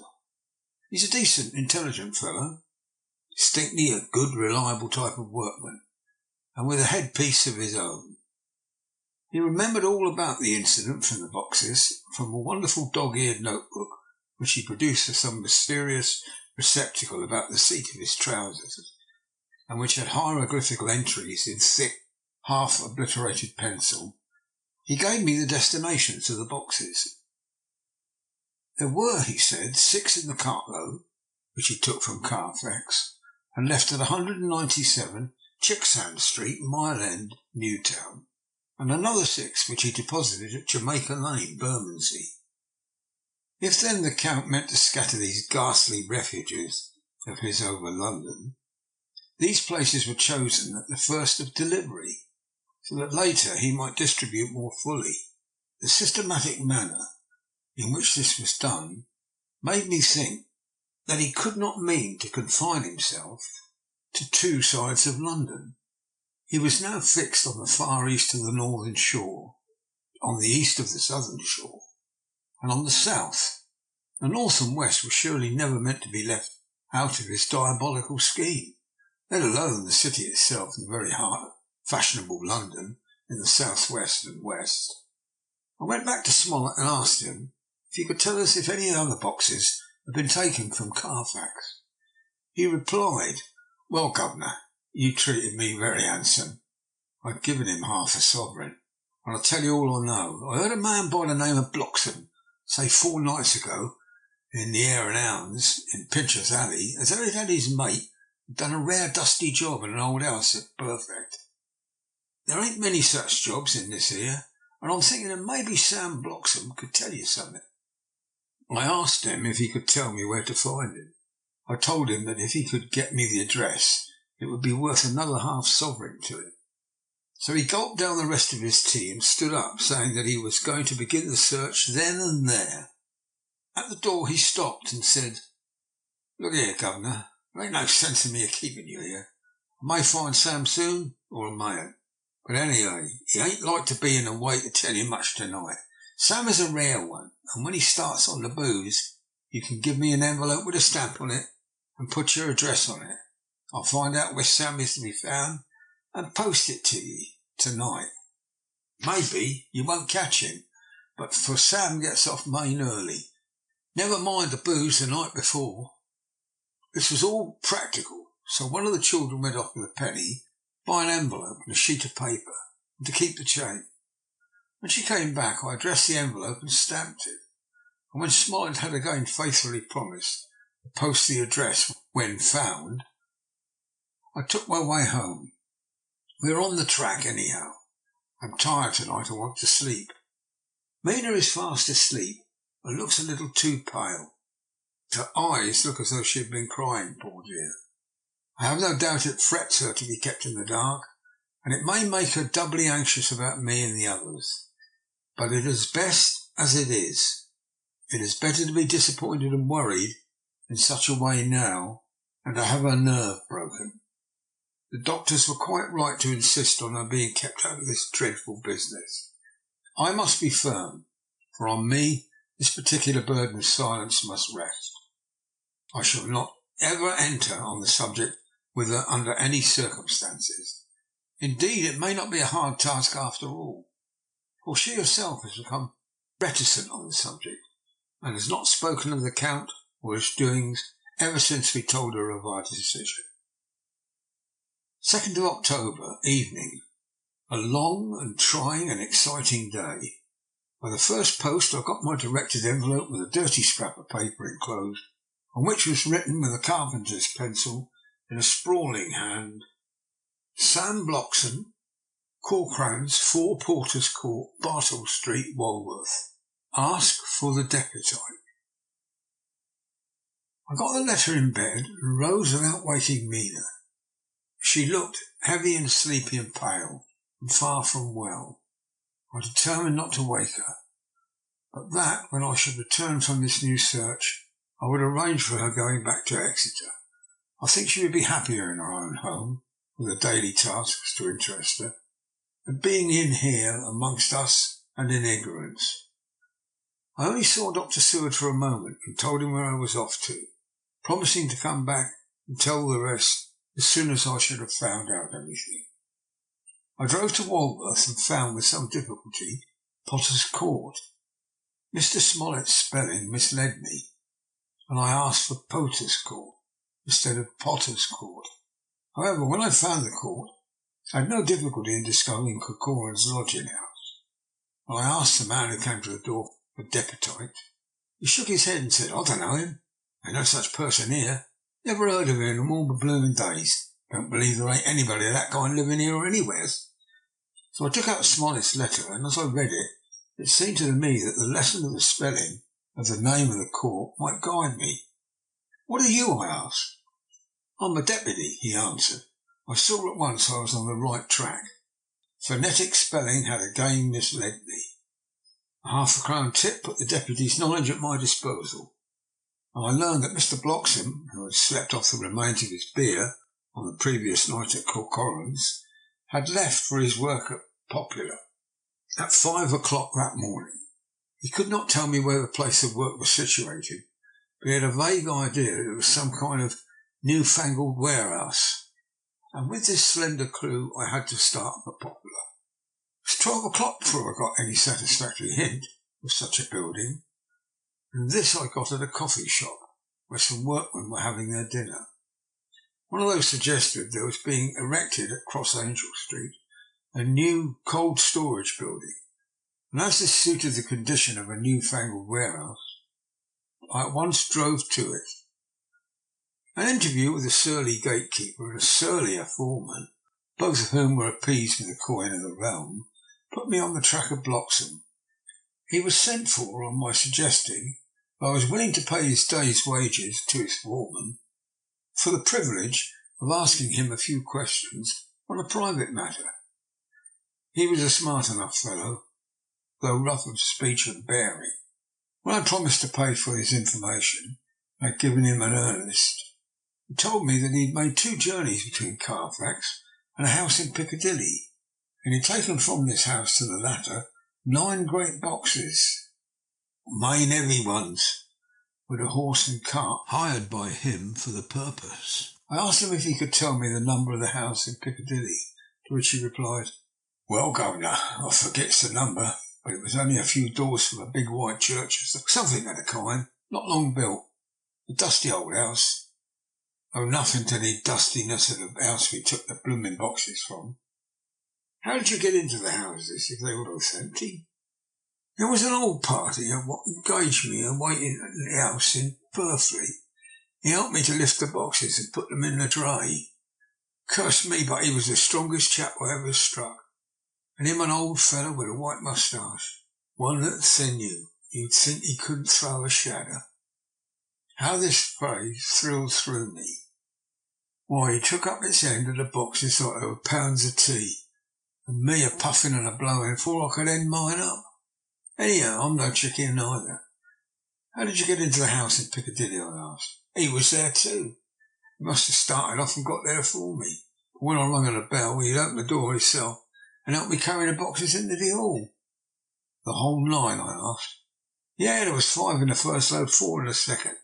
It was main dry work. I don't so well remember how I got home." I interrupted him. "Were the boxes left in the hall?" "Yes, it was a big hall. There was nothing else in it." I made one more attempt to further matters. "You didn't have a key?" "Never used a key or nothing. The old gent, he opened the door himself, shut it again when I drove off. Don't remember the last time. But that was the beer. And you can't remember the number of the house?" "No, sir. But you needn't have no difficulty about that. It's a iron with a stone front and a bow in front of it. High steps up to the door. I know them steps. I'm going to carry them boxes up with 3 loafers who'll come round to earn a copper. The old gent gave them shillings. And then, seeing they got so much, they wanted more. But he took one of them by the shoulder. It was like to throw him down the steps, till a lot of them went away cussing. I thought that with this description I could find the house. So having paid my friend for his information, I started off for Piccadilly. I'd had a new, painful experience. The Count could, it was evident, handle the earth boxes himself. So if so, time was precious. For now that he had achieved a certain amount of distribution, he could, by choosing his own time, complete the task unobserved. At Piccadilly Circus, I discharged my cab and walked westward beyond the Junior Constitutional. I came across the house described and satisfied that this was the next of the lairs arranged by Dracula. The house looked as if it had been long untenanted. The windows were encrusted with dust and the shutters were up, and the framework was black with time, and from the iron the paint had mostly scaled away. It was evident that up to lately there had been a large notice board in front of the balcony. It had, however, been roughly torn away, the uprights which had supported it still remaining. Behind the rails of the balcony I saw there were some loose boards, whose raw edges looked white. I would have given a good deal to have been able to see a notice board intact, as it would perhaps have given some clue to the ownership of the house. I remember my experience of the investigation and purchase of Carfax. I could not but feel that if I could find the former owner, there might be some means discovered of gaining access to the house. There was at present nothing to be learned from the Piccadilly site, and nothing could be done, so I went round to the back to see if anything could be gathered from this quarter. The mews were active, the Piccadilly houses being mostly in occupation. I asked one or two of the grooms and helpers, whom I saw around, if they could tell me anything about the empty house. One of them said that he had heard it lately had been taken, but he couldn't say from whom. He told me, however, that up to very lately there had been a notice board of for sale up, and that perhaps Mitchell and Sons and Candy, the house agents, could tell me something, as he thought he had remembered seeing the name of that firm on the board. I did not wish to seem too eager, or to let my informant know or guess too much. So thanking him in the usual manner, I strolled away. It was now growing dusk and the autumn night was closing in, so I did not lose any time. Having learned the address of Mitchell, Sons and Candy from a directory at the Berkeley, I was soon in their office in Sackville Street. The gentleman who saw me was particularly suave in manner, but uncommunicative in equal proportion. Having once told me that the Piccadilly house, which throughout our interview he called a mansion, was sold, he considered it my business as concluded. When I asked who had purchased it, he opened his eyes a thought wider, and paused a few seconds before replying, "It is sold, sir." "Pardon me," I said with equal politeness, "but I have a special reason for wishing to know who purchased it." Again he paused longer and raised his eyebrows still more. "It is sold, sir," was his laconic reply. "Surely," I said, "you do not mind letting me know so much?" "But I do mind," he answered. "The affairs of the clients are absolutely safe in the hands of Mitchell, Sons and Candy." This was manifestly a prig of the first water. There was no use arguing with him. I thought I'd best meet him on his own ground, so I said, "Your clients, sir, are happy in having so resolute a guardian of their confidence. I am myself a professional man." Here I handed him my card. "In this instance I am not prompted by curiosity. I act on the part of Lord Godalming, who wishes to know something of the property which was, he understood, lately for sale." These words put a different complexion on affairs. He said, "I would like to oblige you if I could, Mr. Harker, and especially I would like to oblige his lordship. We once carried out a small matter of renting some chambers for him, when he was the Honourable Arthur Holmwood. If you will let me have his lordship's address, I will consult the house on the subject, and will, in any case, communicate with his lordship by tonight's post. It will be a pleasure if we can so far deviate from our rules as to give the required information to his lordship. I wanted to secure a friend and not to make an enemy. So I thanked him, gave the address at Dr. Seward's and came away. It was now dark and I was tired and hungry. I got a cup of tea at the Aerated Bread Company and came down to Purfleet by the next train. I found all the others at home. Mina was looking tired and pale, and she made a gallant effort to be bright and cheerful. It wrung my heart to think that I had to keep anything from her, and so cause her inquietude. Thank God this would be the last night of her looking on at our conferences, and feeling the sting of our not showing confidence. It took all my courage to hold to the wise resolution of keeping her out of our grim task. She seemed somehow more reconciled, or else the very subject seems to have become repugnant to her. For when any accidental allusion is made, she actually shudders. I am glad we made our resolution in time, as with such a feeling as this, our growing knowledge would be torture to her. I could not tell the others of the day's discovery till we were alone. So after dinner, followed by a little music to save appearances, even amongst ourselves, I took Mina to her room and left her to go to bed. The dear girl was more affectionate with me than ever, and clung to me as though she would detain me. But there was much to be talked of, and I came away. Thank God the ceasing of telling things has made no difference between us. When I came down again, I found the others all gathered round the fire in the study. In the train I had written my diary so far, and simply read it off to them as the best means of letting them get abreast of my own information. When I had finished, Van Helsing said, "This has been a great day's work, friend Jonathan. Doubtless we are on the track of the missing boxes. If we find them all in that house, then our work is near the end.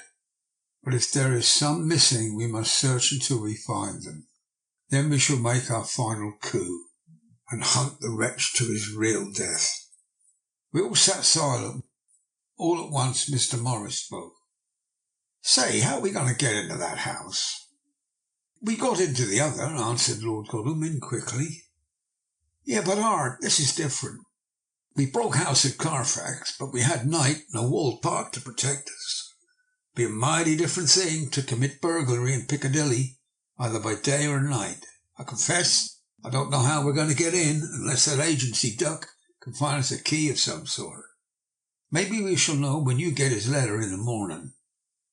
Lord Godalming's brows contracted, and he stood up and walked about the room.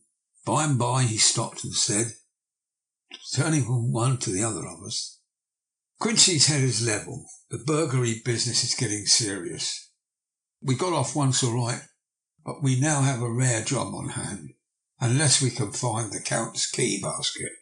As nothing could well be done before morning, as it would be at least advised to wait until Lord Godalming should hear from Mitchell's, we decided not to take any active step before breakfast. For a good while we sat and smoked, discussing the matter in its various lights and bearings. I took the opportunity of bringing this diary right up to the moment. I am very sleepy and shall go to bed. Just a line. Mina sleeps soundly, and her breathing is regular. Her forehead is puckered into little wrinkles as though she thinks even in her sleep. She is still too pale, but does not look so haggard as she did this morning. Tomorrow will, I hope, mend all this. She will be herself at home in Exeter. Oh, but I am sleepy. Dr. Seward's diary, 1st of October. I am puzzled afresh about Renfield. His moods change so rapidly that I find it difficult to keep touch of them. And as they always mean something more than his own well-being, they form a more than interesting study. This morning, when I went to see him after his repulse of Van Helsing, his manner was that of a man commanding destiny. He was, in fact, commanding destiny subjectively. He did not really care for any of the things of mere earth. He was in the clouds, and looked down on all the weaknesses and wants of us poor mortals. I thought I would improve the occasion and learn something. So I asked him, what about the flies in these times? He smiled on me in quite a superior sort of a way. Such a smile as would have come the face of Malvolio as he answered me. The fly, my dear sir, has one striking feature. Its wings are typical of the aerial powers of the psychic facilities. The ancients did well when they typified the soul as a butterfly. I thought I would push his analogy to its most logically. So I said quickly, "Oh, it's your soul you're after now, is it?" His madness fooled his reason, and a puzzled look spread over his face as, shaking his head with a decision which I had but seldom seen in him, he said, oh no, I want no souls. Life is all I want." Here he brightened up. "I'm pretty indifferent about it at present. Life is all right. I have all I want. You must get a new patient, doctor, if you wish to study zoophagy." This puzzled me a little, so I drew him on. "Then you command life. You are a god, I suppose?" He smiled with an ineffably benign superiority. "Oh no, far from it for me to arrogate myself to the attributes of the deity. I am not even concerned in his especially spiritual doings. If I may state my intellectual position, I am, so far as concerned things purely terrestrial. Someone in the position which Enoch occupied spiritually. This was a poser to me. I could not at the moment recall Enoch's appositeness, so I had to ask a simple question. Though I felt that by doing so I was lowering myself in the eyes of the lunatic. And why with Enoch? Because he walked with God. I could not see the analogy, but did not like to admit it, so I harked back to what he had denied. "So you don't care about life, and you don't want souls. Why not?" I put my question quickly and somewhat sternly, on purpose to disconcert him. The effort succeeded, for in an instant he unconsciously relapsed into his old servile manner, bent low before me, and actually fawned upon me as he replied, "I don't want any souls. Indeed. I could use them if I had them. They would be of no manner of use to me. I couldn't eat them or—" He suddenly stopped, and the old cunning look spread over his face, like a wind sweep on the surface of the water. "And, doctor, as to life, what is it after all, when you've got all you require, and you know that you'll never want?" "That is all. I have friends, good friends, like you, Dr. Seward." This was said with a leer of inexpressible cunning. "I know that I shall never lack the means of life."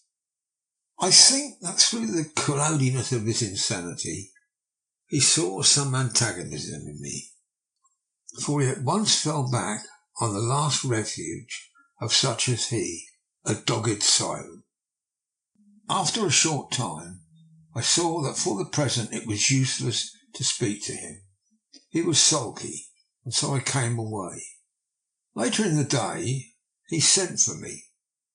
Ordinarily I would not have come without special reason, but just at present I am so interested in him that I would gladly make the effort. Besides, I am glad to have anything to help pass the time. Harker is out following up clues. So are Lord Godalming and Quincy. Van Helsing sits in my study, poring over the record prepared by the Harkers. He seems to think that by accurate knowledge of all details he will light upon some clue. He does not wish to be disturbed in the work without cause. I would have taken him with me to see the patient, only I thought that after his last repulse he might not care to go again. There was also another reason. Renfield might not speak so freely before a third person as when he and I were alone. I found him sitting out in the middle of the floor on his stool, a pose which is generally indicative of some mental energy on his part. When I came in, he said at once, as though the question had been waiting on his lips, "What about souls?" It was evident that my surmise had been correct. Unconscious cerebration was doing its work. even with the lunatic. I determined to have the matter out. "What about them yourself?" I asked. He did not reply for a moment, but looked all around him and up and down, as though he expected to find some inspiration for an answer. "I don't want any souls," he said in a feeble, apologetic way. The matter seemed to be preying on his mind, so I determined to use it to be cruel and only he be kind. So I said, "You like life, you want life." "Oh yes, but that's all right, you needn't worry about that." "But," I asked, "how are we to get the life without getting the soul also?" It seemed to puzzle him, so I followed it up. "A nice time you'll have some time when you're flying out there, with the souls of thousands of the flies and spiders and birds, cats buzzing and twittering and meowing all around you. You've got their lives, you know, and you must put up with their souls." Something seemed to affect his imagination, for he put his fingers to his ears and shut his eyes, screwing them up tightly just as a small boy does when his face is being soaped. There was something pathetic in it that touched me.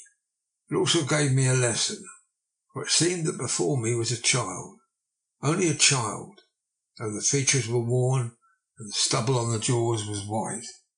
It was evident that he was undergoing some process of mental disturbance, and knowing how his past moods had interpreted things seemingly foreign to himself, I thought I would enter his mind as well as I could go with him. The first step was to restore confidence. So I asked him, speaking pretty loud so that he would hear me through his closed ears, "Would you like some sugar to get your flies round again?" He seemed to wake up all at once and shook his head. With a laugh he replied, "The flies are poor things after all." After a pause he added, "But I don't want their souls buzzing round me all the same." "Or spiders?" I went on. "Blow spiders. What's the use of spiders? There isn't anything in them to eat." Or he stopped suddenly as though reminded of a forbidden topic. So, I thought to myself, this is the second time that he suddenly stopped at the word drink. What does it mean? Wenfield seemed aware of having made a lapse, for he hurried on, as though to distract my attention from it. "I don't take any stock at all in such matters. Rats and mice and such small deer, as Shakespeare has it. Chicken feed of the larder they might be called. I'm past all that sort of nonsense. You might try as well ask a man to eat molecules with a pair of chopsticks as to try to interest me about the lesser carnivora, when I know of what is before me." "I see," I said. "You want big things that you can make your teeth meet in. How would you like to breakfast on elephant?" What ridiculous nonsense you are talking. He was getting too wide awake, so I thought I would press him hard. "I wonder," I said reflectively, "what an elephant's soul is like." The effect I desired was obtained, for he at once fell from his high horse and became a child again. "I don't want an elephant's soul, or any soul at all," he said. For a few moments he sat despondently.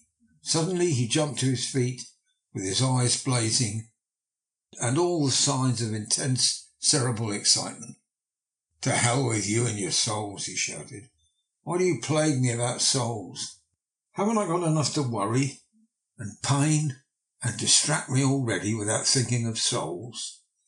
He looked so hostile that I thought he was in for another homicidal fit, so I blew my whistle. The instant, however, that I did so, he became calm and said apologetically, "Forgive me, Doctor, I forgot myself. You do not need any help. I am so worried in my mind, and I am apt to be irritable. If you only knew the problem I have to face, and that I am working out, you would pity and tolerate and pardon me. Pray do not put me in a strait waistcoat. I want to think, and I cannot think freely when my body is confined. I'm sure you will understand." He had evidently self-control, so when the attendants came, I told them not to mind, and they withdrew. Renfield watched them go when the door was closed, and he said with considerable dignity and sweetness, "Dr. Seward, you've been very considerate towards me, Believe me that I am very, very grateful to you. I thought it well to leave him in this mood, and so I came away. There is certainly something to ponder over in this man's state. Several points seem to make what the American interviewer calls a story, if one could only get them in proper order. Here they are. Will not mention drinking. Fears the thought of being burdened with the soul of anything. Has no dread of wanting life in the future. Despite the meaner forms of life altogether, he dreads being haunted by their souls. Logically, all these things point to one way. He has assurance of some kind that he will acquire some higher life. He dreads the consequence, burden of the soul, and it is a human life he looks to, and the assurance, merciful God, the Count has been to him. Is there some new scheme of terror afoot? Later, I went after my round to Van Helsing and told him my suspicion. He grew very grave, and after thinking the matter over for a while, asked me to take him to Renfield. I did so. As we came to the door, we heard the lunatic within singing gaily, as he used to in the time which now seems long ago. When we entered, we saw with amazement that he had spread out his sugar as of old. The flies, lethargic with the autumn, were beginning to buzz in the room. We tried to make him talk on the subject of our previous conversation, but he would not attend. He went on with his singing, just as though we had not been present. He had got a scrap of paper and was folding it into a notebook. We had to come away as ignorant as when we went in. His is a curious case indeed. We must watch him tonight. Letter. Mitchell and Sons and Candy to Lord Godalming, 1st of October. My Lord, we are at all times only too happy to meet your wishes. We beg with regard to the desire of your Lordship expressed by Mr. Harker on your behalf to supply the following information concerning the sale and purchase of number 347 Piccadilly. The original vendors are the executors of the late Mr. Archibald Winter Suffield. The purchase is a foreign nobleman, Count Dracula, who effected the purchase himself, paying the purchase money in notes over the counter, if your Lordship will pardon us using so vulgar an expression. Beyond this we know nothing whatever of him. We are, my Lord, your Lordship's humble servants, Mitchell, Sons and Candy. Dr. Seward's Diary, 2nd of October. I placed a man in the corridor last night and told him to make an accurate note of any sound he might hear from Renfield's room, and gave him instructions that there should be anything strange at all, he was to call me. After dinner, when we had all gathered round the fire in the study, Mrs. Harker having gone to bed, we discussed the attempts and discoveries of the day. Harker was the only one who had any result. We are in great hopes that his clue may be an important one. Before going to bed, I went round to the patient's room and looked in through the observation trap. He was sleeping soundly, and his heart rose and fell with regular respiration. This morning, the man on duty reported to me that a little after midnight he was restless and kept saying his prayers somewhat loudly. I asked him if that was all. He replied that was all he heard. There was something about his manner so suspicious that I asked him point blank if he had been asleep. He denied sleep, but admitted to having dozed for a while. It is too bad that men cannot be trusted unless they are watched. Today Harker is out following up his clue, and Art and Quincy are looking after the horses. Godalming thinks that it would be well to have horses in readiness, for when we get the information which we seek, there will be no time to lose. We must sterilise all the imported earths between sunrise and sunset. We shall thus catch the Count at his weakest, without a refuge to fly to. Van Helsing is off to the British Museum looking up some authorities on ancient medicine. The old physicians took account of such things which their followers do not accept, and the professor is searching for witch and demon cures which may be useful to us later. I sometimes think we must all be mad, and that we shall wait to sanity in strait waistcoats. Later, we have met again. You seem at last to be on the track, and our work tomorrow may be the beginning of the end. I wonder if Renfield's quiet has anything to do with this. His moods have so followed the good doings of the Count that the coming destruction of the monster may be carried to him in some subtle way. If we could only get some hint as to what has passed in his mind between the time of my argument with him today and his resumption of fly-catching, it might afford us a valuable clue. He is now seemingly quiet for a spell. Is he? That wild yell seemed to come from his room. The attendant came bursting into my room and told me that Renfield had somehow met with some accident. He had heard him yell and went to him and found him lying on his face on the floor, all covered with blood. I must go at once. Chapter 21. Dr. Seward's Diary, 3rd of October. Let me put down with exactness all that happened as well as I can remember it since I last made an entry. Not a detail that I can recall must be forgotten. In all calmness, I must proceed. When I came into Renfield's room, I found him lying on the floor on his left side in a glittering pool of blood. When I went to move him, it became at once apparent that he had received some terrible injuries. There seemed none of that unity of purpose between the parts of the body which marks even lethargic sanity. As the face was exposed, I could see that it was horribly bruised, as though it had been beaten against the floor. Indeed, it was from the face wounds that the pool of blood originated. The attendant, who was kneeling beside the body, said to me as we turned him over, "I think, sir, his back is broken. See, both his right arm and leg and the whole side of his face are paralysed." How such a thing could have happened puzzled the attendant beyond measure. He seemed quite bewildered. His brows were gathered in as he said, "I can't understand the two things. He could mark his face like that by beating his own head on the floor. I saw a young woman do it once at the Eversfield Asylum before anyone could lay hands on her. And I suppose he might have broke his neck by falling out of bed if he got in an awkward kink. But for the life of me, I cannot imagine how the two things occurred. If his back was broke, he couldn't beat his head. If his face was like that before the fall out of bed, there would be marks of it." I said to him, "Go to Dr. Van Helsing and ask him to kindly come here at once. I want him without an instant delay."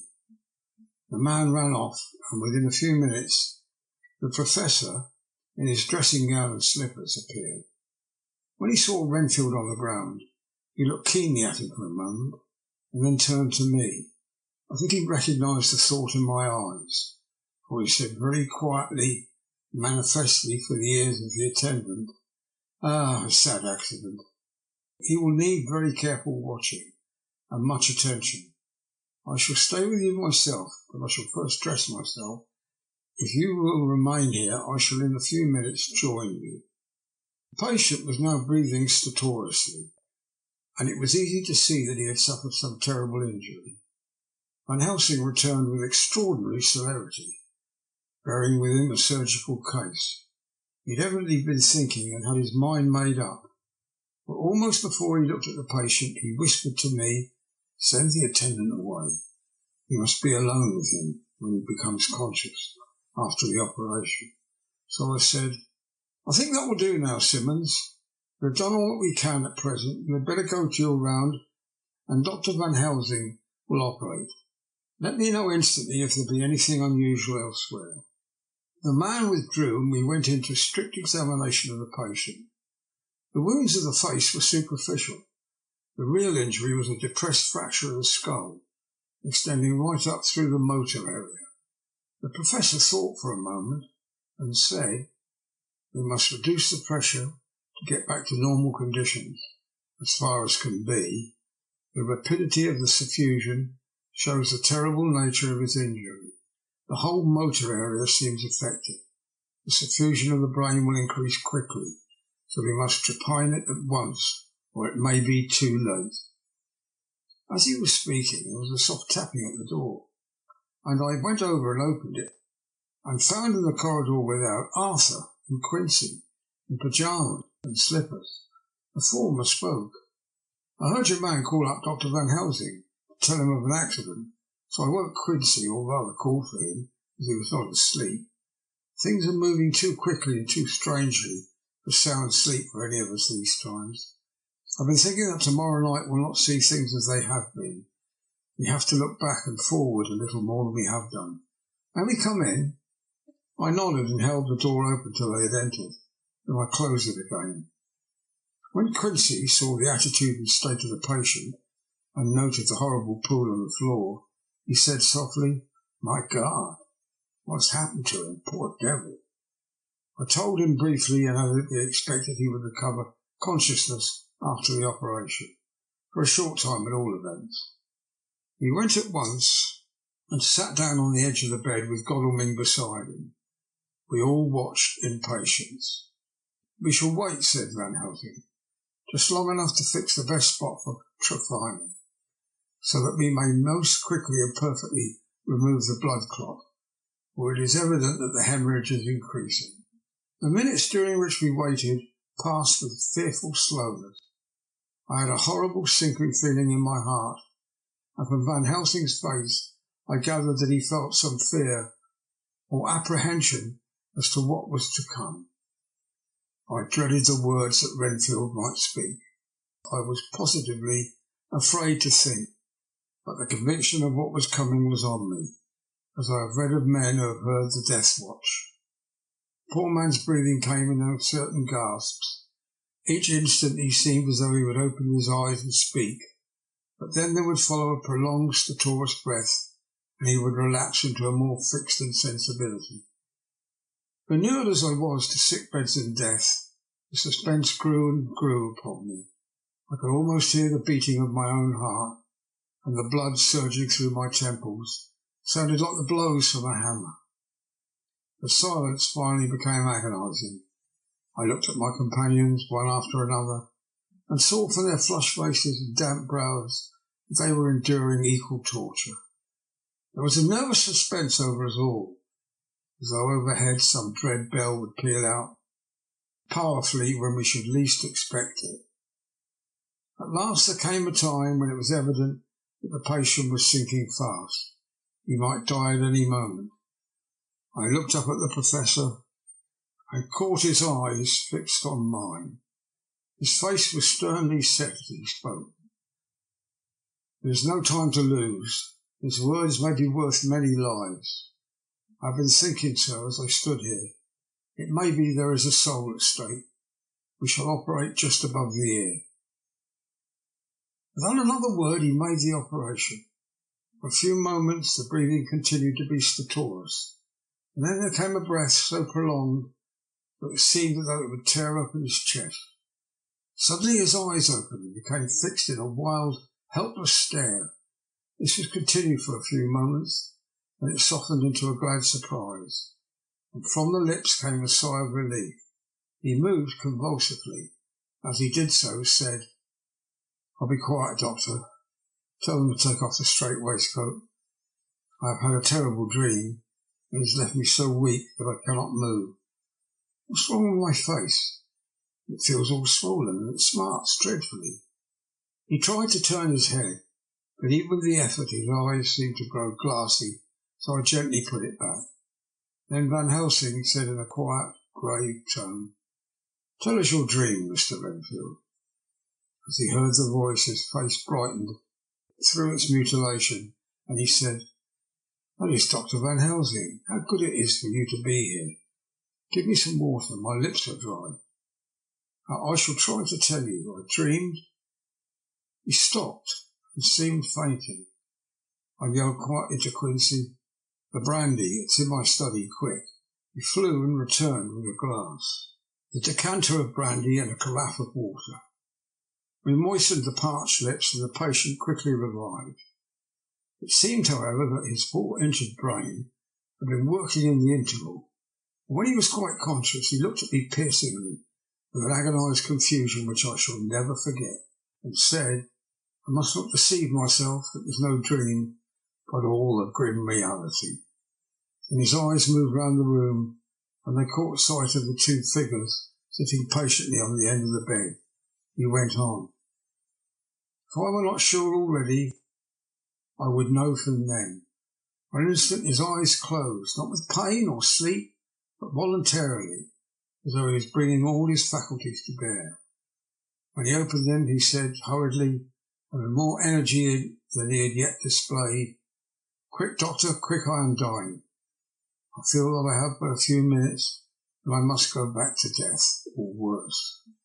Wet my lips with brandy again. I have something I must say before I die, or before my poor crushed brain dies anyhow. Thank you. It was that night after you left me when I implored you to let me go away. I couldn't speak then, for I felt my tongue was tied. But I was the same then, except in that way as I am now. I was in an agony of despair for a long time after you left me. It seemed hours. Then there came a sudden peace to me.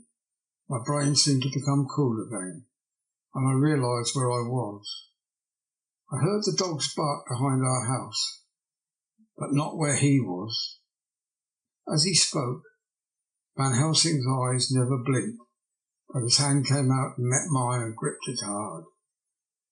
He did not, however, betray himself, and nodded slightly and said, Go on.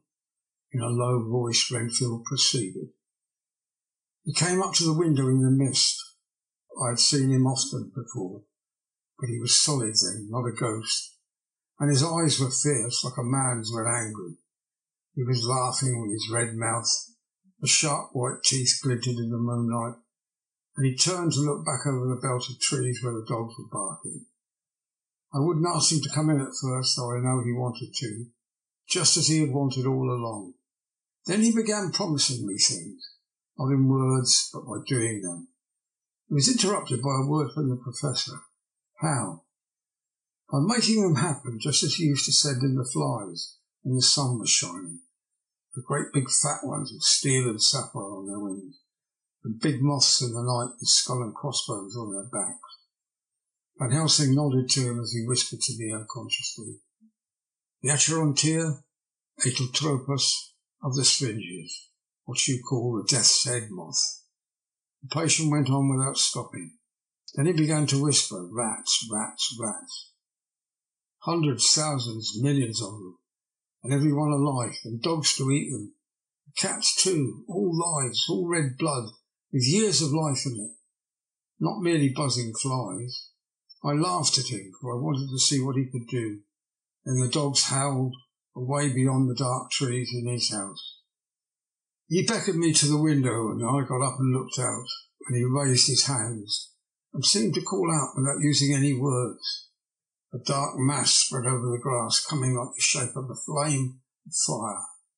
And then he moved in the mist to the right and left, and I could see that there were thousands of rats with their eyes blazing red, like his, only smaller. He held up his hand and they all stopped, and I thought he seemed to be saying, all these lives I will give to you, I and many more, and greater throughout countless ages, if you will fall down and worship me. And then a red cloud like the colour of blood seemed to close over my eyes, and before I knew what I was doing, I found myself opening the sash, saying to him, Come in, Lord and Master. The rats were all gone. He slid into the room through the sash, though it was only an inch wide, just as the moon herself has often come in through the tiniest crack, and stood before me in all her size and splendour. His voice was weaker, so I moistened his lips with the brandy again, and he continued. But it seemed as though his memory had gone on working in the interval, for his story was further advanced. I was about to call him back to the point, but Van Helsing whispered to me Let him go on. Do not interrupt him. He cannot go back, and maybe could not proceed at all, once he had lost the thread of his thought. He proceeded. All day long I waited to hear from him, but he did not send me anything, not even a blowfly. And when the moon got up, I was pretty angry with him. When he slid in through the window, though it was shut, and did not even knock, I got mad with him. He sneered at me, and his white face looked out of the mist with his red eyes gleaming, and he went on as though he owned the whole place, and I was no one. He didn't even smell the same as he went by me. I couldn't hold him. I thought that somehow Mrs. Harker had come into the room. The two men sitting on the bed stood up and came over, standing behind him so that he could not see them, but where they could hear better. They were both silent. But the Professor started and quivered. His face, however, grew grimmer and sterner still. Renfield went on, without noticing. When Mrs. Harker came in to see me this afternoon, she wasn't the same. It was like tea after the teapot had been watered. Here we all moved, but no one said a word, and he went on. I didn't know that she was still here till she spoke, and she didn't look the same. I don't care for pale people. I like them with lots of blood in them, and hers had all seemed to have run out. I didn't think of it at the time, but when she went away I began to think, and it made me mad to know that he'd been taking the life out of her. I could feel that the rest quivered as I did, but we remained otherwise still. So when he came tonight, I was ready for him. When I saw the mist stealing in, I grabbed it tight.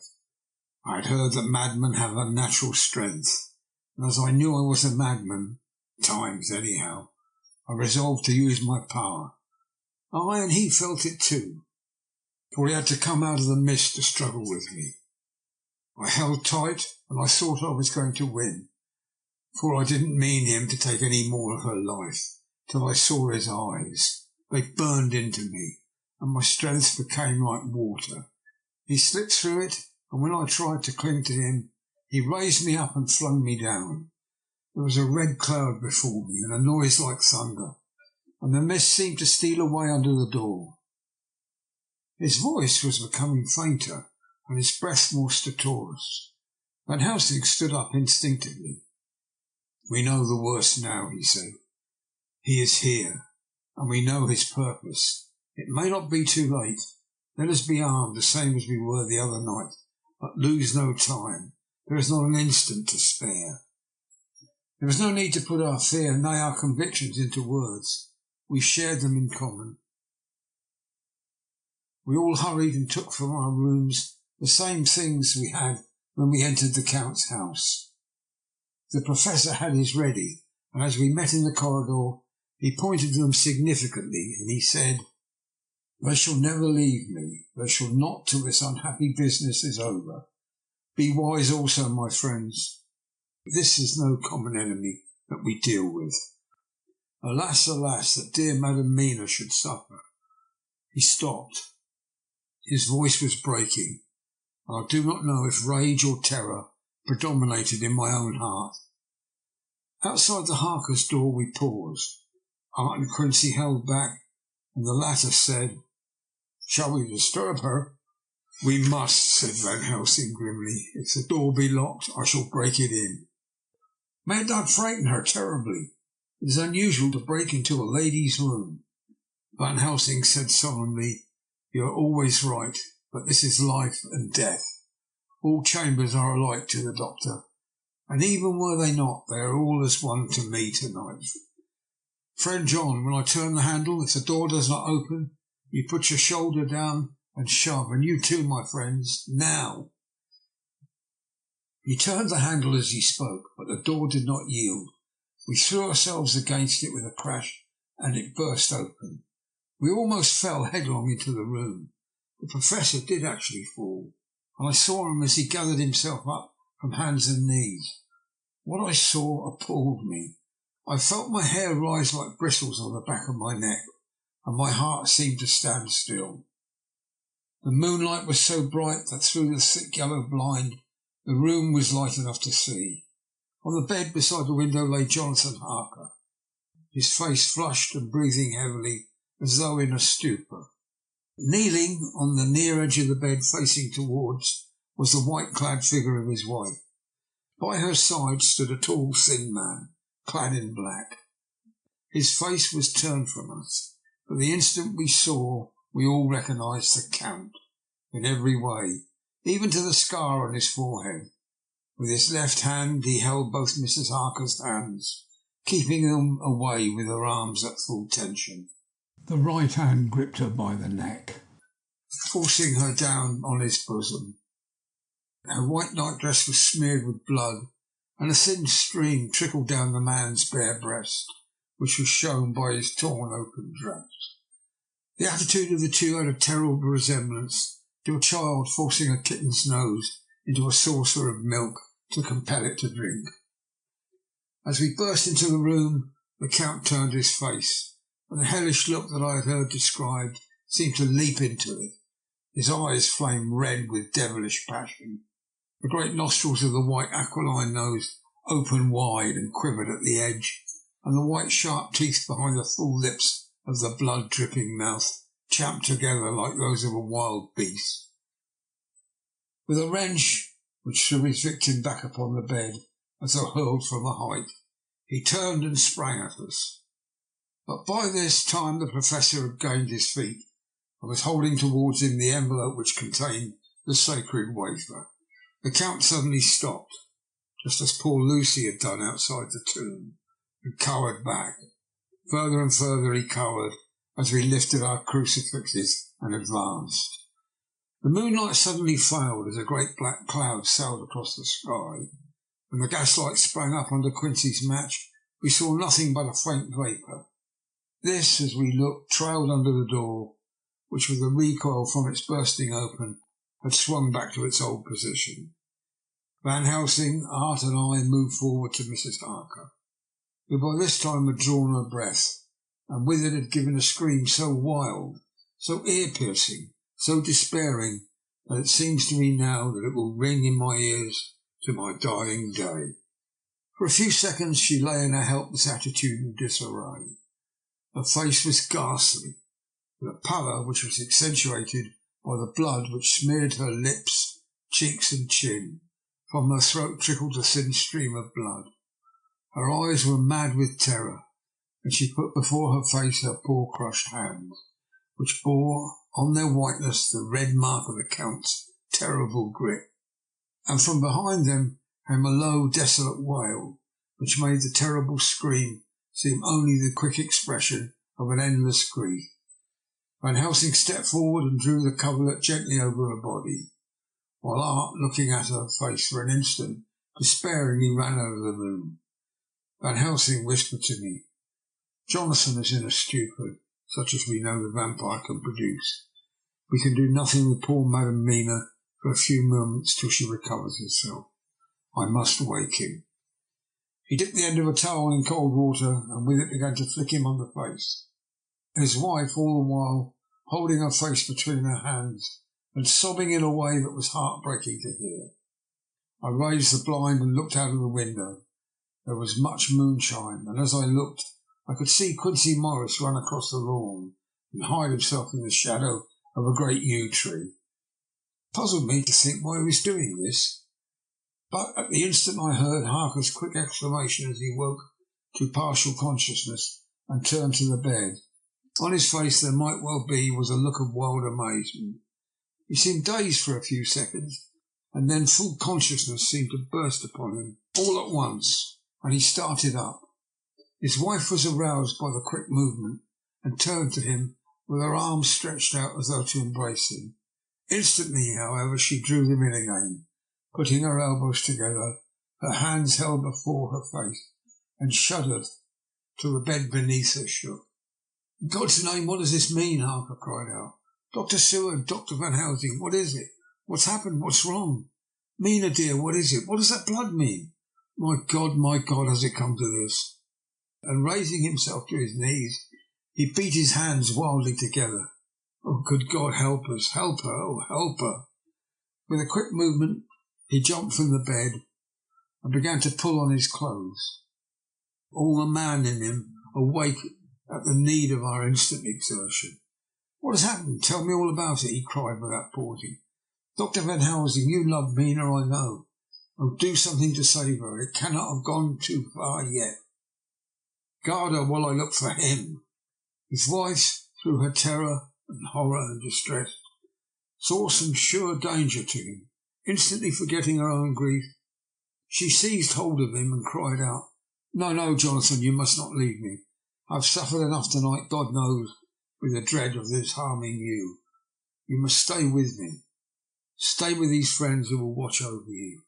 Her expression became frantic as she spoke, and he, yielding to her, she pulled him down, sitting on the bed, and clung to him fiercely. The Professor held up his little golden crucifix and said with wonderful calmness, "Do not fear, my dear, we are here, and whilst this is close to you, no foul thing can approach. You are safe for tonight, and we must be calm and take counsel together." She shuddered and was silent, holding down the head on her husband's breast. When she raised it, his white night-robe was stained with blood where her lips had touched, and where the thin open wound in her neck had sent forth drops. The instant she saw it, she drew back with a low wail and whispered amongst choking sobs, "Unclean, unclean! I must touch him or kiss him no more. Oh, that it should be that it is I who am now his worst enemy, and whom he may have most cause to fear." To this he spoke out resolutely, "Nonsense, Mina. It is a shame for me to hear such a word. I would not hear it of you, and shall not hear it from you. May God judge me by my deserts, and punish me with more bitter suffering than even this hour, if by any act or will of mine anything has ever come between us." He put out his arms and folded her to his breast, and for a while she lay there sobbing. He looked at us over her bowed head, with eyes that blinked damply above his quivering nostrils. His mouth was set as steel. After a while her sobs became less frequent and more faint, and then he said to me, speaking with a studied calmness which I felt tried his nervous power to the utmost, "And now, Dr. Seward, tell me all about it. Too well I know the broad fact. Tell me all that has been." I told him exactly what had happened, and he listened with seeming impassiveness, but his nostrils twitched and his eyes blazed as I told how the ruthless hands of the Count had held his wife in that terrible and horrid position, with her mouth to the open wound on his breast. It interested me even at that moment to see that whilst the face of white-set passion worked convulsively over the bowed head, the hands tenderly and lovingly stroked the ruffled hair. Just as I had finished, Quincy and Godalming knocked at the door. They entered in obedience to our summons. Van Helsing looked at me questioningly. I understood him to mean that if we were to take advantage of their coming to divert, if possible, the thoughts of the unhappy husband and wife from each other and from themselves. So on nodding acquiescence to him, he asked them what they had seen or done, to which Lord Godalming answered, "I could not see him anywhere in the passage or in any of our rooms. I looked in the study, but though he had been there, he had gone. He had, however—" He stopped suddenly, looking at the poor drooping figure on the bed. Van Helsing said gravely, "Go on, friend Arthur. We want here no more concealments. Our hope now is knowing all. Tell freely." So Art went on. He had been there, and though it could only have been for a few seconds, he made a rare hay of the place. All the manuscript had been burned, and the blue flames were flickering amongst the white ashes. The cylinders of your phonograph were too thrown on the fire, and the wax had helped the flames. Here I interrupted. Thank God there's another copy in the safe. His face lit for a moment, but fell again as he went on. I ran downstairs, but I could see no sign of him. I looked into Renfield's room, but there was no trace there, except... Again he paused. "Go on," said Harker hoarsely. So he bowed his head and, moistening his lips with his tongue, added, except that the poor fellow is dead." Mrs. Harker raised her head. Looking from one to the other of us, she said solemnly, "God's will be done."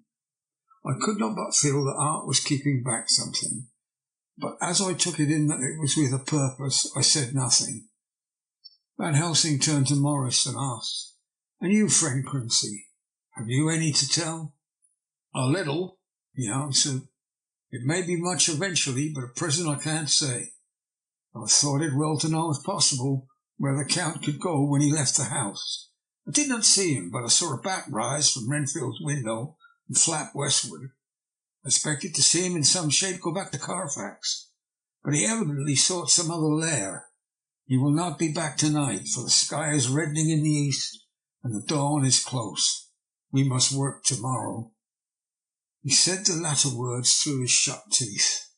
For a space of perhaps a couple of minutes there was silence, and I could fancy that I could hear the sound of our hearts beating.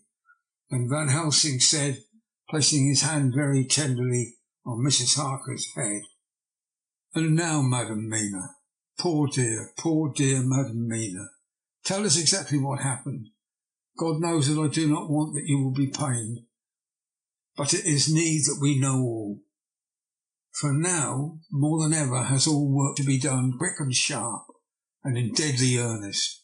The day is close to us that it must end all, if it may be so, and now is the chance that we may live and learn."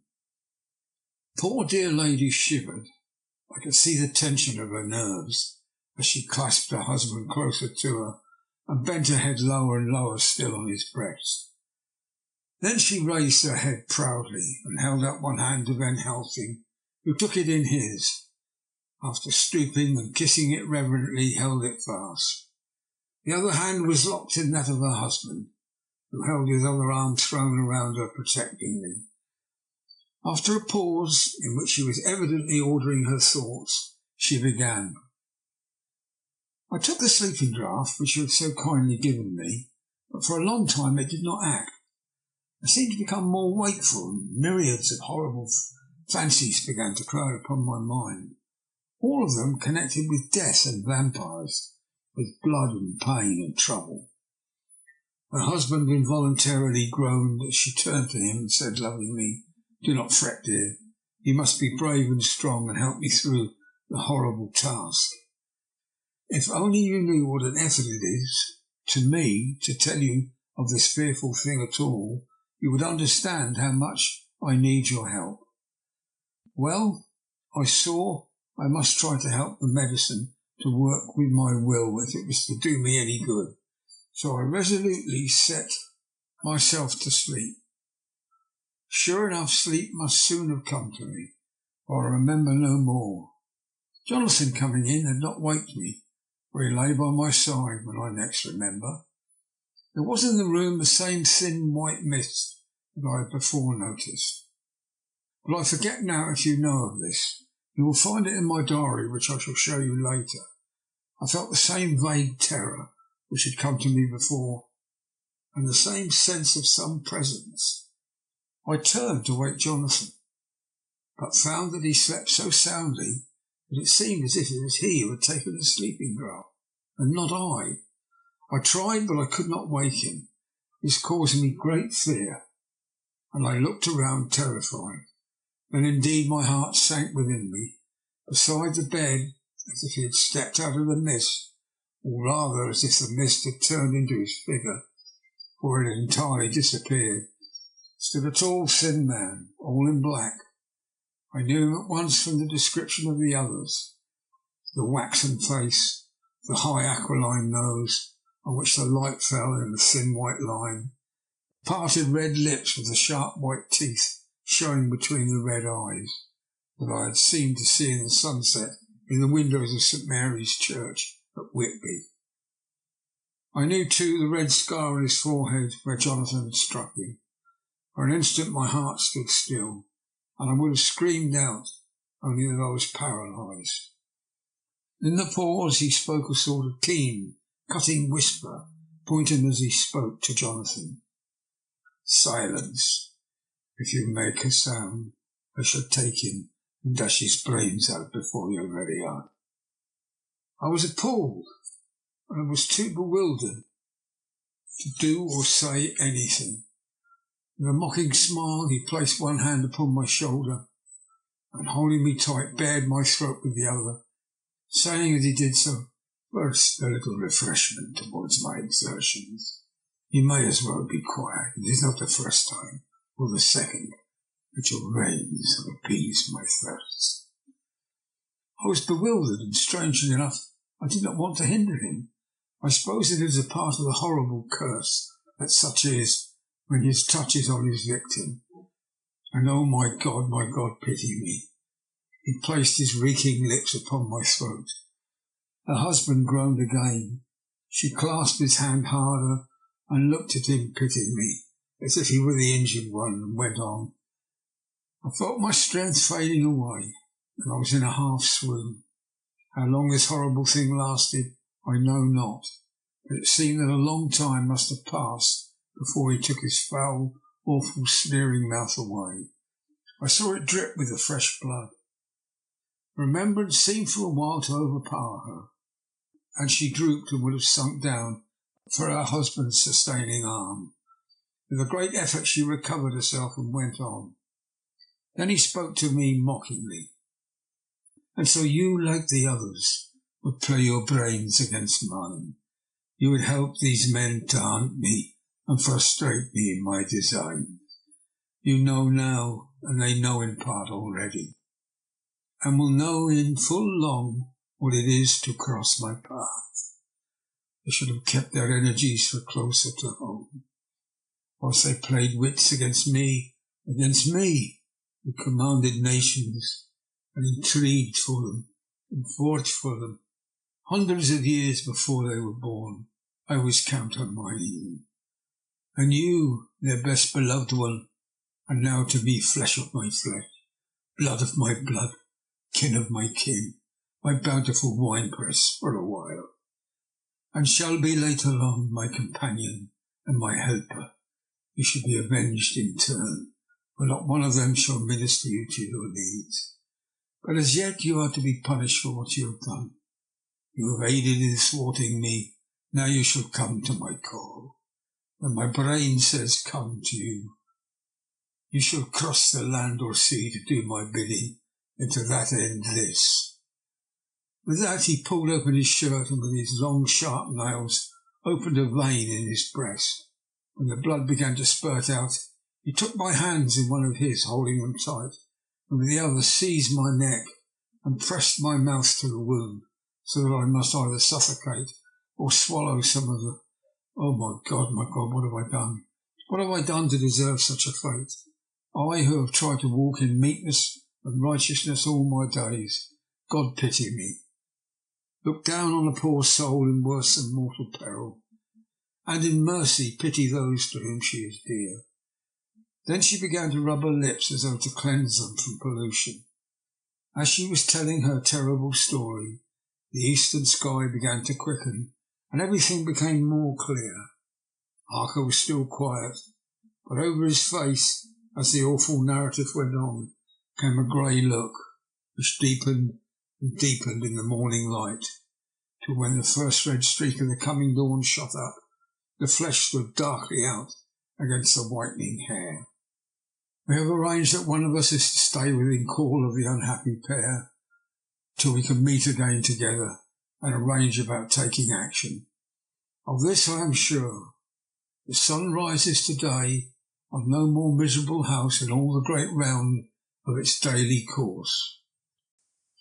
Chapter 22. Jonathan Harker's Journal. 3rd of October. As I must do something or go mad, I write this diary. It is now 6 o'clock, and we are to meet in the study in half an hour and take something to eat.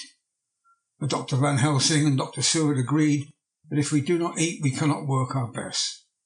Our best will be, God knows, required today.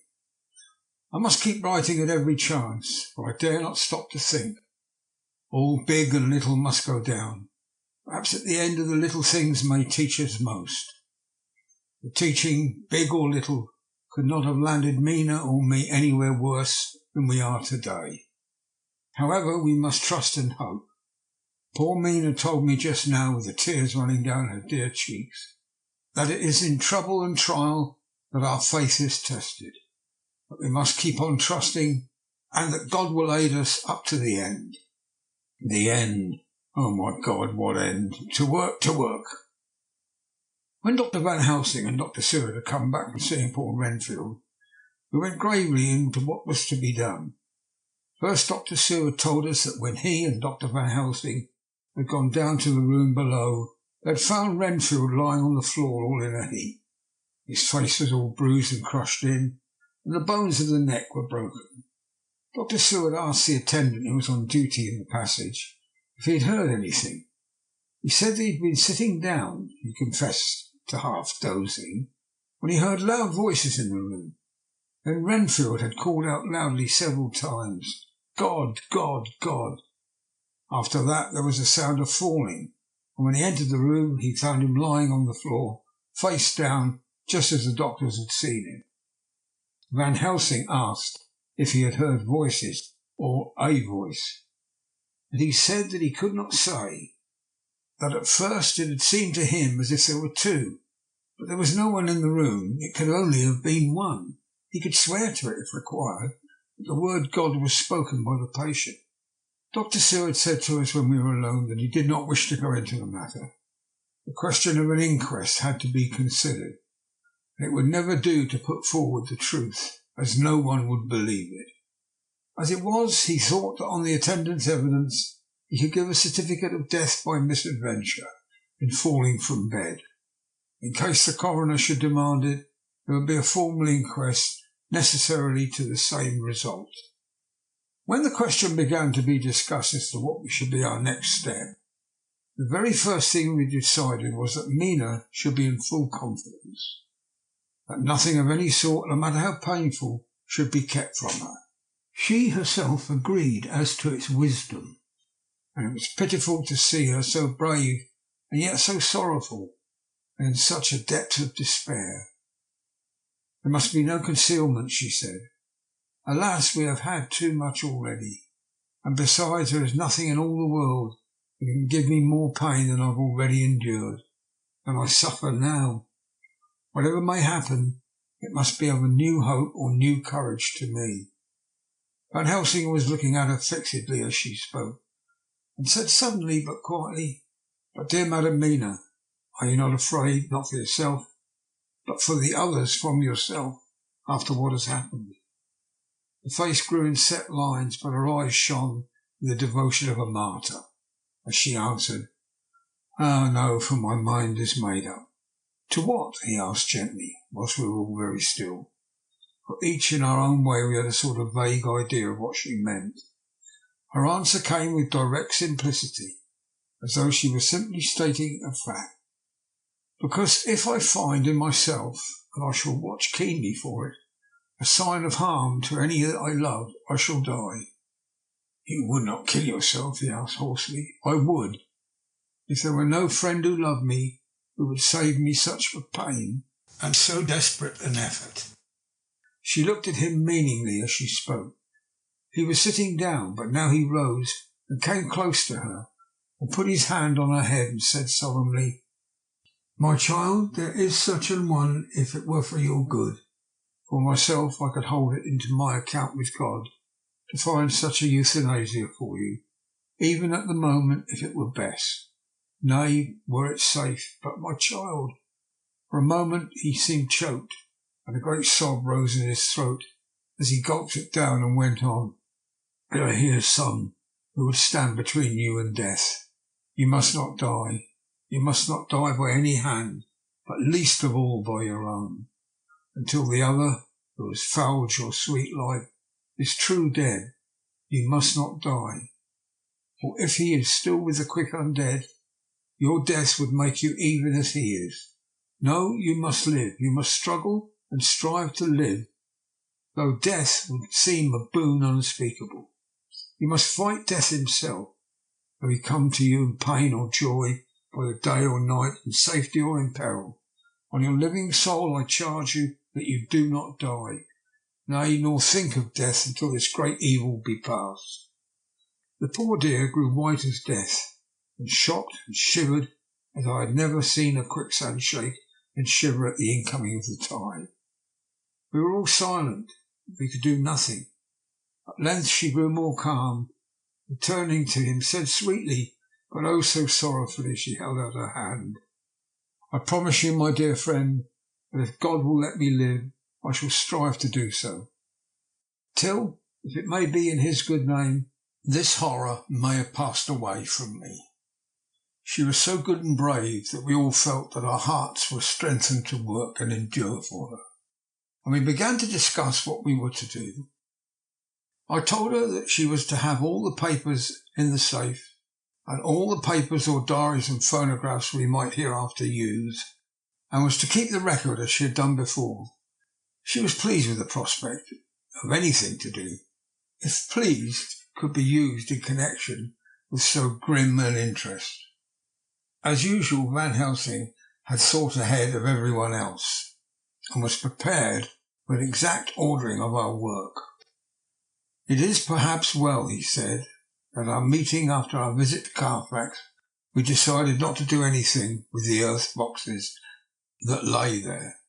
Had we done so, the Count may have guessed our purpose, and would doubtless have taken measures in advance to frustrate such an effort with regard to the others. But now he does not know our intentions. Nay, more in all probability, he does not know that such power exists to us as can sterilize his lairs, so he cannot use them as of old. We are now so much further advanced in our knowledge as to their disposition, that when we have examined the house in Piccadilly, we may track the very last of them. Today then is ours, and in it rests our hope. The sun that rose on our sorrow this morning guards us in its course. Until it sets tonight, that monster must retain whatever form he now has. He is confined within the limitations of his earthly envelope. He cannot melt into thin air, nor disappear through cracks or chinks or crannies.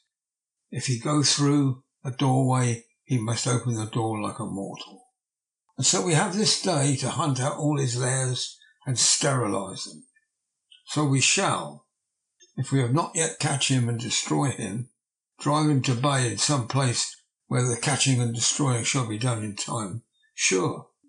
Here I started up, for I could not contain myself at the thought that the minutes and seconds too preciously laden with Mina's life and happiness were flying from us, since whilst we talked action was impossible. But Van Helsing held up his hand warningly. "Nay, friend Jonathan," he said, "in this the quickest way home is the longest way, so your proverbs say. We shall act, and act with desperate quick, when the time has come. But think, in all probable, the key of the situation is in that house in Piccadilly. The Count may have many houses which he has bought. Of them he will have deeds of purchase, keys and other things. He will have paper that he write on. He will have his book of cheques. There are many belongings that he must have somewhere. Why not in this place so central, so quiet, where he come and go by the front or back at all hour, when in the very vast of the traffic there is none to notice. We shall go there and search that house, and when we learn what it holds, then we'll do what our friend Arthur called, in his phrases of hunt, stop the earths. And so we run down our old fox. Is that not so hard?" "And let us come at once," I cried. "We are wasting precious, precious time." The Professor did not move, but simply said, "And how are we to get into that house in Piccadilly?" "Anyway," I cried, "we shall break in if need be. And your police, where will they be, and what will they say?" I was staggered, for I knew that if he wished to delay he had a good reason for it. So I said, as quietly as I could, "Don't wait more than we need be. You know, I am sure, what torture I am in." "Ah, my child, that I do, and indeed there is no wish of me to add to your anguish. But just think, what can we do until all the world be at movement? Then will come our time. I have thought and thought, and it seems to me the simplest way is the best of all. Now we wish to get into the house, but we have no key, is it not so?" I nodded. "Now suppose that you were in truth the owner of that house, and could still get in it, and think there was to you no conscience as the housebreaker. What would you do?" "I should get a respectable locksmith and tell him to set to work to pick the lock for me." "And your police, they would interfere, would they not?" "Oh no, not if they knew the man was properly employed." Then he looked at me as keenly as he spoke. "And in all doubt is the conscience of the employer, and the belief of your policeman as to whether or no that employer has a good conscience or a bad one. Your police must indeed be zealous men and clever, oh so clever, in reading the heart that they trouble themselves in such a matter. No, my friend Jonathan, you go take the lock off 100 empty houses in this your London, or of any city in the world, and if you do it such as things are rightly done, and at the time such things are rightly done, no one will interfere. I have read of a gentleman who owned so fine a house in London, and when he went for months of summer to Switzerland and lock up his house, some burglar came and broke the window at the back and got in. Then he went and made open the shutters in the front and walk out and in through the door before the very eyes of the police. He then have an auction in that house and advertise it and put up a big notice, and when the day come, he set off by a great auctioneer all the goods of the other man who owned them. Then he go to a builder and sell him the house, making an agreement that if he pull it down and take away all within a certain time, and your police and other authority help him all they can. And when that owner came back from his holiday in Switzerland, he find only an empty hole where his house had been. This was all done en règle, and in our work we shall be en règle too. We shall not go so early that the policemen, who have then little to think of, shall deem it strange, but we shall go after 10 o'clock, when there are many about, and such things would be done were we indeed owners of the house." I could not but see how right he was, and the terrible despair of Mina's face became relaxed. I thought there was hope in such good counsel. Van Helsing went on. "When once within the house we may find more clues. At any rate, some of us can remain there, whilst the rest find the other places, where there be more earth boxes, Bermondsey and Mile End." Lord Godalming stood up. "I can be of some use here," he said. "I shall wire to my people to have horses and carriages where they will be most convenient." "Look here, old fellow," said Morris, "it's a capital idea to have ready in case we don't want to go a horsebacking. But don't you think that one of your snappy carriages, with its heraldic adornments, in a byway of Walworth or Mile End, would attract too much attention for our purposes? It seems to me that we ought to take cabs when we go south or east, and then leave them somewhere near the neighbourhood where we're going to." "Friend Quincy is right," said the Professor. "His head is what you call in plane with the horizon. It is a difficult thing that we go to do, and we do not want no peoples to watch us if so it may." Mina took a growing interest in everything, and I was rejoiced to see that the exigency of affairs was helping her to forget for a time the terrible experiences of the night. She was very, very pale, almost ghastly, and so thin that her lips were drawn away, showing her teeth in somewhat of a prominence. I did not mention this last, lest it should give her needless pain, but it made my blood run cold in my veins to think of what had occurred with poor Lucy when the Count had sucked her blood. As yet there was no sign of the teeth growing sharper, but the time as yet was short, and there was time for fear. When we came to the discussion of the sequence of our efforts and of the disposition of our forces, there were new sources of doubt. It was finally agreed that before starting for Piccadilly we should destroy the Count's lair close at hand, lest he should find it out too soon. We should thus be still ahead of him in our work of destruction, and his presence in his purely material shape, and at his weakest, might give us some new clue. As to the disposal of forces, it was suggested by the Professor that after our visit to Carfax we should all enter the house in Piccadilly, that the two doctors and I should remain there, whilst Lord Godalming and Quincy found the lairs at Walworth and Mile End and destroyed them. It was possible, if not likely, the Professor urged, that the Count might appear in Piccadilly during the day. If so, we might be able to cope with him then and there. At any rate, we may be able to follow him in force. To this plan I strenuously objected, and as far as my going was concerned, I said that I intended to stay and protect Mina. I thought that my mind was made up on the subject, but Mina would not listen to my objection. She said that there might be some law matter in which I could be useful, that among the Count's papers might be some clue which I could understand out of my experiences in Transylvania, and that, as it was, all the strength we could muster was required to cope with the Count's extraordinary power. I had to give in, for Mina's resolution was fixed, and she said that it was the last hope for her that we should all work together. As for me, she said, I have no fear. Things have been as bad as they can be, and whatever may happen must have in it some element of hope or comfort. Go, my husband. God can, if he wishes, guard me as well alone as with anyone present. So I started up, crying out, then in God's name let us come at once, for we are losing time. The Count may come to Piccadilly earlier than we think. Not so, said Van Helsing, holding up his hand. But why, I asked. You forget, he said, with actually a smile, that last night he banqueted heavily and will sleep late. Did I forget? Shall I ever? Can I ever? Can any of us ever forget that terrible scene? Mina struggled hard to keep her brave countenance.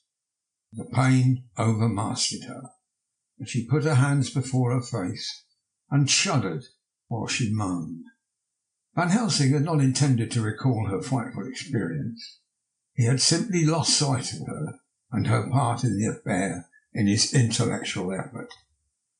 When it struck him what he said, he was horrified at his thoughtlessness and tried to comfort her. Oh, Madam Mina, he said, dear, dear Madam Mina, alas that I, of all people, who so reverence you, should have said anything so forgetful. These stupid old lips of mine and this stupid old head do not deserve so, but you will forget it, will you not?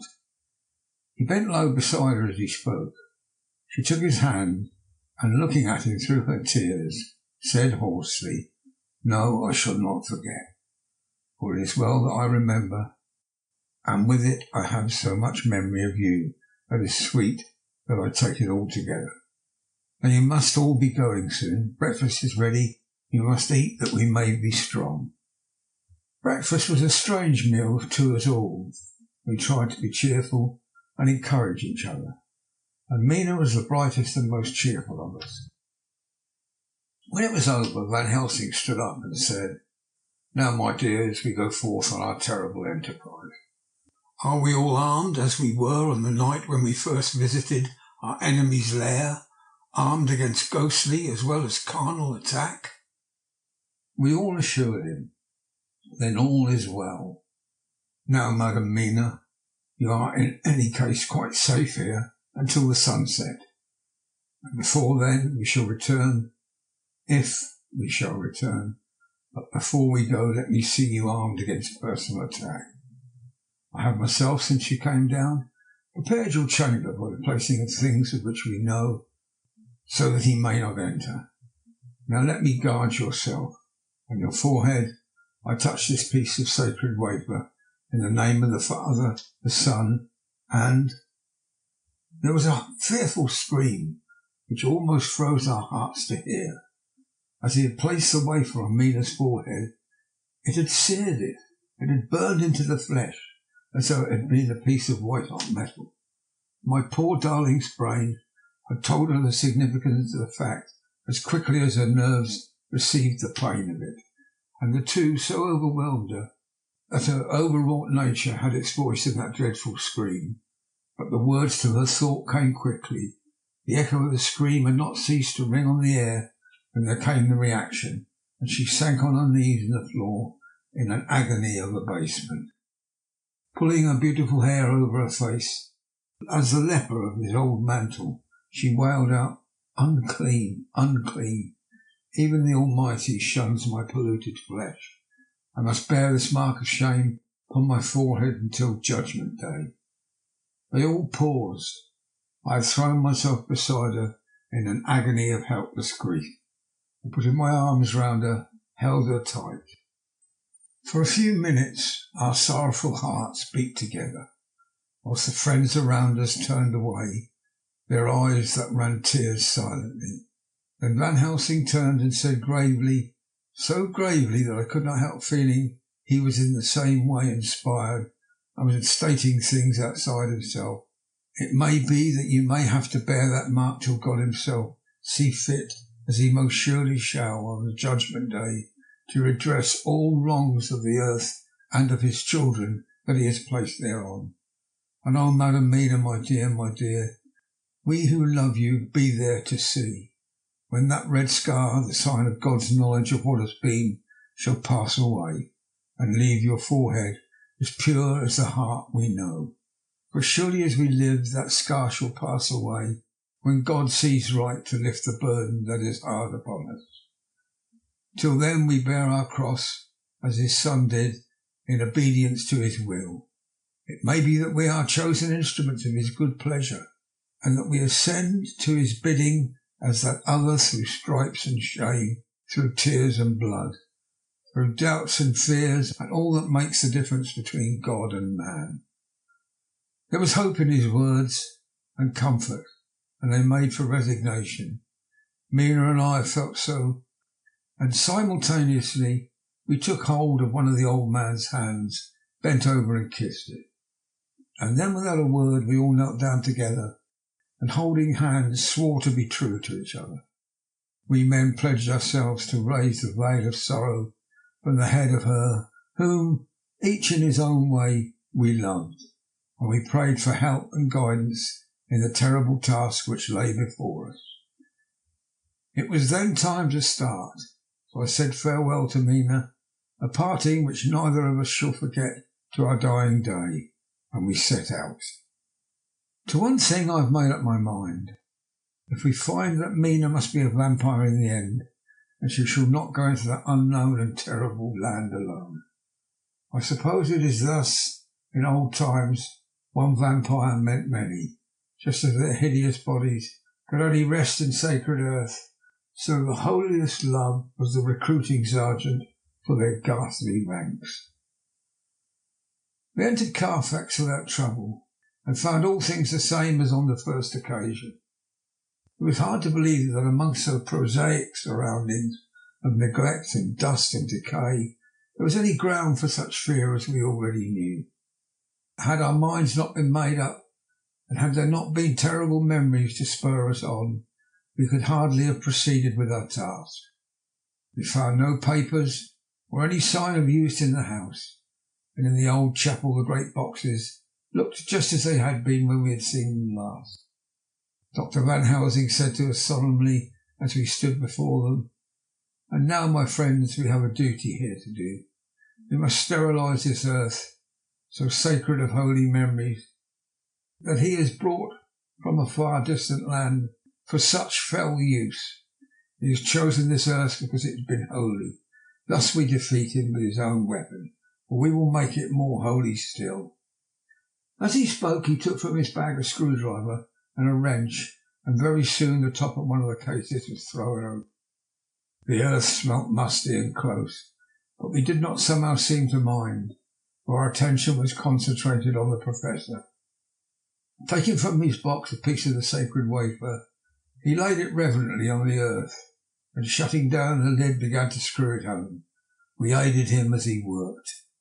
One by one we treated in the same way each of the great boxes, and left them as we had found them, to all appearance. But each was a portion of the host. When we closed the door behind us, the Professor said solemnly, "So much is already done. If it may be that with all the others we can be so successful, then the sunset of this evening may shine on Madam Mina's forehead, all as white as ivory and with no stain. As we passed across the lawn on our way back to the station to catch our train, we could see the front of the asylum. I looked eagerly, and in the window of my own room saw Mina. I waved my hand to her and nodded to tell her that our work there was successfully accomplished. She nodded in reply to show that she understood. The last I saw, she was waving her hand in farewell. It was with a heavy heart that we sought the station and just caught the train, which was steaming in as we reached the platform. I have written this in the train. Piccadilly, 12:30 o'clock.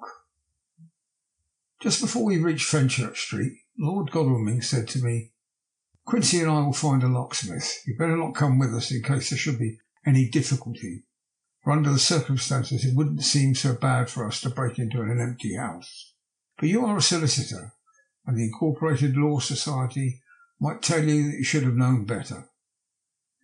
I demurred as to my not sharing any danger even of odium, but he went on, "Besides, it will attract less attention if there are not too many of us. My title will make it all right with the locksmith and with any policeman that may come along.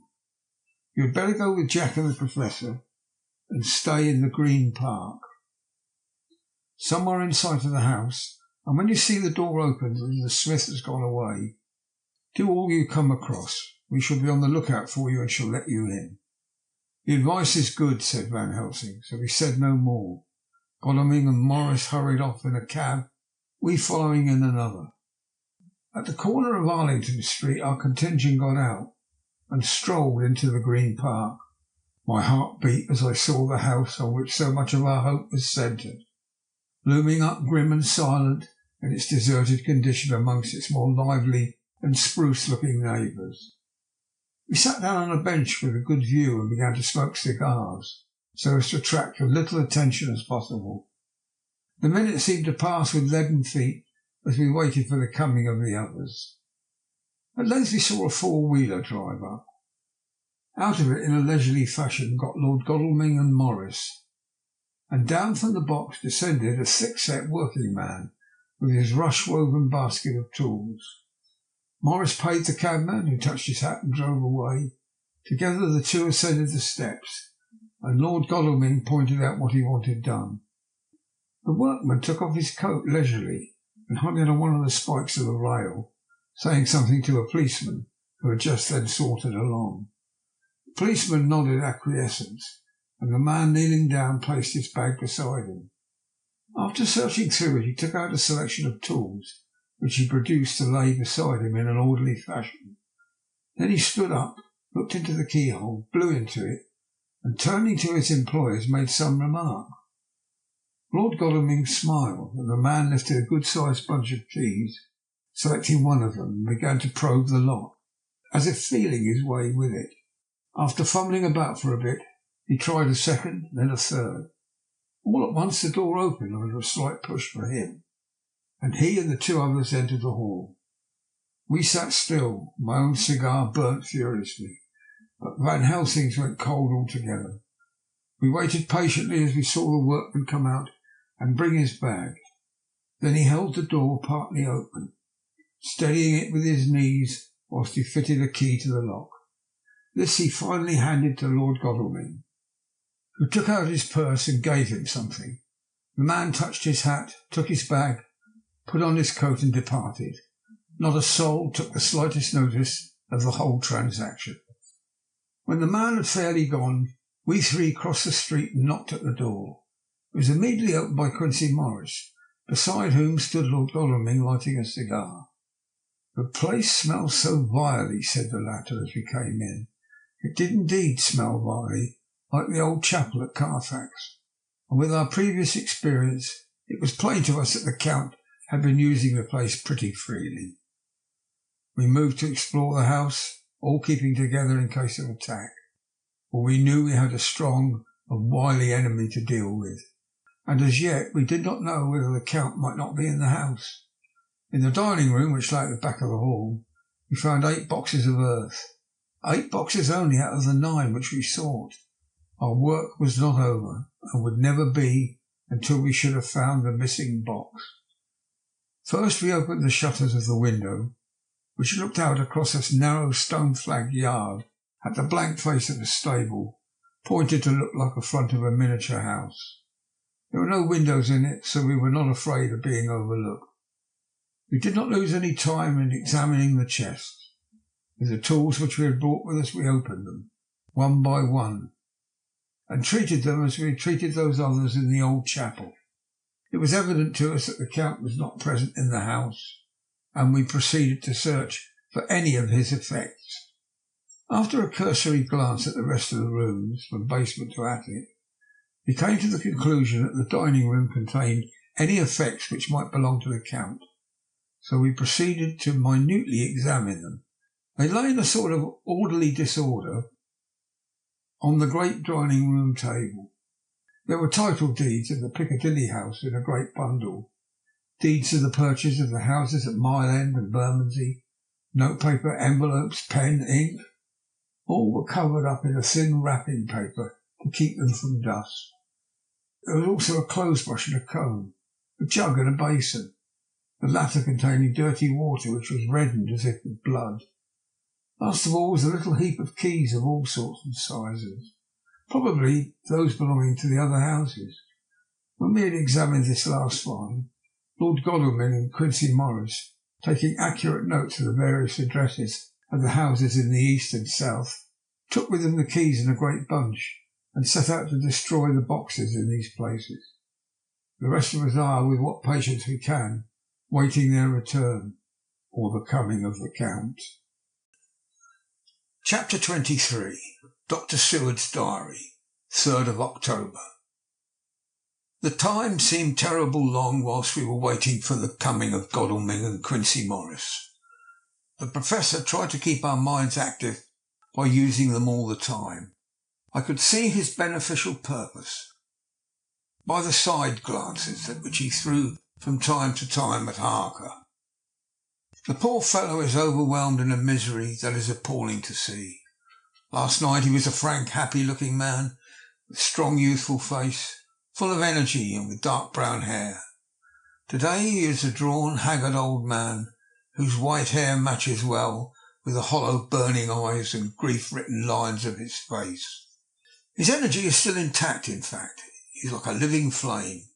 This may yet be his salvation, for, if all go well, it will tide him over the despairing period. He will then, in a kind of way, wake again to the realities of life. Poor fellow, I thought my own trouble was bad enough, but his, the Professor knows this well enough, and is doing his best to keep his mind active. What he has been saying was, under the circumstances of absorbing interest, so well as I can remember, here it is. I have studied over and over again, since they came into my hands, all the papers relating to this monster. And the more I have studied, the greater seems the necessity utterly stamp him out. Although there are signs of his advance, not only of his power, but of his knowledge of it, as I learned from the researches of my friend Arminius of Budapest. He was in life a most wonderful man, soldier, statesman, alchemist, which latter was the highest development of the science knowledge of his time. He had a mighty brain, a learning beyond compare, and a heart that knew no fear and no remorse. He dared even to tend to Schulemans, and there was no branch of knowledge of his time that he did not essay. Well, in him the brain powers survived the physical death, though it would seem that memory was not all complete. In some faculties of mind he has been and is only a child, but he is growing, and some things that were childish the first time are now of man's nature. He is experimenting and doing it well, and if it had not been that we had crossed his path, he would be yet. He may be yet, if we fail, the father or furtherer of a new order of beings, whose road must lead through death, not life. Harker groaned and said, "This is all arraigned against us, my darling. But how is he experimenting? The knowledge may help us defeat him. He has all along since his coming been trying his power, slowly but surely, That big child brain of his is working. Well, for us, it is as yet a child brain. For had he dared at first to attempt certain things, he would long ago be beyond our power. However, he means to succeed, and a man who has centuries before him can afford to wait and go slow. Festina lente may well be his motto. I fail to understand, said Harker wearily, or to be more plain to me. Perhaps grief and trouble are dulling my brain. The professor laid his hand tenderly on his shoulder as he spoke. Ah, my child, I will be plain. Do you not see how of late this monster has been creeping into knowledge experimentally, how he has been making use of the zoophagous patient to effect his entry into friend John's home?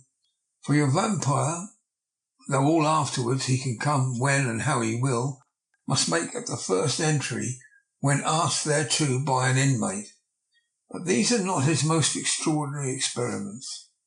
Do we not see how in the first of all those so great boxes were moved by others? He knew not then but that it must be so. By all the time that so great a child brain of his was growing, he began to consider whether he might not himself move the box. So he began to help, and then when he found out that this be all right, he tried to move them all alone. And so he progressed. And he scattered these graves of him, and none but he knows where they are hidden.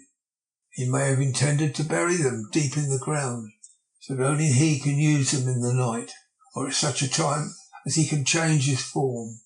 They do him equal well, and none may know these are his hiding places. But, my child, do not despair. This knowledge come to him just too late. All of his lairs but one be sterilized. As for him, and before the sunset, this shall be so. Then he have no place where he can move and hide. I delayed this morning so that we might be sure. If there is not more at stake here for us than for him, then why we not be even more careful than him? By my clock it is 1 hour already. If all be well, friend Arthur and Quincy are on their way to us. Today is our day, and we must go sure, if slow, and lose no chance. See, there are 5 of us when those absent ones return. Whilst he was speaking, we were startled by a knock on the hall door. The double postman's knock of the telegraph boy. We all moved out into the hall with one impulse, and Van Helsing, holding up his hand to us to keep silence, stepped up to the door and opened it. The boy handed a dispatch. The professor closed the door again, and after looking at the direction, opened and read aloud. Look out for D. He is just now 12:54 come from Carfax, hurriedly, and hastened towards the south. He seems to be going the round and may want to see you. Mina. There was a pause broken by Jonathan Harker's voice. Now God be thanked, we shall soon meet. Van Helsing turned to him quickly and said, God will act in his own way and time. Do not fear and do not rejoice as yet, for what we wish for at the moment may be our undoings. I care for nothing now, he answered hotly, except to wipe out this brute from the face of creation. I would sell my soul to do it. Oh, hush, hush, my child, said Van Helsing. God does not purchase souls in this wise, and the devil, though he may purchase, does not keep faith. But God is merciful and just, and knows your pain and your devotion to that dear Madam Mina. Think you how her pain would be doubled did she but hear your wild words. Do not fear any of us. We are all devoted to this cause, and today shall see the end. The time is coming for action. Today this vampire is limit to the powers of man. Until sunset he may not change. It will take him time to arrive here. See, it is 20 minutes past 1, and there are yet some times before he can hither come. But he never so quick. What we must hope for is that my Lord Arthur and Quincy arrive first. About half an hour after we had received Mrs. Harker's telegram, there came a quiet, resolute knock at the hall door.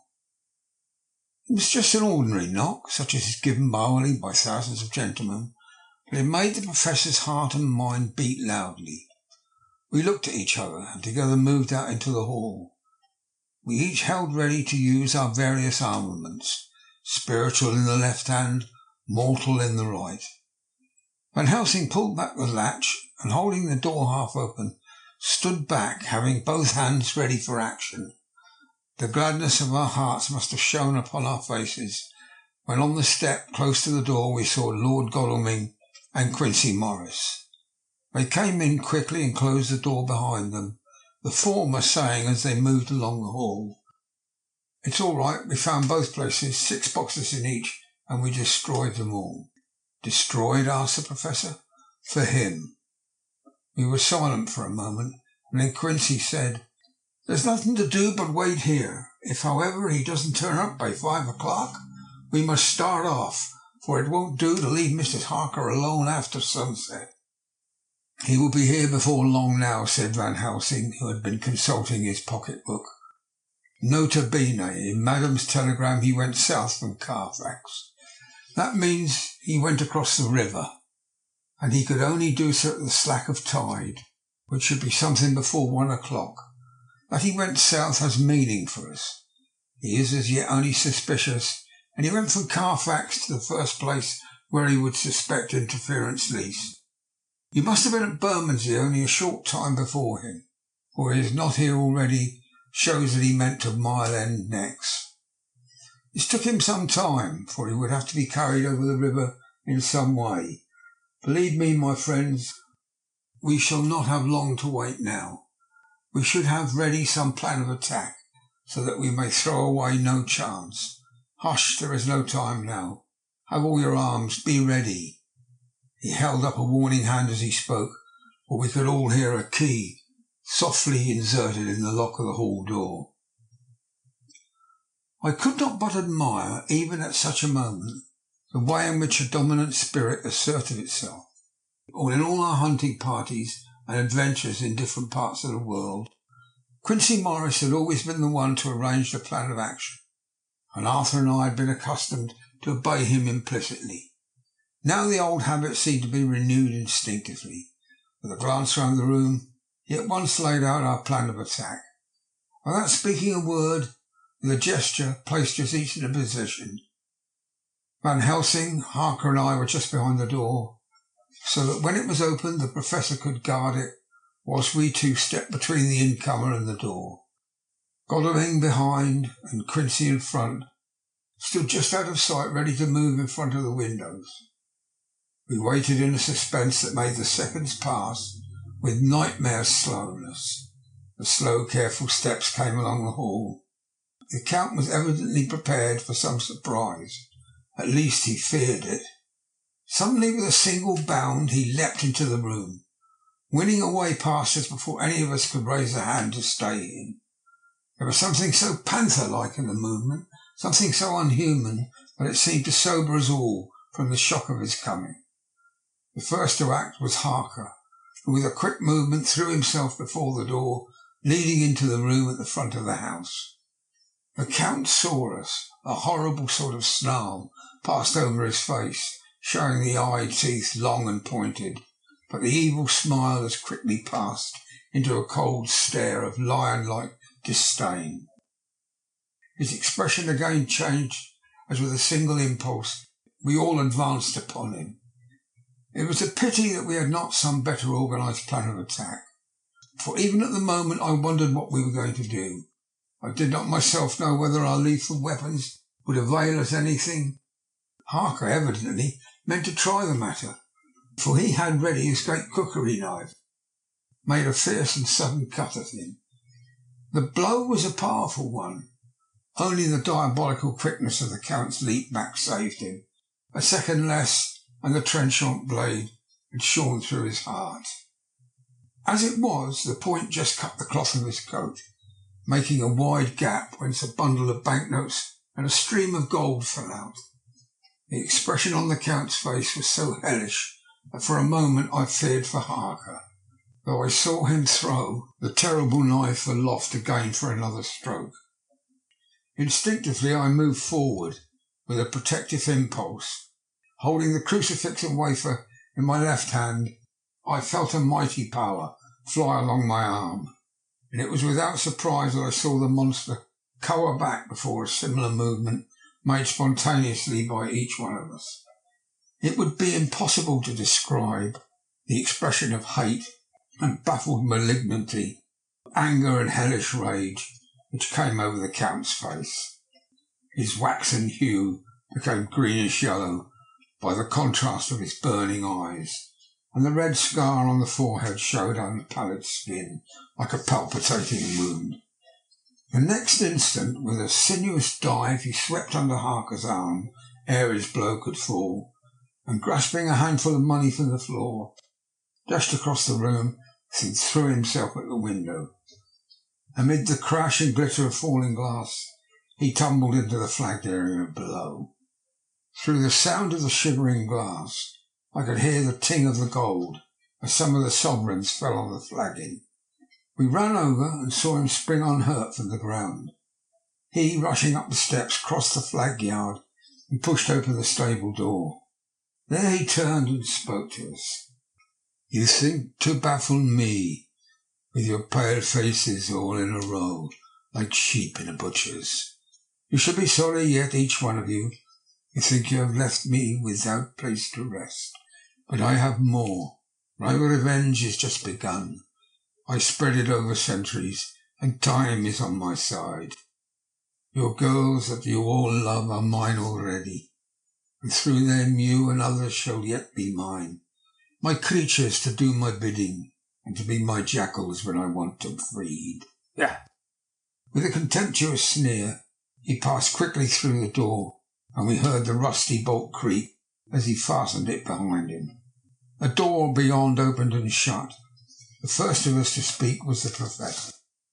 As realizing the difficulty of following him through the stable, we moved toward the hall. "We have learned something, much. Notwithstanding his brave words, he fears us. He fear time, he fear want. Or if not, why he hurry so? His very tone betray him, or my ears deceive. Why take that money? You follow quick. You are hunters of a wild beast, and understand it so. For me, I make sure that nothing here may be of use to him. It's so that he returned." As he spoke, he put the money remaining in his pocket, took the title deeds in the bundle as Harker had left them, and swept the remaining things into the open fireplace, where he set fire to them with a match. Godalming and Morris had rushed out into the yard, and Harker had lowered himself from the window to follow the Count. He had, however, bolted the stable door, and by the time they had forced it open there was no sign of him. Van Helsing and I tried to make an inquiry at the back of the house, but the mews was deserted, and no one had seen him depart. It was now late in the afternoon, and sunset was not far off. We had to recognise that our game was up. With heavy hearts we agreed with the Professor when he said, "Let's go back to Madame Mina. Poor dear Madame Mina. All we can do just now is done, and we can there at least protect her. But we need not despair. There is but one more earth box, and we must try to find it. When that is done, all may yet be well." I could see that he spoke as bravely as he could to comfort Harker. The poor fellow was quite broken down now, and again he gave a low groan that he could not suppress. He was thinking of his wife. With sad hearts we came back to my house, where we found Mrs. Harker waiting us, with an appearance of cheerfulness which did honour to her bravery and unselfishness. When she saw our faces, her own became as pale as death. For a second or two her eyes were closed, as if she were in a secret prayer, and then she said cheerfully, "I can never thank you all enough. Oh, my poor darling." As she spoke, she took her husband's grey head in her hands and kissed it. "Lay your poor dear head here and rest it, and all will be well, my dear. God will protect us if he so will in his good intent." The poor fellow groaned. There was no place for words in his sublime misery. We had a sort of perfunctory supper together, and I think it cheered us all up somewhat. It was perhaps the mere animal heat of food to hungry people, but none of us had eaten anything since breakfast, or the sense of companionship may have helped us. But anyhow, we were all less miserable and saw the morrow as not altogether without hope. True to our promise, we all told Mrs. Harker everything which had passed, and although she grew snowy white at times, when danger had seemed to threaten her husband, and red at others when his devotion to her was manifested, she listened bravely and with calmness. When we came to the part where Harker had rushed at the Count so reckless, she clung to her husband's arm and held it as tight as though her clinging could protect him from any harm that might be done. She said nothing, however, till the narration was all done, and matters had been brought right up to the present time. Then, without letting go of her husband's hand, she stood up among us and spoke. Oh, that I could give any idea of the scene, of that sweet, sweet, good woman in all the radiant beauty of her youth and animation, with a red scar on her forehead of which she was conscious, and which we saw with grinding our teeth, remembering whence and how it came, her loving kindness against our grim hate, her tender faith against all our fears and doubting, knowing that so far as symbols went, she, with all her goodness and purity and faith, was outcast from God. Jonathan, she said, and the word sounded like music on her lips. It was so full of love and tenderness. Jonathan, dear, and you, all my true friends, I want you to bear something in mind through this dreadful time. I know that you must fight, and you must destroy, even as you destroyed the false Lucy, so that the true Lucy might live hereafter. But it is not a work of hate. That poor soul who has wrought all this misery is the saddest case of all. Just think what will be his joy when he, too, is destroyed in his worser part, that his better part may have spiritual immortality. You must be pitiful to him, too, though it may not hold your hands from his destruction. As she spoke, I could see her husband's face darken and draw together, as though the passion in him were shrivelling his being to its core. Instinctively the clasp in his white hand grew closer, till his knuckles looked white. She did not flinch from the pain, which I knew she must have suffered, but looked at him, with eyes that were more appealing than ever. As she stopped speaking, he leapt to his feet, almost tearing his hand from hers as he spoke. May God give him my hand for just long enough to destroy that earthly life of him, which we are aiming at. If beyond it I could send his soul for ever and ever to burning hell, I would do it. Oh, hush, hush, in the name of the good God. Don't say such things, Jonathan, my husband, or you will crush me with fear and horror. Just think, my dear, I have been thinking this all a long day of it, that perhaps some day I too may need such pity, and that some other like you, with equal cause for anger, may deny it to me. Oh, my husband, indeed, I would have spared you such a thought had there been another way. But I pray that God may not have treasured your wild words, except as the heartbroken wail of a very loving and sorely stricken man. Oh God, let these poor white hairs go in evidence of what he has suffered, who all his life has done no wrong, and on whom so many sorrows have come. We men were all in tears now. There was no resisting them, and we wept openly. She wept too, to see her sweeter counsels had prevailed. Her husband flung himself on his knees beside her, and putting his arms round her, hid his face in the folds of her dress. Van Helsing beckoned to us, and we stole out of the room, leaving the two loving hearts alone with their God. Before they retired, the Professor fixed up the room against any coming of the vampire, and assured Mrs. Harker that she might rest in peace. She tried to school herself to the belief, and manifestly for her husband's sake, tried to seem content. It was a brave struggle, and was, I think and believe, not without its reward. Van Helsing had placed at hand a bell, which either of them was to sound in case of an emergency when they had retired. Quincy, Godalming, and I arranged that we should sit up, dividing the night between us, and watch over the safety of the poor stricken lady. The first watch falls to Quincy, so the rest of us should be off to bed as soon as we can. Godalming has already turned in, for his is the second watch. Now that my work is done, I too shall go to bed. Jonathan Harker's Journal, 3rd or 4th of October, close to midnight. I thought yesterday would never end. There was over me a yearning for sleep, in some sort of blind belief that to wake would be to find things changed. Any change must now be for the better. Before we parted, we discussed what our next step was to be, but we could arrive at no result. All we knew was that there was one earth box remained, and the Count alone knew where it was. If he chooses to lie hidden, he may baffle us for years.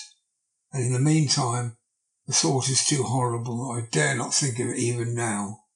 I know that if ever there was a woman who was all perfection, that one is my poor wronged darling. I love her 1,000 times more for her sweet pity of last night, a pity that made my own hate of the monster seem despicable. Surely God will not permit the world to be the poorer by the loss of such a creature. This is hope to me. We're all drifting reefwards now, and our faith is the only anchor. Thank God Mina is sleeping, and sleeping without dreams. I fear what her dreams might be like, with such terrible memories to ground them in. She has not been so calm with my seeing since the sunset. Then for a while there came over her face a repose which was like the spring after the blasts of March. I thought at the time it was the softness of the red sunset on her face, but somehow I think it has a deeper meaning. I am not sleepy myself, though I am weary to death. However, I must try to sleep, for there is tomorrow to think of, and there is no rest for me until... Later, I must have fallen asleep, for I was awakened by Mina, who was sitting up in bed with a startled look on her face. I could see easily, for we did not leave the room in darkness. She placed a warning hand over my mouth, and now she whispered in my ear, "Hush, there's someone in the corridor." I got up softly and, crossing the room, gently opened the door. Just outside, stretched on a mattress, lay Mr. Morris, wide awake. He raised a warning hand for silence as he whispered to me, "Hush, go back to bed. It's all right. One of us will be here all night. We don't mean to take any chances." His look and gesture forbade discussion, so I came back and told Mina. She sighed. Positively a shadow of a smile stole over her poor pale face as she put her arms round me and said softly, "Oh, thank God for good brave men." With a sigh she sank back again to sleep. I write this now as I am not sleepy, though I must try again. 4th of October morning. Once again during the night I was wakened by Mina. This time we had all had a good sleep, for the grey of the coming dawn was making the windows into sharp oblongs, and the gas flame was like a speck rather than a disc of light. She said to me hurriedly, "Go call the Professor. I want to see him at once." "Why?" I asked. "I have an idea. I suppose it must have come in the night and matured without my knowing it. He must hypnotise me before the dawn, and then I shall be able to speak. Go quick, dearest, the time's getting close." I went to the door. Dr. Seward was resting on the mattress, and seeing me, he sprang to his feet. "Is anything wrong?" he asked in alarm. "No," I replied, "but Mina wants to see Dr. Van Helsing at once." "I will go," he said, and hurried off to the Professor's room. In 2 or 3 minutes later Van Helsing was in the room in his dressing gown, and Mr. Morris and Lord Godalming were with Dr. Seward at the door asking questions. When the Professor saw Mina, a positive smile, ousted the anxiety of his face. He rubbed his hands as he said, "Oh, my dear Madam Mina, this is indeed a change. See, friend Jonathan, we've got our dear Madam Mina as of old, back to us today." And turning to her, he said cheerfully, "And what am I to do for you? For at this hour you do not want me for nothings." "I want you to hypnotise me," she said. "Do it before the dawn, for I feel that then I can speak, and speak freely. Be quick, for the time is short." Without a word he motioned her to sit up in bed. Looking fixedly at her, he commenced to make passes in front of her, from over the top of her head downward, with each hand in turn. Mina gazed at him fixedly for a few minutes, during which my own heart beat like a trip hammer, for I felt that some crisis was at hand. Gradually her eyes closed and she sat stock still. Only by the gentle heaving of her bosom could one know that she was alive. The Professor made a few more passes and then stopped. I could see that his forehead was covered with great beads of perspiration. Mina opened her eyes, but she did not seem the same woman. There was a far-away look in her eyes, and her voice had a sad dreaminess which was new to me. Raising his hand to impose silence, the Professor motioned me to bring the others in. They came in on tiptoe, closing the door behind them, and stood at the foot of the bed looking up. Mina appeared not to see them. The stillness was broken by Van Helsing's voice, speaking in a low, level tone which would not break the current of her thoughts. "Where are you?" The answer came in a neutral way. "I do not know. Sleep has no place it can call its own." For several minutes there was silence. Mina sat rigid, and the Professor stood staring at her fixedly. The rest of us hardly dared to breathe. The room was growing lighter. Without taking his eyes from Mina's face, Dr. Van Helsing motioned me to pull up the blind. I did so, and the day seemed just upon us. A red streak shot up, and a rosy light seemed to diffuse itself through the room. On the instant the Professor spoke again. "Where are you now?" The answer came dreamily, but with intention. It was as though she were interpreting something. I have heard her use the same tone when reading her shorthand notes. "I do not know. It is all strange to me." "What do you see?" "I can see nothing. It's all dark." "What do you hear?" I could detect the strain in the Professor's patient voice. The lapping of water. It was gurgling by. And little waves leap. I could hear them on the outside. "And you're on a ship?" We all looked at each other, trying to glean something from the other. We were afraid to think. The answer came quick. "Oh, yes. What else do you hear?" The sound of men stamping over their heads as they run about.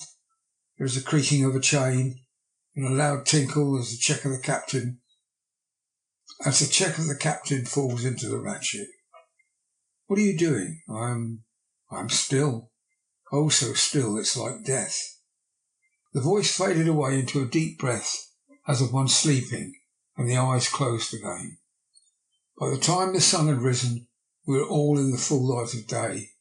Dr. Van Helsing placed his hands on Mina's shoulders, and laid her head down softly on a pillow. She lay like a sleeping child for a few moments, and then with a long sigh awoke and stared in wonder to see us all around her. "Have I been talking in my sleep?" was all she said. She seemed, however, to know the situation without telling, though she was eager to know what she had told. The Professor repeated the conversation, and she said, "Then there is not a moment to lose. It may not yet be too late." Mr. Morris and Lord Godalming started for the door, but the Professor's calm voice called them back. "Stay, my friends." That ship, wherever it was weighing anchor while she spoke. And there are many ships weighing anchor at the moment in your so great port of London. Which of them it is that you seek, God be thanked that we have once again a clue. Though whither it may lead us we know not. We have been blind, somewhat blind after the manner of men, since we can look back and see what we might have seen. Looking forward, had we been able to see what we might have seen. But alas, that sentence is a puddle, is it not? We can know now what was in the Count's mind when he seized the money, though Jonathan's so fierce a knife put him in the danger that even he dread. He meant escape. Hear me, escape. He saw that with one earth box left and a pack of men following like dogs after a fox, this London was no place for him. He'd have to take his last earth-board box upon ship, and he leave the land. He think to escape, but no, we follow him.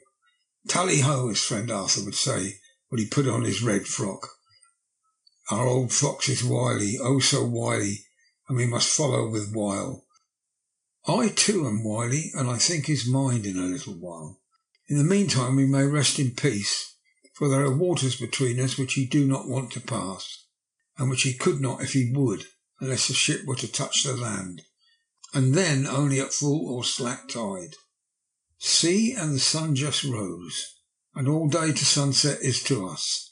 Let us take a bath and dress, and have breakfast, which we all need, and which we can eat comfortably, since he be not in the same land with us. Mina looked at him appealingly as she asked, "But why need we seek him further when he has gone away from us?" He took her hand and patted it as he replied, "Ask me nothings as yet. When we have breakfast, then I answer all questions." He would say no more, and we separated to dress. After breakfast, Mina repeated her question. He looked at her gravely for a minute, and then said sorrowfully, "Because, my dear Madam Mina, now more than ever we must find him, even if we have to follow him to the jaws of hell." She grew paler as she asked faintly, "Why?" "Because," he answered solemnly, "he can live for centuries, and you are but mortal woman. Time is now to be dreaded, since once he put that mark upon your throat. I was just in time to catch her as she fell forward in a faint." Dr. Seward's phonograph diary spoken by Van Helsing. This to Jonathan Harker. You are to stay with your dear Madam Mina. We shall go to make our search, if I can call it so, for it is not a search but knowing, and we seek confirmation only. But do you stay and take care of her today. This is your best and most holiest office. This day nothing can find him here. Let me tell you that so you will know what we four know already, for I have tell them. He, our enemy, have gone away. He have gone back to his castle in Transylvania. I know it so well, as if a great hand of fire wrote it on the wall. He have prepared for this in some way. The last earth box was already to ship somewheres. For this he took the money. For this he hurry at the last, lest we catch him before the sun go down. It was his last hope, save that he might hide in the tomb. But he think poor Miss Lucy, being as he thought like him, keep open to him. But there was not of time. When that fail, he makes straight for his last resource. His last earthwork, I might say, did I wish double entente. He is clever, oh so clever.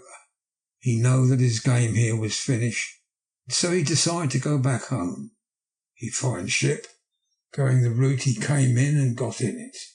We go off now to find what ship and whither bound. When we have discovered that, we come back and tell you all. Then we will comfort you and poor dear Madam Mina with new hope. For it will be hope when you think it over, that all is not lost. This very creature that we pursue, he take hundreds of years to get so far as London. And yet in one day, when we know of the disposal of him, we drive him out. He is finite, though he is powerful to do much harm, and suffers not as we do. But we are strong, each in our purpose, and we are all more strong together. Take heart afresh, dear husband of Madam Mina. This battle is but begun, and in the end we shall win, so sure that as God sits on high to watch over his children, therefore be of much comfort till we return. Van Helsing. Jonathan Harker's Journal, 4th of October. When I read to Mina Van Helsing's message in the phonograph, the poor girl brightened up considerably. Already the certainty that the Count was out of the country has given her comfort, and comfort is strength to her. Now that his horrible danger is not face to face with us, it seems almost impossible to believe. Even my own terrible experiences in Castle Dracula seem like a long-forgotten dream. Here in the crisp autumn air and the bright sunlight, alas, how can I disbelieve? In the midst of my thought, my eye fell on the red scar on my poor darling's white forehead. While that lasts, there can be no disbelief, and afterwards the very memory of it will keep faith crystal clear. Mina and I fear to be idle, so we have been over all the diaries again and again. Somehow, although the reality seems greater each time, the pain and the fear seem less. There's something of a guiding purpose manifest throughout, which is comforting. Mina says that perhaps we are the instruments of ultimate good. It may be. I shall try to think as she does. We have never spoken to each other yet of the future. It is better to wait till we see the Professor and the others after their investigation. The day is running by more quickly than I ever thought a day could run for me again. It's now 3 o'clock. Mina Harker's Journal, 5th of October, 5 p.m. Our meeting for report. Present, Professor Van Helsing, Lord Godalming, Dr. Seward, Mr. Quincy Morris, Jonathan Harker, Mina Harker. Dr. Van Helsing described what steps were taken during the day to discover on what boat and whither bound Count Dracula made his escape. As I knew that he wanted to get back to Transylvania, I felt sure that he must go by the Danube mouth, or by somewhere in the Black Sea, since by that way he come. It was a dreary blank that was before us, omne ignotum pro magnifico, and if so, with heavy hearts we start to find what ships leave for the Black Sea last night. It was in a sailing ship, since Madam Mina tells of sails being set. These are not so important as to go in your list of the shipping in the Times, and so we go, by suggestion of Lord Godalming, to your Lloyd's, where there are note of all ships that sail, however so small. There we find that only one Black Sea-bound ship go out with the tide. She is the Tsarina Catherine, and she will sail from Doolittle's Wharf for Varna and thence to other parts up the Danube. So, said I, this is the ship whereupon is the Count. So off we go to Doolittle's Wharf, and there we find a man in an office of wood so small that the man looked bigger than the office. From him we inquire of the goings of the Tsarina Catherine. He sware much, and he red face and loud of voice, but he good fellow all the same. And when Quincy give him something from his pocket, which crackle as he roll it up, and put it in a so small bag which he have hid deep in his clothing, he better fellow and humble servant to us. He come with us, and ask many men who are rough and hot. These be better fellows too when they have been no more thirsty. They say much of blood and bloom, and of others which I comprehend not, though I guess what they mean, but nevertheless they tell us all the things we want to know. They make it known to us among them how last afternoon, at about 5 o'clock, comes a man so hurry, a tall man, thin and pale, with a high nose, and teeth so white, and eyes that seem to be burning, that he be all in black, except he have a hat of straw, which suit him not all the time, that he scatter his money in making quick inquiry as to what ships sail for the Black Sea, and for where.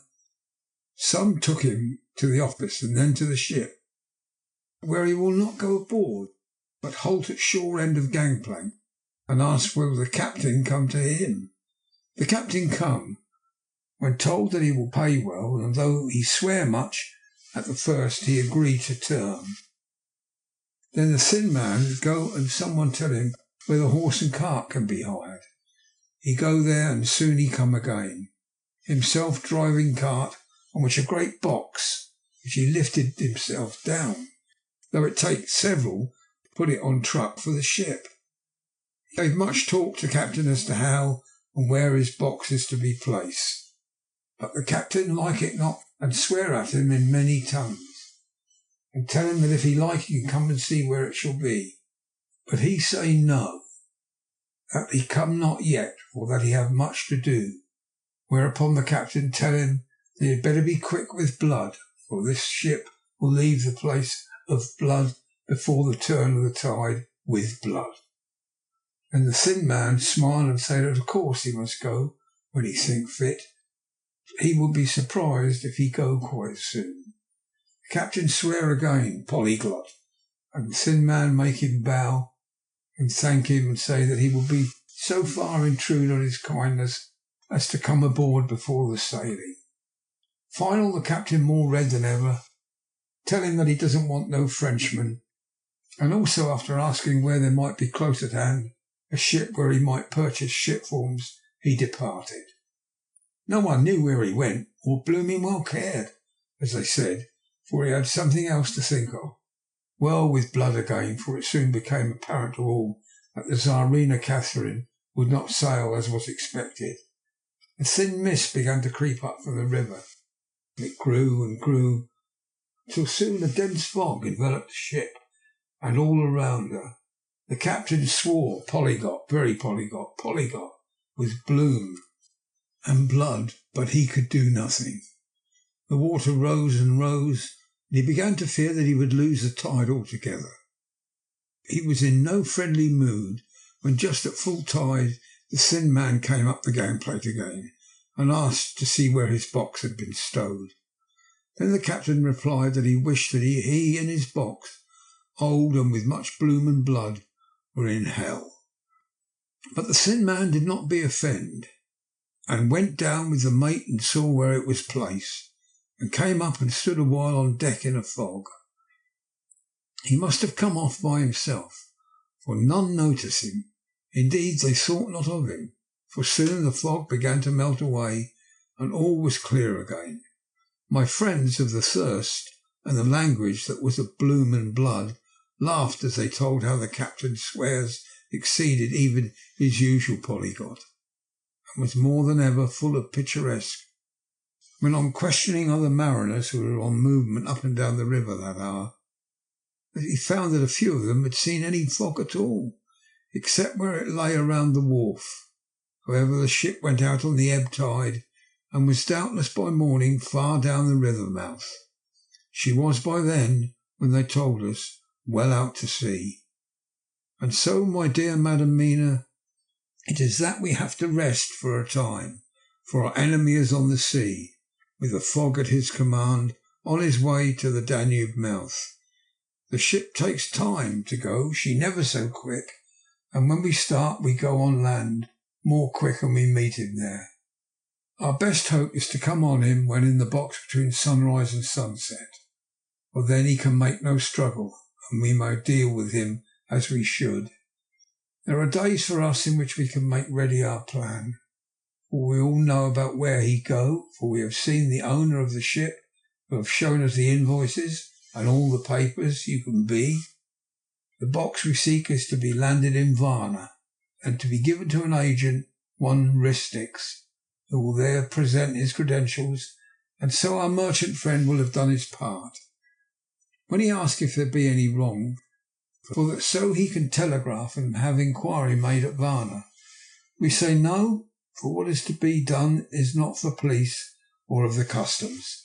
It must be done by us, alone and in our own way.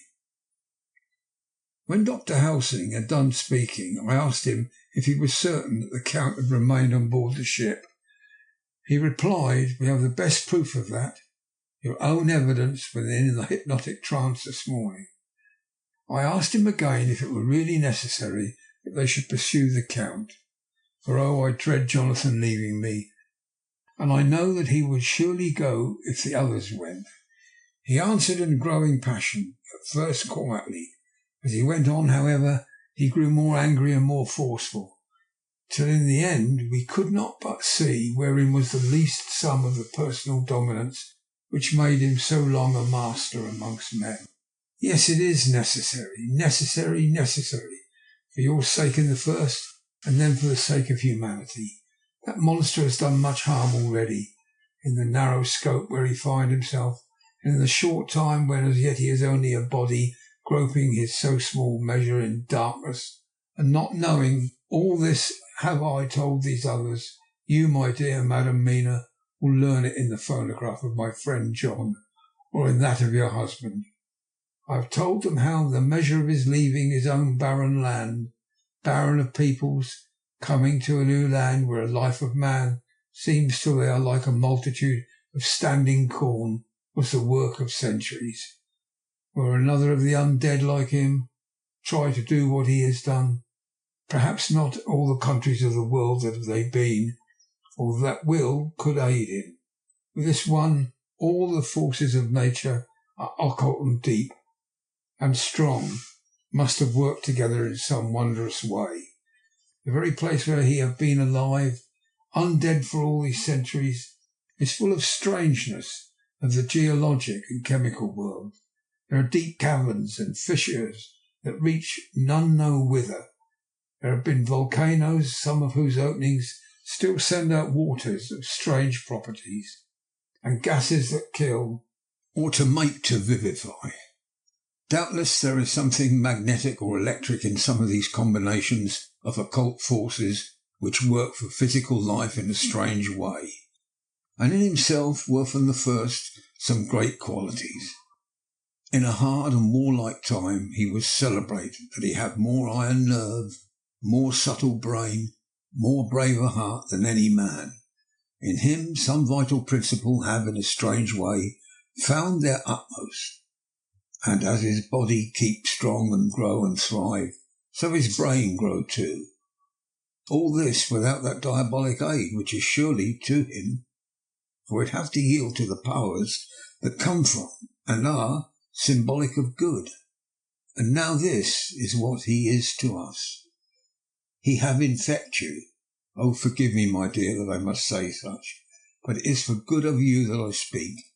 He infect you in such wise, and that even if he do not know more, you have only to live in your own old sweet way.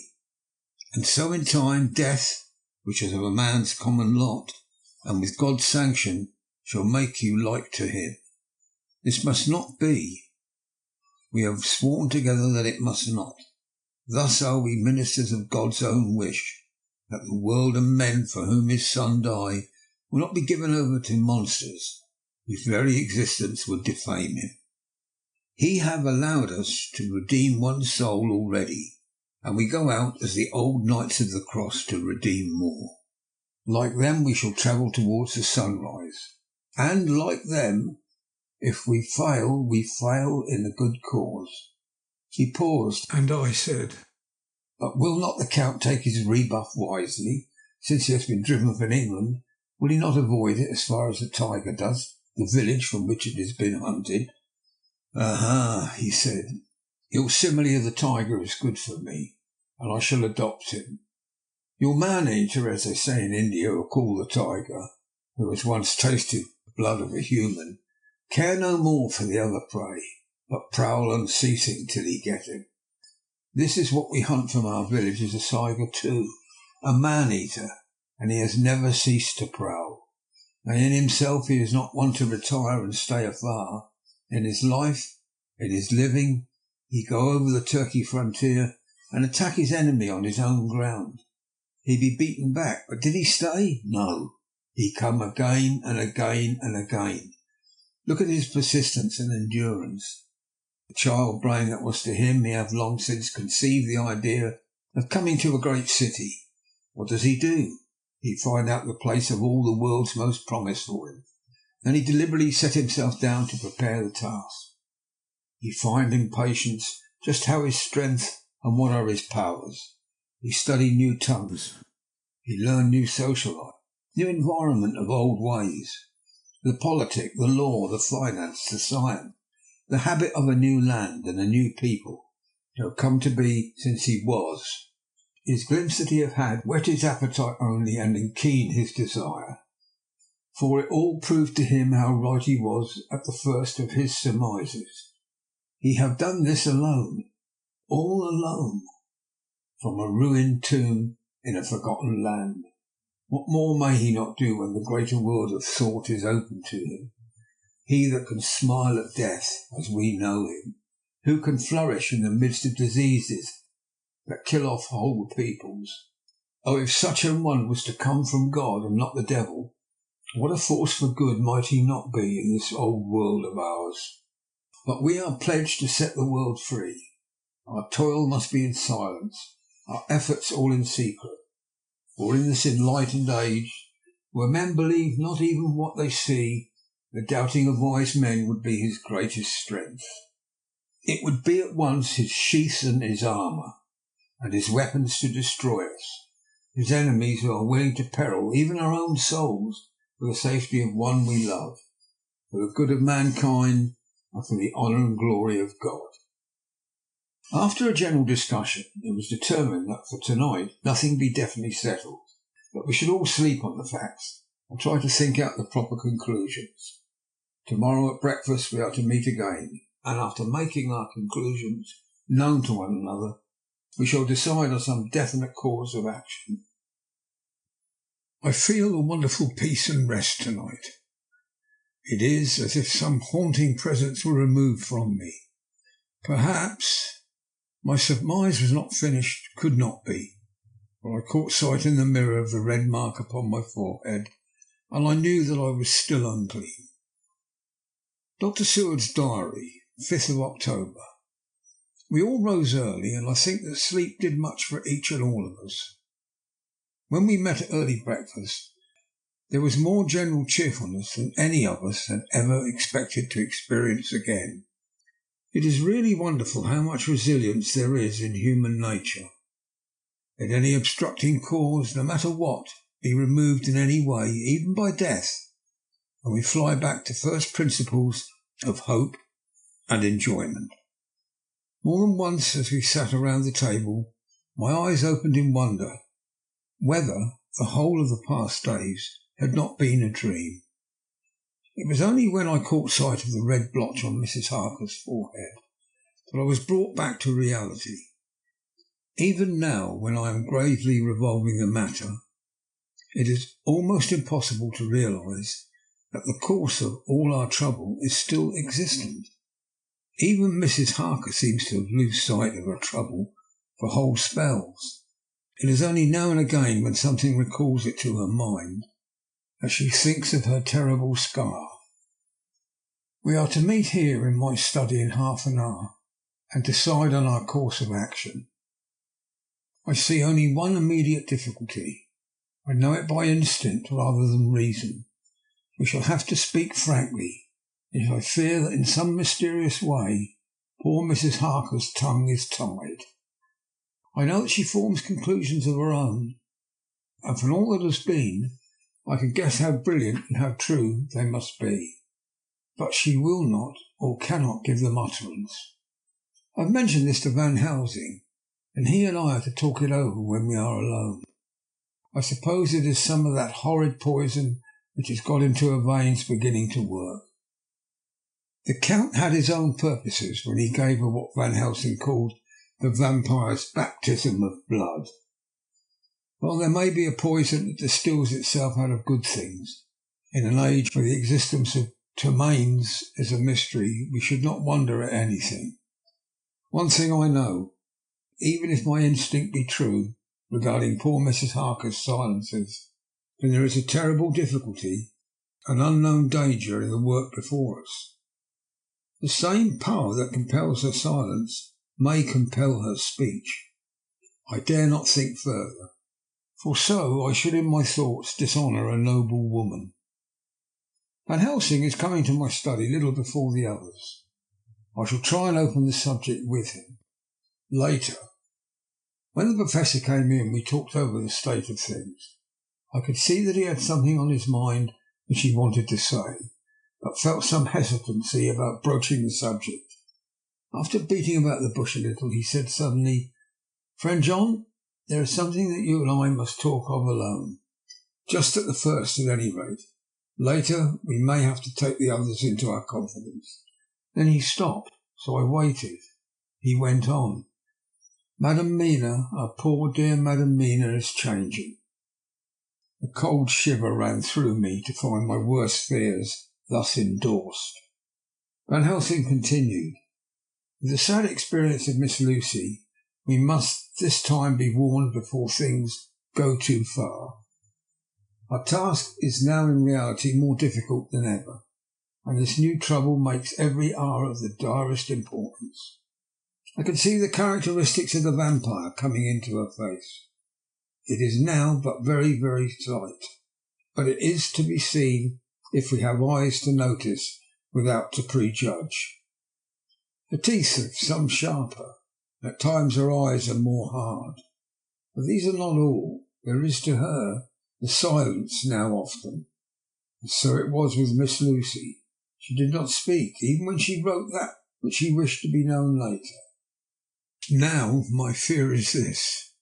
If it be that she can, by our hypnotic trance, tell what the Count see and hear, it is not more true that he who hath hypnotized her first, and who have drink of her very blood, and make her drink of his, should, if he will, compel her mind to disclose to him that which she know. I nodded acquiescence. He went on. Then what we must do to prevent this, we must keep her ignorant of our intent, so that she cannot tell what she know not. This is a painful task, oh so painful that it heartbreak me to think of, but it must be done. When today we meet, I must tell her that for reason which we will not to speak, she must not be of our counsel, but be simply guarded by us.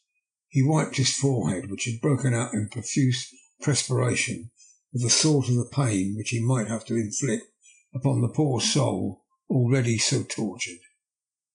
I knew that it would be some sort of comfort to him if I told him that I also had come to the same conclusion, or at any rate it would take away the pain of doubt.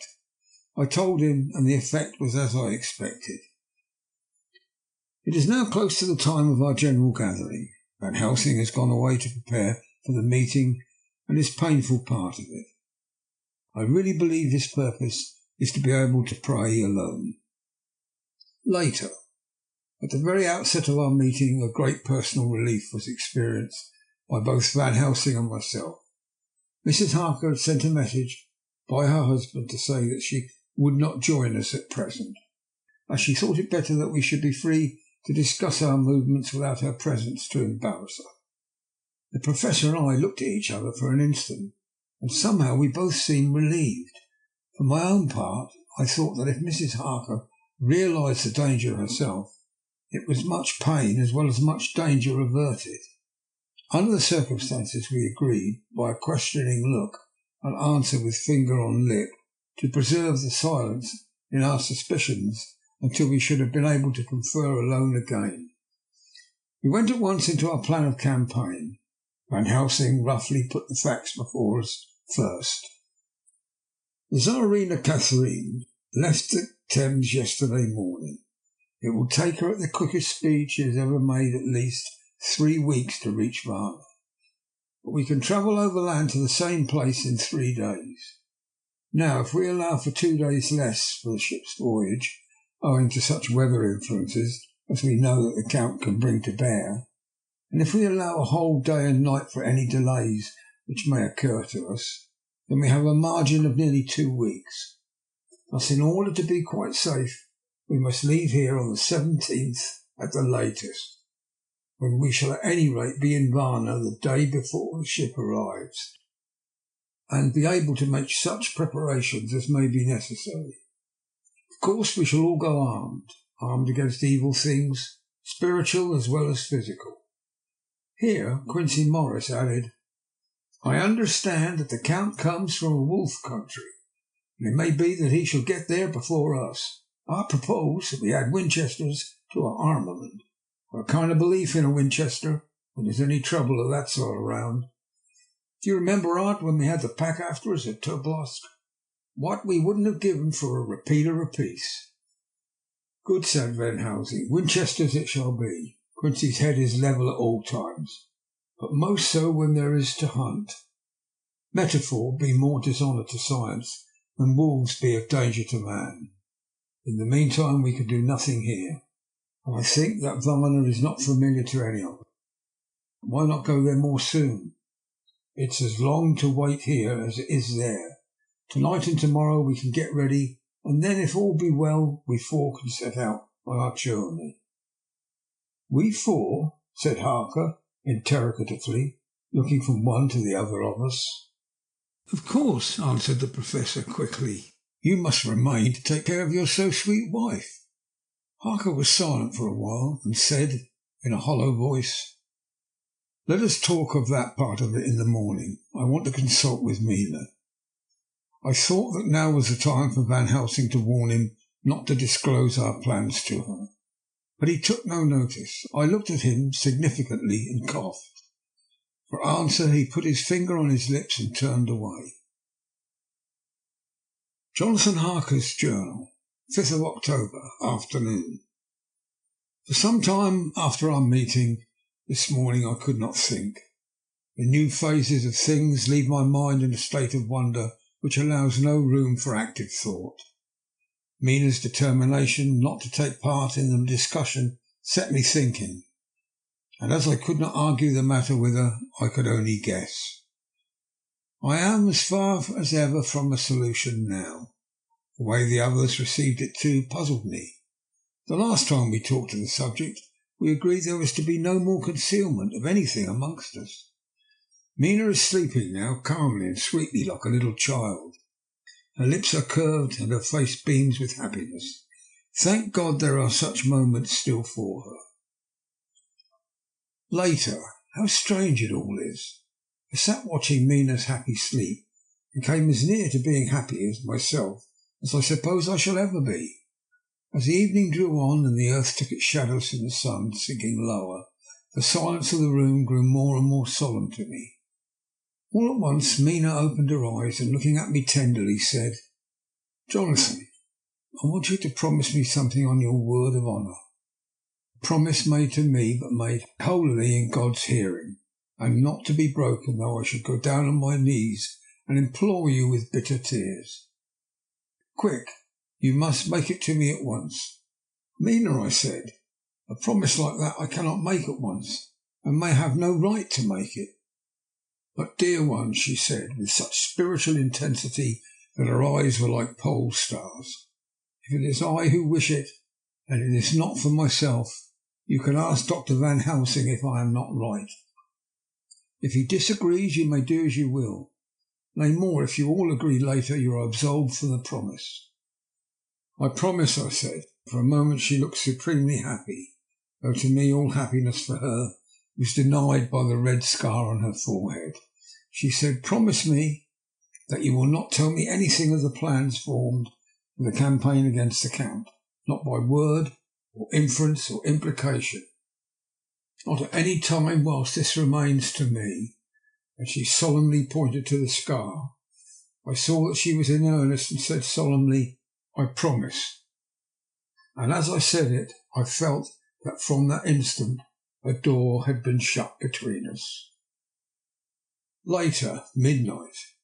Mina has been bright and cheerful all the evening, so much so that all the rest seemed to take courage, as if infected somewhat with her gaiety. As a result, even I myself felt as if the pall of gloom which weighs us down was somewhat lifted. We all retired early. Mina is now sleeping like a little child. It is a wonderful thing that her faculty of sleep remains to her in the midst of her terrible trouble. Thank God for it, for at least she can forget her cares. Perhaps her example may affect me as her gaiety did tonight. I shall try it. Oh, for a dreamless sleep. 6th of October, morning. Another surprise. Mina woke me early, about the same time as yesterday, and asked me to bring Dr. Van Helsing. I thought that this was another occasion for hypnotism, and without question went for the Professor. He had evidently expected some such call, for I found him dressed in his room.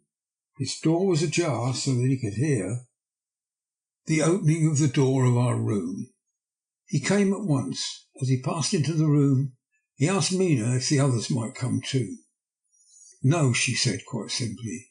It will not be necessary. You can tell them just as well. I must go with you on your journey. Dr. Van Helsing was as startled as I was. After a moment's pause, he asked, but why? You must take me with you. I am safer with you, and you shall be safer too. Why, dear Madam Mina? You know that your safety is our solemnest duty. We go into danger to which you are, or may be, more liable than any of us, from circumstances, things that have been." He paused, embarrassed. As she replied, she raised her finger and pointed to her forehead. "I know. That is why I must go. I can tell you now, whilst the sun is coming up, I may not be able again. I know that when the Count wills me, I must go. I know that if he tells me to come in secret, I must come by wile, or by any device to hoodwink even Jonathan." God saw the look that she turned upon me as she spoke, and if there be indeed a recording angel, that look is noted in her everlasting honour. I could only clasp her hand. I could not speak. My emotion was too great for even the relief of tears. She went on. "You men are brave and strong. You are strong in your numbers, for you can defy that which would break down the human endurance of one who had to guard alone. Besides, I may be of service, since you can hypnotize me and so learn that which even myself I do not know." Van Helsing said very gravely, "Madam Mina, you are, as always, most wise. You shall with us come, and together we shall do that which we go forth to achieve." When he had spoken, Mina's long spell of silence made me look at her. She had fallen back on her pillow asleep. She did not even wake when I pulled the blind up and let in the sunlight which flooded the room. Van Helsing motioned to me to come with him quietly. We went into his room, and within a minute Lord Godalming, Dr. Seward and Mr. Morris were with us also. He told them what Mina had said and went on. "In the morning we shall leave for Varna. We now have to deal with a new factor, Madam Mina, but oh, her soul is true. It is to her an agony to tell us so much as she has done, but it is most right, and we are warned in time. There must be no chance lost, and in Varna we must be ready to act the instant when the ship arrives." "What shall we do exactly?" asked Mr. Morris laconically. The Professor paused before replying. "We shall be at the first board that ship. Then, when we have identified the box, we shall place a branch of the wild rose on it. This we shall fasten, for when it is there none can emerge, so at least says the superstition. And to superstition we must trust at first. It was man's faith in the early, and have its root in faith still. Then, when we get the opportunity that we seek, when none are near to see, we shall open the box, and all will be well." "I shall not wait for any opportunity," said Morris. "When I see the box I shall open it and destroy the monster, though there were 1,000 men looking on, and if I am to be wiped out for it in the next moment." I grasped his hand instinctively, and found it as firm as a piece of steel. I think he understood my look. I hope he did. "Good boy," said Dr. Van Helsing. "Brave boy. Quincy is all man. God bless him for it. My child, believe me, none of us shall lag behind or pause from any fear. I do but say that we may do what we must do. But indeed, we cannot say what we shall do. There are so many things which may happen, and their ways and their ends are so various that until that moment we may not say. We shall all be armed in all ways, and when the time for the end has come, our efforts shall not be lack. Now let us today put all our affairs in order. Let all things which touch on others dear to us, and who on us depend, be complete, for none of us can tell what or when or how the end may be. As for me, my own affairs are regulate, and as I have nothing else to do, I shall go and make arrangements for the travel. I shall have all the tickets and so forth for our journey." There was nothing further to be said, and we all parted. I shall now settle up all my affairs of earth and be ready for whatever may come. Later, it is all done. My will is made and all complete. Mina, if she survive, is my sole heir. If it should not be so, then the others who have been so good to us shall have the remainder. It is now drawing towards the sunset. Mina's uneasiness calls my attention to it. I am sure that there is something on her mind which the time of exact sunset will reveal.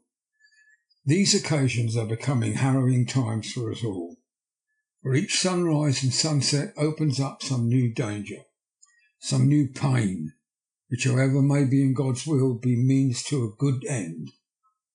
I write all these things in the diary, since my darling must not hear them now. But if it may be that she can see them again, they shall be ready. She is calling to me. Chapter 25. Dr. Seward's Diary. 11th of October, evening. Jonathan Harker has asked me to note this, as he says that he is hardly equal to the task, and he wants an exact record kept. I think that none of us were surprised when we were asked to see Mrs. Harker a little before the time of sunset. We have of late come to understand that sunrise and sunset are to her times of peculiar freedom, when her old self can be manifest without any controlling force, subduing or restraining her, or inciting her to action. This mood or condition begins some half an hour or more before actual sunrise or sunset, and lasts till either the sun is high or whilst the clouds are still aglow with the rays streaming above the horizons. At first there is sort of a negative condition, as if some tie were loosened, and then the absolute freedom quickly follows. When, however, the freedom ceases, the change back or relapse comes quickly, preceded only by a spell of warning silence. Tonight, when we met, she was somewhat constrained, and bore all the signs of an internal struggle.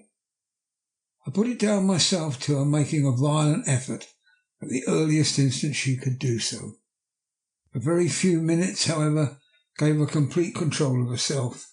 Then, motioning to her husband to sit beside her on the sofa where she was half reclining, she made the rest of us bring chairs up close.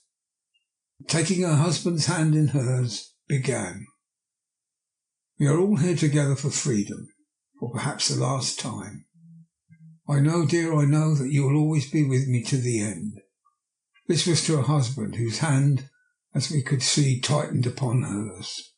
In the morning we go out upon our task, and God alone knows what may be in store for any of us. You're going to be so good to me as to take me with you.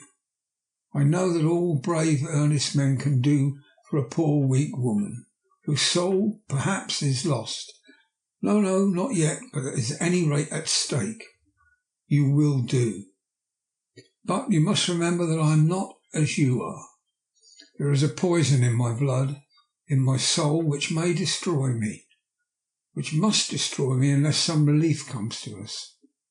Oh, my friends, you know as well as I do that my soul is at stake, and though I know that there is one way out for me, you must not, and I must not take it. She looked appealingly to us all in turn, beginning and ending with her husband. What is that way? Asked Van Helsing in a hoarse voice. What is that way which we may not take? That I may die now, either by my own hand or that of another, before the greater evil is entirely wrought. I know, and you know, that once I were dead, you could and would set free my immortal spirit, even as you did my poor Lucy's. Were death, or the fear of death, the only thing that stood in the way, I would not shrink to die here, now, amongst the friends who love me. But death is not all. I cannot believe that to die in such a case, when there is hope before us and a bitter task to be done, is God's will. Therefore I, on my part, give up here the certainty of eternal rest, and go out into the dark, where may be the blackest things that the world or the nether world holds. We were all silent, for we knew instinctively that this was only a prelude. The faces of the others were set, and Harker's grew ashen grey. Perhaps he guessed better than any of us what was coming. She continued, "This is what I can give into the hotchpot." I could not but note the quaint legal phrase which she used in such a place, and with all seriousness. "What will each of you give? Your lives, I know," she went on quickly. "That is easy for brave men. Your lives are God's and you can give them back to him. But what will you give to me? She looked again questioningly, but this time avoided her husband's face. Quincy seemed to understand. He nodded and her face lit up. And I shall tell you plainly what I want, for there must be no doubtful matter in this connection between us now. You must promise me, one and all, even you, my beloved husband, that should the time come, you will kill me. What is that time? The voice was Quincy's, but it was low and strained. When you shall be convinced that I am changed, that it is better that I die, that I may live. When I am thus dead in the flesh, then you will, without a moment's delay, drive a stake through me and cut off my head, or do whatever else may be wanting to give me rest. Quincy was the first to rise after the pause. He knelt out before her, and taking her hand in his, said solemnly, I'm only a rough fellow who hasn't perhaps lived as a man should to win such a distinction, but I swear to you by all that I hold sacred and dear, that should the time ever come, I shall not flinch from the duty that you have set us. And I promise you, too, that I shall make all certain, for I am only doubtful, I shall take it that the time has come. And I promise you, too, that I shall make all certain, for if I am only doubtful, I shall take it that the time has come. My true friend was all she could say amid her fast-falling tears, as bending over she kissed his hand. I swear the same, my dear Madam Mina, said Van Helsing. And I, said Lord Godalming, each of them in turn, kneeling to her to take the oath. I followed myself. Then her husband turned to her, one-eyed and with a greenish pallor, which subdued the snowy whiteness of his hair, and asked, And again, must I too make such a promise, O my wife? You too, my dearest, she said, with infinite yearning of pity in her voice and eyes. You must not shrink. You are the nearest and dearest in all the world to me, but our souls are knit into one, for all life and all time.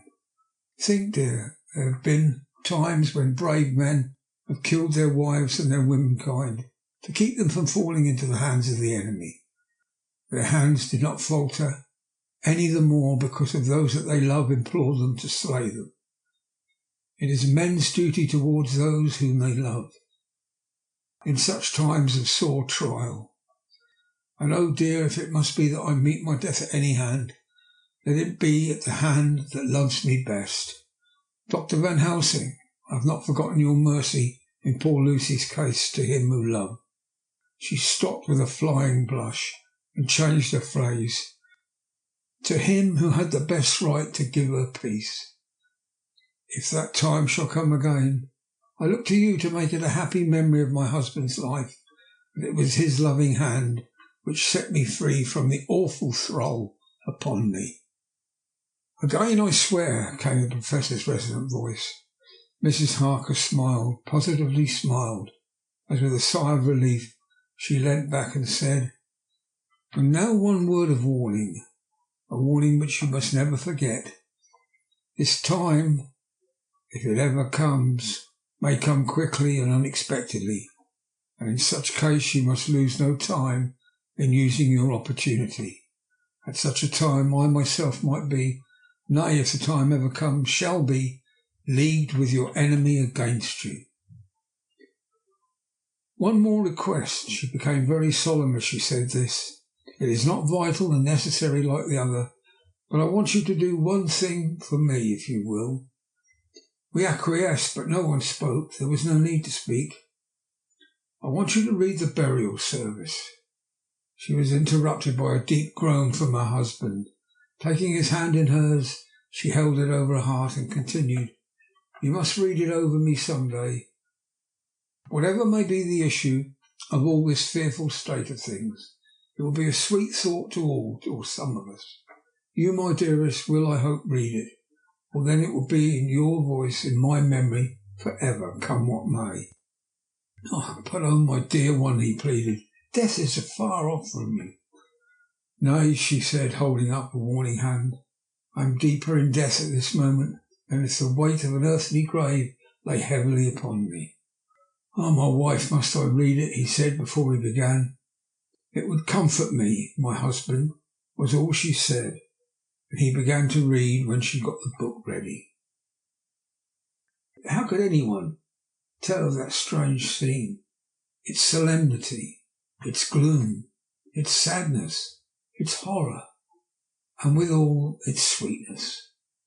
Even a sceptic who can see nothing but a travesty of bitter truth in anything holy or emotional would have been melted to the heart had he seen that little group of loving and devoted friends kneeling round that stricken and sorrowing lady, or heard the tender passion of a husband's voice, as in tones so broken with emotion that often he had to pause, he read the simple and beautiful service from the burial of the dead.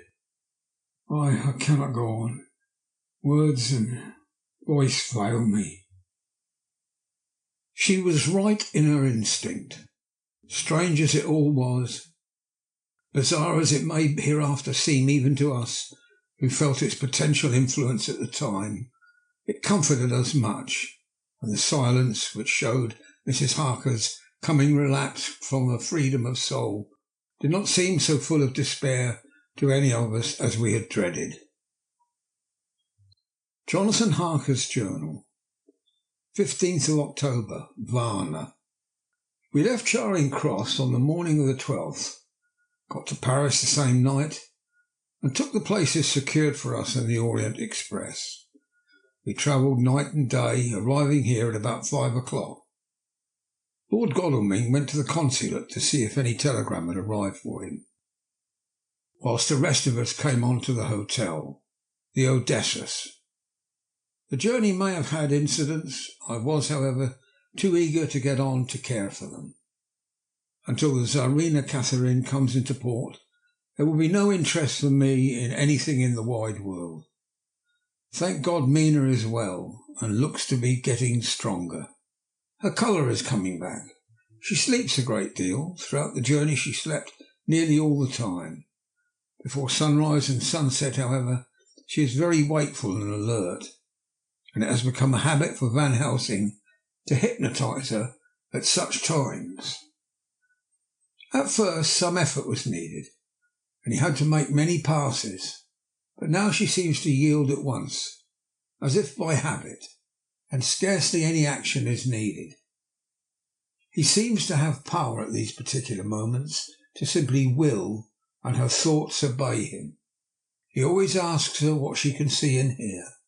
She answers to the first, "Nothing, all is dark," and to the second, "I can hear the waves lapping against the ship, and the water rushing by.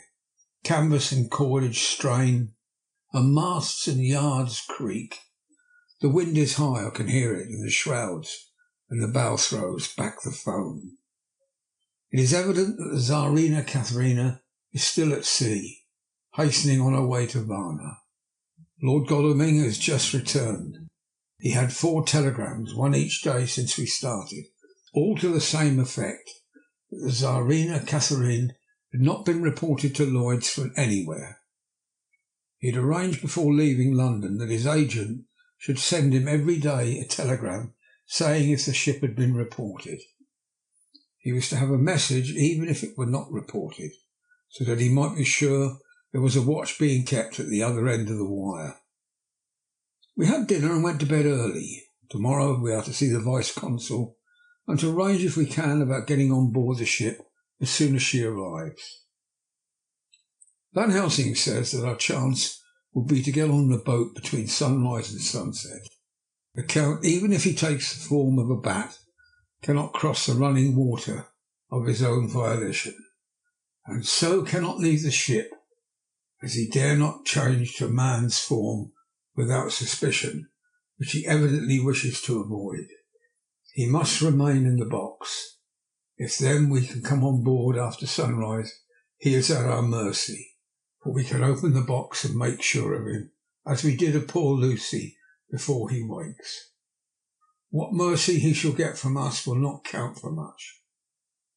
We think that we shall not have much trouble with officials or the seamen, thank God. This is a country where bribery can do anything, and we are all well supplied with money. We have only to make sure the ship cannot come into port between sunset and sunrise without our being warned, and we should be safe. Judge Moneybag will settle this case, I think. 16th of October. Mina's report is still the same. Lapping waves, rushing water, darkness and favouring winds. We are evidently in good time, and when we hear of the Tsarina Catherine, we shall be ready. As she must pass the Dardanelles, we are sure to have some report. 17th of October. Everything is pretty well fixed now, I think, to welcome the Count on his return from his tour. Godalming told the shippers that he fancied that the box sent aboard might contain something stolen from a friend of his, and got a half consent that he might open it at his own risk. The owner gave him a paper telling the captain to give him every facility in doing whatever he chose on board the ship, and also a similar authorization to his agent at Varna. We have seen the agent, who was much impressed with Godalming's kindly manner to him, and we are all satisfied that whatever he can do to aid our wishes will be done. We have already arranged what to do in case we get the box open. If the Count is there, Van Helsing and Seward will cut off his head at once and drive a stake through his heart. Morris and Godalming and I shall prevent interference, even if we have to use the arms which we shall have ready. The Professor says that if we can so treat the Count's body, it will soon after fall into dust. In such case there would be no evidence against us, in case any suspicion of murder were aroused. But even if it were not, we should stand or fall by our act, and perhaps some day this very script may be evidence to come between some of us and a rope. For myself, I should take the chance only too thankfully, if it were to come. We mean to leave no stone unturned to carry out our intent. We have arranged with certain officials that the instant the Tsarina Catherine is seen, we are to be informed by a special messenger. 24th of October. A whole week of waiting. Daily telegrams to Godalming, but only the same story, not yet reported. Mina's morning and evening hypnotic answer is unvaried. Lapping waves, rushing water, and creaking masts. Telegram, October the 24th. Rufus Smith, Lloyd's, London, to Lord Godalming, care of HBM, Vice-Consul, Varna. Tsarina Catherine reported this morning from the Dardanelles. Dr. Seward's diary. 25th of October. How I miss my phonograph. To write a diary with a pen is irksome to me, but Van Helsing says I must. We were all wild with excitement yesterday when Godalming got his telegram from Lloyd's. I know now what men feel in battle when the call to action is heard. Mrs. Harker, alone in our party, did not show any signs of emotion. After all, is it not strange that she did not? For we took special care not to let her know anything about it, and we all tried not to show any excitement when we were in her presence. In old days she would, I am sure, have noticed, no matter how we might have tried to conceal it. But in this way she has greatly changed during the last 3 weeks. The lethargy grows upon her, and although she seems strong and well, and is getting back some of her colour, Van Helsing and I are not satisfied. We talk of her often. We have not, however, said a word to the others. It would break poor Harker's heart, certainly his nerve, if he knew that we had even a suspicion on the subject. Van Helsing examines, he tells me, her teeth very carefully while she is in the hypnotic condition, for he says that so long as they do not begin to sharpen, there is no active danger in her. If this change should come, it would be necessary to take steps. We both know what those steps would have to be, though we do not mention our thoughts to each other. We should neither of us shrink from the task, awful though it be to contemplate. Euthanasia is an excellent and comforting word. I'm grateful to whoever invented it. It is only about 24 hours sail from the Dardanelles to here. At the rate the Tsarina Catherine has come from London, she should arrive sometime in the morning. But as she cannot possibly get in before then, we are all about to retire early. We shall get up at 1 o'clock so as to be ready. 25th of October, noon. No news yet of the ship's arrival. Mrs. Harker's hypnotic report this morning was the same as usual, so it is possible that we may get news at any moment. We men are all in a fever of excitement, except Harker, who is calm. His hands are cold as ice. And an hour ago I found him wetting the edge of the great Gurkha knife which he now always carries with him. It will be a bad lookout for the Count if the edge of that cookery ever touches his throat, driven by that stern, ice-cold hand. Van Helsing and I were a little alarmed about Mrs. Harker today. About noon she got into a sort of lethargy which we did not like. Although we kept silence to the others, we were neither of us happy about it. She had been restless all the morning, so that we were all at first glad to know she was sleeping. When, however, her husband mentioned casually that she was sleeping so soundly that he could not wake her, we went into her room to see for ourselves. She was breathing naturally and looked so well and peaceful that we all agreed that sleep was better for her than anything else. Poor girl, she has so much to forget. It is no wonder that sleep, if it brings oblivion to her, does her good. Later. Our opinion was justified. When after a refreshing sleep of some hours she woke up, she seemed brighter and better than she had been for days. At sunset she made the usual hypnotic report. Wherever he may be in the Black Sea, the Count is hurrying to his destination, to his doom, I trust. 26th of October. Another day and no tidings of the Tsarina Catherine. She ought to be here by now. That she is still journeying somewhere is apparent, for Mrs. Harker's hypnotic report at sunrise was still the same. It is possible that the vessel may be lying by.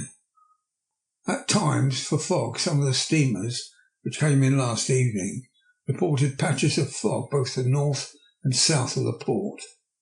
We must continue our watching, as the ship may now be signalled at any moment. 27th of October, noon. Most strange. No news yet of the ship. We wait, for Mrs. Harker reported last night, and this morning as usual, lapping waves and rushing water, though she added that the waves were very faint. Telegrams from London have been the same, no further report. Van Helsing is terribly anxious and told me just now that he fears the Count is escaping us. He added significantly, I do not like that lethargy of Madame Mina's. Souls and memories can do strange things during a trance. I was about to ask him more, but Harker just then came in, and he held up a warning hand. We must try tonight at sunset to make her speak more fully when in her hypnotic state. 28th of October. Telegram, Rufus Smith, London, to Lord Godalming, care of HBM Vice Consul, Varna. The Tsarina Catharina reported entering Galatz at 1 o'clock today. 28th of October. When the telegram came announcing the arrival to Galatz, I don't think it was such a shock to any of us as might have been expected. True, we did not know whence or how or when the bolt would come. I think we all expected that something strange would happen. The delay of the arrival at Varna made us individually satisfied that things would not just be as we had expected. We only waited to learn where the change would occur. Nonetheless, however, it was a surprise. I suppose that the nature of work on such a hopeful basis that we believe against ourselves that things will be as they ought to be, not as we should know that they will be.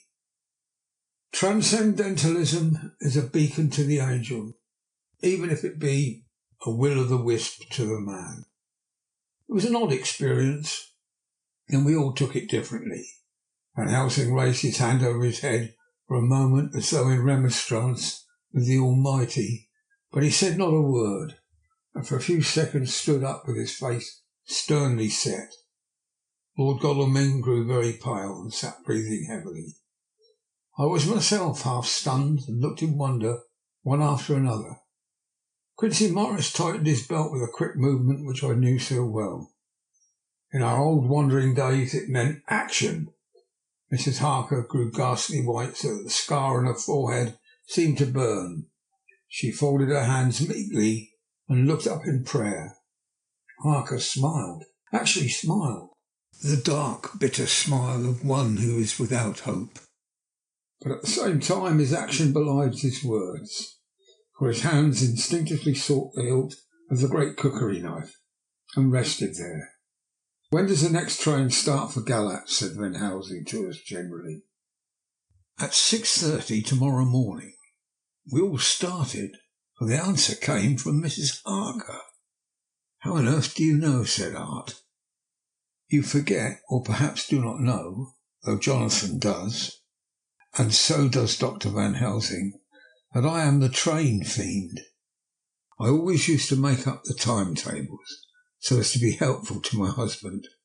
I found it so useful sometimes that I always make a study of the timetables now. I knew that if anything were to take us to Castle Dracula, we should go by Galatz, or at any rate through Bucharest. So I learned the times very carefully, and happily there are not many to learn, as the only train tomorrow leaves as I say." "Wonderful woman," muttered the Professor. "Can we get a special?" asked Lord Godalming. Van Helsing shook his head. "I fear not. The land is very different from yours or mine. Even if we did have a special, it would probably not arrive as soon as our regular train. Moreover, we have something to prepare. We must think. Now let us organise. You, friend Arthur, go to the train and get the tickets, and arrange that all be ready for us to go in the morning. Do you, friend Jonathan, go to the agent of the ship and get from him letters to the agent in Galatz, with authority to make search of the ship just as it was here. Morris, Quincy, you see the vice-consul and get his aid with his fellow in Galatz, and all he can do to make our way smooth, so that no times be lost when over the Danube. John will stay with Madam Mina and me, and we shall consult. For so, if time be long, you may be delayed, and it will not matter when the sun sets, since I am here with Madam to make report." "And I," said Mrs. Harker brightly, and more like her old self than she had been for many a long day, "shall try to be of use in all ways, and I shall think and write for you as I used to do. Something is shifting from me in some strange way, and I feel freer than I have been of late." The three younger men looked happier at the moment, as they seemed to realise the significance of her words. But Van Helsing and I, turning to each other, met each a grave and troubled glance. We said nothing at the time, however. When the three men had gone out to their tasks, Van Helsing asked Mrs. Harker to look up the copy of the diaries and find him the part of Harker's journal at the castle. She went away to get it. When the door was shut upon her, he said to me, "We mean the same. Speak out. There is some change. It is a hope that makes me sick, for it may deceive us." "Quite so. Do you know why I asked her to get the manuscript?" "No," said I, "unless it was to get an opportunity to be alone." "You are in part right, friend John, but only in part. I want to tell you something. I know, my friend, I am taking a great, terrible risk, but I believe it is right. The moment when Madam Mina said those words had arrested both our understanding, an inspiration came to me. In the trance of 3 days ago, the Count sent her his spirit to read her mind, or more like he took her to see him in his earth box, in the ship with the water rushing, just as it go free at rise in the set of sun. He learned then that we are here, for she have more to tell in her open life, with eyes to see and ears to hear than he, shut as he is in his own shut as he is in his coffin box. Now he make his most effort to escape us. At present he want her not. He is sure, with his so great knowledge, that she will come at his call. But he cut her off, take her as he can do, out of his own power, so that she should not come to him. Ah, there I have a hope that our man brains have been of man so long and have not lost the grace of God, will come higher than his child brain, that lie in his tomb for centuries, that grow not yet to our stature, and that do only work selfish and therefore small. Here comes Madam Mina. Not a word to her of her trance. She know it not, and it would overwhelm her and make despair just when we want all her hope, all her courage. When most we want all her great brain, which is trained like a man's brain, but is of sweet woman and have special power, which the Count give her, and which he may not take away altogether, though he think not so. Hush, let me speak, and you shall learn. Oh, John, my friend, we are in an awful straits. I fear as I never feared before. We can only trust the good God. Silence, here she comes. I thought that the Professor was going to break down and have hysterics, just as he had when Lucy died. But with a great effort he controlled himself, and was at perfect nervous poise when Mrs. Harker tripped into the room, bright and happy looking, and in the doing of work seemingly forgetful of her misery. As she came in, she handed a number of sheets of typewriting to Van Helsing. He looked them over gravely, his face brightening up as he read. Then, holding the pages between his fingers and thumb, he said, "Friend John, to you with so much an experience already, and you too, dear Madam Mina, here is a lesson. Do not fear ever to think. A half thought has been buzzing often in my brain, but I fear to let him loose his wings. Here, now, with more knowledge, I go back to where that half thought came from, and I find that he be no half thought at all, but a whole thought, not so young that he is not yet strong, to use little wings, nay, the ugly duck of my friend Hans Andersen. He be no duck thought at all, but a big swan thought, that sail nobly on big wings, when the time come for him to try them. See, I read here what Jonathan have written. That other of his race, who in a later age, again and again, brought his forces over the great river into Turkeyland, who, when he was beaten back, came again and again and again, though he had to come alone from the bloody field where his troops were being slaughtered, since he knew that he alone could ultimately triumph. What does this tell us? Not much? No. Count's child thoughts see nothing, therefore he speaks so free. Your man thoughts see nothing, my man thoughts see nothing, till just now. No, but there comes another word from someone who speak without thought, because she too know not what it mean, what it might mean, just as there are elements which rest, yet when in nature's course they move on their way and they touch, then poof, and there comes a flash of light heaven wide that blind and kill and destroy some, but that show up all earth below for leagues and leagues. Is it not so?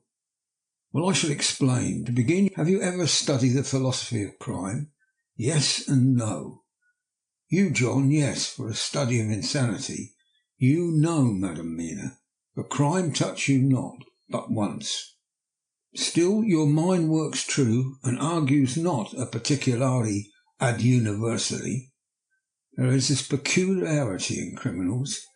It is so constant in all countries and all times, that even police, who know not much from philosophy, come to know it empirically. That is to be empiric. The criminal always work at one crime. That is the true criminal who seems to predestinate to crime and who will of none other. This criminal has not a full man brain. He is clever, cunning, and resourceful, but he be not of a man's stature as to brain. He be of a child brain in much. Now this criminal of ours is predestinate to crime also. He too have child brain, and is of the child brain to do what he have done. The little bird, the little fish, the little animal learn not by principle, but empirically, and when he learn to do, there is to him the ground to start from to do more. Dos post sto, said Archimedes, give me a fulcrum, and I shall move the world. To do once is the fulcrum, whereby a child brain become a man brain, and until he have the purpose to do more, he continue to do the same again every time, just as he have done before. Oh, my dear, I see that your eyes are opened, and that to you the lightning flash show all the league. For Mrs. Harker began to clap her hands, and her eyes sparkled. He went on. Now you shall speak.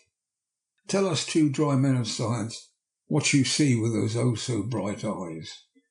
He took her hand and held it while she spoke, his finger and thumb close on her pulse, as I thought instinctively and unconsciously as she spoke.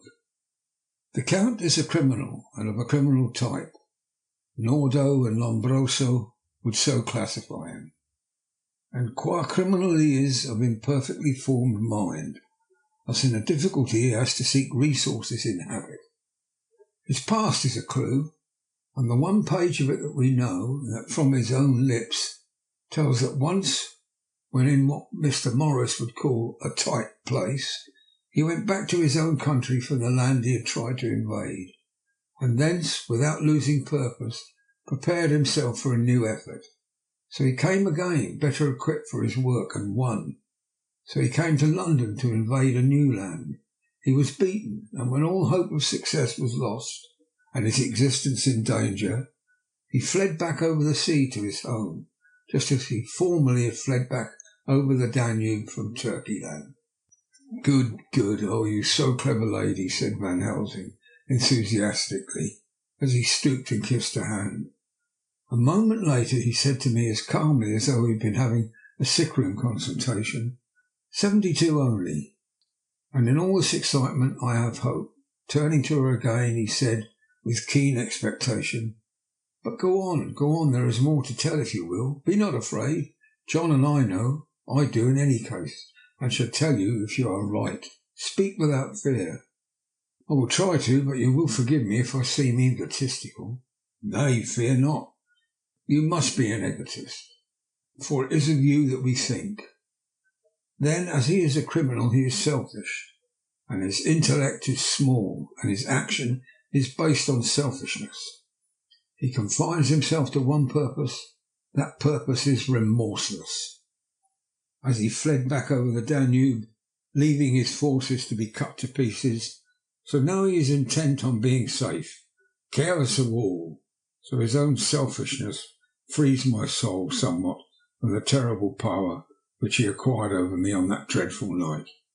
I felt it, oh, I felt it. Thank God for his great mercy. My soul is freer than it has been since that awful hour, and all that haunts me is a fear lest in some trance or dream he may have used my knowledge for his ends. The Professor stood up. He has so used your mind, and by it he has left us here in Varna, whilst the ship that carried him rushed through the enveloping fog up to Galatz, where doubtless he had made preparation for escaping from us.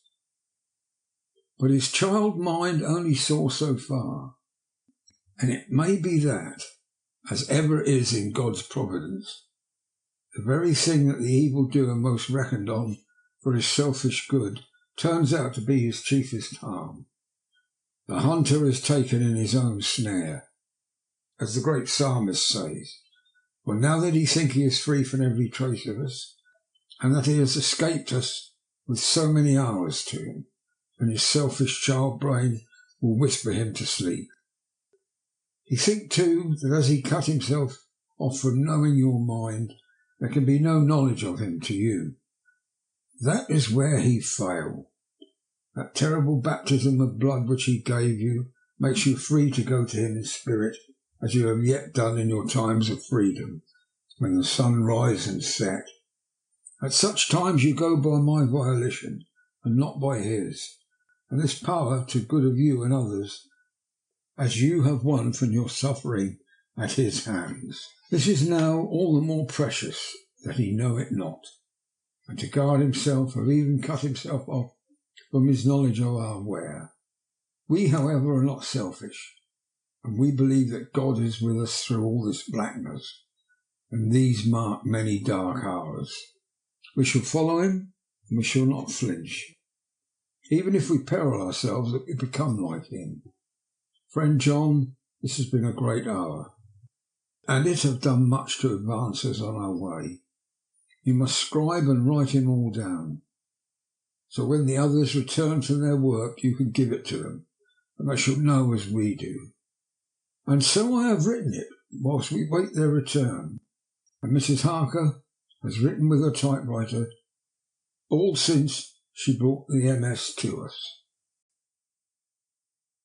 Chapter 26. Dr. Seward's Diary. 29th of October. This is written in the train from Varna to Galatz. Last night we all assembled a little before the time of sunset. Each of us had done his work as well as he could. So far as thought and endeavour and opportunity go, we are prepared for the whole of our journey and our work when we get to Galatz.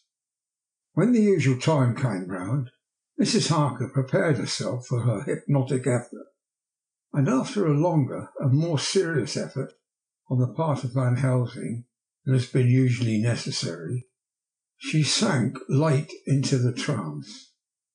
Usually she speaks on a hint, but this time the Professor had to ask her questions before we could learn anything.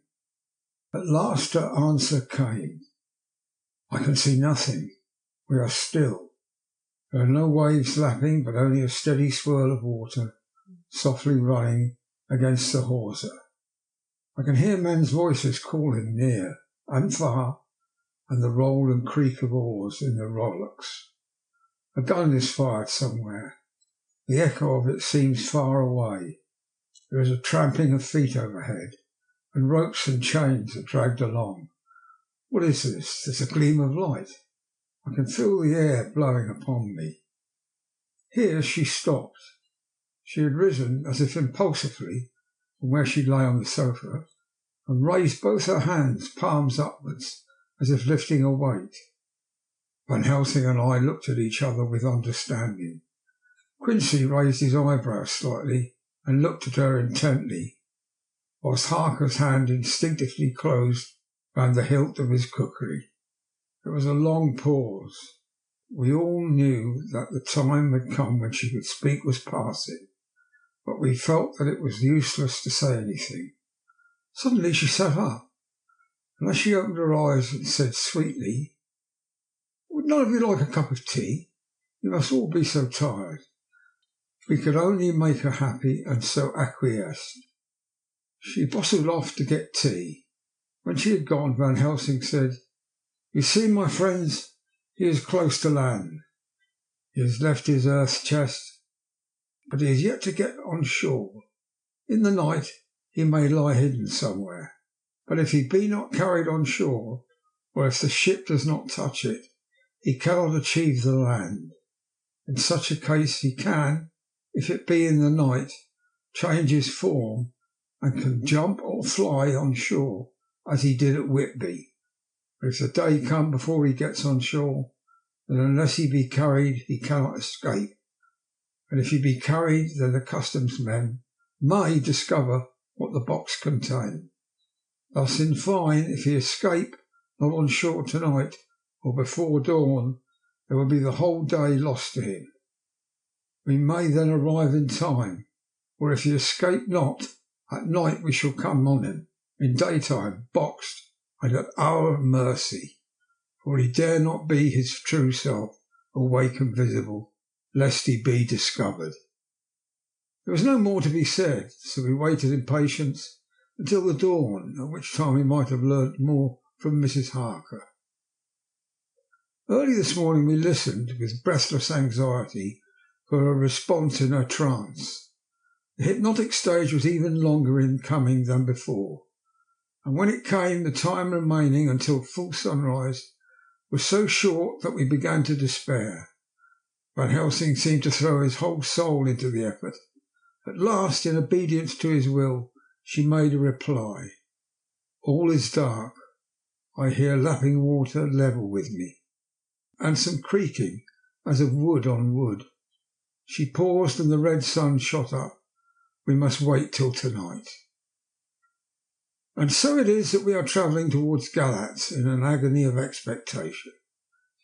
We are due to arrive between 2 and 3 in the morning, but already at Bucharest we are 3 hours late, so we cannot possibly get in till well after sun-up. Thus we shall have 2 more hypnotic messages from Mrs. Harker. Either or both may possibly throw more light on what is happening. Later. Sunset has come and gone. Fortunately, it came at a time when there was no distraction, for had it occurred whilst we were at station, we might not have secured the necessary calm and isolation. Mrs. Harker yielded to the hypnotic influence even less readily than this morning. I am in fear that her power of reading the Count's sensations may die away just when we want it the most. It seems to me that her imagination is beginning to work. While she has been in the trance hitherto, she has confined herself to the simplest of facts. If this goes on, it may ultimately mislead us. I thought that the Count's power over her would die away equally with her power of knowledge. It would be a happy thought, but I am afraid that it may not be so. When she did speak, her words were enigmatical. Something is going out. I can feel it past me, like a cold wind. I can hear far off confused sounds, as of men talking in strange tongues, fierce falling water, and the howling of wolves. She stopped, and a shudder ran through her, increasing in intensity for a few seconds, till at the end she shook as though in a palsy. She said no more, even in answer to the Professor's imperative questioning. When she woke from the trance, she was cold and exhausted and languid, but her mind was all alert.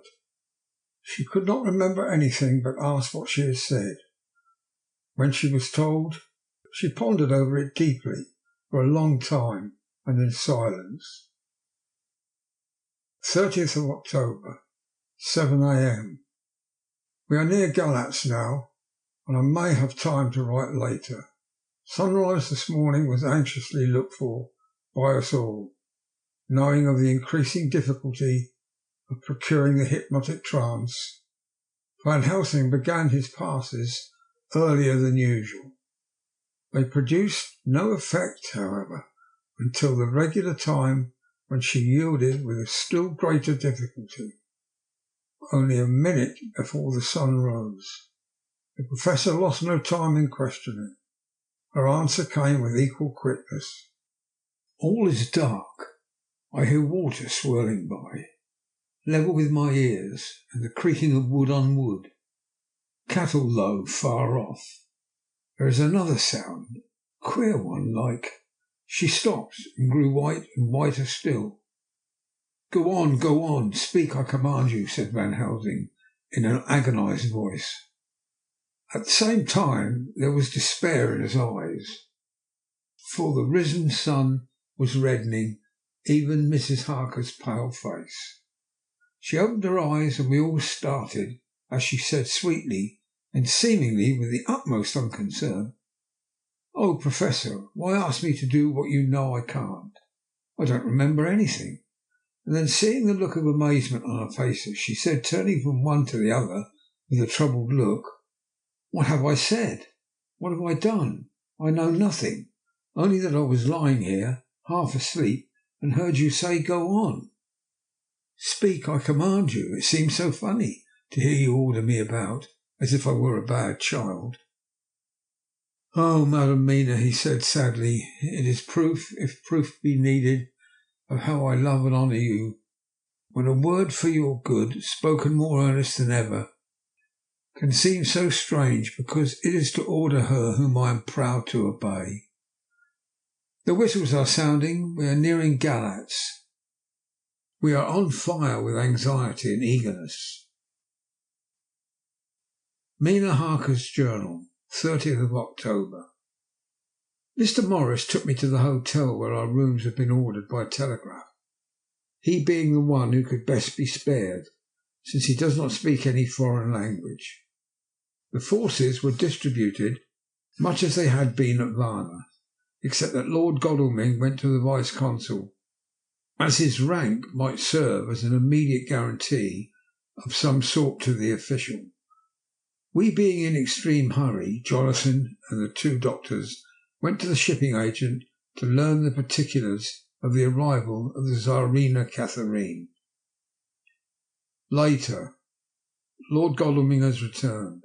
The consul is away and the vice-consul sick, so the routine work has been attended to by a clerk, and he was very obliging and offered to do anything in his power. Jonathan Harker's Journal, 30th of October.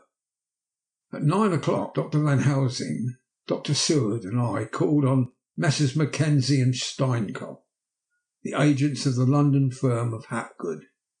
They had received a wire from London in answer to Lord Godalming's telegraph request, asking us to show them any civility in their power. They were more than kind and courteous.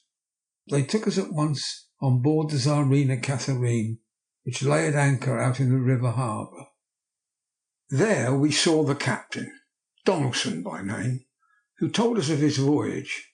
He said that in all his life he had never had so favourable a run. "Man," he said, "but it made us afeard, for we expected that we should have to pay for it with some rare piece of ill luck, so as to keep up the average. It's no canny to run frae London to the Black Sea wi' a wind against ye, and although the devil himself were a blowing on your sail for his own purposes, and at the time we could not speir a thing. Gin we were nigh a ship or a port or a headland, a fog fell on us, and travelled wi' us, till when after it had lifted we looked out, the devil a thing could we see. We ran by Gibraltar without being able to signal, and until we came to the Dardanelles, and had to wait to get our permit to pass, we were never within hail of aught. At first I inclined to slack off sail and beat about till the fog was lifted, but whiles I thought that the devil was minded to get us into the Black Sea quick, he was like to do it whether we would or no.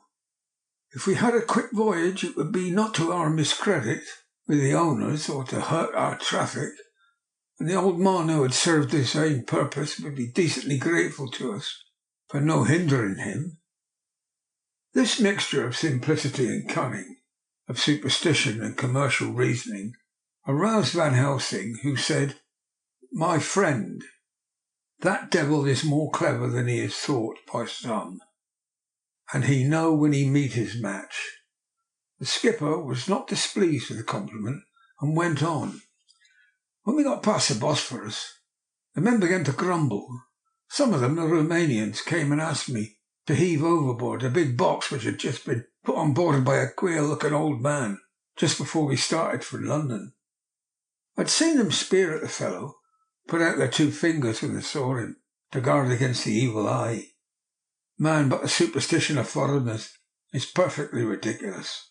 I sent them about their business pretty quick, but just after, a fog closed in on us.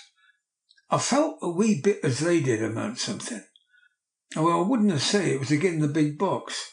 Well, on we went, and as the fog didn't let up for 5 days, I just let the wind carry us, for if the devil wanted to get somewheres, well, he would fetch it up a reef, and if he didn't, well, we'd keep a sharp lookout anyhow. Sure enough, we had a fair way, and deep water all the time, and 2 days ago, when the morning sun came through the fog, we found ourselves just in the river opposite Galatz. The Romanians were wild and wanted me, right or wrong, to take out the box and fling it into the river. I had an argy with them about it with a handspike, and when the last of them rose off the deck with his head in his hand, I had convinced them that the evil eye, or no evil eye, the property and the trust of my owners, were better in my hands than in the river Danube. I had, mind ye, taken the box on the deck, ready to fling in, and as it was marked Galatz via Varna, I thought I'd let it lie till we discharged at the port, get rid of it altogether. We didn't do much clearing that day, had to remain at night by the anchor. But in the morning, braw and early, an hour before sun-up, a man came aboard with an order written to him from England to receive a box marked for one Count Dracula. Sure enough, the matter was one ready for his hand. He had his papers all right, and glad I was to be rid of that damn thing, for I was beginning myself to feel uneasy about it. If the devil did have any luggage aboard that ship, I'm thinking it was none other than that same. What was the name of the man who took it off? Asked Dr. Van Helsing with restrained eagerness. I'll be telling ye quick, he answered, and stepping down to his cabin produced a receipt signed Emanuel Hildesheim. Bergenstrasse 16 was the address. We found out that this was all the captain knew, so with thanks we came away. We found Hildesheim in his office, a Hebrew of rather the Adelphi theatre type, with a nose like a sheep and a fez. His arguments were pointed with specie we doing the punctuation, and with a little bargaining he told us what he knew. This turned out to be simple but important. He had received a letter from Mr. Deville of London, telling him to receive, if possible, before sunrise to avoid customs, a box which would arrive at Galatz in the Tsarina Catherine. This he was to give in charge to a certain Petrov Skinsky, who dealt with the Slovaks who traded down the river to the port. He had been paid for his work by an English banknote, which had been duly cashed for gold at the Danube International Bank. When Skinsky had come to him, he'd taken him to the ship and handed over the box so as to save porterage, and that was all he knew. We then sought for Skinsky, but were unable to find him. One of his neighbours, who did not seem to bear him any affection, said that he had gone away 2 days before, and no one knew whither. This was corroborated by his landlord, who had received by messenger the key of the house together with the rent due in English money. This had been between 10 and 11 o'clock last night. We were at a standstill again. Whilst we were talking, one came running and breathlessly gasped out that the body of Skinsky had been found inside the well of the churchyard of St. Peter, and that the throat had been torn open as if by some wild animal. Those we had been speaking with ran off to see the horror, the women crying out, "This is the work of a Slovak." We hurried away lest we should have been in some way drawn into the affair and so detained. As we came home we could arrive at a definite conclusion. We were all convinced that the box was on its way by water to somewhere, but where that might be we would have to discover. With heavy hearts we came home to the hotel to Mina. When we met together, the first thing was to consider as to taking Mina again into our confidence. Things are getting desperate, and it is a last chance, though a hazardous one. As a preliminary step, I was released from my promise to her.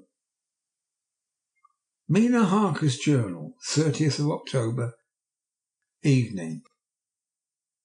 They were so tired and worn out and dispirited, there was nothing to be done till they had some rest, so I asked them all to lie down for half an hour, whilst I should enter everything up to the moment.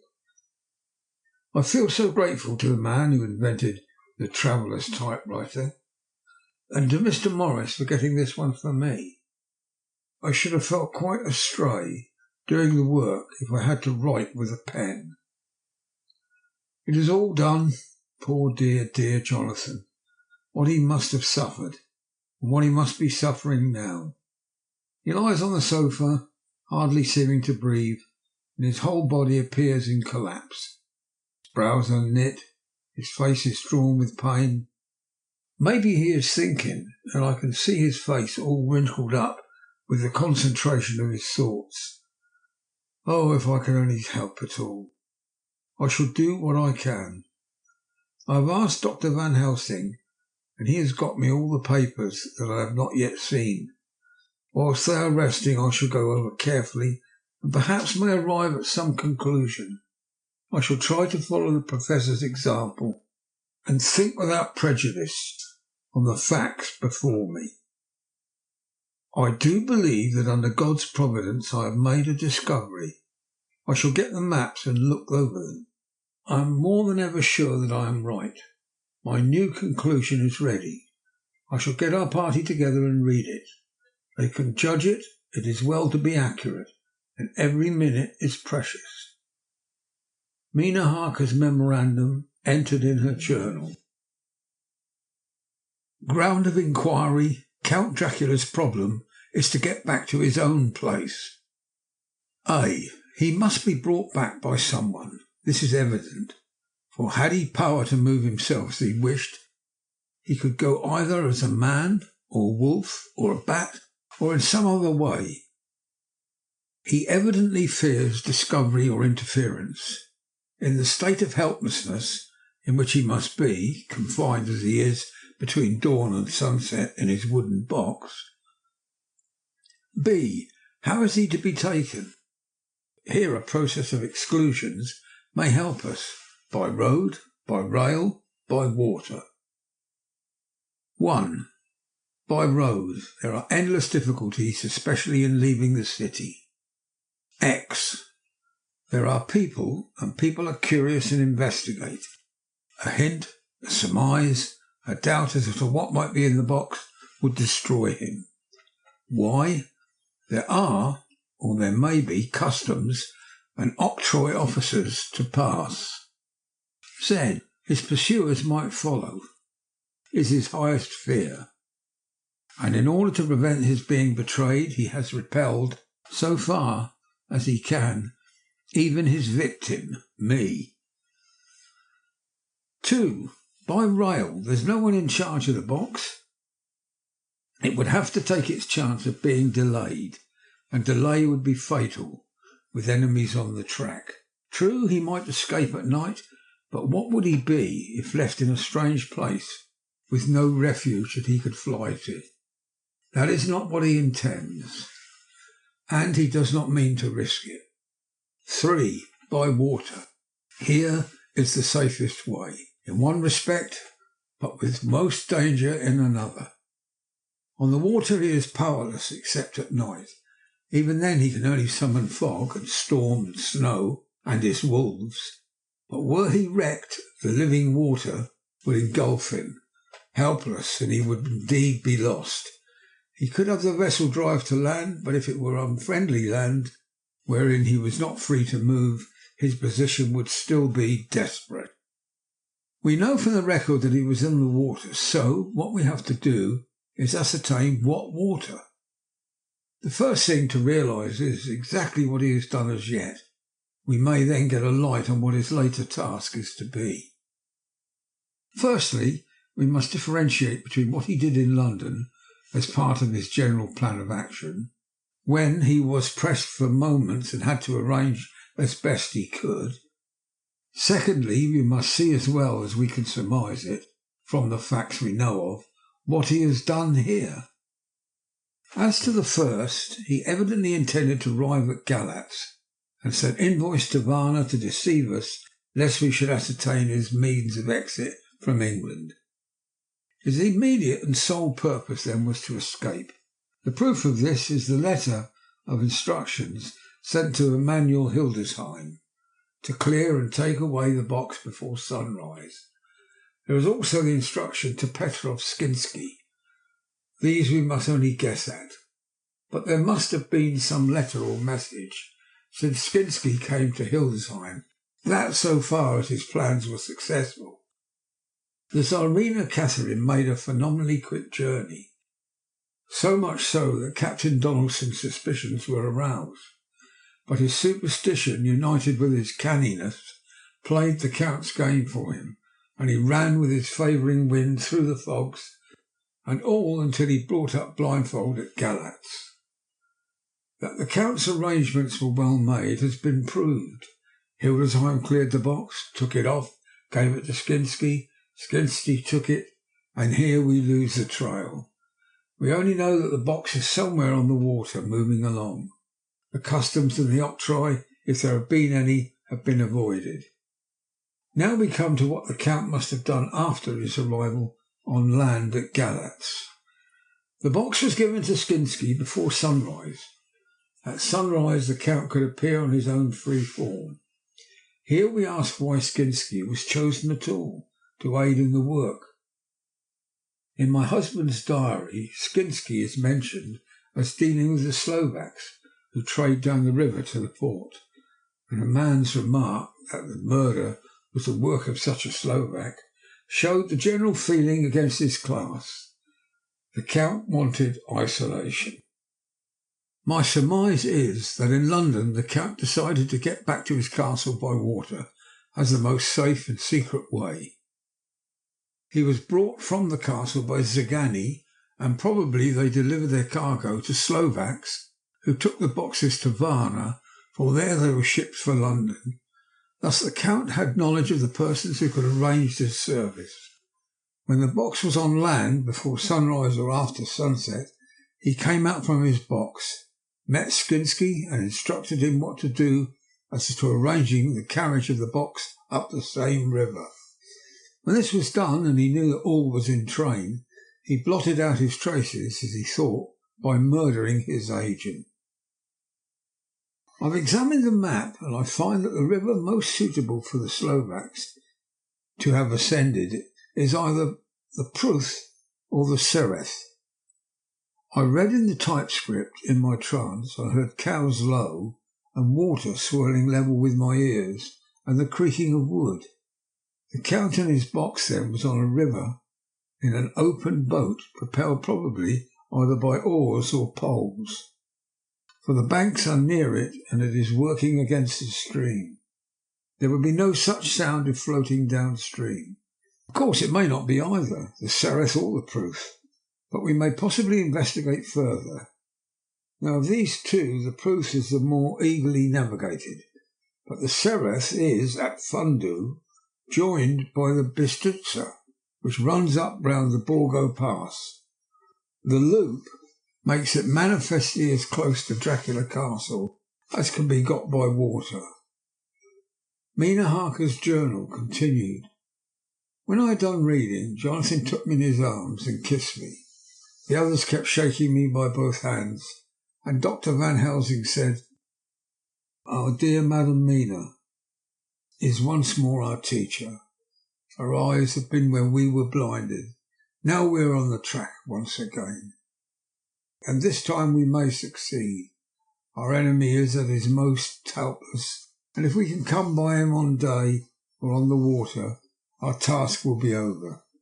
He has a start, but he is powerless to hasten, as he may not leave his box, lest those who carry him may suspect. For them to suspect would be to prompt them to throw him in the stream where he perish. This he knows and will not. Now, men, to our council of war, for here and now we must plan what each and all shall do." "I shall get a steam launch and follow him," said Lord Godalming. "And I, horses to follow on the bank, lest by chance he land," said Mr. Morris. "Good," said the Professor, "both good. But neither must go alone. There must be a force to overcome, force if need be. The Slovak is strong and rough, and he carries rude arms. All their men smile, for amongst them they carried a small arsenal." Said Mr. Morris, "I brought some Winchesters. They're pretty handy in a crowd, and there may be wolves. The Count, if you remember, took some other precautions.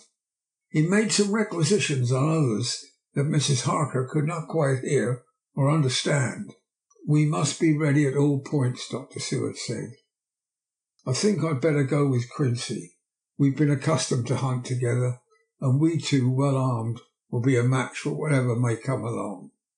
You must not be alone, Art. It may be necessary to fight the Slovaks. And a chance thrust, for I don't suppose these fellows carry guns, would undo our plans. There must be no chances this time. We shall not rest until the Count's head and body have been separated, and we are sure that he cannot reincarnate. He looked at Jonathan as he spoke, and Jonathan looked at me. I could see that the poor dear was torn about in his mind. Of course he wanted to be with me. Then the boat's service would most likely be one which would destroy the vampire. Why did I hesitate to write the word? He was silent a while, and during his silence Dr. Van Helsing spoke. Friend Jonathan, this is to you for twice reasons. First, because you are young and brave and can fight, and all your energies may be needed at the last. It is your right to destroy him, that which has wrought such woe as to you and yours. Be not afraid for Madam Mina. She will be in my care, and if I may, I am old. My legs are not so quick as to run as once, and I am not so used to ride so along or pursue as need be, or to fight with lethal weapons. But I can be of other service. I can fight in another way, and I can die if need be, as well as younger men. Now let me say that what I would is this.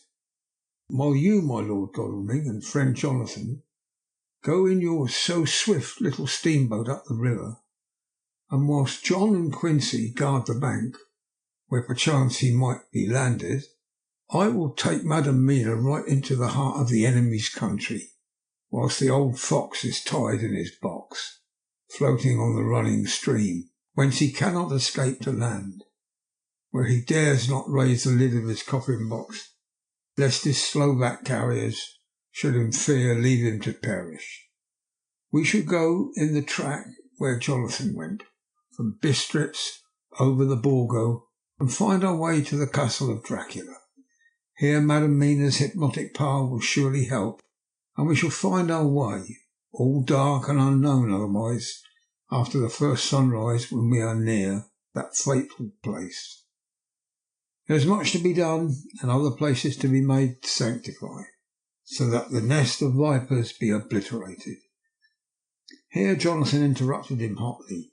Do you mean to say, Professor Van Helsing, that you would bring Mina, in her sad case and tainted as she is, with that devil's illness, right into the jaws of his death trap? Not in the world. Never.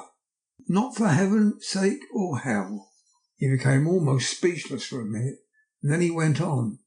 Do you know what the place is? Have you seen that awful den of hellish infamy, with the very moonlight alive with grisly shapes, and every speck of dust that whirls in the wind a devouring monster in embryo? Have you felt the vampire's lips upon your throat? Here he turned to me, and as his eyes lit on my forehead, he threw up his arms with a cry. Oh, my God, what have we done to have this terror upon us? And he sank down on the sofa in a collapse of misery. The Professor's voice, as he spoke in clear, sweet tones, which seemed to vibrate in the air, calmed us all. Oh, my friend, it is because I would save Madam Mina for that awful place that I would go. God forbid that I should take her into that place. There is work, wild work to be done there, and her eyes may not see. We men here, all save Jonathan, have seen with their own eyes what is to be done before that place can be purified. Remembering that we are in terrible straits, if the Count escape us this time, and he is strong and subtle and cunning, he may choose to sleep in for a century. And then in time, my dear one, he took my hand, would come to him to keep him company, and you would be as those others that you, Jonathan, saw. You have told us of their gloating lip, You heard their ribald laugh as they clutched the moving bag that the Count threw to them. You shudder, and well may it be. Forgive me that I make you so much pain, but it is necessary. My friend, is it not a dire need for the which I am giving, possibly my life? If it were that, and only one went into that piece to stay, it is I who would have to go and keep them company. Do as you will, said Jonathan, with a sob that shook him all over. We are in the hands of God. Later. Oh, it did me good to see the way that these brave men worked. How can woman help loving man when they are so earnest and so true and so brave? And too, it made me think of the wonderful power of money. What can it not do when it is properly applied? And what might it do when basely used? I felt so thankful that Lord Godalming is rich, and that both he and Mr. Morris, who also has plenty of money, are willing to spend it so freely. For if they did not, our little expedition could not start either so promptly or so well equipped as it will in another hour. It is not 3 hours since it was arranged what part of each of us was to do. And now Lord Godalming and Jonathan have a lovely steam launch, with their steam up ready to start at a moment's notice. Dr. Seward and Mr. Morris have half a dozen good horses, well appointed. We have all the maps and appliances of various kinds that can be had. Professor Van Helsing and I are to leave by the 11:40 train tonight for Veresti, where we are to get a carriage to drive to the Borgo Pass. We are bringing a good deal of ready money, as we are to buy a carriage and horses. We shall drive ourselves, for we have seen no one whom we can trust in the matter. The Professor knows something of a great many languages, so we shall get on all right. We have all got arms, even for me, a large bore revolver. Jonathan would not be happy unless I was armed like the rest. Alas, I cannot carry one arm that the rest do. The scar on my forehead forbids that. Dear Dr. Van Helsing comforts me by telling me that I am fully armed, as there may be wolves. The weather is getting colder every hour, and there are snow flurries which come and go as warnings. Later. It took all my courage to say good-bye to my darling, and we may never meet again. Courage, Mina, the Professor is looking at you keenly. His look is a warning. There must be no tears now, unless it may be that God will let them fall in gladness. Jonathan Harker's Journal, December the 30th, night. I am writing this in the light from the furnace door of the steam launch. Lord Godalming is firing up. He is an experienced hand at the work, as he has had for years a launch of his own on the Thames, and another on the Norfolk Broads. Regarding our plans, we finally decided that Mina's guess was correct, and that if any waterway was chosen for the Count's escape back to his castle, the Sereth and then the Bistritza at its junction would be the one. We took it that somewhere about the 47th degree north latitude would be the place chosen for the crossing country between the river and the Carpathians. We have no fear in running at good speed up the river at night. There is plenty of water, and the banks are wide enough apart to make steaming, even in the dark, easy enough. Lord Godalming tells me to sleep for a while, as it is enough for the present for one to be on watch. But I cannot sleep. How can I, with a terrible danger hanging over my darling and her going out into that awful place? My only comfort is that we're in the hands of God. Only for that faith would it be easier to die than to live, and so be quit of all the troubles. Mr. Morris and Dr. Seward were off on their long ride before we started. They are to keep up the right bank, far enough off to get on higher lands, where they can see a good stretch of river and avoid following it of its curves. They have, for the first stages, 2 men to ride and lead their spare horses, 4 in all. so as to not excite curiosity. When they dismiss the men, which shall be shortly, they shall themselves look after the horses. It may be necessary for us to join forces. If so, they can mount our whole party. One of the saddles has a movable horn and can be easily adapted for Mina if required. It is a wild adventure we are on, here as we are rushing along through the darkness, with the cold from the river seeming to rise up and strike us, with all the mysterious voices of the night around us. It all comes home. We seem to be drifting into unknown places and unknown ways, into a whole world of dark and dreadful things. Godalming is shutting the furnace door. 31st of October, still hurrying along. The day has come, and Godalming is sleeping. I am on watch. The morning is bitterly cold. The furnace heat is grateful, although we have heavy fur coats. As yet we have passed only a few open boats, but none of them had on board any box or package of anything like the size of the one we seek. The men were scared every time we turned our electric lamp on them, and fell on their knees and prayed. 1st of November, evening. No news all day. We have found nothing of the kind which we seek. We have now passed into the Bistritza, and if we are wrong in our surmise, our chance is gone. We have overhauled every boat, big and little. Early this morning, one crew took us for a government boat and treated us accordingly. We saw in this a way of smoothing matters, so at Fundo, when the Bistritza runs into the Sereth, we've got a Romanian flag which we now fly conspicuously. With every boat we have overhauled, since then this trick has succeeded. We have had every deference shown to us, and not once any objection to whatever we choose to ask to do. Some of the Slovaks tell us that a big boat passed them, going at more than the usual speed, as she had a double crew on board. This was before they came to Fundu, so they could not tell us whether the boat turned into the Bistritza or continued on up the Sereth. At Fundu we could not hear of any such boat, so she must have passed there in the night.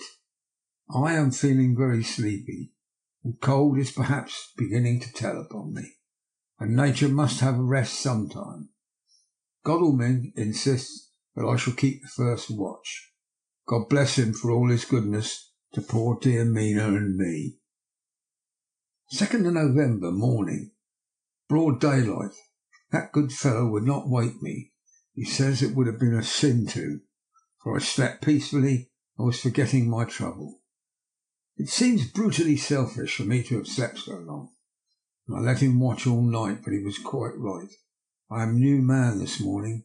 As I sit there and watch him sleeping, I can do all that is necessary, both as to minding the engine, steering, and keeping watch. I can feel that my strength and energy are coming back to me. I wonder where Mina is now in Van Helsing. They should have got to Varetzi about noon on Wednesday.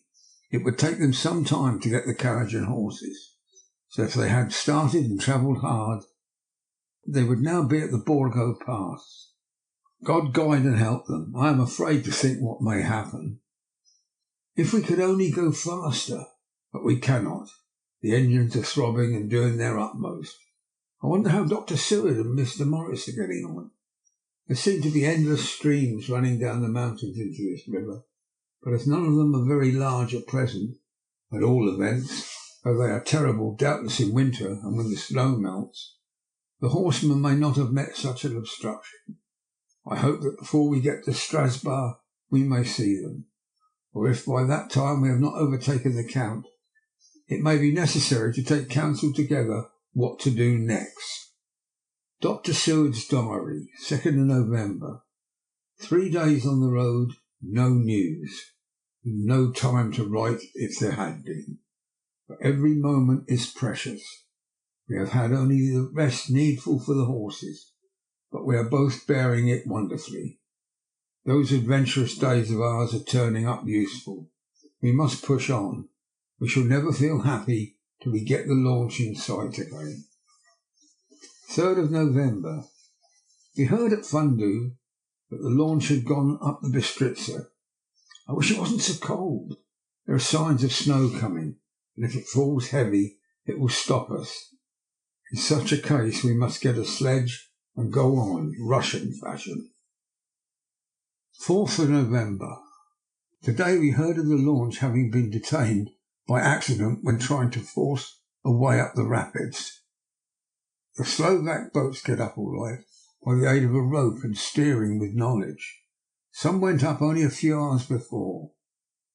Godalming is an amateur fitter himself, and evidently it was he who put the launch in trim again. Finally they got up the rapids all right with local help and are off on the chase afresh.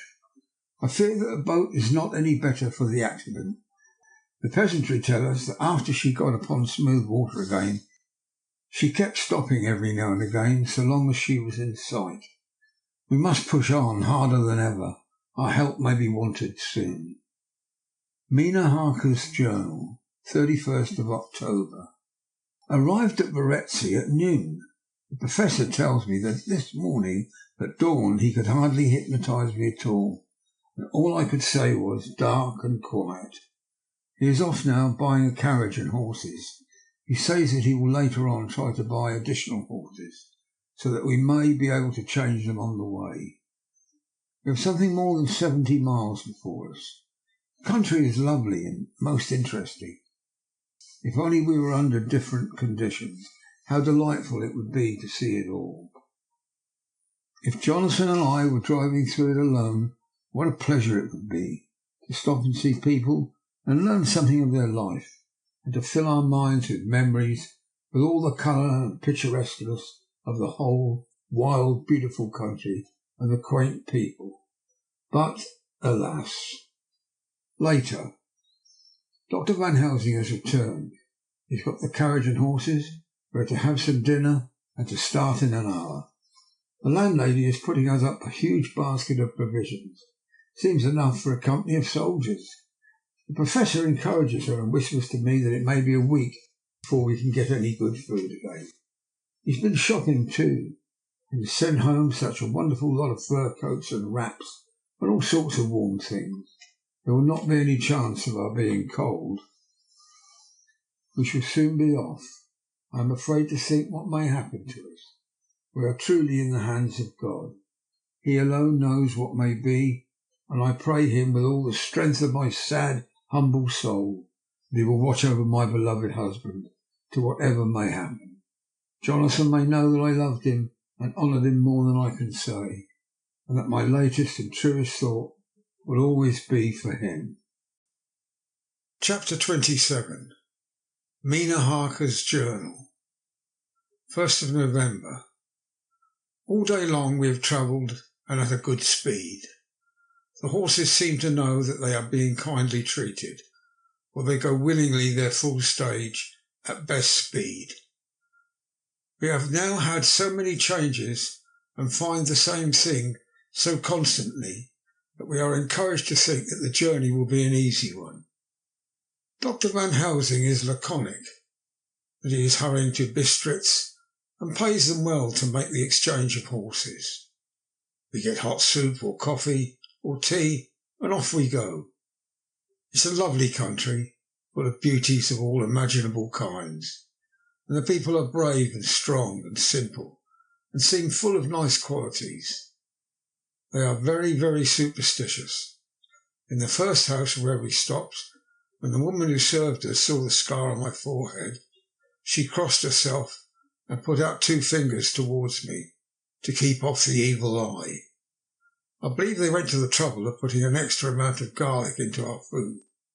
But I can't abide garlic. Ever since then I have taken care not to take off my hat or veil, and so have escaped their suspicions. We are travelling fast, and as we have no driver with us to carry tales, we go ahead of scandal, but I dare say that the fear of the evil eye will follow hard behind us all the way. The professor seems tireless. All day he would not take any rest, though he made me sleep for a long spell. At sunset time he hypnotised me, and he says that I answered as the usual darkness, lapping water and creaking wood. So our enemy is still on the river.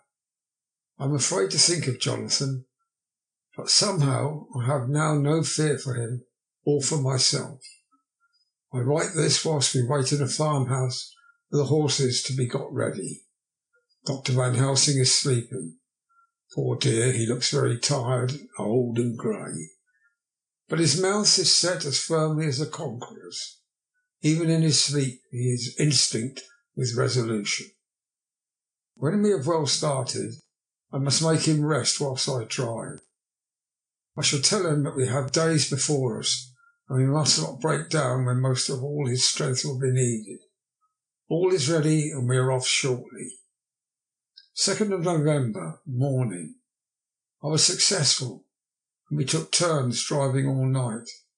Now the day is on us, bright though cold.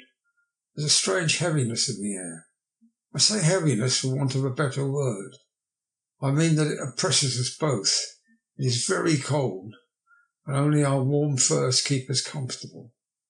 At dawn Van Helsing hypnotised me. He says I answered darkness, creaking wood and roaring water. So the river is changing as they ascend. I do hope that my darling will not run any chance of danger, more than need be, but we are in God's hand. 2nd of November, night. All day long driving. The country gets wilder as we go, and the great spurs of the Carpathians, which at Varetzi seem so far from us and so low on the horizon, now seem to gather round us and tower in front. We both seem in good spirits. I think we make an effort each to cheer the other. In the doing so we cheer ourselves. Dr. Van Helsing says that by morning we shall reach the Borgo Pass. The houses are very few here now, and the professor says that the last horse we got will have to go on with us, as we may not be able to change. He got 2 in addition to the 2 we changed, so that now we have a rude 4 in hand. The rear horses are patient and good. They give us no trouble. We are not worried with other travellers, and so even I can drive. We shall get to the pass in daylight. We do not want to arrive before, so we take it easy, and have each a long rest in turn. But what will tomorrow bring us? We go to seek the place where my poor darling suffered so much. God grant that we may be guided all right, and that he will deign to watch over my husband and those dear to us both, and who are in such deadly peril. As for me, I am not worthy of his sight. Alas, I am unclean to his eyes, and shall be until he may deign to let me stand forth in his sight as one of those who have not incurred his wrath. Memorandum by Abraham Van Helsing. 4th of November. This to my old and true friend, John Seward, M.D., of Purfleet, London. In case I may not see him, it may explain. It is morning, and I write by a fire which all the night I have kept alive. Madam Mina aiding me. It is cold, cold, so cold that the very grey, heavy sky is full of snow, which, when it falls, will settle for all winter, as the ground is hardening to receive it. It seems to have affected Madam Mina. She has been so heavy of head all day that she was not like herself. She sleeps and sleeps and sleeps. She, who is usually so alert, have done nothing, literally nothing all the day. She even have lost her appetite. She make no entry in her little diary. She who writes so faithful at every pause. Something whisper to me that all is not well. However, tonight she is more vif. Her long sleep all day have refreshed and restored her. Well, now she is all sweet and bright as ever. At sunset I tried to hypnotise her, but alas, with no effect. The power has grown less and less with each day, and tonight it failed me altogether. Well, God's will be done, whatever it may be, and whithersoever it may lead. Now to the historical. For as Madam Mina write not in her stenography, I must, so that in my cumbrous old fashion, so that each day of us may not go unrecorded. We got to the Borgo Pass just after sunrise yesterday morning. When I saw the signs of the dawn, I got ready for the hypnotism. We stopped our carriage and got down so that there might be no disturbance. I made a couch with furs, and Madam Mina, lying down, yielded herself as usual, but more slow and more short time than ever, to the hypnotic sleep. As before came the answer, darkness and the swirling of water. Then she woke, bright and radiant. We go on our way, and soon we reach the pass. At this time and place she become all on fire with zeal. Some new guiding power can be in her manifested, or she point to the road and say, "This is the way." "How know you it?" I ask. "Of course I know it," she answered with a pause. "And have not my Jonathan travelled it and wrote it in his travel?" At first I think it somewhat strange, but I soon see that there be only one such by road. It is used but little and very different from the coach road from the Bukovina to Bistritz, which is more wide and hard and of more use. So we came down this road when we meet other ways. Not always were we sure that they were the roads at all, for there be neglect and light snow have fallen. The horses know, and they only. I give rein to them, and they go on so patient. By and by we find all the strange things which Jonathan had note in that wonderful diary of him. Then we go on for long, long hours and hours. At the first I tell Madam Mina to sleep. She try and she succeed. She sleep all the time, till at the last I feel myself too suspicious grow, and make attempt to wake her. But she sleeps on, and I may not wake her though I try. I do not wish to try too hard lest I harm her, for I know that she have suffered much, and sleep at times be all in all to her. I think I drowse myself, for all of a sudden I feel guilt, as though I have done something. I find myself bolt up, with the reins in my hand, and the good horses go along, jog, jog, just as ever. I look down and find Madam Mina still asleep. It is now not far off sunset time, and over the snow the light of the sun flow in big yellow flood, so that we throw a great long shadow on where the mountain rise so steep. For we're going up and up, and all is oh so wild and rocky, as though it were the end of the world. Then I arouse Madam Mina. This time she wake up with not much trouble. Then I try to put her into hypnotic sleep, but she sleep not, being as though I were not. Still I try and try, till all at once find her and myself in dark. So I look round and find that the sun had gone down. Madam Mina laughed, and I turned and looked at her. She is now quite awake, and look as well as I ever saw her since that night at Carfax, when we first entered the Count's house. I am amazed and not at ease, but she is so bright, tender and thoughtful for me that I forget all fear. I light a fire, for we have brought a supply of wood with us, and she prepare the food, while I undo the horses and set them tethered in shelter, to feed. Then, when I return to the fire, she have my supper ready. I go to help her, then she smile and tell me that she have eat already, but she was so hungry that she could not wait. I like it not, and I have grave doubts, but I fear to affright her, and so I am silent of it. She help me, and I eat alone. Then we wrap in fur and lie beside the fire, and I tell her to sleep while I watch. But presently I forget all of watching, when I will suddenly remember that I watch. I find her lying quiet but awake, and looking at me with so bright eyes. Once, twice more, the same occur. and I get much sleep till before morning, when I wake. I try to hypnotise her, but alas, though she shut her eyes, obedient she may not sleep. The sun rise up and up, but so heavy that she will not wake. I have to lift her up and place her sleeping in the carriage when I have harnessed the horses and made all ready. Madame still asleep, and she look in her sleep more healthy, more redder than before, and I like it not. And I am afraid. I am afraid of all things, even to think, but I must go on my way. The stake we play for is life and death, or more than these, and we must not flinch. 5th of November, morning.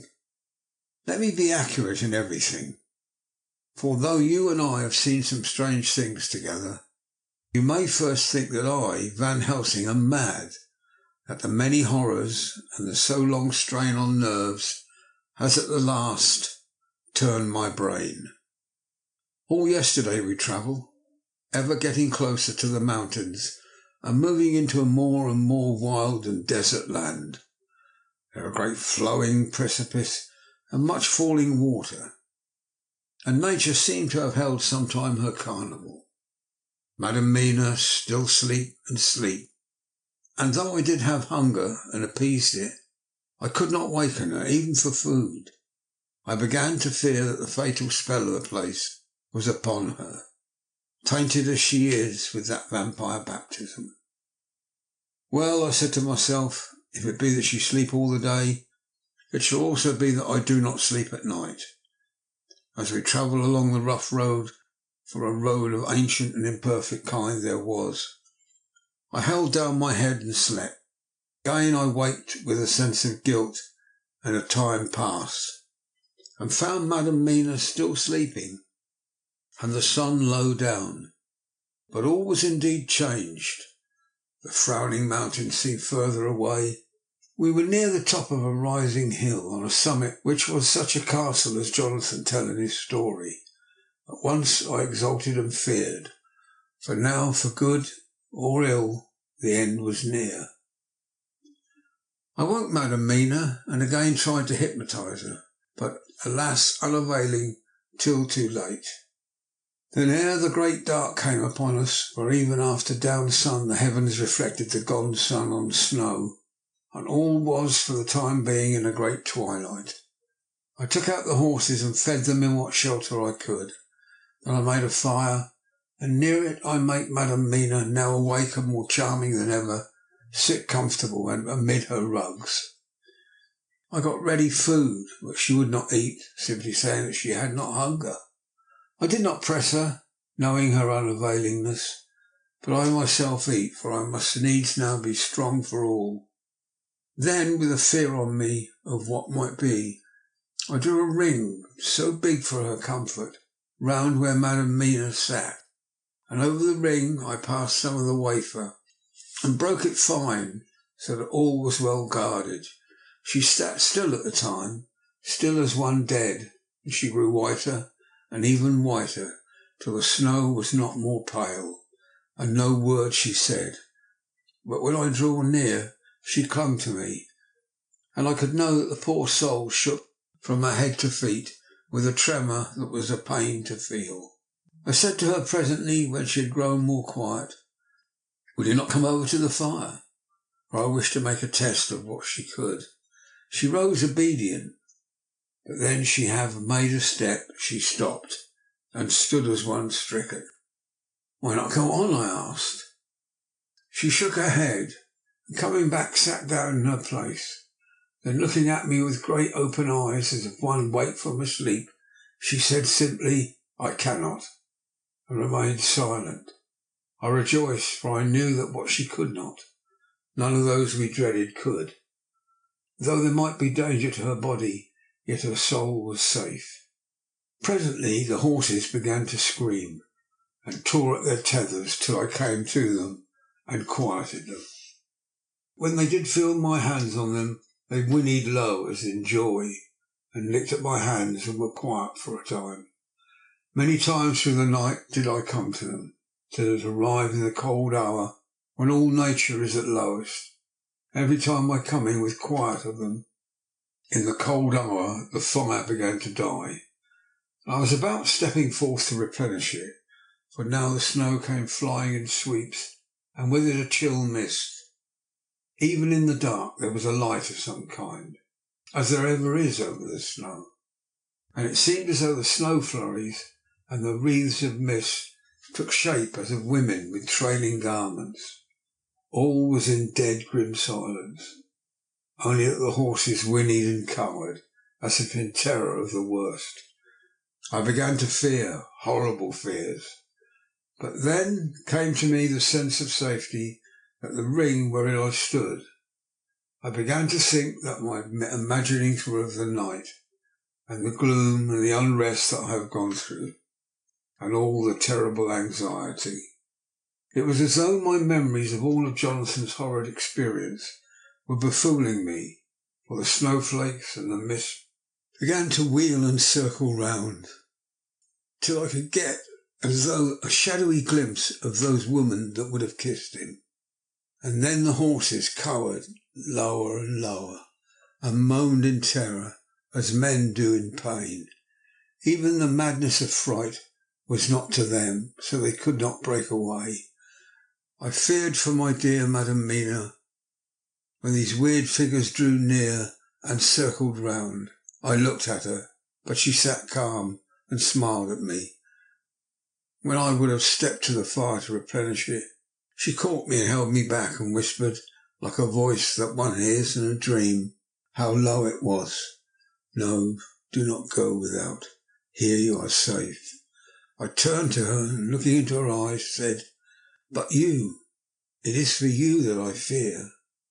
Whereat she laughed, a laugh low and unreal, and said, fear for me? Why fear for me? Nothing safer in all the world from them as I am. And as I wondered at the meaning of her words, a puff of wind made the flame leap up, and I see the red scar on her forehead. Then at last I knew, did I not? I would have soon learned, for the wheeling figures of mist and snow came closer, keeping ever without the holy circle. Then they began to materialise. If God have not taken away my reason, I saw it through my eyes. There were before me in actual flesh the same three women that Jonathan saw in the room when they would have kissed his throat. I knew the swaying round forms, the bright hard eyes, the white teeth, the ruddy colour, and the voluptuous lips. They smiled ever at poor dear Madam Mina, and as their laugh came through the silence of the night, they twined their arms and pointed to her, and said in those so sweet tingling tones that Jonathan said were of the intolerable sweetness of the water glasses, come, sister, come to us, come, come. In fear I turned to my poor Madam Mina, and my heart with gladness leapt like a flame. For oh, the terror in her sweet eyes, the repulsion, the horror, told a story of my heart that was all of hope. God be thanked she was not yet, of them. I seized some of the firewood which was by me, and holding out some of the wafer, advanced on them towards the fire. They drew back before me, and laughed that low, horrid laugh. I felt the fire, and feared them not, for I knew that we were safe within our protections. They could not approach me while so armed, and Madam Mina, whilst she remained within the ring, which she could not leave, no more than they could enter. The horses had ceased to moan, and lay still on the ground. The snow fell on them softly, and they grew whiter. I knew that there was, for the poor beasts, no more of terror. So remained till the red of the dawn to fall through the snow gloom. I was desolate and afraid, and full of woe and terror.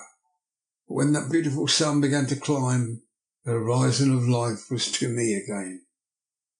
The first coming of the dawn, the horrid figures melted into the whirling mist and snow.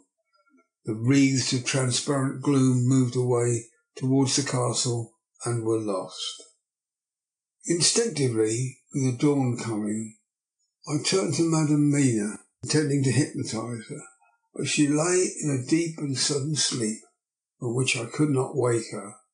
I tried to hypnotise her through that sleep, but she made no response. After response, none at all, and the day broke. I fear yet to stir, but I've made my fire, and have seen the horses. They are all dead. Today I have much to do here, and I keep waiting till the sun is high up. For there may be places where I must go, and where that sunlight, though snow and mist obscure it, will be to me a safety. I will strengthen me with breakfast, and then I will go to my terrible work. Madame Mina still sleeps, and God be thanked she is calm in her sleep. Jonathan Harker's Journal, 4th of November, evening. The accident to the launch has been a terrible thing for us. Only for it we should have overtaken the boat long ago, and by now my dear Mina would have been free. I fear to think of her, off on the wolds near that horrid place. We've got horses and we follow on the track. I note this while Godalming is getting ready. We have our arms. The Zagani must look out if they mean to fight. Oh, if only Morris and Seward were there with us. We must only hope. If I write no more, goodbye, Mina. God bless and keep you. Dr. Seward's Diary, 5th of November. With the dawn we saw the body of Zagana before us, dashing away from the river with their lighter wagon. They surrounded it in a cluster and hurried along as though beset. The snow is falling lightly. There is a strange excitement in the air. It may be our own feelings, but the depression is strange. Far off I hear the howling of wolves. The snow brings them down from the mountains, and there are dangers to all of us, and from all sides. The horses are nearly ready, and we are soon off. We ride to the death of someone. God alone knows who, or where, or what, or when, or how. It may be Dr. Van Helsing's Memorandum, 5th of November afternoon. I am at least sane, thank God, for that mercy at all events, though the proving of it has been dreadful. When I left Madame Mina sleeping with the Holy Circle, I took my way to the castle. The blacksmith's hammer, which I took in the carriage from the Verezzi, was useful. Although the doors were all open, I broke them off the rusty hinges, lest some ill intent or ill chance should close them, so that being entered I might not get out. Jonathan's bitter experience served me here. By memory of his diary, I found my way to the old chapel, for I knew here that my work lay. The air was oppressive. It seemed as if there was some sulphurous fume which at times made me dizzy. Either there was a roaring in my ears, or I heard afar off the howl of wolves. When I bethought me of my dear Madame Mina, and I was in terrible plight, the dilemma had me between his horns. Her I had not dared take into this place, but left safe from the vampire in that holy circle. And yet even there would be the wolf. I resolved that my work lay here, and that as to the wolves we must submit, if it were God's will. At any rate, was only death and freedom beyond. So did I choose for her? Had it but been for myself, the choice would have been easy. The maw of the wolf were better to rest in than the grave of the vampire. So I make my choice and go on with my work. I knew that there were at least 3 graves to find, the graves that are in habit, so I search and find one of them. She lay in her vampire sleep, so full of life and voluptuous beauty that I shudder as though I have come to do murder. I doubt not that in an old time when such things were, many a man who set forth to do such a task as mine found at the last his heart fail him, and then his nerve. So he delay until the mere beauty and the fascination of the wanton undead have hypnotised him, and he'll remain on and on until sunset come and the vampire's sleep be over. Then the beautiful eyes of the fair woman open, look love, and the voluptuous mouth present to a kiss, and the man is weak, and there remain one more victim in the vampire fold, one more to swell the grim and grisly ranks of the undead. There is some fascination, surely, when I am moved by the mere presence of such an one. Even lying as she lay in the tomb, fretted with age and heavy with dust of centuries, though there be that horrid odour, such as the lairs of the Count have had, yes, I was moved. I, Van Helsing, with all my purpose, and with my motive for hate. I was moved to a yearning for delay, which seemed to paralyse my faculties and clog my very soul. It may have been that the need of natural sleep and the strange oppression of the air were beginning to overcome me. Certain it was that I was lapsing into sleep, the open-eyed sleep of one who yields to a sweet fascination, when there came through the snow-stilled air a long, low wail, so full of woe and pity that it woke me like the sound of a clarion, for it was the voice of my dear Madam Mina that I heard. Then I braced myself again to my horrid task, and found, by wrenching away tomb tops, one of the other sisters, the other dark one. I dared not pause to look on her as I had on her sister, lest once more I should begin to be enthralled. But I go on searching until presently I find in a high great tomb, as if made to one much beloved, that other fair sister, which, like Jonathan, had seemed to gather herself out of the atoms of the mist. She was so fair to look on, so radiantly beautiful, so exquisitely voluptuous, that the very instinct of man in me, which calls for some of my sex to love and to protect one of hers, made my head whirl with new emotion. But God be thanked, that soul wail of my dear Madam Mina had not died out in my ears, and before the spell could be wrought further upon me, I nerved myself to my wild work. By this time I had searched all the tombs in the chapel. So far as I could tell, there had been only 3 of these undead phantoms around us in the night. I took it that there were no more of active undead existent. There was one great tomb, more lordly than all the rest. Huge it was, and nobly proportioned. On it was but one word: Dracula. This then was the undead name of the king vampire, to whom so many more were due. Its emptiness spoke eloquent to make certain what I knew. Before I began to restore these women to their dead selves through my awful work, I laid in Dracula's tomb some of the wafer, and so banished him from the undead forever. Then began my terrible task. I dreaded it. Had it been but one, had it been easy, comparative, but 3. To begin twice more after I had been through the deed of horror, for if it was terrible with the sweet Miss Lucy, what would it not be with these strange ones who had survived through centuries, and who had been strengthened by the passing of years, who would, if they could, have fought for their foul lives? Oh, my friend John, but it was butcher work. I had not been nerved by thoughts of other dead, and now of the living over whom hung such a pall of fear. I could not have gone on. I tremble and tremble even yet, though till it was all over, God be thanked, my nerve did stand.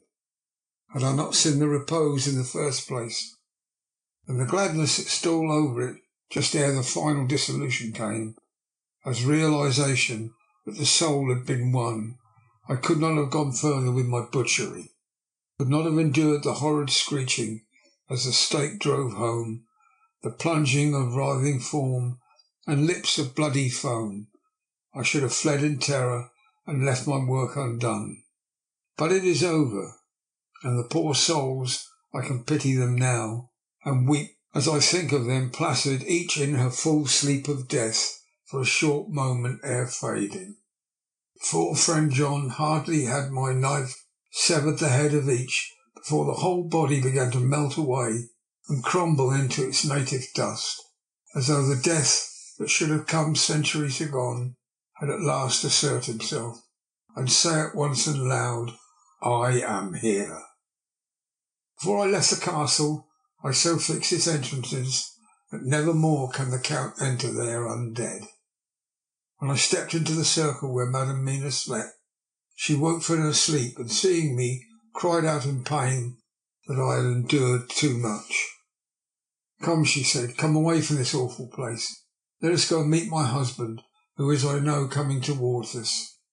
She was looking thin and pale and weak, but her eyes were pure and glowed with fervour. I was glad to see her paleness and her illness, for my mind was full of the fresh horror of that ruddy vampire sleep. And so, with trust and hope, and yet full of fear, we go eastward to meet our friends, and him whom Madame Mina tell me that she know are coming to meet us. Mina Harker's Journal, 6th of November. It was late in the afternoon when the Professor and I took our way towards the east, whence I knew Jonathan was coming. We did not go fast, though the way was steeply downhill, for we had to take heavy rugs and wraps with us.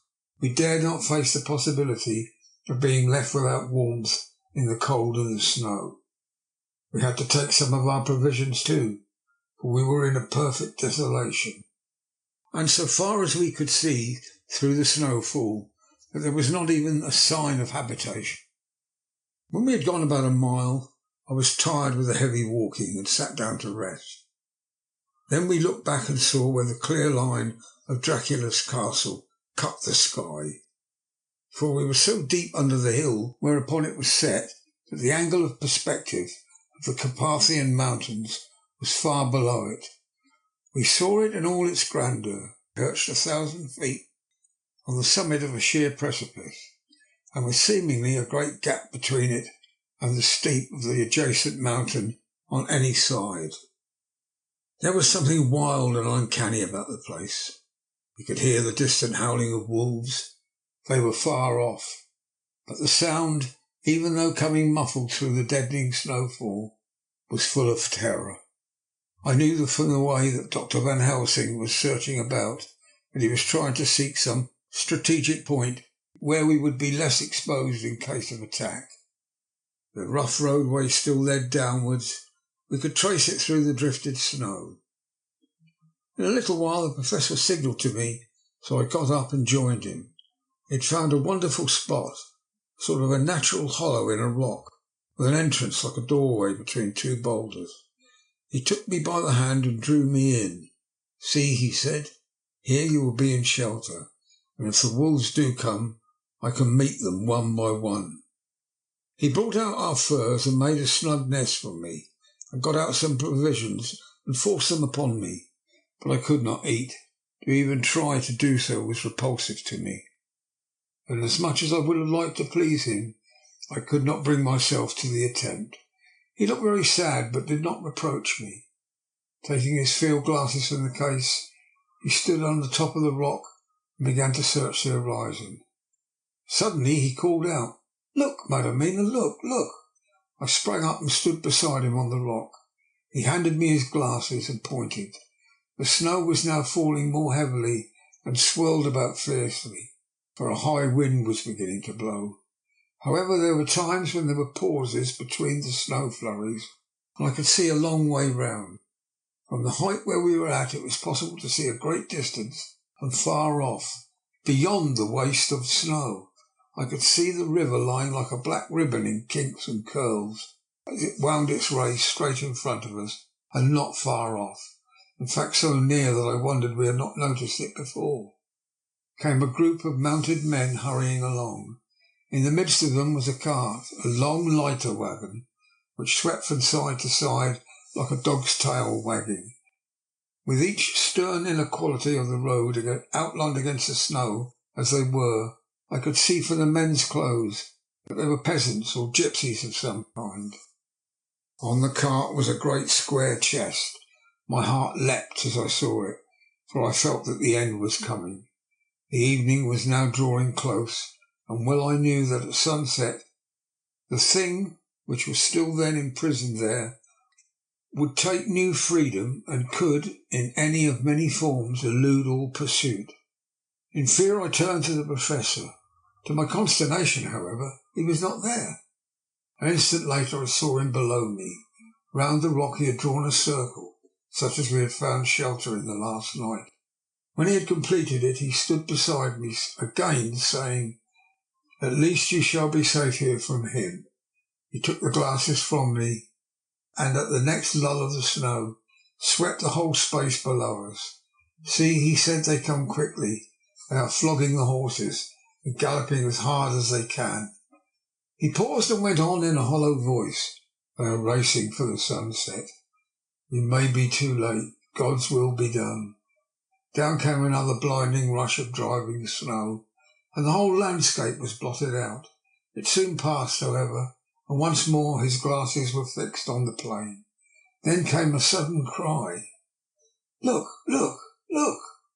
See, 2 horsemen follow, fast, coming up from the south. It must be Quincy and John. Take the glasses, look before the snow blots it all out." I took it and looked. The 2 men might be Dr. Seward and Dr. Morris. I knew at all events neither of them was Jonathan. At the same time I knew that Jonathan was not far off. Looking around, I saw on the north side of the coming party 2 other men riding at breakneck speed.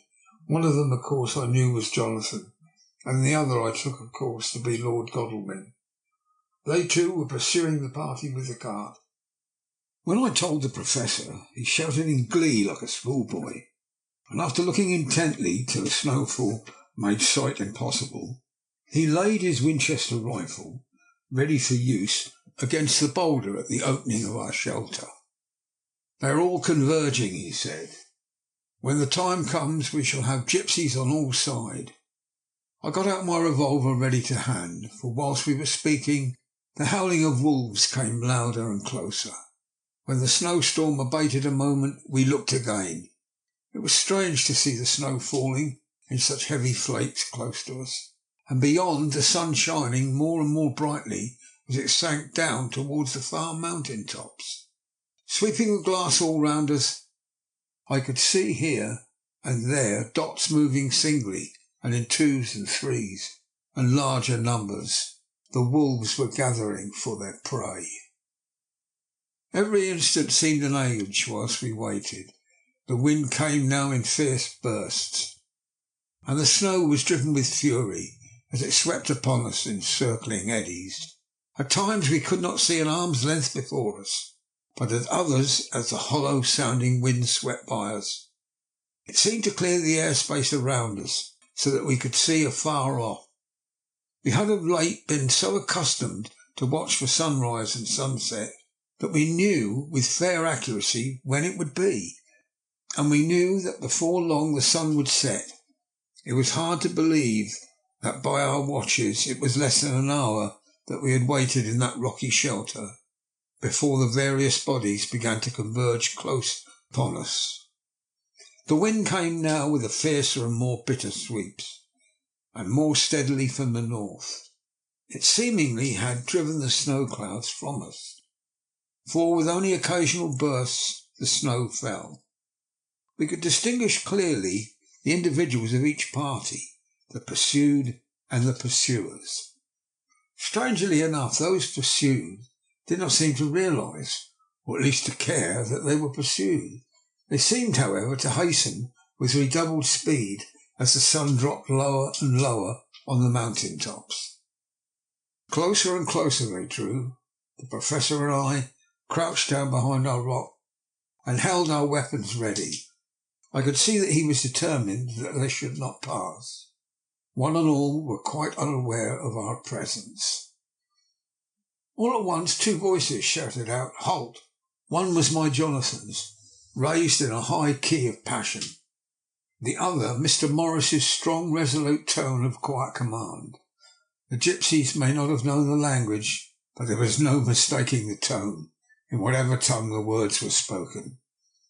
Instinctively they reined in, and at the instant Lord Godalming and Jonathan dashed up at one side, and Dr. Seward and Mr. Morris on the other, the leader of the gypsies, a splendid-looking fellow who sat on his horse like a centaur, waved them back, and in a fierce voice gave to his companions some word to proceed. They lashed the horses, which sprang forward, but the four men raised their Winchester rifles, and in an unmistakable way commanded them to stop. At the same moment Dr. Van Helsing and I rose behind the rock and pointed our weapons at them. Seeing that they were surrounded, the men tightened their reins, which drew up. The leader turned to them and gave a word, at which every man of the gypsy party drew what weapon he carried, knife or pistol, and held himself in readiness to attack. Issue was joined in an instant. The leader, with a quick movement of his rein, threw his horse out in front, and pointing first to the sun, now close down on the hilltops, and then to the castle, said something which I did not understand. For answer, all four men of our party threw themselves from their horses and dashed towards the cart. I should have felt terrible fear at seeing Jonathan in such danger, but that the ardour of battle must have been upon me, as well as the rest of them. I felt no fear, but only a wild surging desire to do something. Seeing the quick movement of our parties, the leader of the gypsies gave a command. His men instantly formed around the cart in a sort of undisciplined endeavour, each one shouldering and pushing the other in his eagerness to carry out the order. In the midst of this I could see that Jonathan was on one side of the ring of men and Quincy on the other, were forcing a way to the cart. It was evident that they were being bent on finishing their task before the sun should set.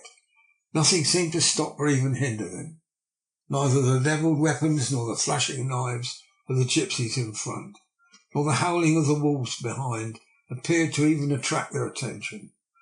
Jonathan's impetuosity and the manifest singleness of his purpose seemed to overawe those in front of them. Instinctively they cowered aside and let him pass. In an instant he had jumped upon the cart, and with a strength which seemed incredible, raised the great box and flung it over the wheel to the ground. In the meantime Mr. Morris had had to use force to pass through his side of the ring of Zingani.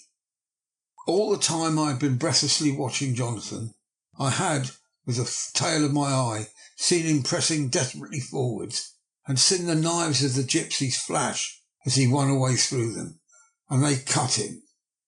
He had parried with his great bowie knife. At first I thought that he too had come through in safety, but as he sprang beside Jonathan, who had by now jumped from the cart, I could see that with his left hand he was clutching at his side, and that the blood was spurting through his fingers.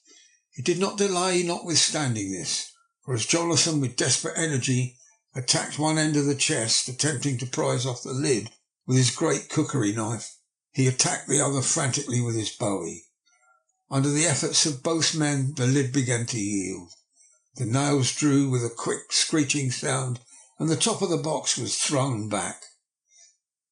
By this time the gypsies, seeing themselves covered by the Winchesters and at the mercy of Lord Godalming and Dr. Seward, had given in and made no resistance. The sun was almost down on the mountain tops, and the shadows of the whole group fell long upon the snow. I saw the Count lying within the box upon the earth, some of which the rude falling from the cart had scattered over him. He was deathly pale, just like a waxen image, and the red eyes glared with a horrible vindictive look which I knew too well. As I looked, the eyes saw the sinking sun, and the look of hate in them turned to triumph. But on the instant came the sweep and flash of Jonathan's great knife. I shrieked as I saw it shear through the throat, while at the same moment Mr. Morris's bowie knife plunged into the heart. It was like a miracle, but before our very eyes, and almost in the drawing of a breath, the whole body crumbled into dust and passed from our sight. I shall be glad as long as I live, and even in that moment of final dissolution there was in the face a look of peace, such as I never could have imagined might have rested there. The castle of Dracula now stood out against the red sky, and every stone of its broken battlements was articulated against the light of the setting sun. The gypsies, taking us in some way the cause of the extraordinary disappearance of the dead man, turned without a word and rode away as if for their lives. Those who were unmounted jumped upon the lighter wagon and shouted to the horsemen not to desert them. The wolves, which had withdrawn to a safe distance, followed in their wake, leaving us alone. Mr. Morris, who had sunk to the ground, leaned on his elbow, holding his hand pressed to his side. The blood still gushed through his fingers. I flew to him, for the holy circle did not now keep me back. So did the two doctors. Jonathan knelt behind him, and the wounded man lay back his head on his shoulder. With a sigh, he took with a feeble effort my hand in that of his own, which was unstained. He must have seen the anguish of my heart in my face, and he smiled at me and said, "I'm only too happy to have been of service." Oh, God! He cried suddenly, struggling into a sitting posture, and pointing to me, "It was worth it for this to die. Look, look." The sun was now right down upon the mountain top, and with red gleams fell upon my face, so that it was bathed in rosy light. With one impulse the men sank to their knees, and a deep, earnest amen broke from all, as their eyes followed the pointing finger. The dying man spoke. "Now God be thanked that this has not been in vain. See, the snow is not more stainless than her forehead. The curse has passed away." And to our bitter grief, with a smile and silence, he died, a gallant gentleman. Note: 7 years ago we all went through the flames. The happiness of some of us since then is, we think, well worth the pain we endured, in an added joy to Mina and to me that our boy's birthday is the same day as that on which Quincy Morris died. His mother holds, I know, the secret belief that some of our brave friend's spirit has passed into him. His bundle of names, like all our little band of men together, but we call him Quincy. In the summer of this year we made a journey to Transylvania, and went over the old ground which was, and is to us, so full of vivid and terrible memories. It was almost impossible to believe that the things of which we had seen with our own eyes and heard with our own ears were living truths. Every trace of all that had been was blotted out. The castle stood as before, reared high above a waste of desolation. When we got home we were talking of the old time which we could all look back on without despair, for Godalming and Seward are both happily married. I took the papers from the safe where they had been ever since our return so long ago. We were struck with the fact that in all the mass of material of which the record is composed, there is hardly one authentic document, nothing but a mass of typewriting, except the later books of Mina and Seward and myself, and Van Helsing's memorandum. We could hardly ask anyone, even if we did wish to accept these as proofs of so wild a story. Van Helsing summed it all up as he said, with our boy on his knee, "We want no proofs, we ask none to believe us. The boy will some day know what a brave and gallant woman his mother is. Already he knows her sweetness and loving care. Later on he will understand how some men so loved her that they dare much for her sake." Jonathan Harker.